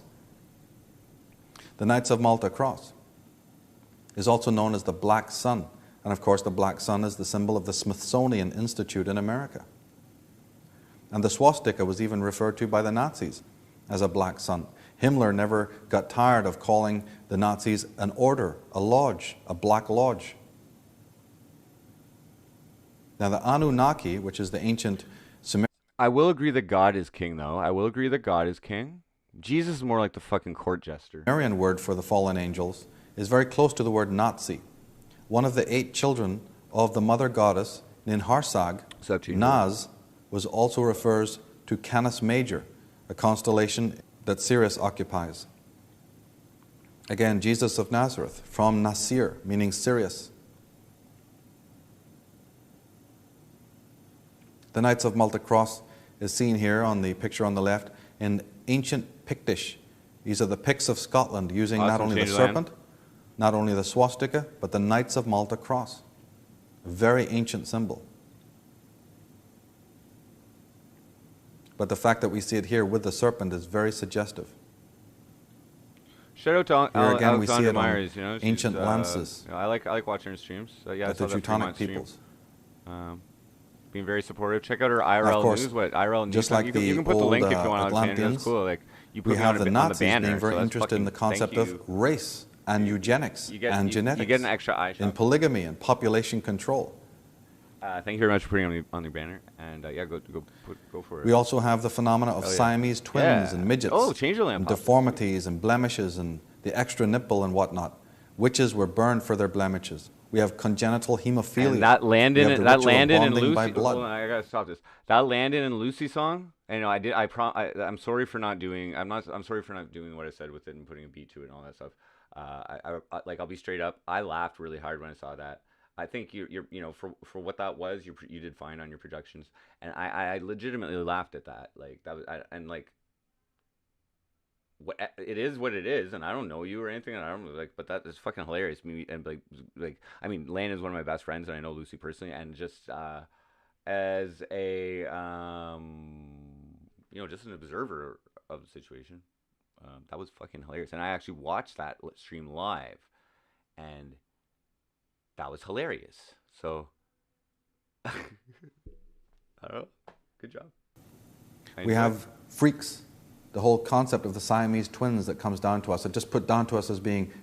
Max, yes, yeah. I went out to the store. I got some weed, so I've been smoking. And I got supper, which is Ruffles salt and vinegar chips. I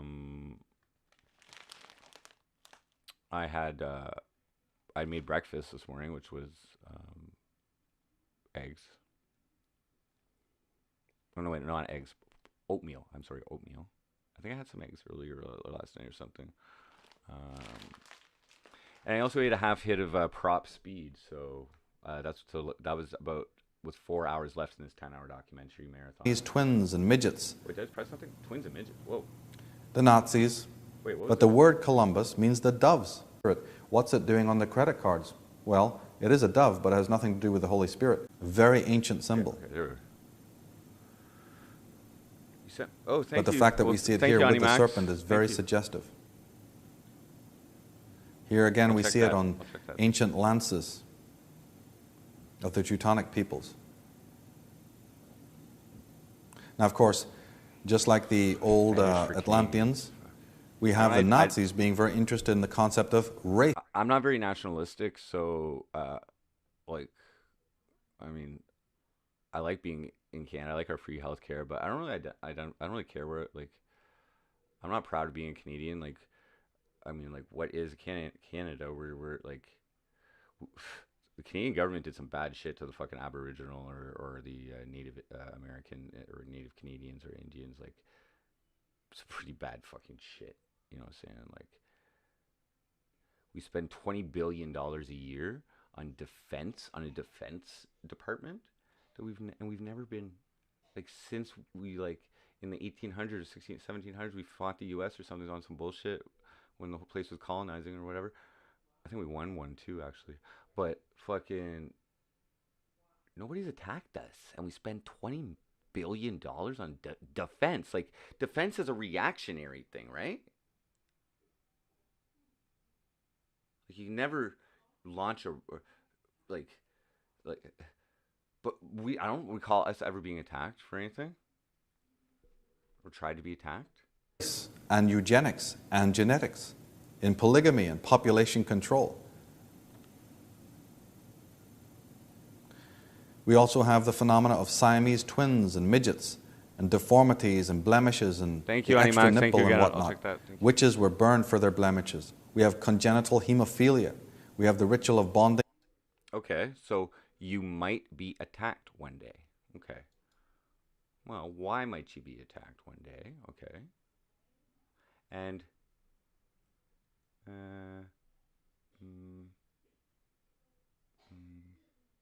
who might we be attacked by? But that's fear. That's a fear. Like, so so it's a preventative measure against evil. It's a preventative. Our defense thing is a preventative measure against an external evil. Okay, so we're like, we know evil's out there. We know evil's out there. Let's, how are we going to pay for this? Okay, we'll legalize cigarettes for sure. We'll let them kill themselves. Let's also sell them the most dangerous substance in the world that can, like, knock them the fuck out and get in fights and fucking knock up chicks after fucking, and make them want to buy cocaine and support the black market. Let's keep that legal, but we'll use all that money to fund our fucking guns, bud. He shoots, he scores. Hat trick. By blood. That's the Canadian government. We have freaks, the whole concept of the Siamese twins that comes down to us. It just put down to us as being freakish, individuals, strange mutations. But could these not be throwbacks to genetic manipulation? Australia might decide to declare against war against Canada? I doubt it. And genetic experiments that were being done not too far back in our Earth history. Yeah, I don't know. how much should I spend for my personal defense? You know, like, because that same logic, you know, that example that your nation sets, right, that your masters or that your government. Oh wait, I'm sorry. No, it's not your masters. I'm sorry.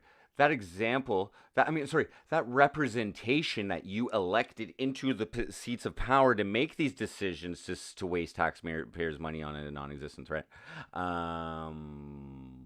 You know, but just in case you gotta end some lives to prove your fucking political point, yeah, we'll you know, that'll be just a little piece of the pie from those fucking slaves.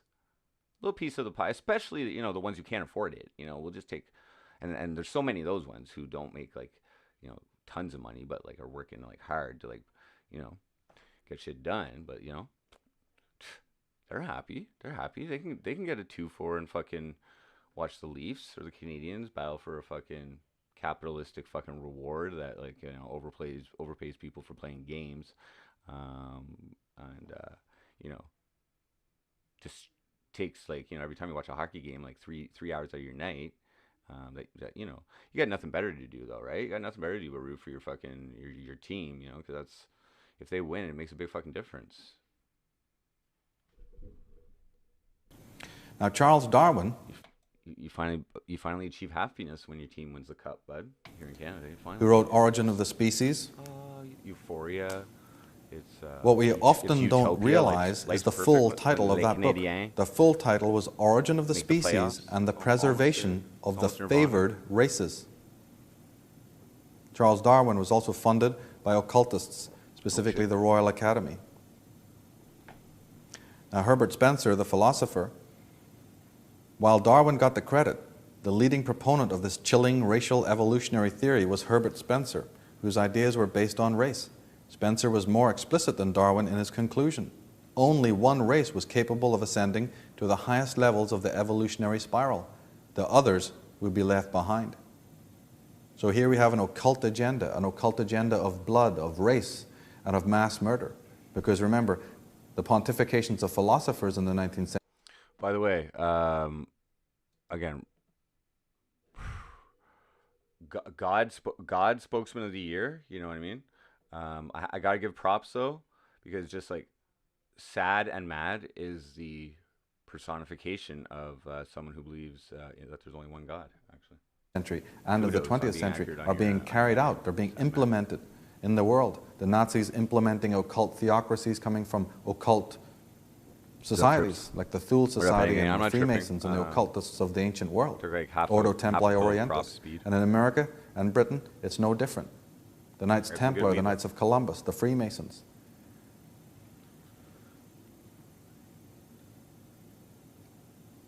The Nazis are steeped, as anyone who studies their symbolism can see. I'll agree that there's only one God, perhaps, and it is the universe, and we're all part of God, and we're all in it to win it for yourself. Which the consequence of winning it for yourself, if your intentions are benevolent, then that also results in prosperity for others because that you influence with your energies. And it is possible to do both. But there is evil, there is obstacles, and your ability to handle those obstacles determines the outcome of your fucking path that you've, with your goddamn free will, God-given free will, chosen. If you're lucky enough to be somewhere where you're not being physically oppressed, I guess. In right? occultism, they often refer to themselves as the Order of the Black Sun. But each individual is just a small part of it, and unfortunately, there are rules set out by more powerful entities. Okay. Theoretically, in democratic societies, those rules can be changed through the course of democratic action and legislative change and all that fucking shit. That shit takes motherfucking time. Motherfuckers gotta eat. And it's hard to fucking, if you're in the bottom tier, you got no money, then time is money. And it doesn't often pay very well to go from the bottom to the top as one person be like, yo, I'll pay too much sales tax, motherfucker. It's a lot easier just to make a little bit more money in your life, or like grind a little harder and fucking, or you know what I mean, or buy less or whatever, you know, like, or yo, I want to abolish the income tax. I want to do that, and every other worker's like, yeah, I want to abolish income tax too, and like, you know, maybe redesign our financial system. But how? Who's got time for that?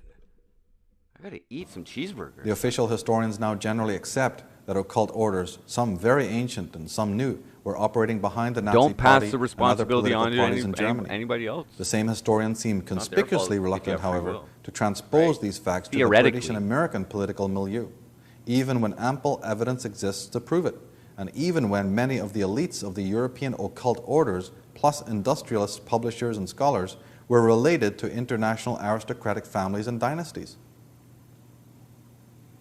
It is a fact that the Vatican helped see, Hitler the to thing gain is, power Answer? and then helped him to consolidate. Here's the truth, Anzer.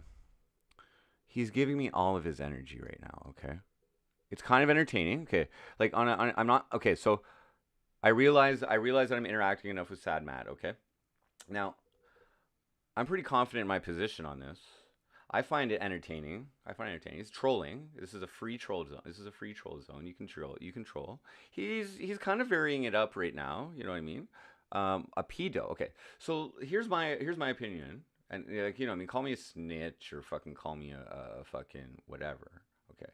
But you know, like by the rule of law, that's slander. Okay. That's slander. Now I know there isn't one goddamn piece of evidence. Now, so ultimately, by him saying that, he's simultaneously discrediting every single previous thing that he said. Because now he can be like, oh, there's only one God. There's only one God. Like he keeps repeating, oh, Jesus Christ is king. But then somebody else, or I can be like, yeah, but you also said Frosty's a pedophile. So, like, you must be batshit motherfucking crazy, sad and mad. And, like, I'll give you credit. Like, you know what I mean? During this type of presentation, you know, it's okay to draw a religious zealot or a, you know, persistent, you know, protest to the obvious truths that are being displayed in over a vast period of time that's just like nobody's ever gonna be able to take back, and you know, like you know, connecting it to the world and life, and like trying to abolish evil and like wake people up through conspiracy theories, like, you know, so it's, you know, or you can just like thump that Bible and like and slander me. It's like that's actually a crime. Did you know that? That's a crime. Like you Bible thumping God believer, Sad Man. I'm not talking to you. So you just say that I'm just fake triggering right now, and like, wait, what did you say? Blocked for being a PD file? He said,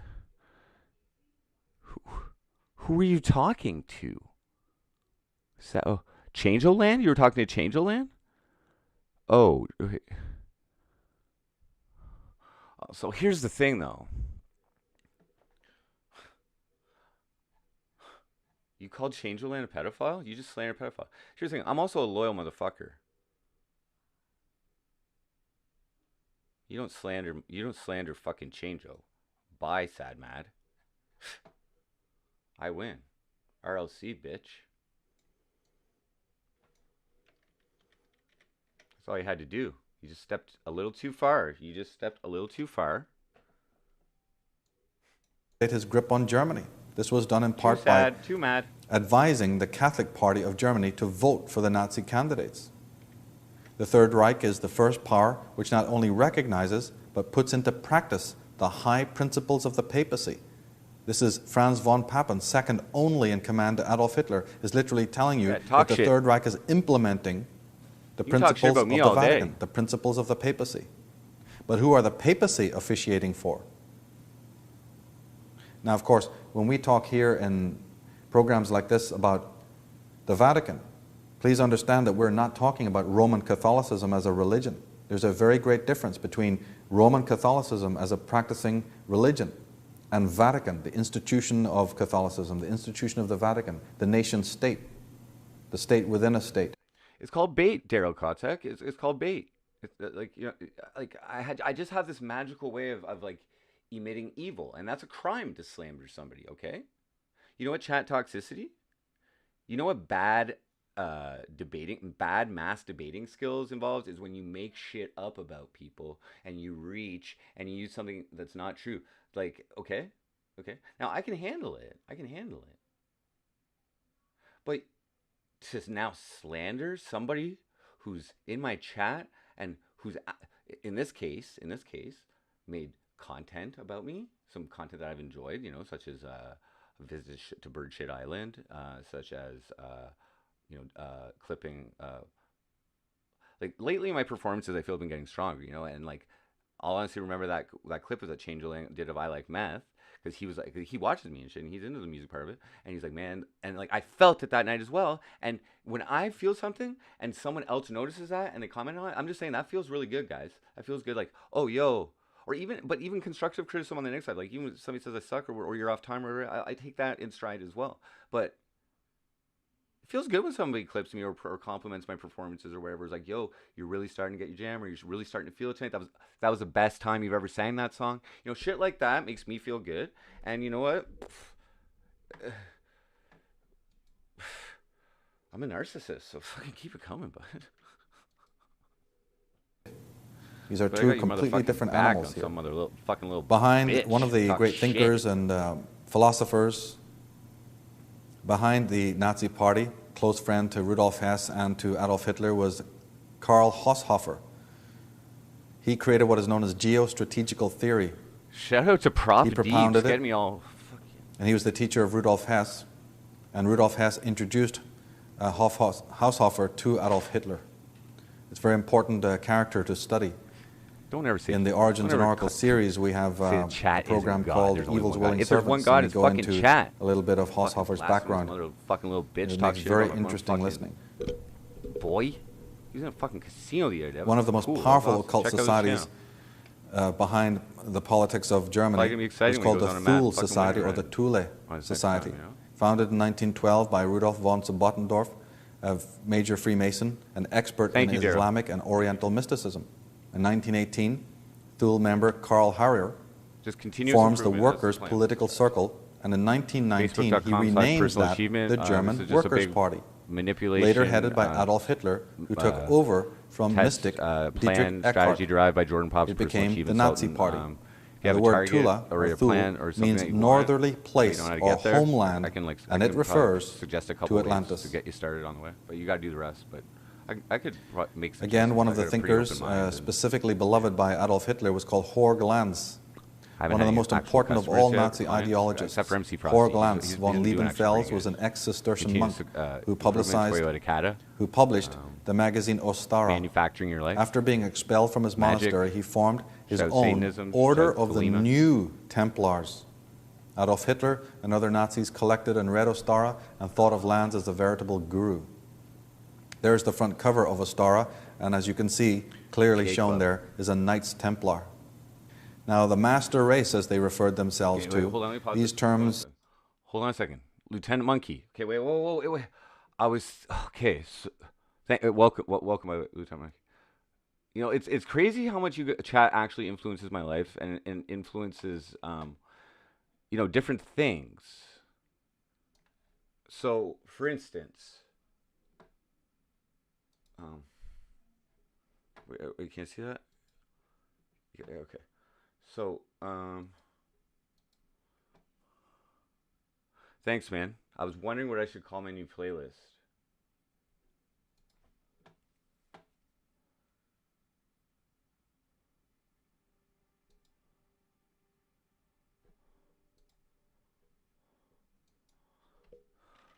What did you say? Gay Club. Yeah, let's do that. Okay, Gay Club. Let's go back. Do I have to save it or something? Gay Club. Wait. Okay, wait. Hold on. OG Gaylord Show. Yeah. Save to playlist. Gay Club. Okay. Dope. No, wait, not Dope District. Dick District show. Yeah. I should choose a different play. I should choose. Yeah, but I should choose a different. Oh, that's right. Boost a banana. Oh yeah.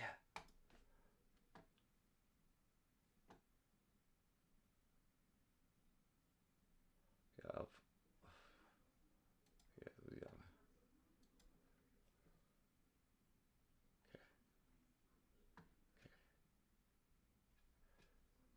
Oh my god, YouTubing is fucking so hard. It's like I gotta make a clip video myself of some stuff though.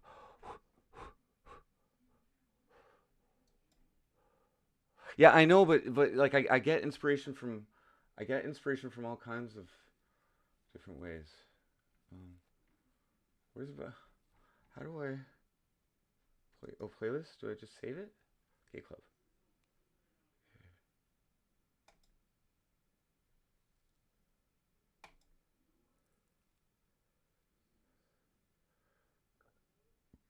Wait. Oh no, wait, I didn't add Dick District show. Dick District.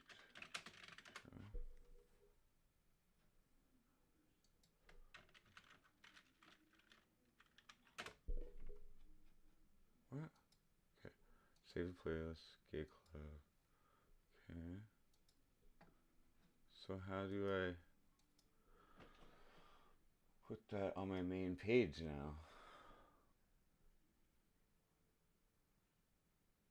Yeah, let's talk about Vril. Yeah, and a lot of old ancient Sanskrit stuff and stuff like that.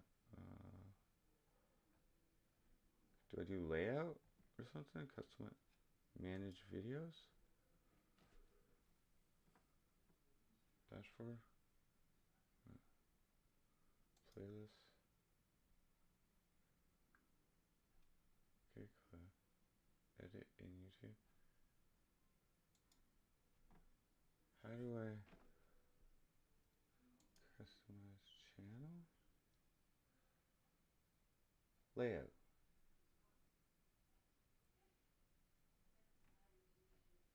Add section. Single playlist. Gay club.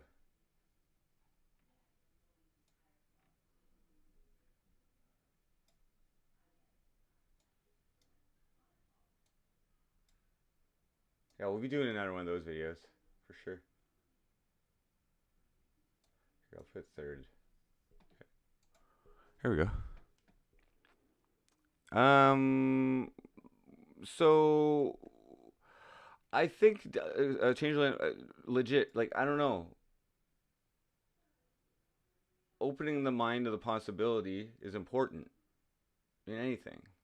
If the actual truth really can't be determined, if you're gonna just listen to what other people have discovered or other people's experiences of life, I mean, does it matter if they're legit? Does it matter if was advanced civilizations that had flying technologies that like or are they the ones controlling it and it explains how like we're basically not primates, I mean we are primates but we're not like, how do we get this way? Scientology, what's up? I smoke a lot. Scientology is truth? It could be. What if whatever you believe is the truth because magic is the truth? Or how about this one? The only truth is now. And if you know the truth, but you don't use it, and what's the point of knowing it? Does it even, like, you know what I mean? What good is the truth if you don't use it? What good is any knowledge? What good is any knowledge if you don't use it? Oh, Illuminati? What the hell? Where's this fucking shit? What? Illuminati? So we've become so enamored to them, we don't even think anymore what they really mean. Master race. Who are the racialists? Who are those who control the genes of mankind? Racialists. Who are those who try to separate and segregate the human race based on genetics and eugenics and racial hygiene? Who were the original ones? We see only the Nazis. They're a modern rendition of this ancient problem. Yeah, flying chariots They from were heaven, Satanists who practiced black magic, says Traver Ravenscroft, author talking of to The me? Spear of Destiny. This means that they were solely concerned with raising their consciousness I don't by means of practice rituals black to magic. awareness of evil and non-human intelligences in the universe, and with achieving means of communication Maybe. with these intelligences. Maybe. Now, closer to home, when the tomb of Yale University, that's the tomb of the Skull and Bones secret fraternity, was raided by Christian students, the decor was almost purely Nazi in nature. Maltese crosses, swastikas, and so on were found therein. And the number 322, which is the lodge of the Skull and Bones Society, is actually the German lodge number of this fraternity. It is Correct. controlled I by agree German with that secret sound effect societies factory. such as the Illuminati and the OTO and the Thule. And Joel Bakan, in his fine book, The Corporation, says, Why in its isn't it- July 1934 issue, Fortune magazine extolled the virtues of fascism and the economic miracles wrought by Mussolini. Lord Goldsborough, the man who produced the issue, wrote, "The good journalist must recognize in fascism certain ancient virtues of the race, whether or not they happen to be fashionable in his own country." So there we have it, ties between modern American industrialists and politicians and ancient societies and German occultists. Now, have we been told all along that the ritual sacrifices have been going on? Let's look at the etymology. Ritual sacrifice. We've been told that there's a nuclear war. We've been told that there's an atomic war. What do these words actually refer to? What does the word nuclear or nucleus actually refer to? What does the word atomic actually refer to? Does it really refer to reds under the beds and SDI and bombs dropping at you from the skies? Or is it something much closer to home, something slightly more? Well, what should taught? Okay, wait, Michael Bassos. Okay, so what should be taught in school, right? That was a question. Is fluoride in the water makes you dumb sheeple? Okay. So, you think the system that runs the schools, and the system, because it's the same system that runs the schools, that also runs water quality, water supply, water sanitation, public health. So they want to put something harmful in the water, and then be like, "Yo, by the way, we put this poison in the water, kids. It's gonna affect that like human, like benevolent. It's gonna really help that hurt that benevolent side, in that part of your human nature, but it's pretty much gonna make you an ignorant bitch." Do you think that? I don't think they do that. Or biological, something more of Doesn't a make Cold sense. War, one that would never heat up at all. Like the logical thing is they just wouldn't put it in the water in the first And place. what are the Star Right. Wars? Why wouldn't they just take it out of the water? And now that the ritual centers have been designed and built, Who and now that authorized the them to put it in masses the water of in the the first place, population by the way? live in the cities of the Oh world, yeah, it was the voters. the next stage is Yeah, easy. it's the All the voters. unrest, all We're the in a slaughter, democracy. all the mayhem, all the bloodletting, from the Holocaust to the assassinations.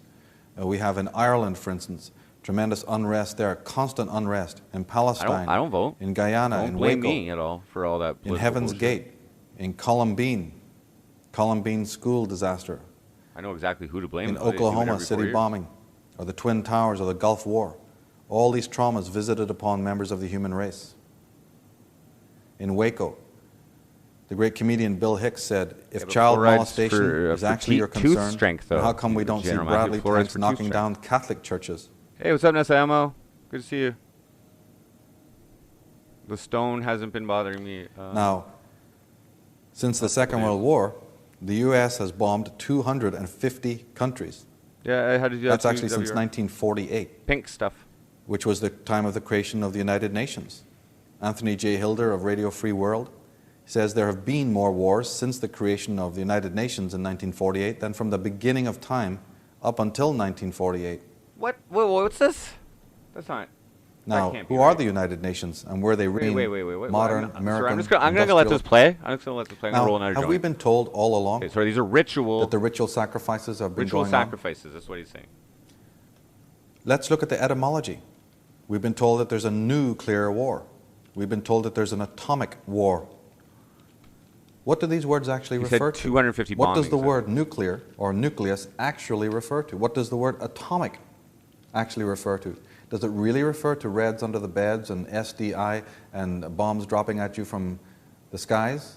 Or is it something much closer to home, something slightly more biological, something more of a Cold War, one that would never heat up at all?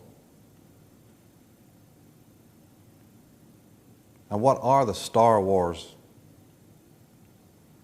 And now that the ritual centers have been designed and built, and now that the masses of the population live in the cities of the world, the next stage is easy. That's not All gonna the happen, unrest, will it? all the slaughter, all the mayhem, all the bloodletting, from the Holocaust to the assassinations. We have in Ireland, for instance, tremendous unrest there, constant unrest Landon in has my Palestine, best wishes in in this. Guyana, in Waco, 100%. in Heaven's Gate, Maybe in he benefits from Columbine, that. Columbine school disaster, in Oklahoma city bombing, or the Twin Towers or the Gulf War. All these traumas visited upon members of the human race. I know. I've seen it. I've seen In everything Waco. that's been happening to me, man. The great comedian Bill Hicks said, if child molestation grind is is real, actually your guys. concern, He's- then how come we don't see Bradley he's in tanks it. knocking down Catholic churches? He is what you think he is, which is like, you know. Now, since the Second World He's War, pretty genuine. the U.S. Very has genuine. bombed 250 And what I countries. notice is the more you guys support him, the more confident he is in being himself, which is an awesome thing to witness. And you know what I mean? Like, he is an opinionated guy. And like, you know, I see you guys call him out on shit and stuff like that. I think he takes, like, you know, he's not like super stubborn on anything he tells. You know what I mean? And I you know what I mean? But fuck. Sacrificing Landon? Hell no. Worship him, maybe. That's actually since 1948, Tip my hat to. which was the time of the creation of the United Nations. Strong Anthony J. magic, Hilder sir. of Well Radio done. Free World says there have been more wars since the creation of The beauty in it, and like sometimes I lurk in his channel, right? And there's a lot of people that actually enjoy what he's doing. You know what I'm saying? And that's a positive energy to put in people's lives. There's a lot of people that don't like what he's doing, I think, as well. But that's okay too, because I know he's not doing anything fucking detrimental to anybody. I don't think. the United Nations in 1948 than from the beginning of time up until That's right. 1948. Now, who are the United Nations, and were they really created to instigate peace in the world anyway? Well, their history is that they were previously called the League of Nations, and they came into existence through Roosevelt's Bretton Woods Agreement. But before they were called the League of Nations, they were called the League to Enforce the Peace. Previous to that, they were called the American Society for the Judicial Settlement of International Disputes. Really? Now, this society was created in 1920 by Theodore Marburg, and its first chairman was William Howard Taft of the Skull and Bones Society. Secretaries of War of the U.S. are commonly Skull and Bones members, right up to the modern day. And Geneva is home to the League of Isn't Nations George Bush and to the Bilderberger Group. Junior Skull and Bones or something? Al Gore or something? Concerning the slaughter and mayhem, All of Count them? Leo Tolstoy, the great author, said that government is an association of weird. men who do violence to the rest of us. How right he is. Oh, but come on. How did they get elected? How do they get everybody to vote them in, though? Of us. Why do we vote in those us guys all the time? We got the freedom to vote who we want to. Anybody can run or whatever, you know? It's a democracy. How does that happen? And Manly Palmer Hall, one of Yeah, what a America's quinky-dink. greatest and most beloved occultists, also a 33rd degree Mason, puts it this way. Oh. To also repress 33rd rebellion Mason. is to maintain the status quo. a condition which binds the mortal creature in a state of intellectual or physical slavery. But it is impossible to chain man merely by slaving his body. The mind must also be held, and to accomplish this, fear is the accepted weapon.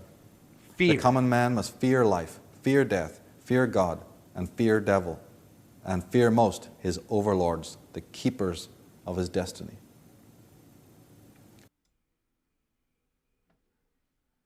Wait a second. Who said that? What the, who is this guy? Why is he talking like that? Who? He looks pretty fucking scary. But he's got he could have been. Wow, he's got an intense look. Who's this guy? Is he a reptilian? What's this guy's fucking name? I'm gonna actually fact check this. This guy's got a mean ass look. So he must be the truth. He must be believable. What's that? Okay.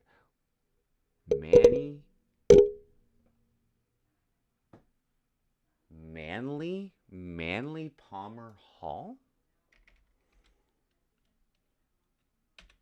Hey, what's up, Warlock? Yo, they talked about warlocks and stuff earlier. The Homo Atlanteans, the one of the alien races or something, that lived on Atlantis, I think, or something.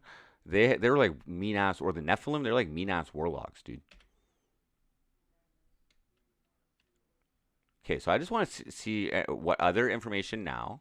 Because what did he say here? To repress rebellion is to maintain the status quo. Okay, to repress rebellion.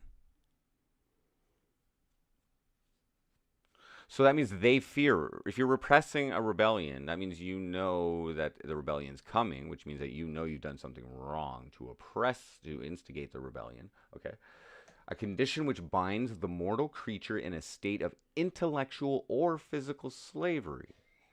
So, I don't think currently we have in North America, there's definitely physical slavery, and there is in other countries as well, and there's like labor laws, but intellectual slavery as well. I think we're in a state of that. He's a vampire. But it is impossible to chain man merely by slaving his body. The mind also must be held.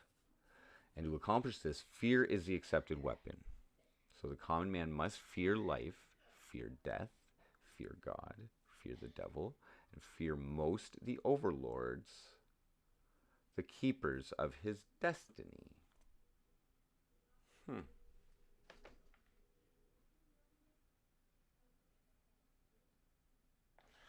So, here's how I feel about that.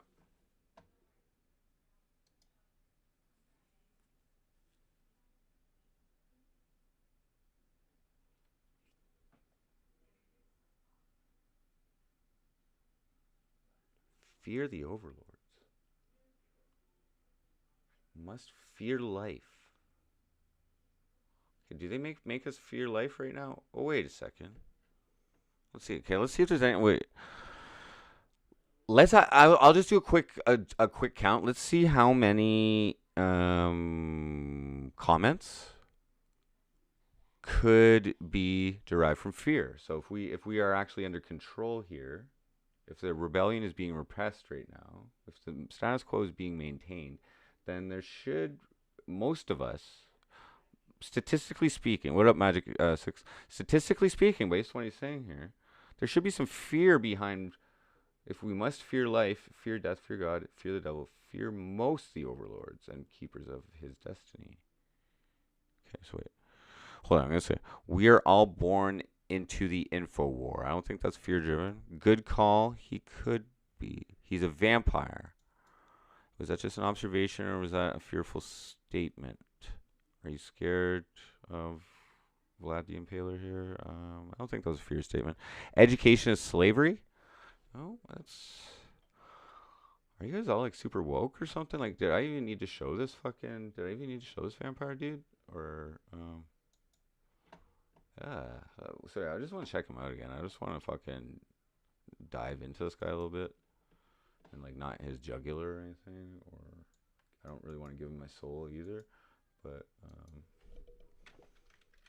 maybe, like... It might be useful how to, like... It might be useful how to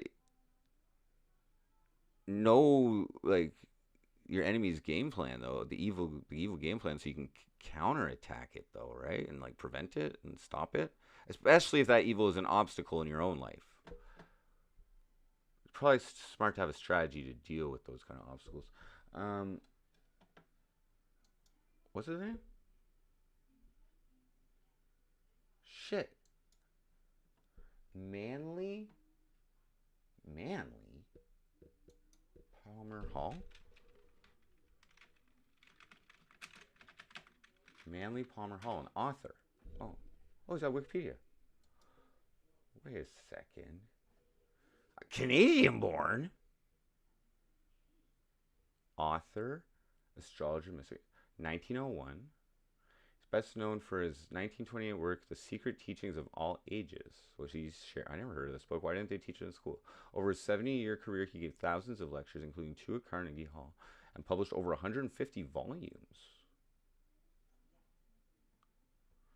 1934, he founded the Philosophical Research Society in Los Angeles, which he dedicated to the truth seekers of all time, with a research library, lecture hall, and publishing house. Well, he must have been rich. Secret teachings. Many of his lectures can be found online. His personal life. Peterborough, that's pretty close. Whoa. And a member of the Rosicrucian Fellowship. And promulgating. Why aren't these guys running? If they're promulgating the truths of the Rosicrucians, it claims to present esoteric Christian mysteries, or alluded to in Matthew. What? Whoa. How do you join them? I mean, that sounds better than a regular church where, you know, like, why aren't they telling about the esoteric, the mysteries? What? What? Okay. Canada, Los Angeles, with his maternal grandmother to reunite with his birth mother, living in Santa Monica. Whoa. When he was 18. So his grandmother took care of him. Oh, cool. Solid. Hall delved deeply into teachings of lost and hidden traditions, the golden verses of Hindu gods. How did I randomly get attracted to this vampire looking, like, just, he's the one guy I'm actually deciding to fact check. This guy, this vampire looking motherfucker looking straight in my fucking eyes, and then I find him, and he's also into the Hindu gods, Greek philosophers, and Christian mystics. And what did he say? I think he's saying that satirically, or sarcastically. The common man must fear life, the keepers of his destiny. The keepers? Can't believe everything on Wikipedia. Yeah, well, I take everything, countryman, everything that I haven't experienced myself with a little bit of grain of salt.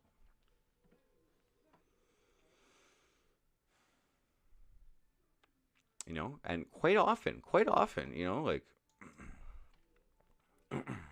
it's actually pretty hard to, you know, unless you're like writing it down as an experience happens, or as an observation happens, it's pretty hard to, like, in written words or in anything, to get it down, like, communicate it exactly to someone else.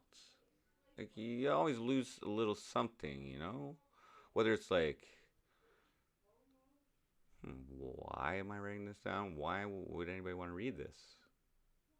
Or, I don't know. It's a lot of weird shit. But okay, secret teaching. So, whoa. So, Masonic, Hermetic, Kabbalistic, Rosicrucian symbol philosophy, further publications, inspiring them with God's word, secret destiny of America, personal life, study of religion. Okay, King. He was a knight patron of the Masonic Research Group. He was initiated as a Freemason in Jewel Lodge. He later received his 32nd degree in the Valley because of Masonic. So, huh.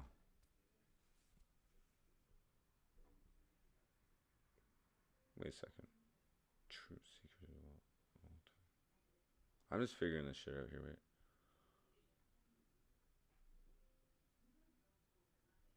Wands and serpents. Lost keys are free.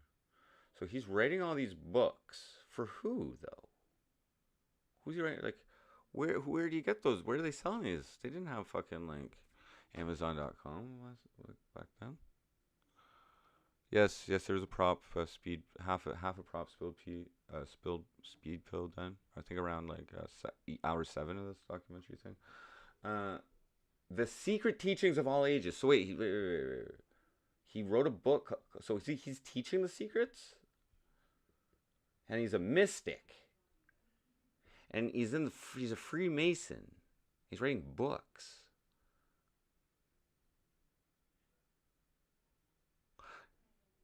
Okay, if anybody knows a secret teaching of any of the ages, but it's probably for all ages. All ages like eons and shit, right? I think that's what he means, not like all like ages. So if anybody knows any of those secret teachings, feel free to type it in now. I'd love to read some of the secret teachings of all ages, like that you guys know about. I bet you guys know a few. I bet you they're funny too. If you guys know any, feel free to contribute to the truth. So it goes for urban life. And Aldous Huxley, in his book The Final Revolution, one of the people very much into control of the masses, writes, there will be inside Lou Martel, no, because the content is not me today, okay? The content is Michael Tessarion and his exploration into the origins of evil, okay? And pretty much going through the history of humankind and like comparing it to, and like proving it with the Bible and proving it with all this other stuff that people believe is all kinds of other shit. And you know what? Well, again, last time I actually did another full prop pill because you recommended it, and I didn't feel great afterwards. So now I have the confidence to just say no, just like they told me to. The next generation or so, a pharmacological method just say no. of making people love their servitude and producing dictatorships without tears, so to speak. Producing a kind of painless concentration camp for entire societies so that people will in fact have their liberties taken away from them, but will rather enjoy it. Huxley. Because they will be distracted from it. Okay, what's his? I'll just read this. There will be in the next generation or so a pharmacological method of making people love their servitude and producing dictatorships without tears, so to speak. Producing a kind of painless concentration camp for entire societies so that people will in fact have their liberties taken away from them, but will rather enjoy it because they will be distracted from any desire to rebel by propaganda, brainwashing, or brainwashing enhanced by pharmacological methods. And this seems to be the final revolution. Aldous Huxley, who's this guy? So here's what I want to know. So, Aldous Huxley. So he's like saying this at a speech at a symposium at a University of California Medical School. At a University of California Medical School. So he must be part of the problem. He was just informing all the medical guys, just get ready for this. This will be happening. Or is this a warning? So the point is, if it's a warning, if any of these dudes are talking this shit, why isn't he doing anything about it? And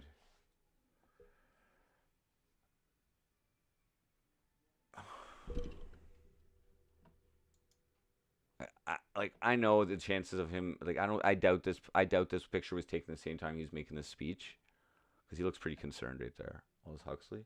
Wait, Aldous Huxley? Who the fuck's Aldous Huxley? Because he's saying some serious shit. Is this part of a script? Is this Michael Tessarion using some fucking bullshit here? Is he snake oil in it?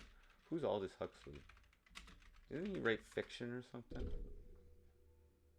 English writer and philosopher.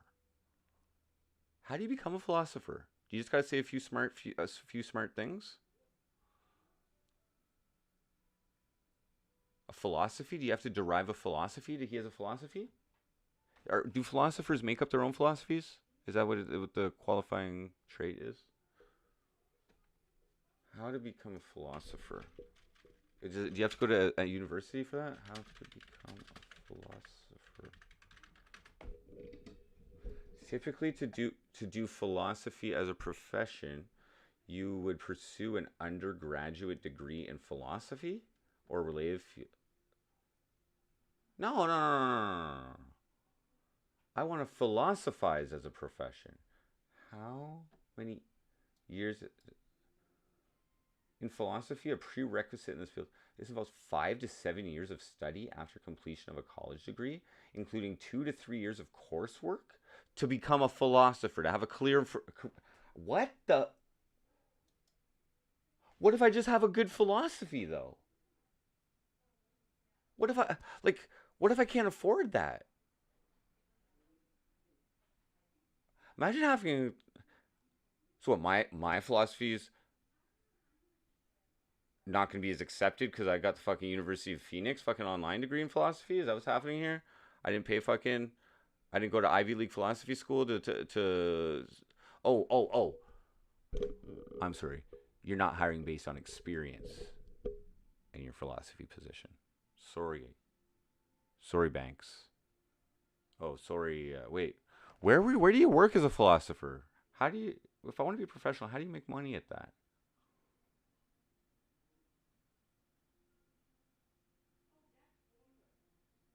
I'm lecturing to a class of dozen presently, my man. Yeah. Dude, I'm just asking questions. This is what these things do, is they open up your mind, they get the rabbit hole going. Why?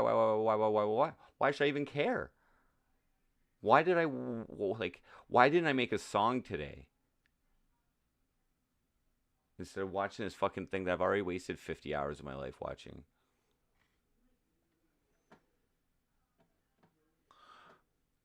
Here's why. I want to let you guys in on the conspiracy side of this, because I've been pretty, I got it under control, I got the madness under control, but I've been I've been down the rabbit hole, okay? I don't think I've really shown you guys too much of it. I mean, I've probably said some stuff that, I bet you some of my philosophies that I've displayed are aligned with some of the stuff that's being said here. But ultimately, again, my philosophies, I feel are derived from my experience, which,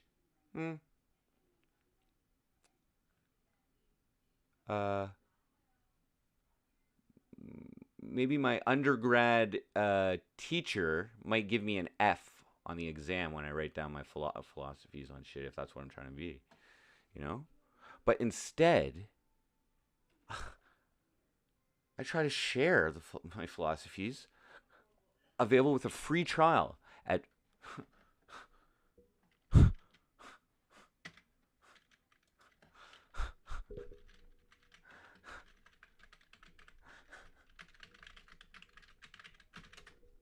You think I'm surprised he's a white rapper? I'm just trying to...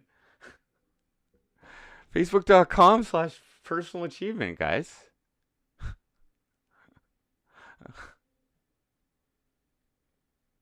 Look, back to 2017. That's before I made I Like Math. Think about something you want. If you are not actively pursuing whatever it is you just thought of, please press the send message button to set up a free preliminary consultation. Really, I was going to do it for free. A free preliminary consultation. Details in the services section of the page. I didn't put too much work in here. I realized I would have had to, really market this the right way. And my history of being a drug user with everybody I knew in my small ass city, and got fired from my last job at So you know what? Sorry, this is Jordan Pops talking right now.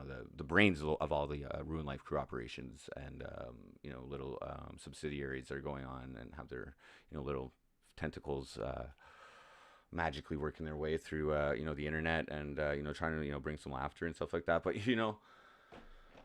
I mean, I think this free offer is expired, but I mean, like, if I have time, and somebody, I could make an exception to reactivate the offer probably. Where are my services? Oh, wait, what's about? Hey, that's cool. Providing individualized guidance to assist people in achieving specific wants, goals, and targets. See, some people, have a problem, with my credibility. I guess when I've tried to launch, when we launched the pilot market test of Jordan Pop's personal achievement consultant. What's up, Pope Michelangelo? Oh yeah, Pope Michelangelo. You know what he said when I told him about it the first time? He said, "Dude, you're full of shit." That's pretty much what he said. And I said, "You know what, dude? We're friends, and I appreciate your opinion. I'm not forcing you to do anything." But I was also on a lot of drugs actually when I did this. I was on a lot of speed. I was really maybe like delusional a little bit. But I had good intentions behind it. So using philosophy of I still do that. Using a philosophy of continuous improvement, we will define a direction, plan actions to advance in that direction, monitor and analyze progress in said direction, and discuss adjustments which can be implemented on the next action to either overcome obstacles and or further progress. Improvement consultations are offered on an as-needed basis. Interesting. That's quite interesting. But you know what? Oh, fuck. I wasn't like an accredited life coach or anything, so nobody took me seriously. And like, fuck. You know what I mean? I asked a few people what they want, and it took them a while to actually be able to answer it, because they'd start off one way, and then they'd be like, oh, really? I just want a bunch of money. Eventually, everybody was like, oh, I just want a bunch of money. That's okay. And then I actually checked on a few people after like a year, like they refused to do anything or follow up with me or anything. And they were my friends and I cared about them and stuff, and I gave them like one suggestion just to get them on their way. It's all it takes is a little bit of magic, a little bit of fucking, oh, universe, hey, I actually want this for this good intention, and I believe it's going to help me, and it's going to make my life more enjoyable, which therefore strengthens the prosperity of the universe. So, this is like, I'm not a selfish motherfucker, actually. I'm not a selfish motherfucker. This is me, like, being like, okay, I just was on unemployment for getting wrongfully terminated from my job. I'm not suicidal anymore. So, let's give everybody the chance to, because this is just like helping people achieve things. To me, that's the best way to help the universe, is if you can legitimately. But like, you know what? I understand. I'm not the most credible. I didn't have a lot of evidence. And but the strategies that I employed, they've been working pretty good for my side gig, MC Frosty. Wait. What is the side gig? Wait, what's the real gig? Wait, but Jordan Pop's MC Frosty came first, but it was like dormant before I launched Jordan Pop's personal achievement consultant. Oh, thank you, Alexander Myers. Thank you. I think the site looks great. Here we'll put. Oh, here I'll put the. Anyway, I'm just saying, I only got 15 followers, and nobody's. That's the thing. Rule number 1, right, is don't give advice. Like, well, yeah, we should just review that, because, to be honest, like, some people, question the situation as soon as I mention, like, the 11 rules of this earth, like, they think that being a Satanist makes you a pedo, fucking goat blood drinking fucking, and I always bring this up, and you know what I mean. If we're truth seeking today with a 10-hour, like, I gotta say, I'm just gonna bring it up again. I don't know if Alexandra, I gotta put the hook out there for the new viewers. You know what I mean? Especially since she just launched this. I would be like, I'm not tricking anybody here, right? I'm not tricking. Like, we've all seen this, right? Like, I'm not tricking anybody. Faithless follower probably still to this day thinks I'm a fake Satanist. Am I a Satanist because my logo contains Baphomet and a pentagram? Or am I a Satanist because I resonate with the 11 satanic rules of this earth? But wait a second. But the rules don't actually mention Satan at all anywhere in them. Well, let's just take a quick look. We don't have to go into them in depth, and I'll put the other video back on here. But here we go. So that I was just getting to the point that, like, I don't want to give people advice unless they ask me for it, you know? So at least I'm just happy to have a platform on Facebook, the biggest platform, and 15 followers that, like, can ask me anytime for advice and have seen my free offer. At least 15 people have seen it. Oh, and a whole bunch of people who shared it, but nobody wanted the free offer. Like I said, the other possibility is nobody needs any help achieving anything in their life. Nobody that I know, at least. That's the other possibility. Everybody's got their shit on lockdown. And, like, when I go on Facebook, I see how happy those people are. I mean, like, oh my gosh, you know, they're either, like, pissed off about wearing a mask for COVID, or they're pissed off at the people who aren't wearing a mask, you know, or they're scared as shit to catch COVID and they don't want to die. And you know what I mean? They're so happy. So let's go. But nobody asked for their opinion on face masks. So nobody was like, hey, you. They just felt the need to break rule number 1 because of a fucking social media platform which farms them for their violations. Let's just say this: who farms them for their violations in order to sell ad space, which I pay for as well. Facebook's a great advertising platform, especially when you got, especially. We got a meth pipe in your logo with Baphomet and a pentagram. Right? It's so funny. You laugh at MC Frosty. So what? Yeah. So just a quick review here, just for the non-Satanists or burgeoning Satanists. You just gotta follow the rules. That's it. Do not give it. This is only 1967. This shit came out. We don't know the effects of this in a wrong way. I find it works pretty good. I don't look beyond this shit, though, because they start talking about Satan and shit, and that's just, I don't really want. Okay. Do not give opinions or advice unless you are asked.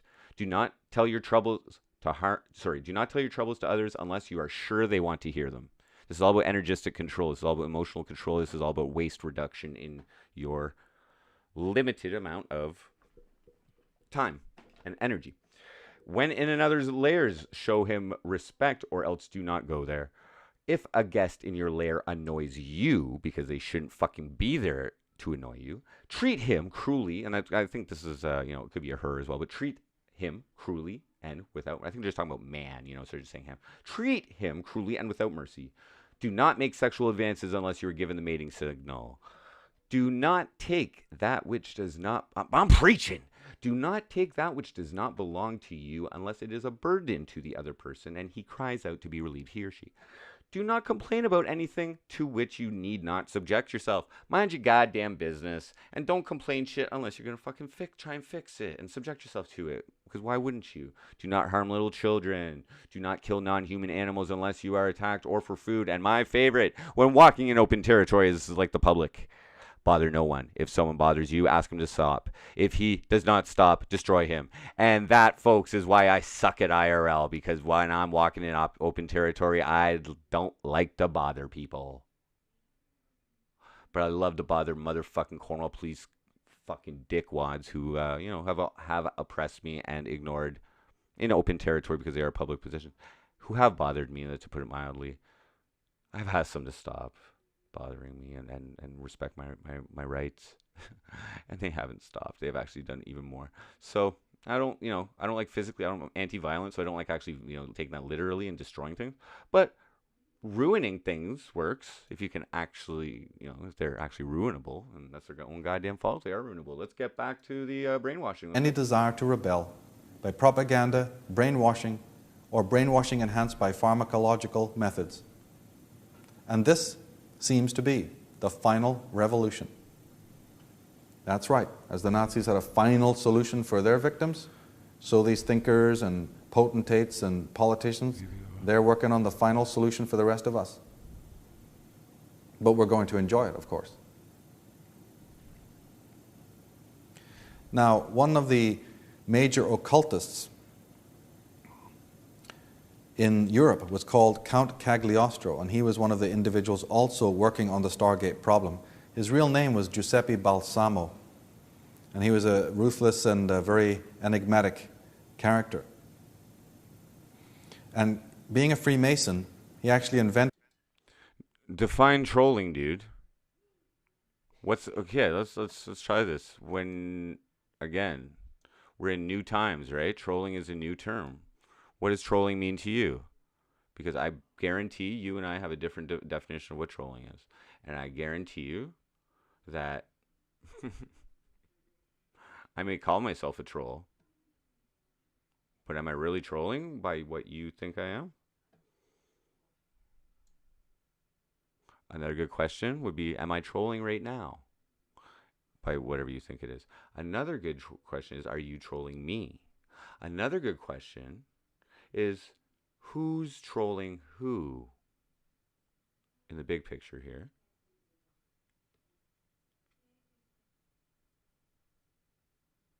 Another question is, do I use the term troll to get away with acting or saying things, or just to get away as a troll? Like, am I actually trolling? Like, what is a troll? What is trolling? I don't know what trolling. Who have I trolled? Who have I trolled? Pope Michelangelo IV. Who have I trolled? Because trolling in general.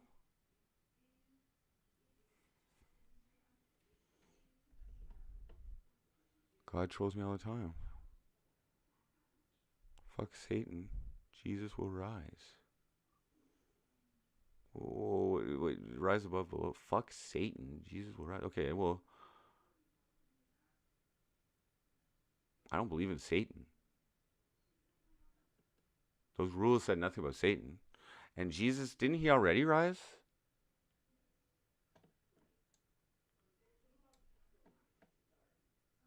And which Jesus is going to rise?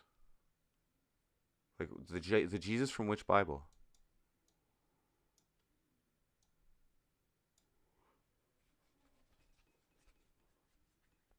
And when do you think he's going to rise? And why? And why hasn't he risen yet? Again, why hasn't he? What's he waiting for? Rise above below. What's Jesus waiting for? Is he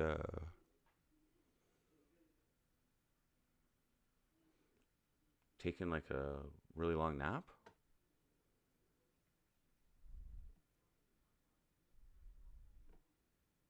That's correct, Nasayama. Well, but they do use the word, yeah, like, well, okay, like, I think Orthodox Satanists, I think they do use Satan, but not the Church of Satan, not modern Satanism, Levian Satanism. Meth Jesus. Not a Satanist.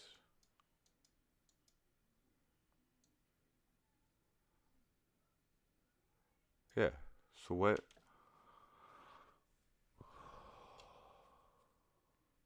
Like, if I put the yin and yang image up there, would that make me a fucking Tibetan monk? Or whoever uses that? Who uses yin and yang? Buddhists? Would that make me a Buddhist automatically because I put yin and yang? Because I believe in the philosophy? Because I believe in the philosophy of a graphic or an image of a. Does that make me?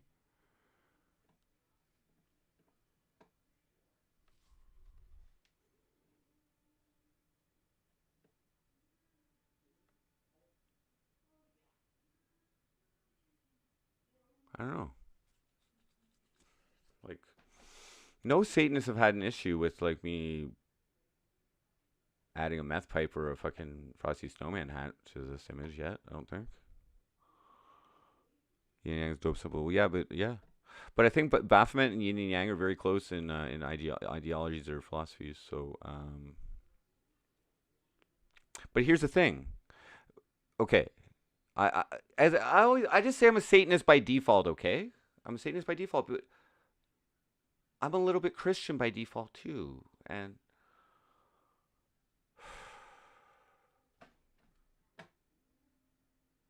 I don't know.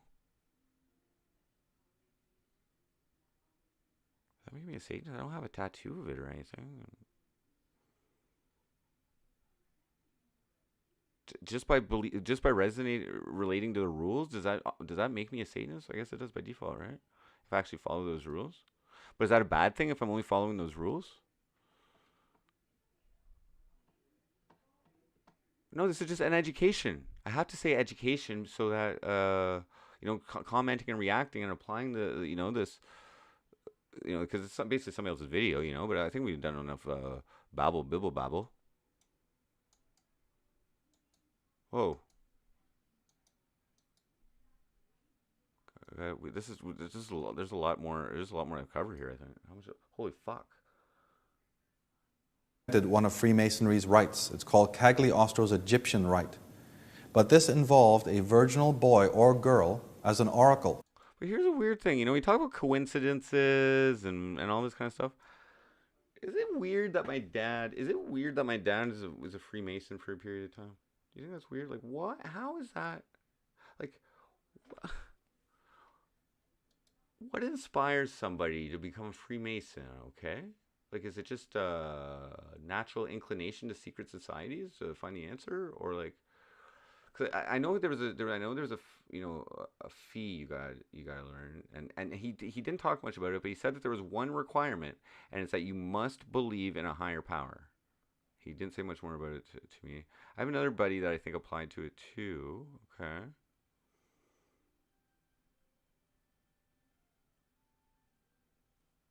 They got to know about magic. They have to be using magic, right? At the higher levels?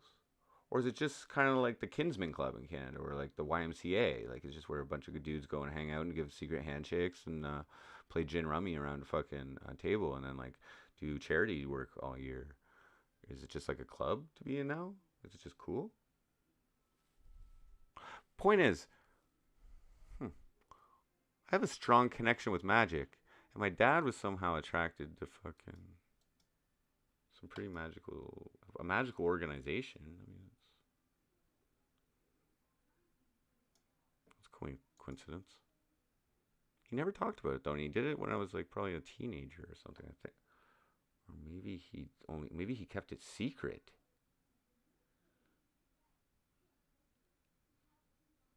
Wait a sec.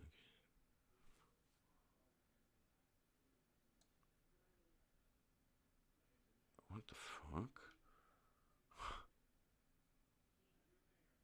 My dad was in the local lodge of Freemasons, Masonic Temple. Or even as a priest. And Like these virgins were known in Masonic circles as the Columb, or the doves. So here we have Cagliostro's Egyptian rite, a rite that involves virginal boys or girls in the form. I talked to him about it a little bit. He said he confirmed that he confirmed that he can't talk about it. Okay, that it is secret. Okay. But he confirmed one thing, because they do recruit new people and stuff, but he confirmed one thing, which is that a requirement to get in is that you have to believe in a higher power. It doesn't matter which god, it doesn't matter which whatever, but you have to believe in a higher power. And he also told me that I didn't ask if he's like a lifetime member. Once you're in or whatever, I don't know, but he hadn't paid his dues in a year or two or something, so he hadn't been going to the meetings or whatever. And so I didn't get a confirmation whether he's still a Freemason or not, or if you gotta keep your dues in good standings. They take your degrees away. Of the priest or the oracle, but they're known by the name the doves, and the Spanish for that is Columb. Yeah, my dad's still alive. So anybody remember Columbine High School and the sacrifice of the young children there? Were they oracles too, in some sort of Masonic rite?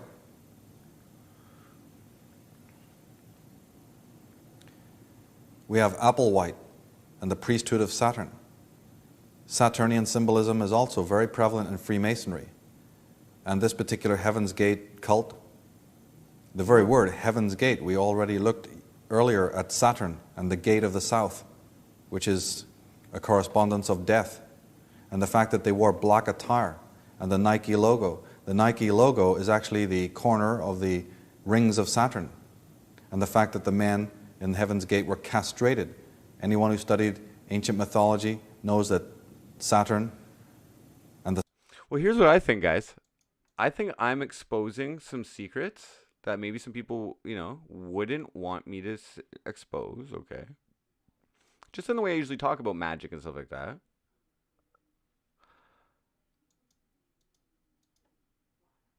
But it doesn't matter because I am so easily discredited at any point. I like math. Preach. Preach.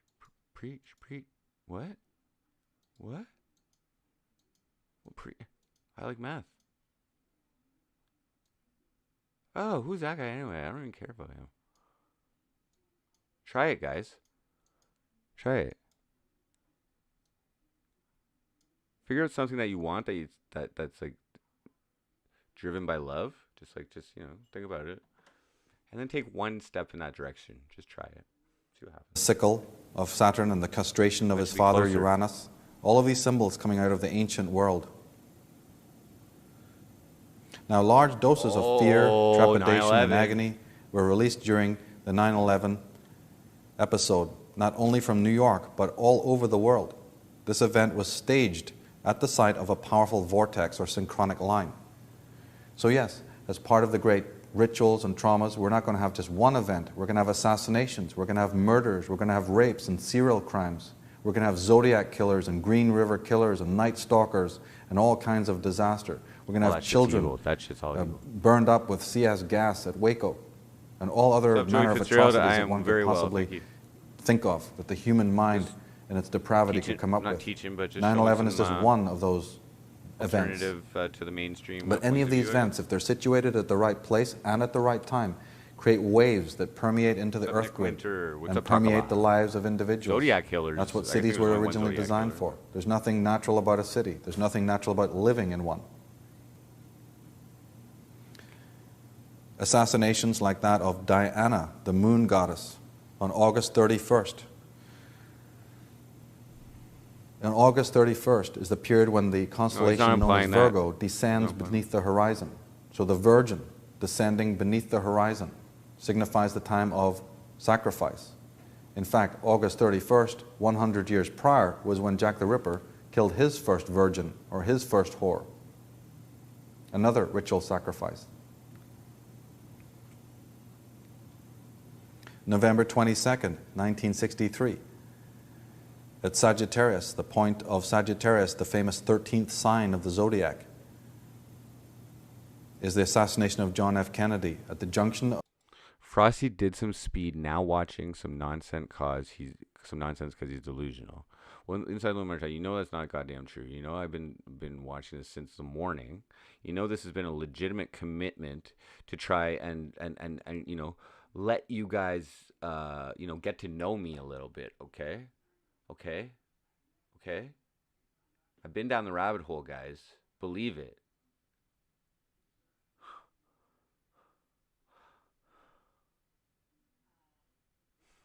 I'd be really like, do you guys, how obvious do I have to be? You think I Like Meth is a literal song? Okay. Meth makes you as physically, meth makes you as awoke as possible, guys. It's a metaphor, guys. Get woke.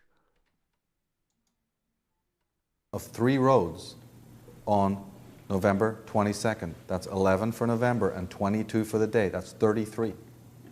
He was also shot at the 33rd meridian of the Earth, at the junction of 3 roads. And he was murdered at the period between the signs of Sagittarius and Scorpio. And this is known I wouldn't as the think you have to do 13th meth sign to of be the woke. zodiac. Only those... It's a metaphor, guys. It's called subliminal brainwashing, guys. That's the first thing people think when they click on my channel. It's like, whoa, this guy's probably really actually awake right now. Really, he looks like a meth head. He must be awake. It's just how you train people's minds to think about you. If I wasn't so always awake throughout my career, or today, or right now, You know, it's not a stretch to say like, oh yeah, well, yeah, it's well, I mean, he is woke. Like, I mean, like, he's awake. Like, he streams for like 16 hours usually, guys. He first got on the network because of 48-hour stream. On a 48-hour stream, he was awake that entire time. What the hell is going on here? Who's trolling who, guys? Those who study the occult, esoteric form of astrology know this, the famous 13th sign of the zodiac. And the secret society, or the secret bodyguard, the secret police of meant to be protecting John F. K. referred to him by the code name the Traveler. But in fact, that's an ancient mythological name. Exactly at the point when the sun god descends into the underworld, he was known in all ancient times as the Traveler. Speaking of this kind of geometry, Graham Hancock and Robert Bauval write, the geographical latitude of Jerusalem and the Temple Mount lies between the 31st and 32nd degree parallels, with the latter passing just south of the Holy City. It has also been remarked that the Mother Lodge of the Scottish Rite Supreme Council of the 33rd degree was located in the city of Charleston in South Carolina, probably because the 33rd degree. The geographical latitude of Jerusalem and the Temple Mount lies between the 31st and 32nd degree parallels. Of Jerusalem and the Temple Mount, with the latter passing just south of the Holy City. It has also been remarked that the Mother Lodge of the Scottish Rite Supreme Council of the 33rd degree was located on the city of Charleston in South Carolina, probably because the 33 degree parallel passes almost right through it. Parallel passes right through it. So even though it may seem strange, even preposterous to us, these secret societies pay attention not only to sidereal time, not only the calendar dates, not only the movement of the luminaries and the stars, but also to the degrees of longitude and latitude of the Earth, from the dropping of the atom bomb, to assassinations here, to openings of buildings there. These sidereal times are very, very important, as the great scholars are now starting to find out. And this particular thing about the 33rd meridian, why are so many of the world's banks? Why are so many of the world's wars? Why are so... Like, this guy's probably on meth.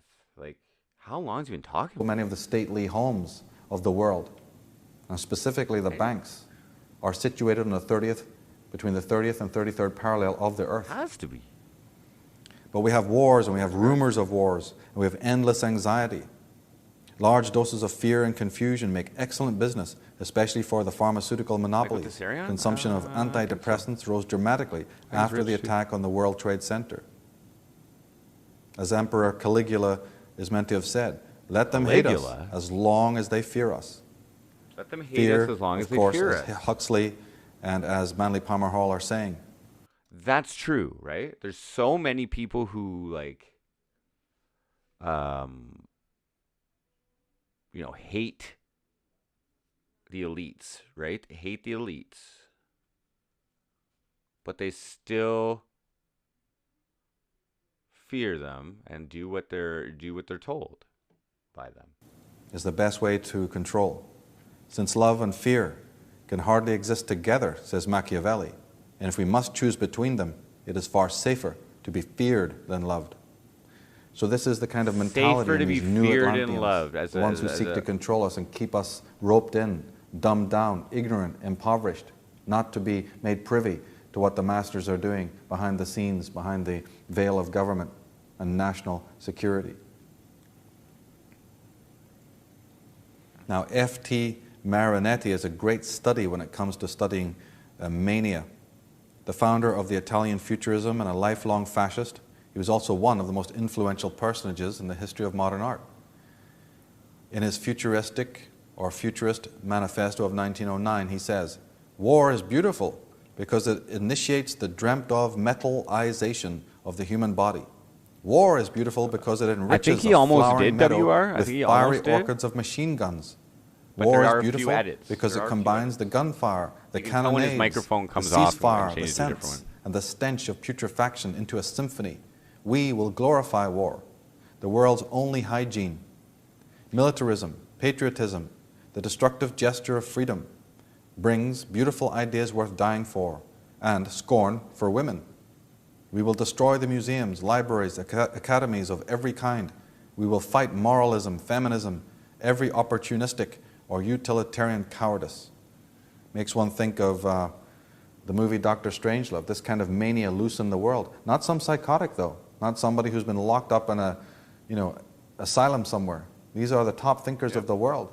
People whose thoughts and manifestos change how we think and act. Got some chips. Herman Kahn, in his On Thermonuclear War in 1960, calmly considers whether or not a death toll of 50 million human beings would be an acceptable, quote-unquote, statistic to ensure that democracy prevails.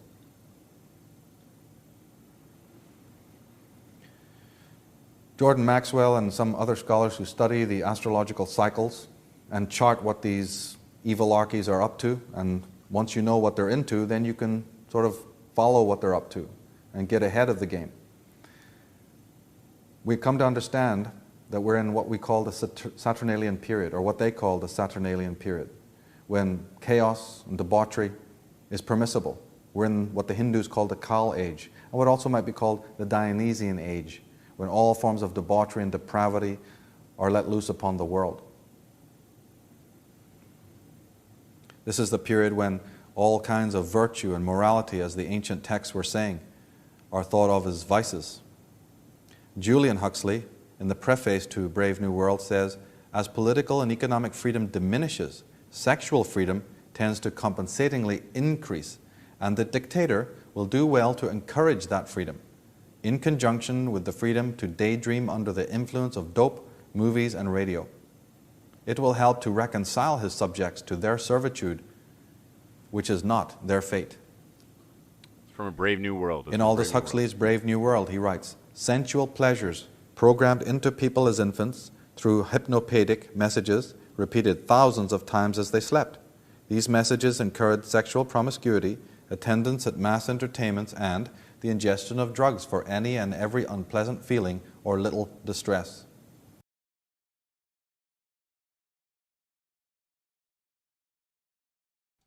Okay, wait a second.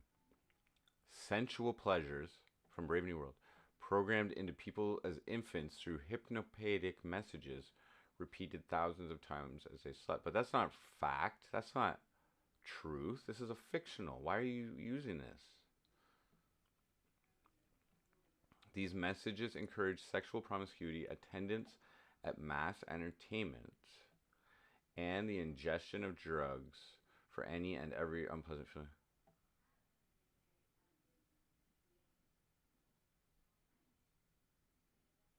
Is that why I had a wet dream last night? The idea here is not to have people actually have more sex, but to engender frustration that they're not able to. In George Engender frustration, like incels? Orwell's 1984, An Animal Farm, he says, the past is completely eliminated. History is revised. Books are destroyed. Without print media, there is no evidence that anything has been different. Even keeping diaries is forbidden. People are expected to absorb and accept the new information delivered by the television sets, even if it directly contradicts the news of a month ago. Since it is impossible to prove the contradiction, it is useless to try to resist. George Orwell. And is this not the exact situation we find ourselves in today, where people not only believe the media, but in believing it, they're filled with contradictions. But who stands up to write those contradictions? If something on the media repeats and repeats and repeats the same message, eventually 80% of the population just blithely accept it. In the book Being Human, we read, when faced with a life-threatening situation, the reptilian hindbrain, the most primitive part of the human brain, switches off all activity except that which keeps us alive. It sends the subconscious message, do not move, breathe, or blink, or you will be seen and attacked. But as Hesiod, and the ancient Greek playwright in 8th century BC, he writes, the gods keep mankind ignorant of the ways of living, else one would do enough in one day to last a year. In Job 12, the Bible, we read, he increaseth the nations and destroyeth them. He enlargeth the nations and straighteneth them again. Yeah. In Job 12, he taketh away the heart of the chief of the people of the earth, and causeth them to I wander guess you in guys a are all wilderness believers in this, right? where there you is no guys way. believe all this stuff? Like, what? Like, They grope in the dark, without light, and him maketh to stagger like a drunken man. like, So we have it in the age of Dionysus, the Kal age. feel And free who are to the share your philosophers who opinions. brought this about? Well, Thomas Malthus, in his own words, says, in his essay on population, instead of recommending cleanliness to the poor, Public we should speaker and encourage stuff. contrary habits. Well, we should here is crowd more Lou people Martel- into the houses. But he derives his own. He drives some pretty out there. He drives some pretty out there fucking like some derivations, I guess, or whatever, like conclusions that like don't go with his the quotes of these other people. I think the theory of the aliens on Tiamat that were chased here and the Tiamat got destroyed, by a super powerful weapon that destroyed an entire planet. I think, I think that was his idea. I didn't really see any supporting evidence for that, like to guarantee it. But And court the return of the plague. But above That's all, when I we was should asleep. reprobate specific remedies for I like Cannibal Corpse. I don't really listen to it to sleep. I mean, I don't really try to listen to any music when I sleep necessarily. ravaging diseases, and those benevolent but mistaken men who have thought that they were doing a service to mankind by projecting schemes for the total extirpation of particular disorders. If by these and similar means the annual mortality I got weed. were increased, we might possibly, every one of us, marry at the age of puberty, and yet few be absolutely starved. Eugenics. Whoa. When we come to eugenics and Charles Darwin, he writes in his own words, excepting in the case of man himself, hardly anyone is so ignorant as to allow his worst animals to breed. Eugenics, which was selective breeding or racial hygiene, is not, however, a Nazi or a German phenomena, but a British and American one. Hundreds of people were systemically and legally sterilized This is in like the United 2005. States I don't think David from Wolfson- 1907 on. The most influential eugenicist was Sir Francis Galton, the cousin of Charles Darwin. He was an honorary president of the Eugenics Society for Self. I'm sorry, Inside Lou Martella. Did you already knew all this stuff? You already knew all this stuff? Where? Or like racial hygiene? Most influential. The cousin of Charles. Like, I mean, you know what I mean?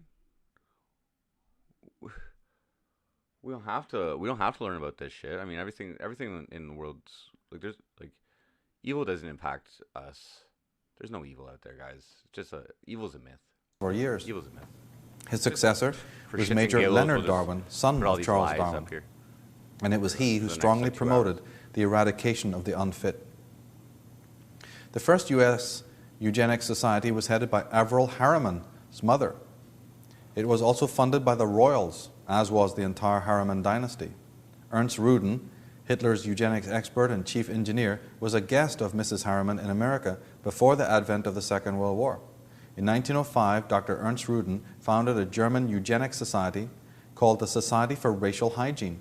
Later, he changed the name, adding the word suggested by Francis Galton, the Society for Racial Hygiene, that is eugenics. Wait. In So what? For racial hygiene? Do you think that still exists? Like, how do you think that would fly if someone tried in today? Like, it's only like a little over 100 years ago. You know, we've been like society's been around for a fucking while. essay right? on population, But- instead of was an honorary president of the eugenics. Okay. So 1905. So that's before the the World Wars, I think. Yeah. Dr. Ernst Rudin. Oh, wait, Ernst Rudin, Hitler was a guest in America before the advent of the Second World War. He was in America before. Okay. Founded a German eugenics society called the Society for Racial Hygiene. Later, he changed the name, adding the word suggested by Francis Galton. It's the Society for Racial Hygiene. How did he get away with that? Eugenics Society for several years. His successor was Major Leonard Darwin, son of Charles Darwin. How do you start a society? And it was he who strongly promoted the eradication of the unfit. The first U.S. Eugenics Society was headed by Averell Harriman's mother. It was also funded by the royals, as was the entire Harriman dynasty. Ernst Rudin, Hitler's eugenics expert and chief engineer, was a guest of Mrs. Harriman in America before the advent of the Second World War. In 1905, Dr. Ernst Rudin founded a German eugenics society called the Society for Racial Hygiene. Later, he changed the name, adding the word suggested by Francis Galton, the Society for Racial Hygiene. Because that is eugenics. In 1925, Leonard Darwin wrote an article for the Journal of the Eugenics Society, the Eugenics Review, pushing the idea of locking up everyone whose genes might be considered defective. To save the human race, he said, force or compulsion would be necessary in many cases. He promoted a policy that he called segregation, but he did not mean segregating whites from blacks. He meant separating the fit from the unfit. Compulsion is now permitted if applying to criminals, lunatics, and mental defectives, and this principle must be extended to all who, by having offspring, would seriously damage future generations, he argued. The leaders of the progressive movement in Britain also supported negative eugenics. The people who had wait a second. What did that just say? Might be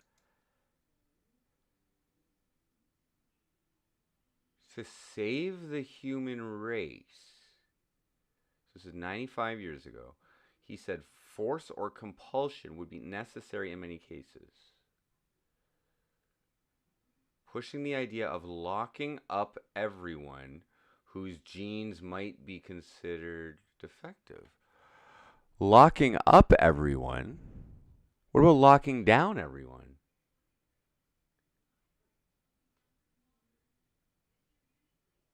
Segregation.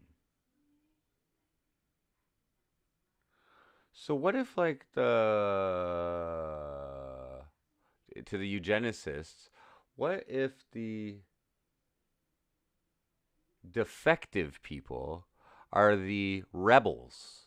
Okay, let's just say that, okay? And to save the human race, so a policy called segregation. So, on Facebook and everything, they get to detect everybody who's like doesn't want to wear a mask and is anti-mask, and basically a rebel against the system. You know, like, Facebook can actually track almost everybody's thoughts, or actually the entire internet can, right? Huh. Maybe you can actually read your thoughts too by looking into your eyes. Or detecting the slightest of fucking eye movement or blood pressure and knowing how you feel so that they can make the right moves for their agenda. So let's just say the vaccine is a way to do something eugenically. I'm going to get fucking... Masters are coming after me, bro. Just so everybody knows, I'm fucking super happy, okay, guys? Okay? I'm not crazy either. If I get next, bro, by the same dudes who fucking... considered defective. To save the human race, he said, force or compulsion would be necessary in many cases. He promoted a policy that he called segregation, but he did not mean segregating whites from blacks. He meant separating the fit from the unfit. Compulsion is now permitted if applying to criminals, lunatics, and mental defectives, and this principle must be extended to all who, by having offspring, would seriously damage future generations, he argued. The leaders of the progressive movement in Britain also supported negative eugenics. The people who had founded the London School of Economics, that's Sidney and Beatrice Webb, were also leaders of the Fabian Correct. I believe so Society. as well, Nessa. The Fabian Society later became one of Britain's major hope political they enjoy parties, the the show. Labour Party. As early as 1909, the Fabians, led by the Webbs, said, "What we as eugenicists have got to do is to scrap the old poor law with its indiscriminate relief of the destitute as such and replace it by an intelligent policy of so altering the social environment as to discourage or prevent the multiplication of those irrevocably below the national minimum of fitness." In 1930, a Fabian leader, Archibald Church, introduced a bill for eugenic sterilization. So here we have the Fabians, here we have top politicians, here we have the founder of evolution theory, the elites of British society, deciding who will live and who will not, and the manner in which they will administer the torture to the unfit. The Fabian Society itself was founded in 1883 and played a catalytic role, preaching the inevitability of gradualness in the movement towards a socialist society, taking their name from the Roman warrior Fabius, who learned to wait patiently before striking a fatal blow against Hannibal. In America, John Foster Dulles, Senator and Secretary of State under Eisenhower, has this to say: "It is only by eliminating the lower members of the human race that the higher average is maintained." And Jacques Cousteau, UNESCO courier,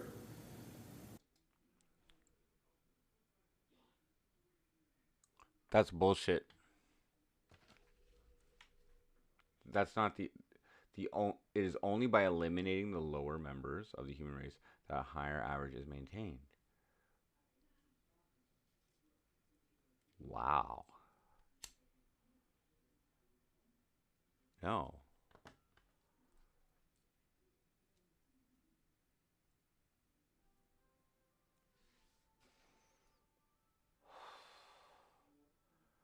It's by the lower. It's by it's by the.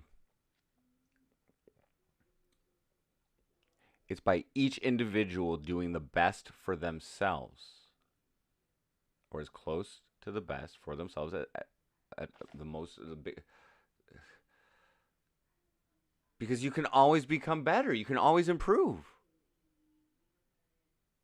They don't teach people how to become better though in their fucking little on November brainwashing, 1991 said, education "The United and Nations goal is to reduce population Teach you how to selectively fucking by encouraging abortion, slave, forced to get sterilization, whipped. They teach you how and to control wanna get human whipped. reproduction, and regards By money two-thirds for of your the whole human life. population as excess baggage, with 350,000 people to be eliminated per day." Jacques Cousteau. And the master of them all, Bertrand Russell, in his Impact of Science on Society, had this to say: "At present, the population of the world is increasing at about 58,000 per diem. War so far has had no very great effect on this increase, which continued throughout each of the world wars. War has hitherto been disappointing in this respect, but perhaps bacteriological war may prove effective. If a Black Death could spread throughout the world in every generation, survivors could procreate freely without making the world too full. The state of affairs might be unpleasant, but what of it?" Black Death, eh? We have Prince Philip, quoted in the Deutsche Presse Agentur in August 1988, said, Oh, this is "In the kinda event relevant. I I didn't am know that. reborn, I would like to return as a deadly virus in order to contribute something to solve Prince overpopulation." Philip said that. 1988? What? Now, the Institute of Human Virology, we read that according to top pharmacologist Dr. Robert B. Strecker, MD, PhD, the leading scientist of the project, that AIDS Guys, this was 2005, right? So we've had Hini. We've had Hini as a nice little tester. We've had what? SARS. I think what was that? 2000. Hini was 2009. I think. They know how many people took the Hini vaccine after. They have an idea of how many people will take the COVID vaccine. And there's some pretty radical moves going on by the government, not going to lie, as far as financially, like out of character, defying future reasons for not just printing up a whole shit ton of money in the first place. virus was created at Fort Detrick, but was based on research first conducted at the Lebedev Institute near Moscow, which was founded by the world's leading virologist, Gervich. The number of those infected doubles every month. Over 23 million Americans are already affected. In the Strecker Memorandum, So they realize maybe now in our current situation, they had some viruses going around, like whatever, AIDS and shit, But maybe they're like, oh fuck, guys, yeah, this climate change thing, that we originally said is global warming. Well, yeah, it's a lot more than that. Yeah, we got a lot less time until that next deluge. We might want to start herding the, culling the sheep there. They pretty much do whatever we want anyway, most of them, and whatever countries actually understand us. And the rest of them are, pretty much too poor, I guess. We got shit under control in the communist countries already because they're all dependent on us and each other. But yeah, America, there. But shit, if they don't stop eating McDonald's soon, I know they're driving to like fuel. I don't know, crazy though. In the 30s and 40s, the Public Health Service openly experimented and monitored black men infected with syphilis in Tuskegee, Alabama. Even after penicillin was discovered, these men remained infected and were not treated. Hence, their wives and sons were likewise infected. These incidents are recorded in detail in the book Bad Blood by James Jones. Between 1959 and 1970, there were over 300 biological experiments conducted on U.S. citizens unbeknownst to them. The extent of the program is revealed in the book A Higher Form of Killing by Paxman and Harris. That's from Dr. Robert Strecker's The Strecker Memorandum. Now here it is on DVD. This Dr. Robert Strecker, conclusively proves that AIDS was vector-borne, that AIDS was a man-made designer disease to create havoc in the world, exactly according to the policies of Bertrand Russell and Aldous Huxley and his coterie. This is absolute compulsory viewing. The Strecker Memorandum by Dr. Robert Strecker. He was one of the first people to work on the AIDS virus and knows everything there is to know about it.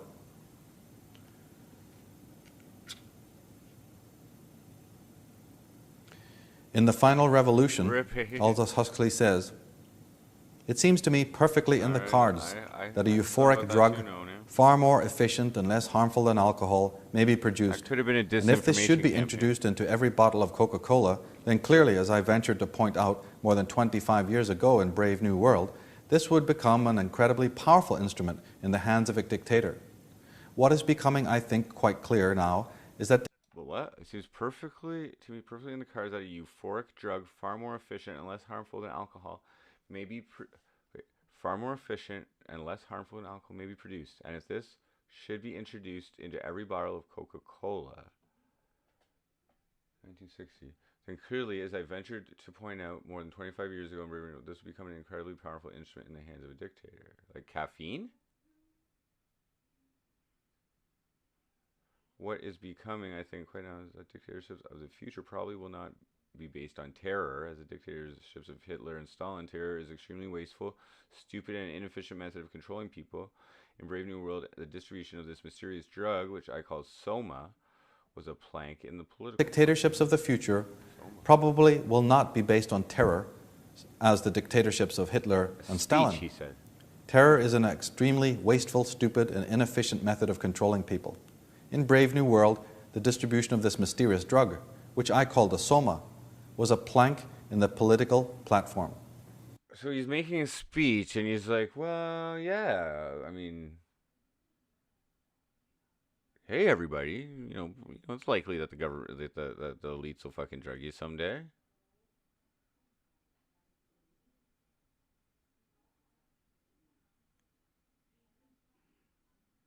I don't know if I believe that. A Dr. Wright refers to inoculation against smallpox in the British Isles as an ancient practice. And a citizen of Wales, aged 99 years old, states that inoculations had been known and used during his entire lifetime, but that she got smallpox through her inoculation. In Birmingham, England, from 1871 to 1874, there were 7,706 cases of smallpox. Out of these, 6,795 had been vaccinated against the disease. A select committee of the Privy Council convened to inquire into the Vaccination Act of 1867. As 97.5% of those vaccinated died of the disease. Sugar. Dr. Charles Crichton, Sugar. in 1884, Wow, he is asked to write an article for the Yeah, it's Encyclopedia insane. Britannica on vaccination. Makes you After really much fat. research internationally, he concludes that vaccination constituted a gross superstition. Good point. In 1896, Italian professor Carlo Ruta states that vaccination is a worldwide delusion and an unscientific practice with consequences measured today with tears and sorrow without end. Joseph Lister introduced sanitation to the surgery. It's not sneaky. It's like a highly smart. It's highly smart. They know exactly. This is been going like this guy's proposing that this shit's been going on a lot longer than what we've been told. So like, there's some pretty crazy technology out there, I think. But it's extremely difficult to control the mind, I think. I mean, to control an unwilling mind, you know what I mean? Like